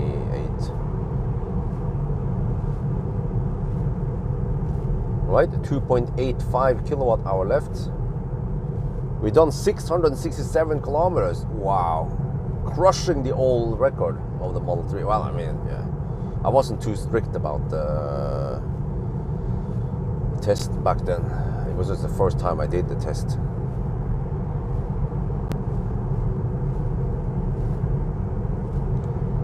But yeah, I mean 109 watt-hour per kilometer, that is still better than most other cars. They are hovering around 100 120 something, I think, most other cars.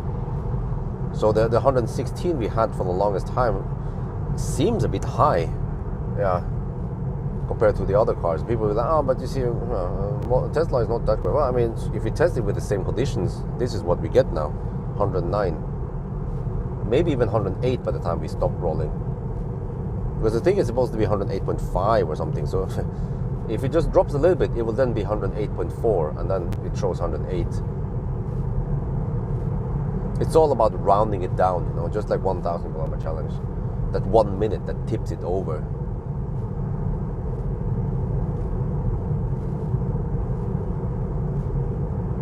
But also because I got 1 more kilowatt hour than expected, and yeah, there is still a tiny chance we could almost reach 700. And that's cool because for the Thai viewers, 700 kilometer is from Bangkok to Chiang Mai in a single charge without recharging. But in Thailand, we'll probably have lower consumption because it's warmer over there.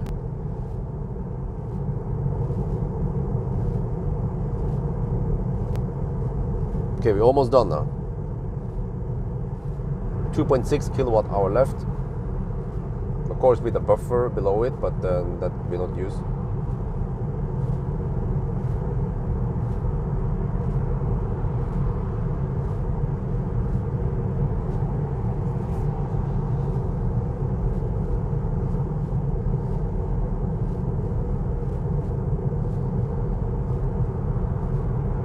Well, the average driving speed, I don't know, possibly around 75 kilometers per hour, but we had some stops here and there.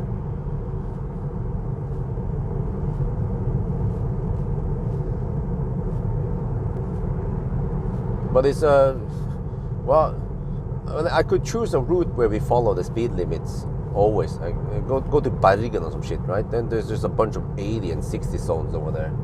Then the average speed when you follow the speed limit will be roughly 70 kilometers per hour.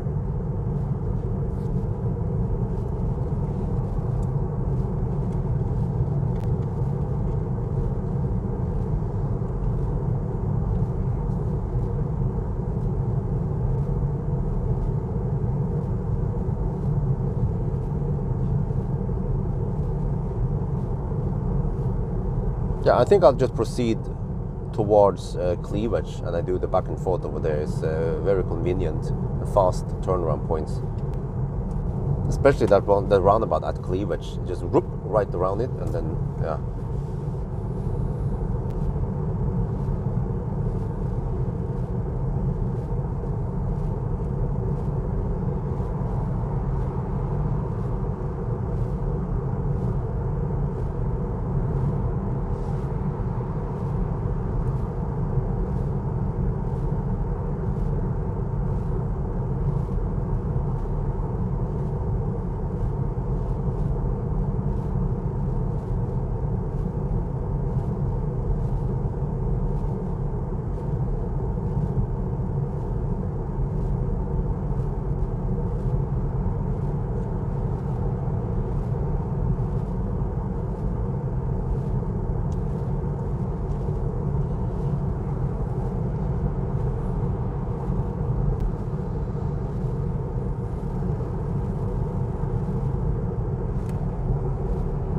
But interesting. We also have supposedly 0.1 kilowatt hour stationary usage. So if I want to count everything, I could count that also, but normally they don't do that in other cars because there's no way for them to show stationary. Well, actually, you know what? The stationary in the other cars will be counted in the trip meter, maybe. But it depends. But I mean, 0.1 kilowatt hour divided by 700 kilometers. How much is it? 100 divided by 7. That's still a tiny fraction. Not even 1 watt hour per kilometer. 100.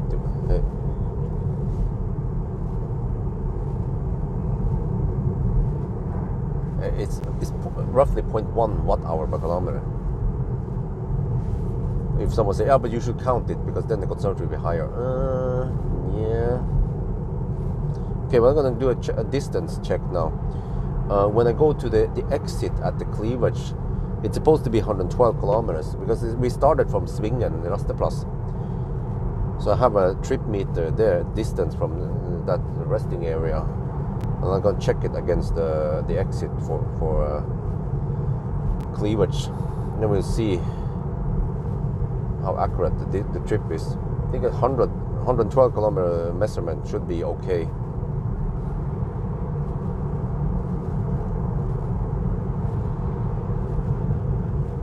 Right, 2.1 kilowatt hour left, 2.8% left, and then we have done 675 kilometers with 109 consumption. Well, actually I can count exactly how much it is now.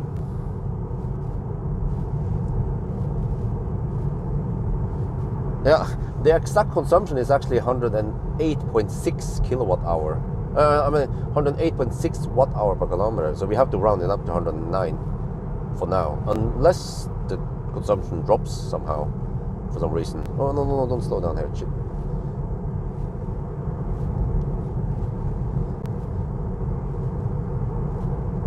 Oh, I see. Wait, huh? 20 kilometers. Oh, no. Okay, we can go over there. Okay, we can get over there. All right. We can go to Cleavage at least and back, but that's only a 13 kilometer loop, and I can still go more than that. Well, it is actually easier if I. How to do this?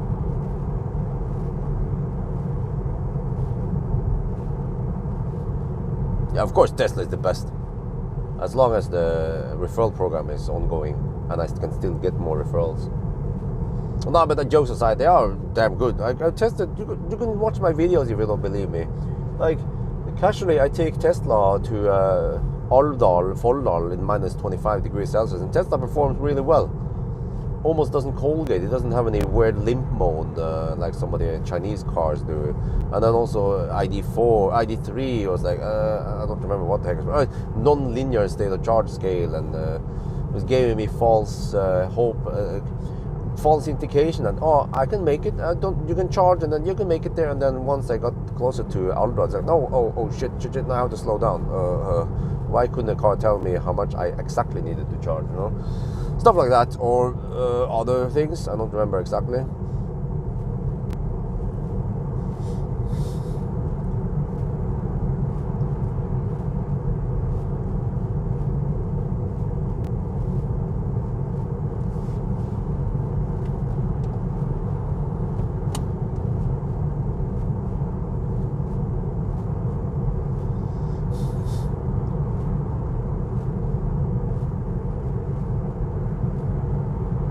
Yeah, at least it's not raining over here. But 14 degrees Celsius, yeah, okay, that is actually okay temperature.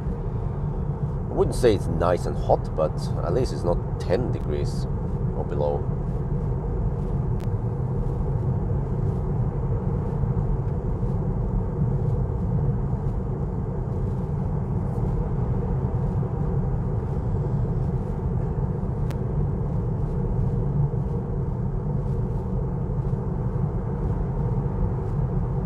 Yeah, same there.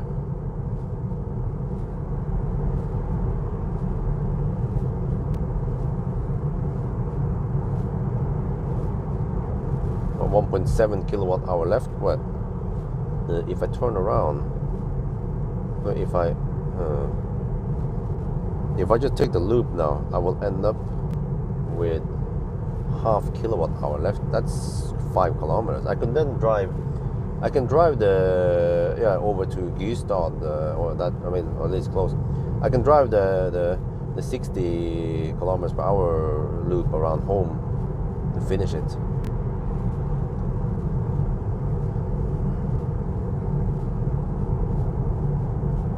$680 kilometers now. Oh, it's probably not going to be 700, but really close. I mean, does it matter that it's exactly 700? It is so close to 700 that on a good day it will be 700, right? If it was 25 degrees Celsius outside, like the ID7. Didn't have the chance to wear my shorts today. Okay, I'm gonna check for distance now. Whoa, it's supposed to be 112 and it's already 112. It might be 100, and I forgot, it's 111.5 maybe. Which means that if it ticks to 112, now if it ticks to 113, then that is 112.5.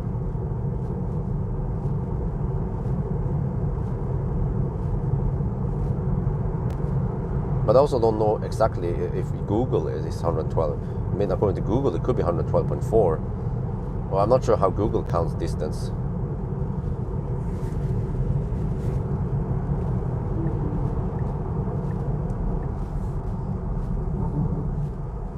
Yeah, they're 113, so that's 112.5 then. Yeah. So I don't have a good measurement, but based on what I measured before, we can just assume that the distance is correct. It could be like 0.5% off, or I'm not actually sure.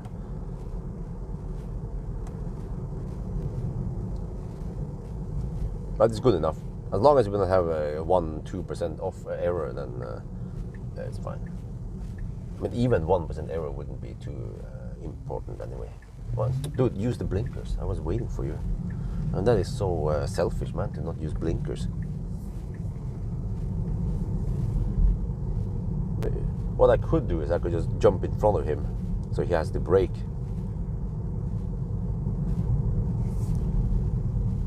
Okay, let's just go back now. Just keep it simple, because actually if I take an 8-kilometer loop, that would not be enough. That would be too much, I mean.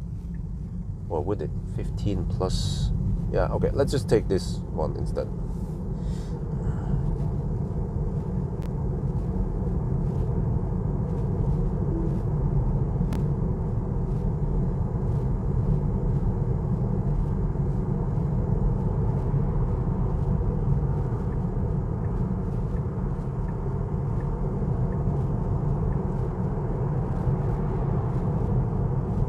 Yeah, I could possibly take that 8-kilometer loop and then go home, but I'm not sure about all the elevation changes. That's why it's safer to just go now and then, yeah. Okay, no big deal. Let me now shoot a little bit. Oh, we have some power limit. 165 kilowatt power limit. Uh-oh.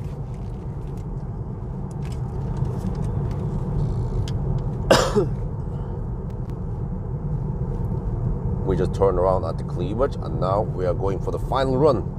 We have done 683 kilometers so far.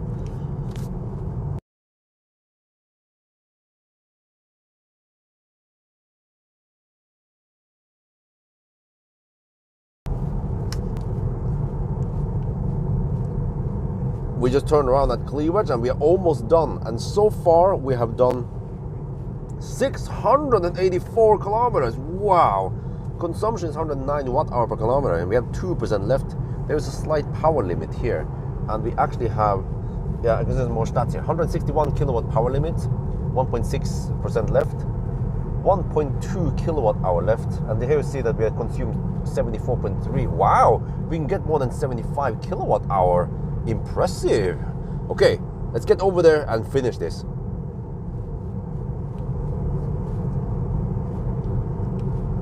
We เพิ่งจะกลับรถนะครับที่คลอฟต์แล้วก็ตอนนี้เราก็จะกลับบ้านนะครับแล้วก็เราได้วิ่งได้ตั้ง685กิโลเมตรแล้วนะครับว้าวใช้ไฟฟ้า109วัตต์เอาต่อกิโลเมตรมันยังไม่จบนะครับเรายังเหลืออีก 1% ตอนนี้เราเริ่มมี power limit นิดหน่อยนะครับเราเช็คสกายมาเทสลอง161กิโลวัตต์ power limit แล้วก็ 1.46% นะครับแล้วก็มี 1.1 กิโลวัตต์ hour แต่ว่าเราได้ใช้ 74.3 ว้าวแปลว่าเราจะมีเกิน75กิโลวัตต์ hour นะครับโอเคเดี๋ยวขับไปนิดหน่อยนะครับไปถึงที่บ้านเราจะจบที่บ้านนะครับ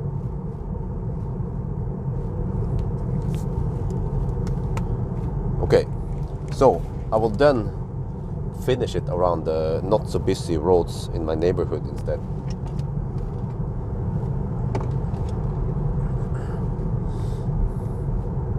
How much percent at battery? 1.3% left. Now I have 1 kilowatt hour left, which should be good for 10-ish, 9 kilometers. We are only 3.5 kilometers away from home, so I have to drive up and down that new road a little bit, unless I just drive around town also. Yeah, I could also do that. But I think it's faster to drive around my neighborhood.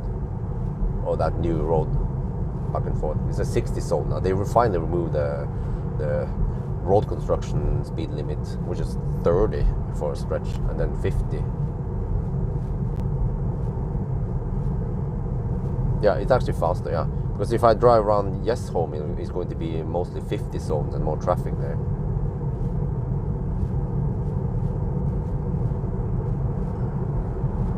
Well, 150 kilowatt power limit, that's still plenty. And once it dips below 100 kilowatt, then I should be worried. We're gonna go deep. Wow, I've consumed 74.6 kilowatt hour already. Wow. So we get more than 75 kilowatt hour this time. And it's actually more than what Tesla initially claimed, because it showed 74.6 when we charge it to 100%, but we can actually get more than that.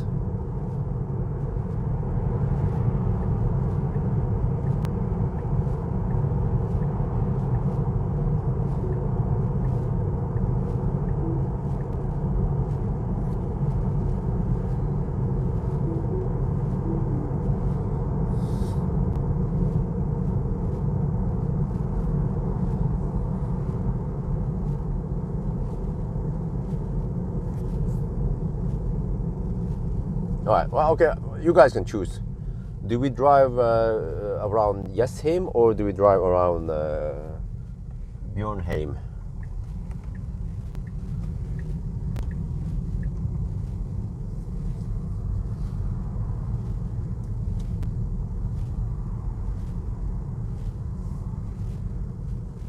Well, I asked a bit late because I need to exit now.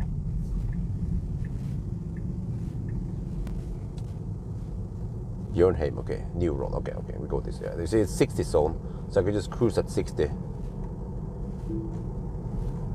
Over here, a little bit back and forth.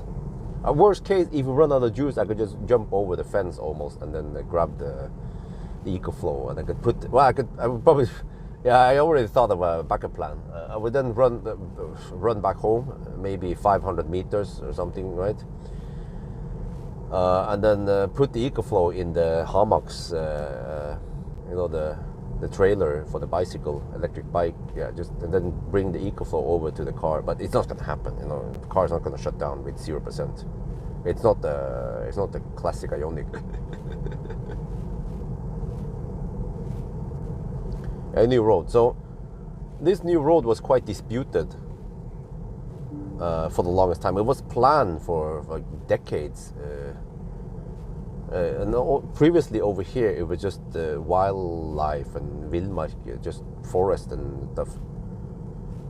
But then Jessheim, they acknowledged, they realized that the traffic has been increasing over the years, so they needed a road to get rid of the stau. Yeah, there's actually stau in Jessheim, 4 in the afternoon.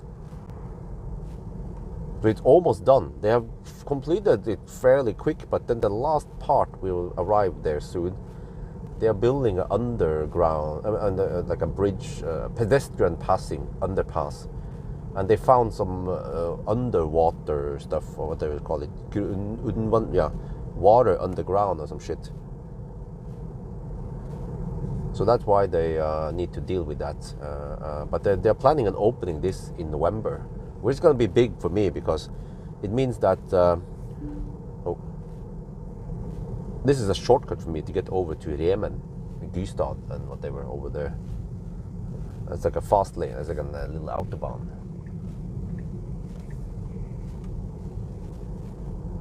And I can skip the traffic. But also, well, but it means that in the afternoon, lots of traffic will come over here, because there are many people who lives in Gystad, Ekko, whatever it's called, or live on this side of the city. So there will be, then the traffic will be more balanced or spread between the two roads. So what they're going to test with the EQ SUV, at least range test, but only for consumption, and then a 90 to 10% acceleration. I can toss in the noise test there also, and that's pretty much it. Actually, yeah, I don't think I need to do a 1,000 kilometer challenge. Where is it? Can you go wake and sten? Okay. Yeah, so the last part over there, they will open soon. I mean, in November. which is actually not in 2 more months. Yeah. And then they will also open the bus stops, so I can finally get some bus connections. I can probably jump on a bus here that could get me over to the train station. Well, it says 0% now on display, but I still have 0.5% left. Well, it's 0.47 in it's got my Tesla, and I have 350 watt-hour left. And I've done 691 kilometers. Come on, go 700. Okay, I can't go below 0. But we have a little bit of, we are in the Highlands over here, so we have to go downhill towards Langelandsfjellet. But I mean, it's almost 700. Which cars did we beat now? Did we beat BMW? i4, rear-wheel drive.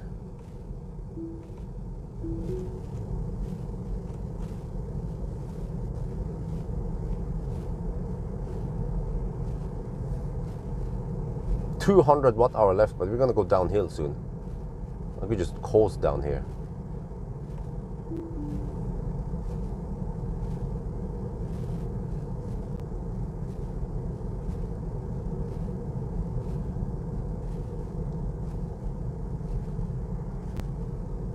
Let's see if we're gonna see a Tesla Björn's mansion. You can usually see it from here. I will see. If I do this, zoom in a bit.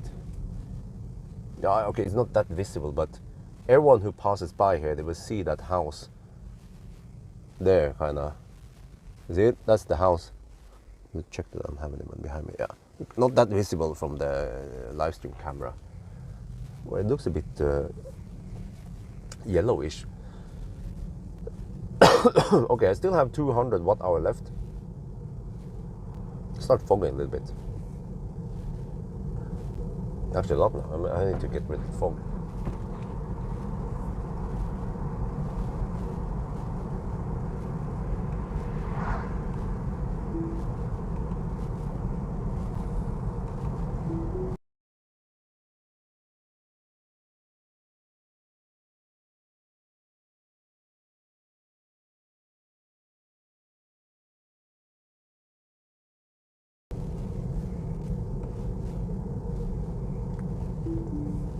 Well, it ain't over until it's over. I mean, as long as I have 200 watt-hour left, then I should just keep going a little bit more.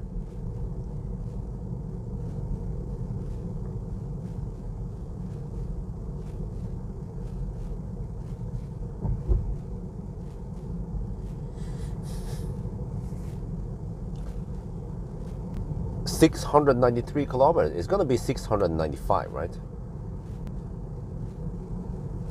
And now I'm at 0.3% left and 200 watt-hour left.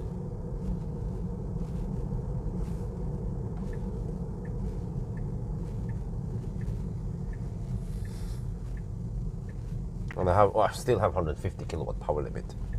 I'd like the previous gen MEB cars. Or Kona or E-Neo or something. Alright, almost done.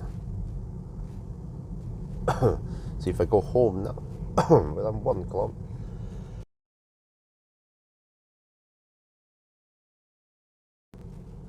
One kilometer from home.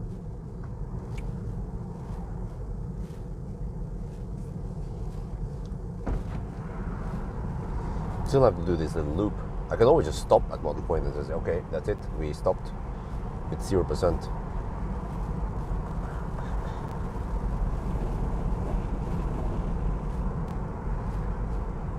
Then I could just go downhill and get the juice back. Yeah, let's go to the roundabout and then we go back, and then that should be game.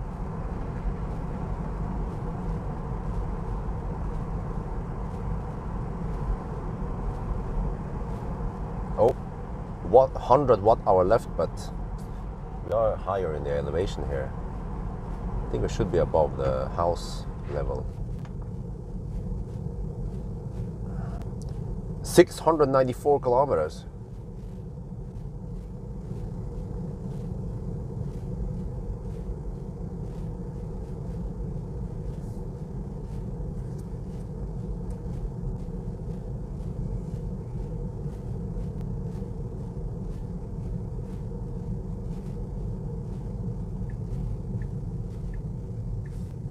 Imagine I didn't drive loops around my neighborhood. That's going to be slow, man.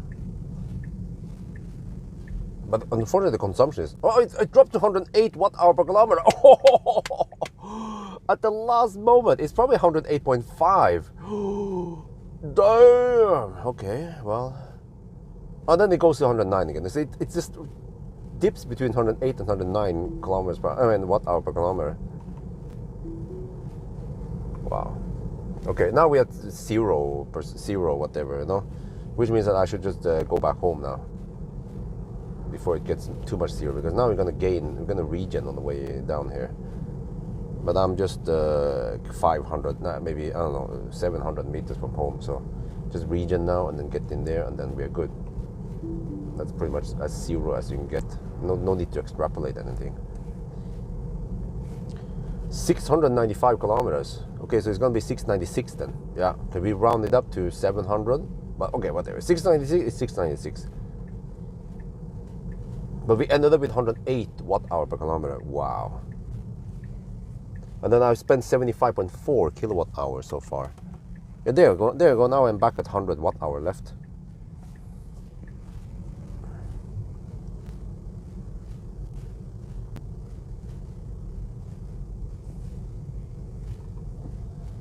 Almost done. Final run now.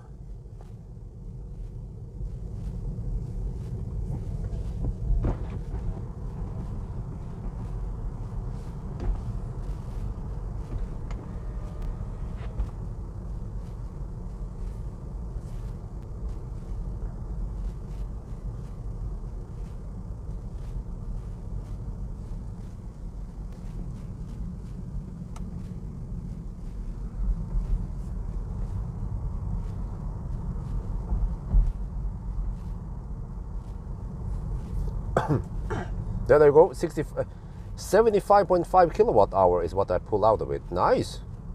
A nice pull out for once.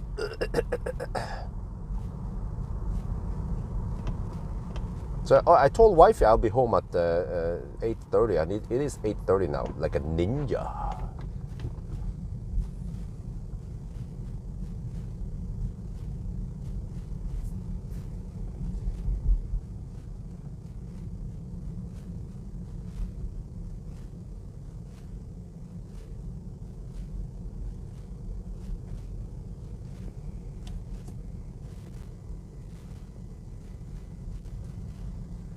Yeah, 696 kilometers. And the consumption was 108 watt-hour per kilometer. Wow. Elon Musk for president. Just kidding. Let's get in there.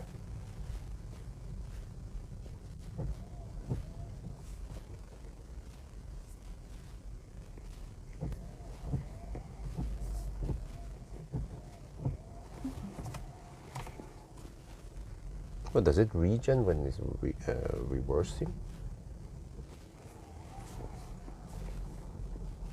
Yeah, it is actually regening when you reverse.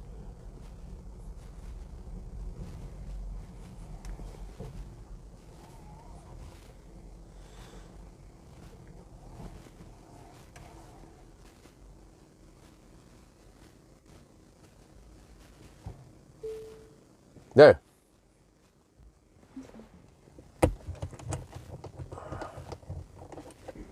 You guys see it, if you want to see. Oh shit. 696 kilometers, 76 kilowatt hour. Well, it's 75.6. And 108 watt hour per kilometer. Damn. Game over. Yeah, well, okay, I'm done. Just have to record the stats and then, yeah.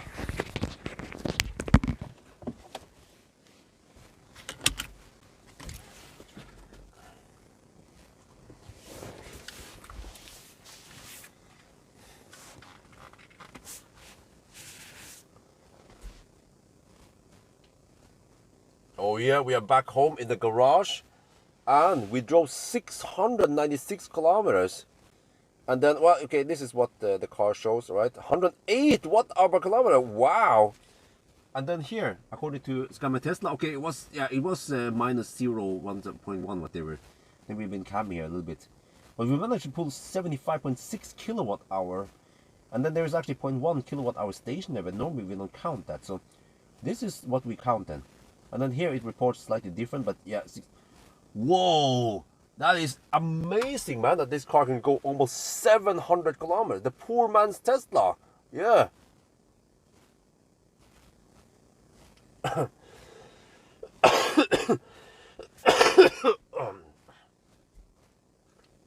เรามาถึงบ้านแล้วนะครับแล้วก็คราวนี้นะครับเราวิ่งได้เกือบ700กิโลเมตรครับ696กิโลเมตรอันนี้มันระบุว่าเป็น76กิโลวัตต์อเวอร์แต่ว่ามัน round up นะครับ108วัตต์อเวอร์ต่อกิโลเมตรว้าวแล้วก็ใน Scammer Tesla ก็ report ว่ามันเป็น 0% นะครับ0มันใช่เมื่อกี้มันเป็นน้อยกว่านี้นิดหน่อยนะมันใช้ไฟฟ้าตรงเราอยู่นิ่งนะครับแต่ว่า75.6กิโลวัตต์อเวอร์นะครับโอ้โหวิ่งได้เกือบ700กิโลเมตรแล้วนะครับคันนี้นะครับ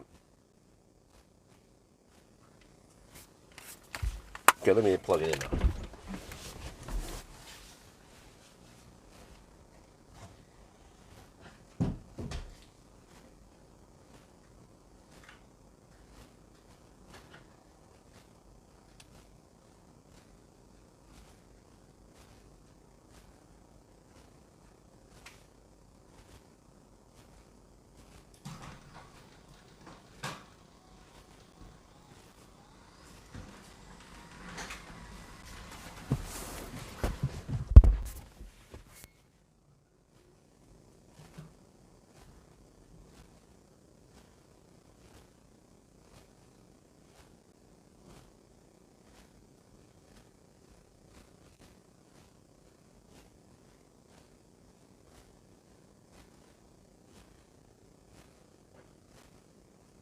Got click? Okay. Should start charging it.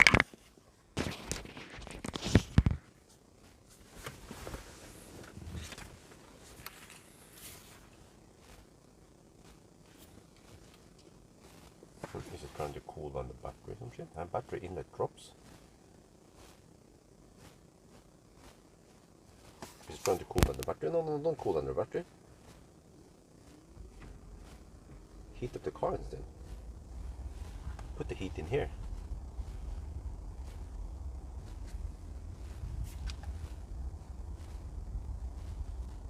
Yeah, it figures out that 31 degrees is not the resting temperature for the battery.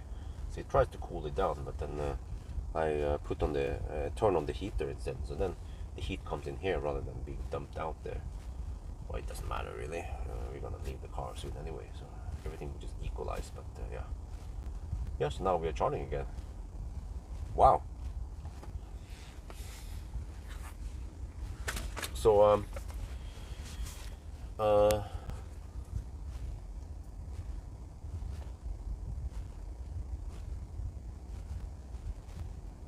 696 kilometers.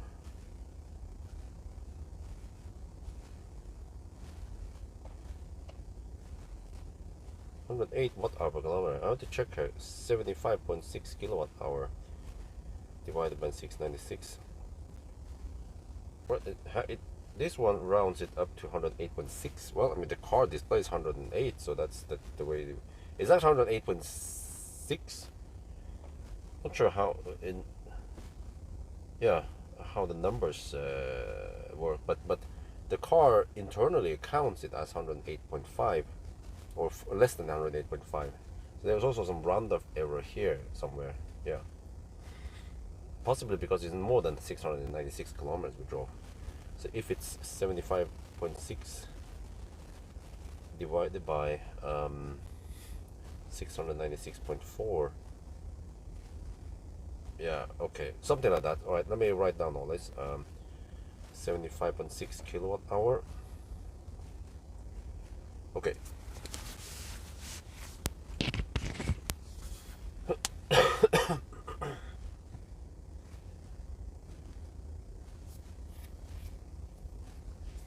Use of the remaining now goes up.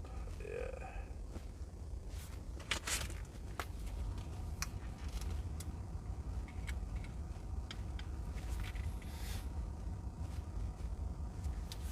Let me see if I just do this. If HVAC is off, then it will actually.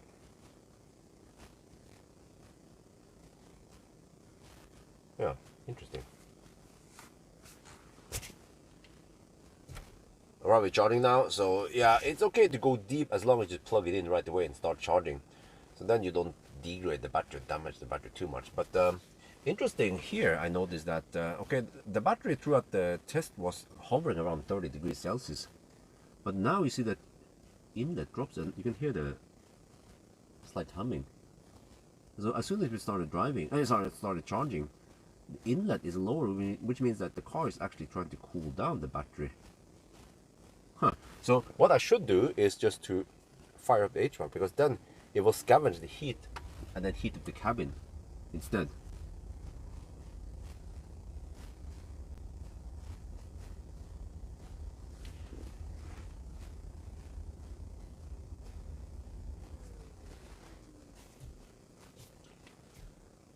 Okay, ตอนนี้เราชาร์จนะครับคุณก็ขับไปถึง 0% ก็ได้นะครับแต่ว่าไม่น่าจะทำบ่อยแต่ว่าถ้าคุณขับไปถึง 0 นะคุณก็น่าจะเริ่มชาร์จทันทีนะครับมันจะได้ไม่ทำให้แบตเตอรี่เสื่อมเยอะไปนะครับแล้วก็ผมก็สังเกตนะว่าตอนเราเทสวันนี้นะครับแบตเตอรี่มันจะอยู่ที่ประมาณ30 องศานะครับมันก็ดีสำหรับ performance ของแบตเตอรี่แต่ว่าตอนเราเริ่มชาร์จนะครับ inlet มันตกเพราะว่ามันจะพยายามคูลแบตเตอรี่แล้วมันก็เอาความร้อนเอาไปแบบทิ้งข้างนอกลบนะครับแต่ถ้าเราเปิดแอร์นะหรือว่าเปิดเครื่องอุ่นนะครับมันก็จะดูดความร้อนจากแบตเตอรี่แล้วก็อุ่นลดแทนนั่นแหละ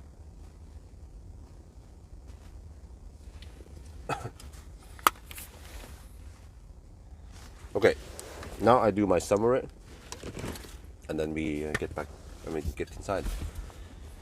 I finished one bottle of drink. This one was not open even.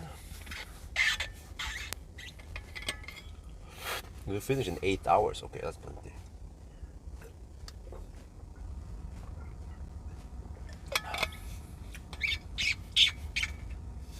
Does it even say how many kilometers per hour? There, 65 kilometers per hour if I turn off HVAC. So I'm charging at 69 kilometers per hour. That's a nice round number.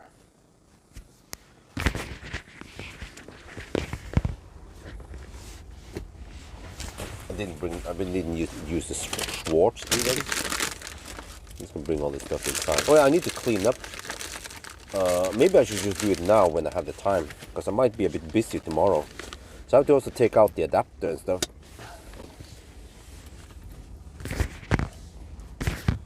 Oh, I mean the whole OBD stuff here and then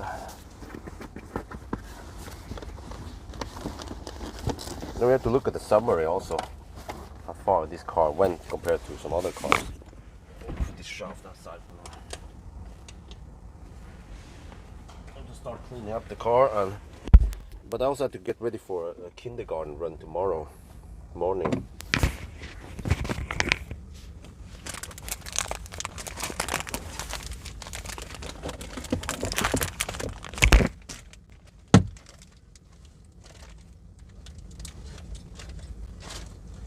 Yeah, almost 700 kilometers. If the weather was slightly nicer, I could have gone 700 kilometers. But this is what the car is capable of doing with a new test regime.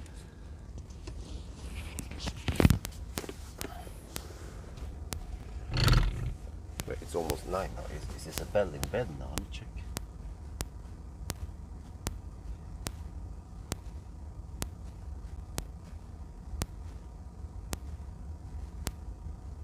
Yep. Wait, she's already asleep. Wow. Really?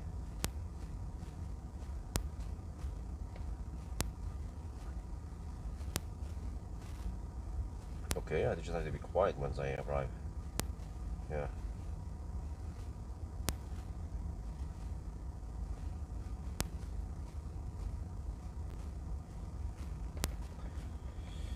Well, she must have been tired then, going to sleep so early, but okay. So now it's actually, where is the car pumping the heat from the battery into the cabin? It's possible. Okay, but I don't want that noise when I start shooting video, so.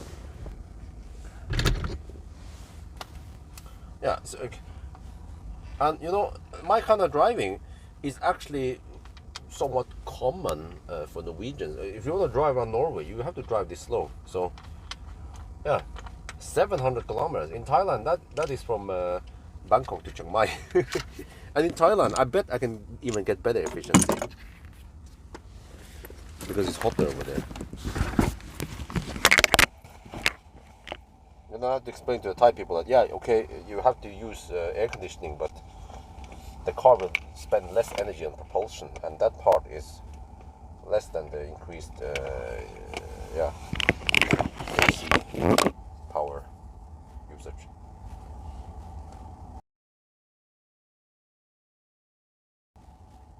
It's actually uphill, so we can say, yeah, but I think it should still be fine. Or Chiang Mai to Bangkok or whatever, you know, close enough. It's not actually actual 700, it's maybe like 690 something. It depends how you count it, where you start from, where you end up. But it's roughly there. It's like, it's not exactly 500 kilometers from here to Trondheim, but it's close enough.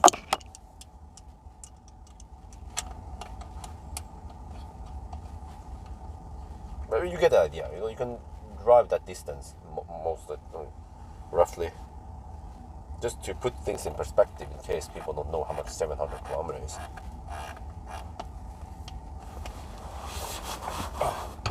I should actually try that.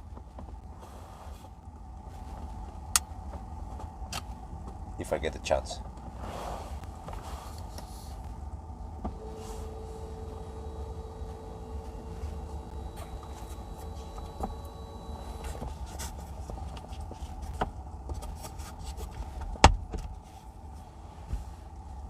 Oh, that becomes almost too bright. Damn. Oh, damn.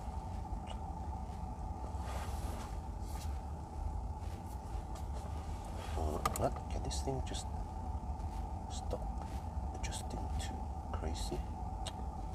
You do manual ISO instead.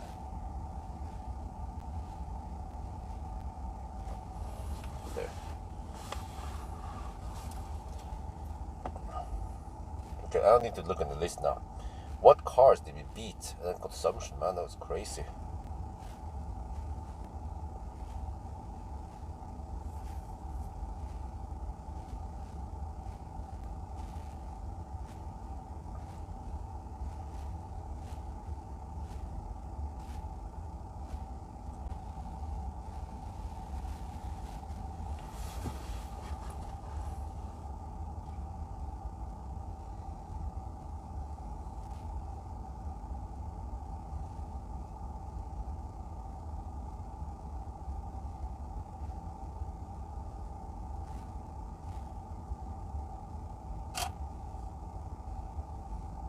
Are we back now?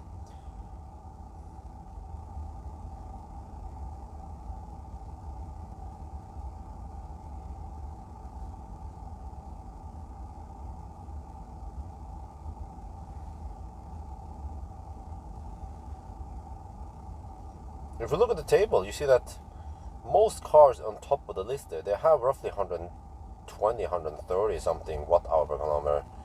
Even the EQS I tested in Thailand had 134, but it had a big battery. That's why it went so far.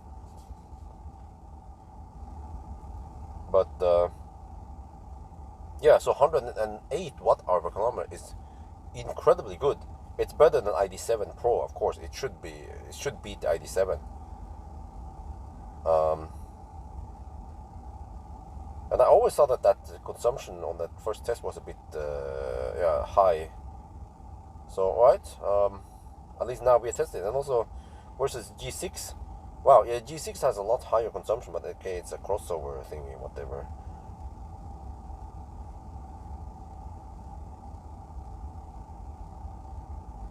So yeah, now we try it.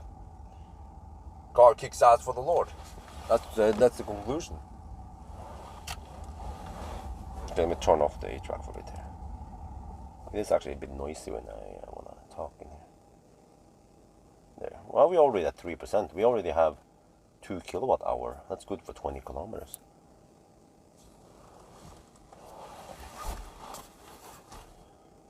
So if you look at the list now, okay, the previous test was done 2 years ago, roughly, well, 2.5 years ago, and yeah, I always thought that the consumption was a bit higher, but with the new test regime, this is what we should get compared to other cars we tested recently. So now it comes on a good fourth place, but also you see that the consumption on the other cars, they are naturally higher. Even the ID.7 was amazingly low, but not nowhere as low as Tesla. So it's all about efficiency. This is why the Tesla can go so far, because it is super efficient. But also, you have the comfort, you have the features, the power, all-wheel drive.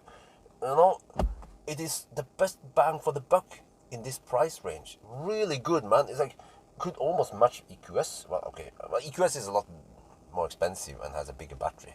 But this test is all about efficiency and range. And then this car really shines because Tesla kicks ass for the Lord. Okay. Anyway, I think that's going to be it for now. Hope you guys enjoyed this video. As always, thank you for watching and talk to you later.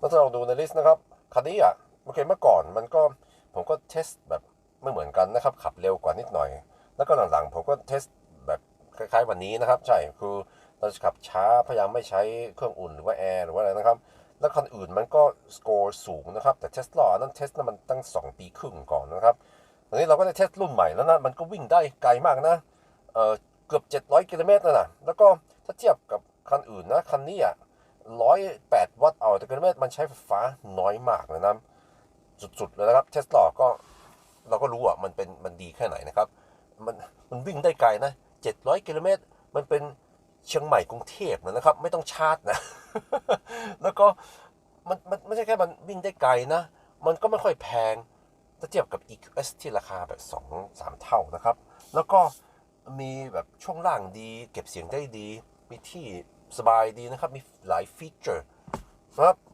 ถ้าเทียบกับคันอื่นนะที่มันราคามากกว่านี้คันนี้นี่มันโคตรดีเลยนะครับเพราะว่ามันเป็น Alien Technology จาก Tesla นะครับ โอเคคงจะเป็นแค่นี้นะครับขอบคุณที่คุณดูนะแล้วก็เอาก็ปากกันไปสวัสดีครับ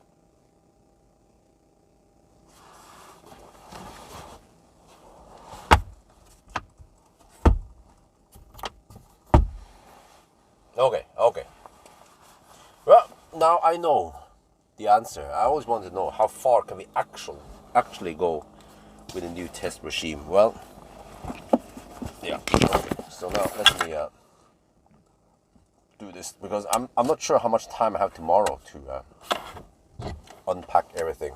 So I just unpack now when I have the time.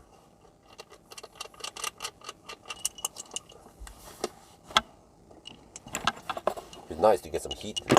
It was getting semi-cold towards the end. Oh, I have to remember to take out the USB stick also, yeah.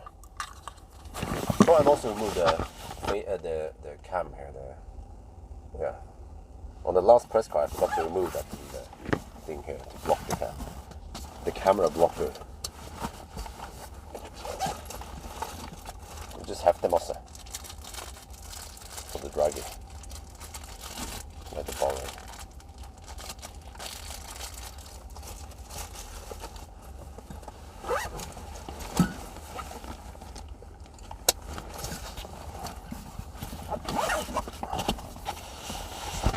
It was a long day, but why you block the camera? Because it's being too Chinese, too annoying. Like I activate I activate autopilot, right? And the car pops up with a message on the screen here. Please watch the road. But I was watching the road. I just activated the autopilot, and then the car said, "Look here." I'm like, "What's up? Watch the road." The fuck are you doing, man? Don't bug me about it, okay? I'm only watching the road, I just block that shit. It's being too Chinese.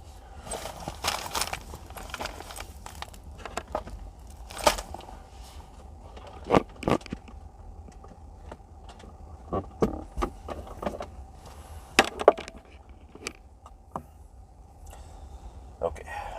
Yeah. 11 kilowatts for the win. I'll be finished. Well, it doesn't. That's a small minus with Tesla. It doesn't tell me when I will finish charging. I have to do the math myself.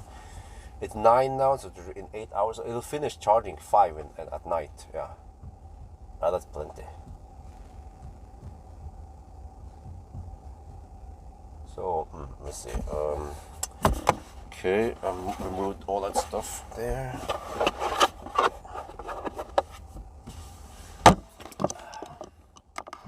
Mission accomplished. Yeah. Yep, a bunch of other stuff also. It keeps bugging me all the time. Yeah, I don't think Tesla has any time estimate, which is weird. And sometimes I'm just bending over to grab something, you know, like, man, this thing needs to be reset or something. I'm gonna get the bottle over there, and the car's like, dude, watch the road. Okay, it's just for a couple of seconds, you know. So I have to do this instead. I think it's a bit too naggy. Because other cars are not like that. And it's not like I'm not watching the road. I'm of course watching the road, but it's just the system is just being way too naggy and too strict about it. Just like, you know, similar to the speed limit warning, right? Like, some cars, they nag you when you go just 1 kilometers per hour over the speed limit. Nobody likes that.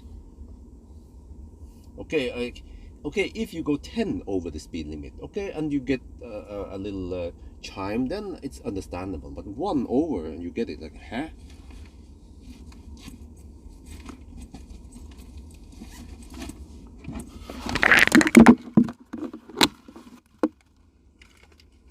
I have so much stuff here that I carry in between the press cars. Plus I have the sexy buttons here also. I didn't actually use it. I rarely use it. I just plug in the commander. Sometimes I use the stats in the commander or manual preheat or some shit.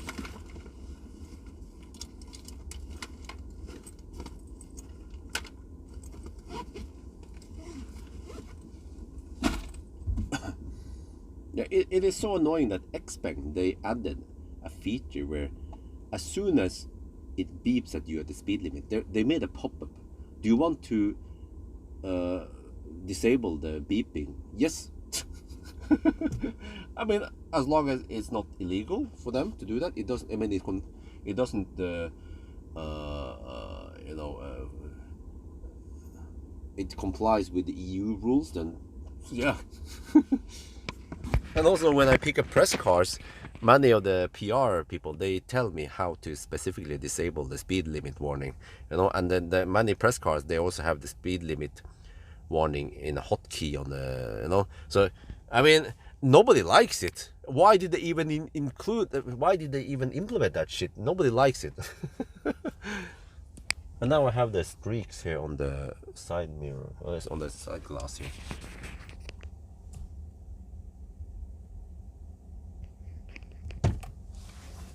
Oh yeah, glove box, yeah.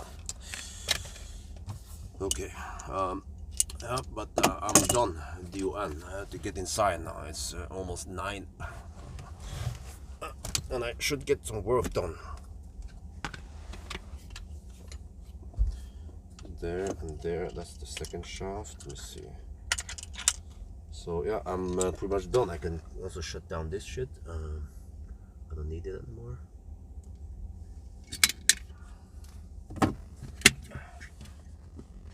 So, alles gut.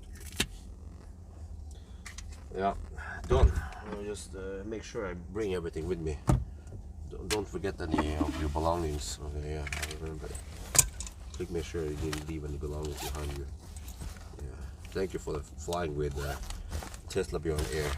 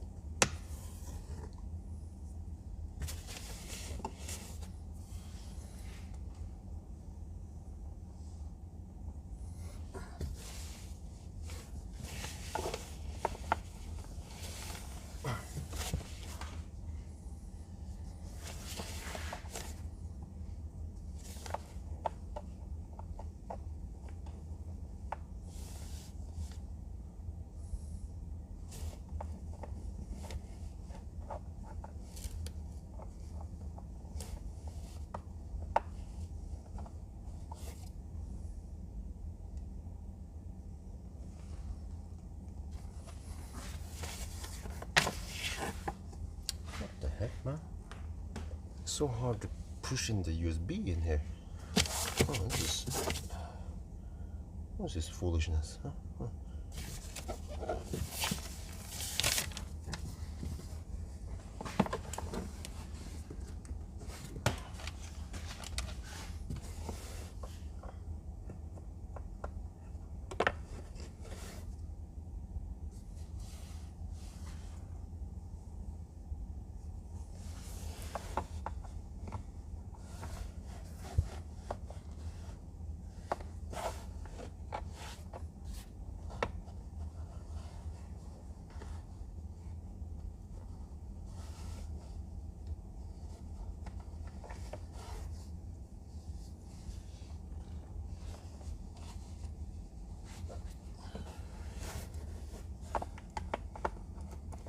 There, finally. I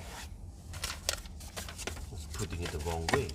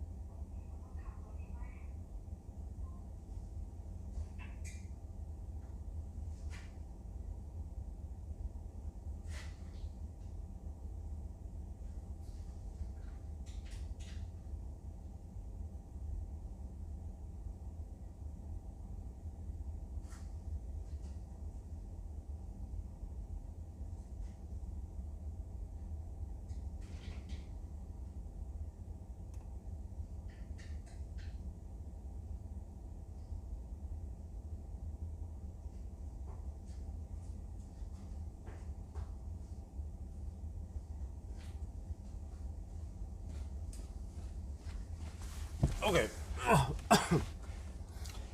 Yeah, done. I have cleaned up, prepared everything. So now I just have to tomorrow morning go for the repair and all that stuff. Yeah. So okay. Anyway, guys, that's it. Signing out now. Thank you so much. It was fun. Yeah. Model 3 Model 3 Highland kicks ass for the Lord. So talk to you guys later.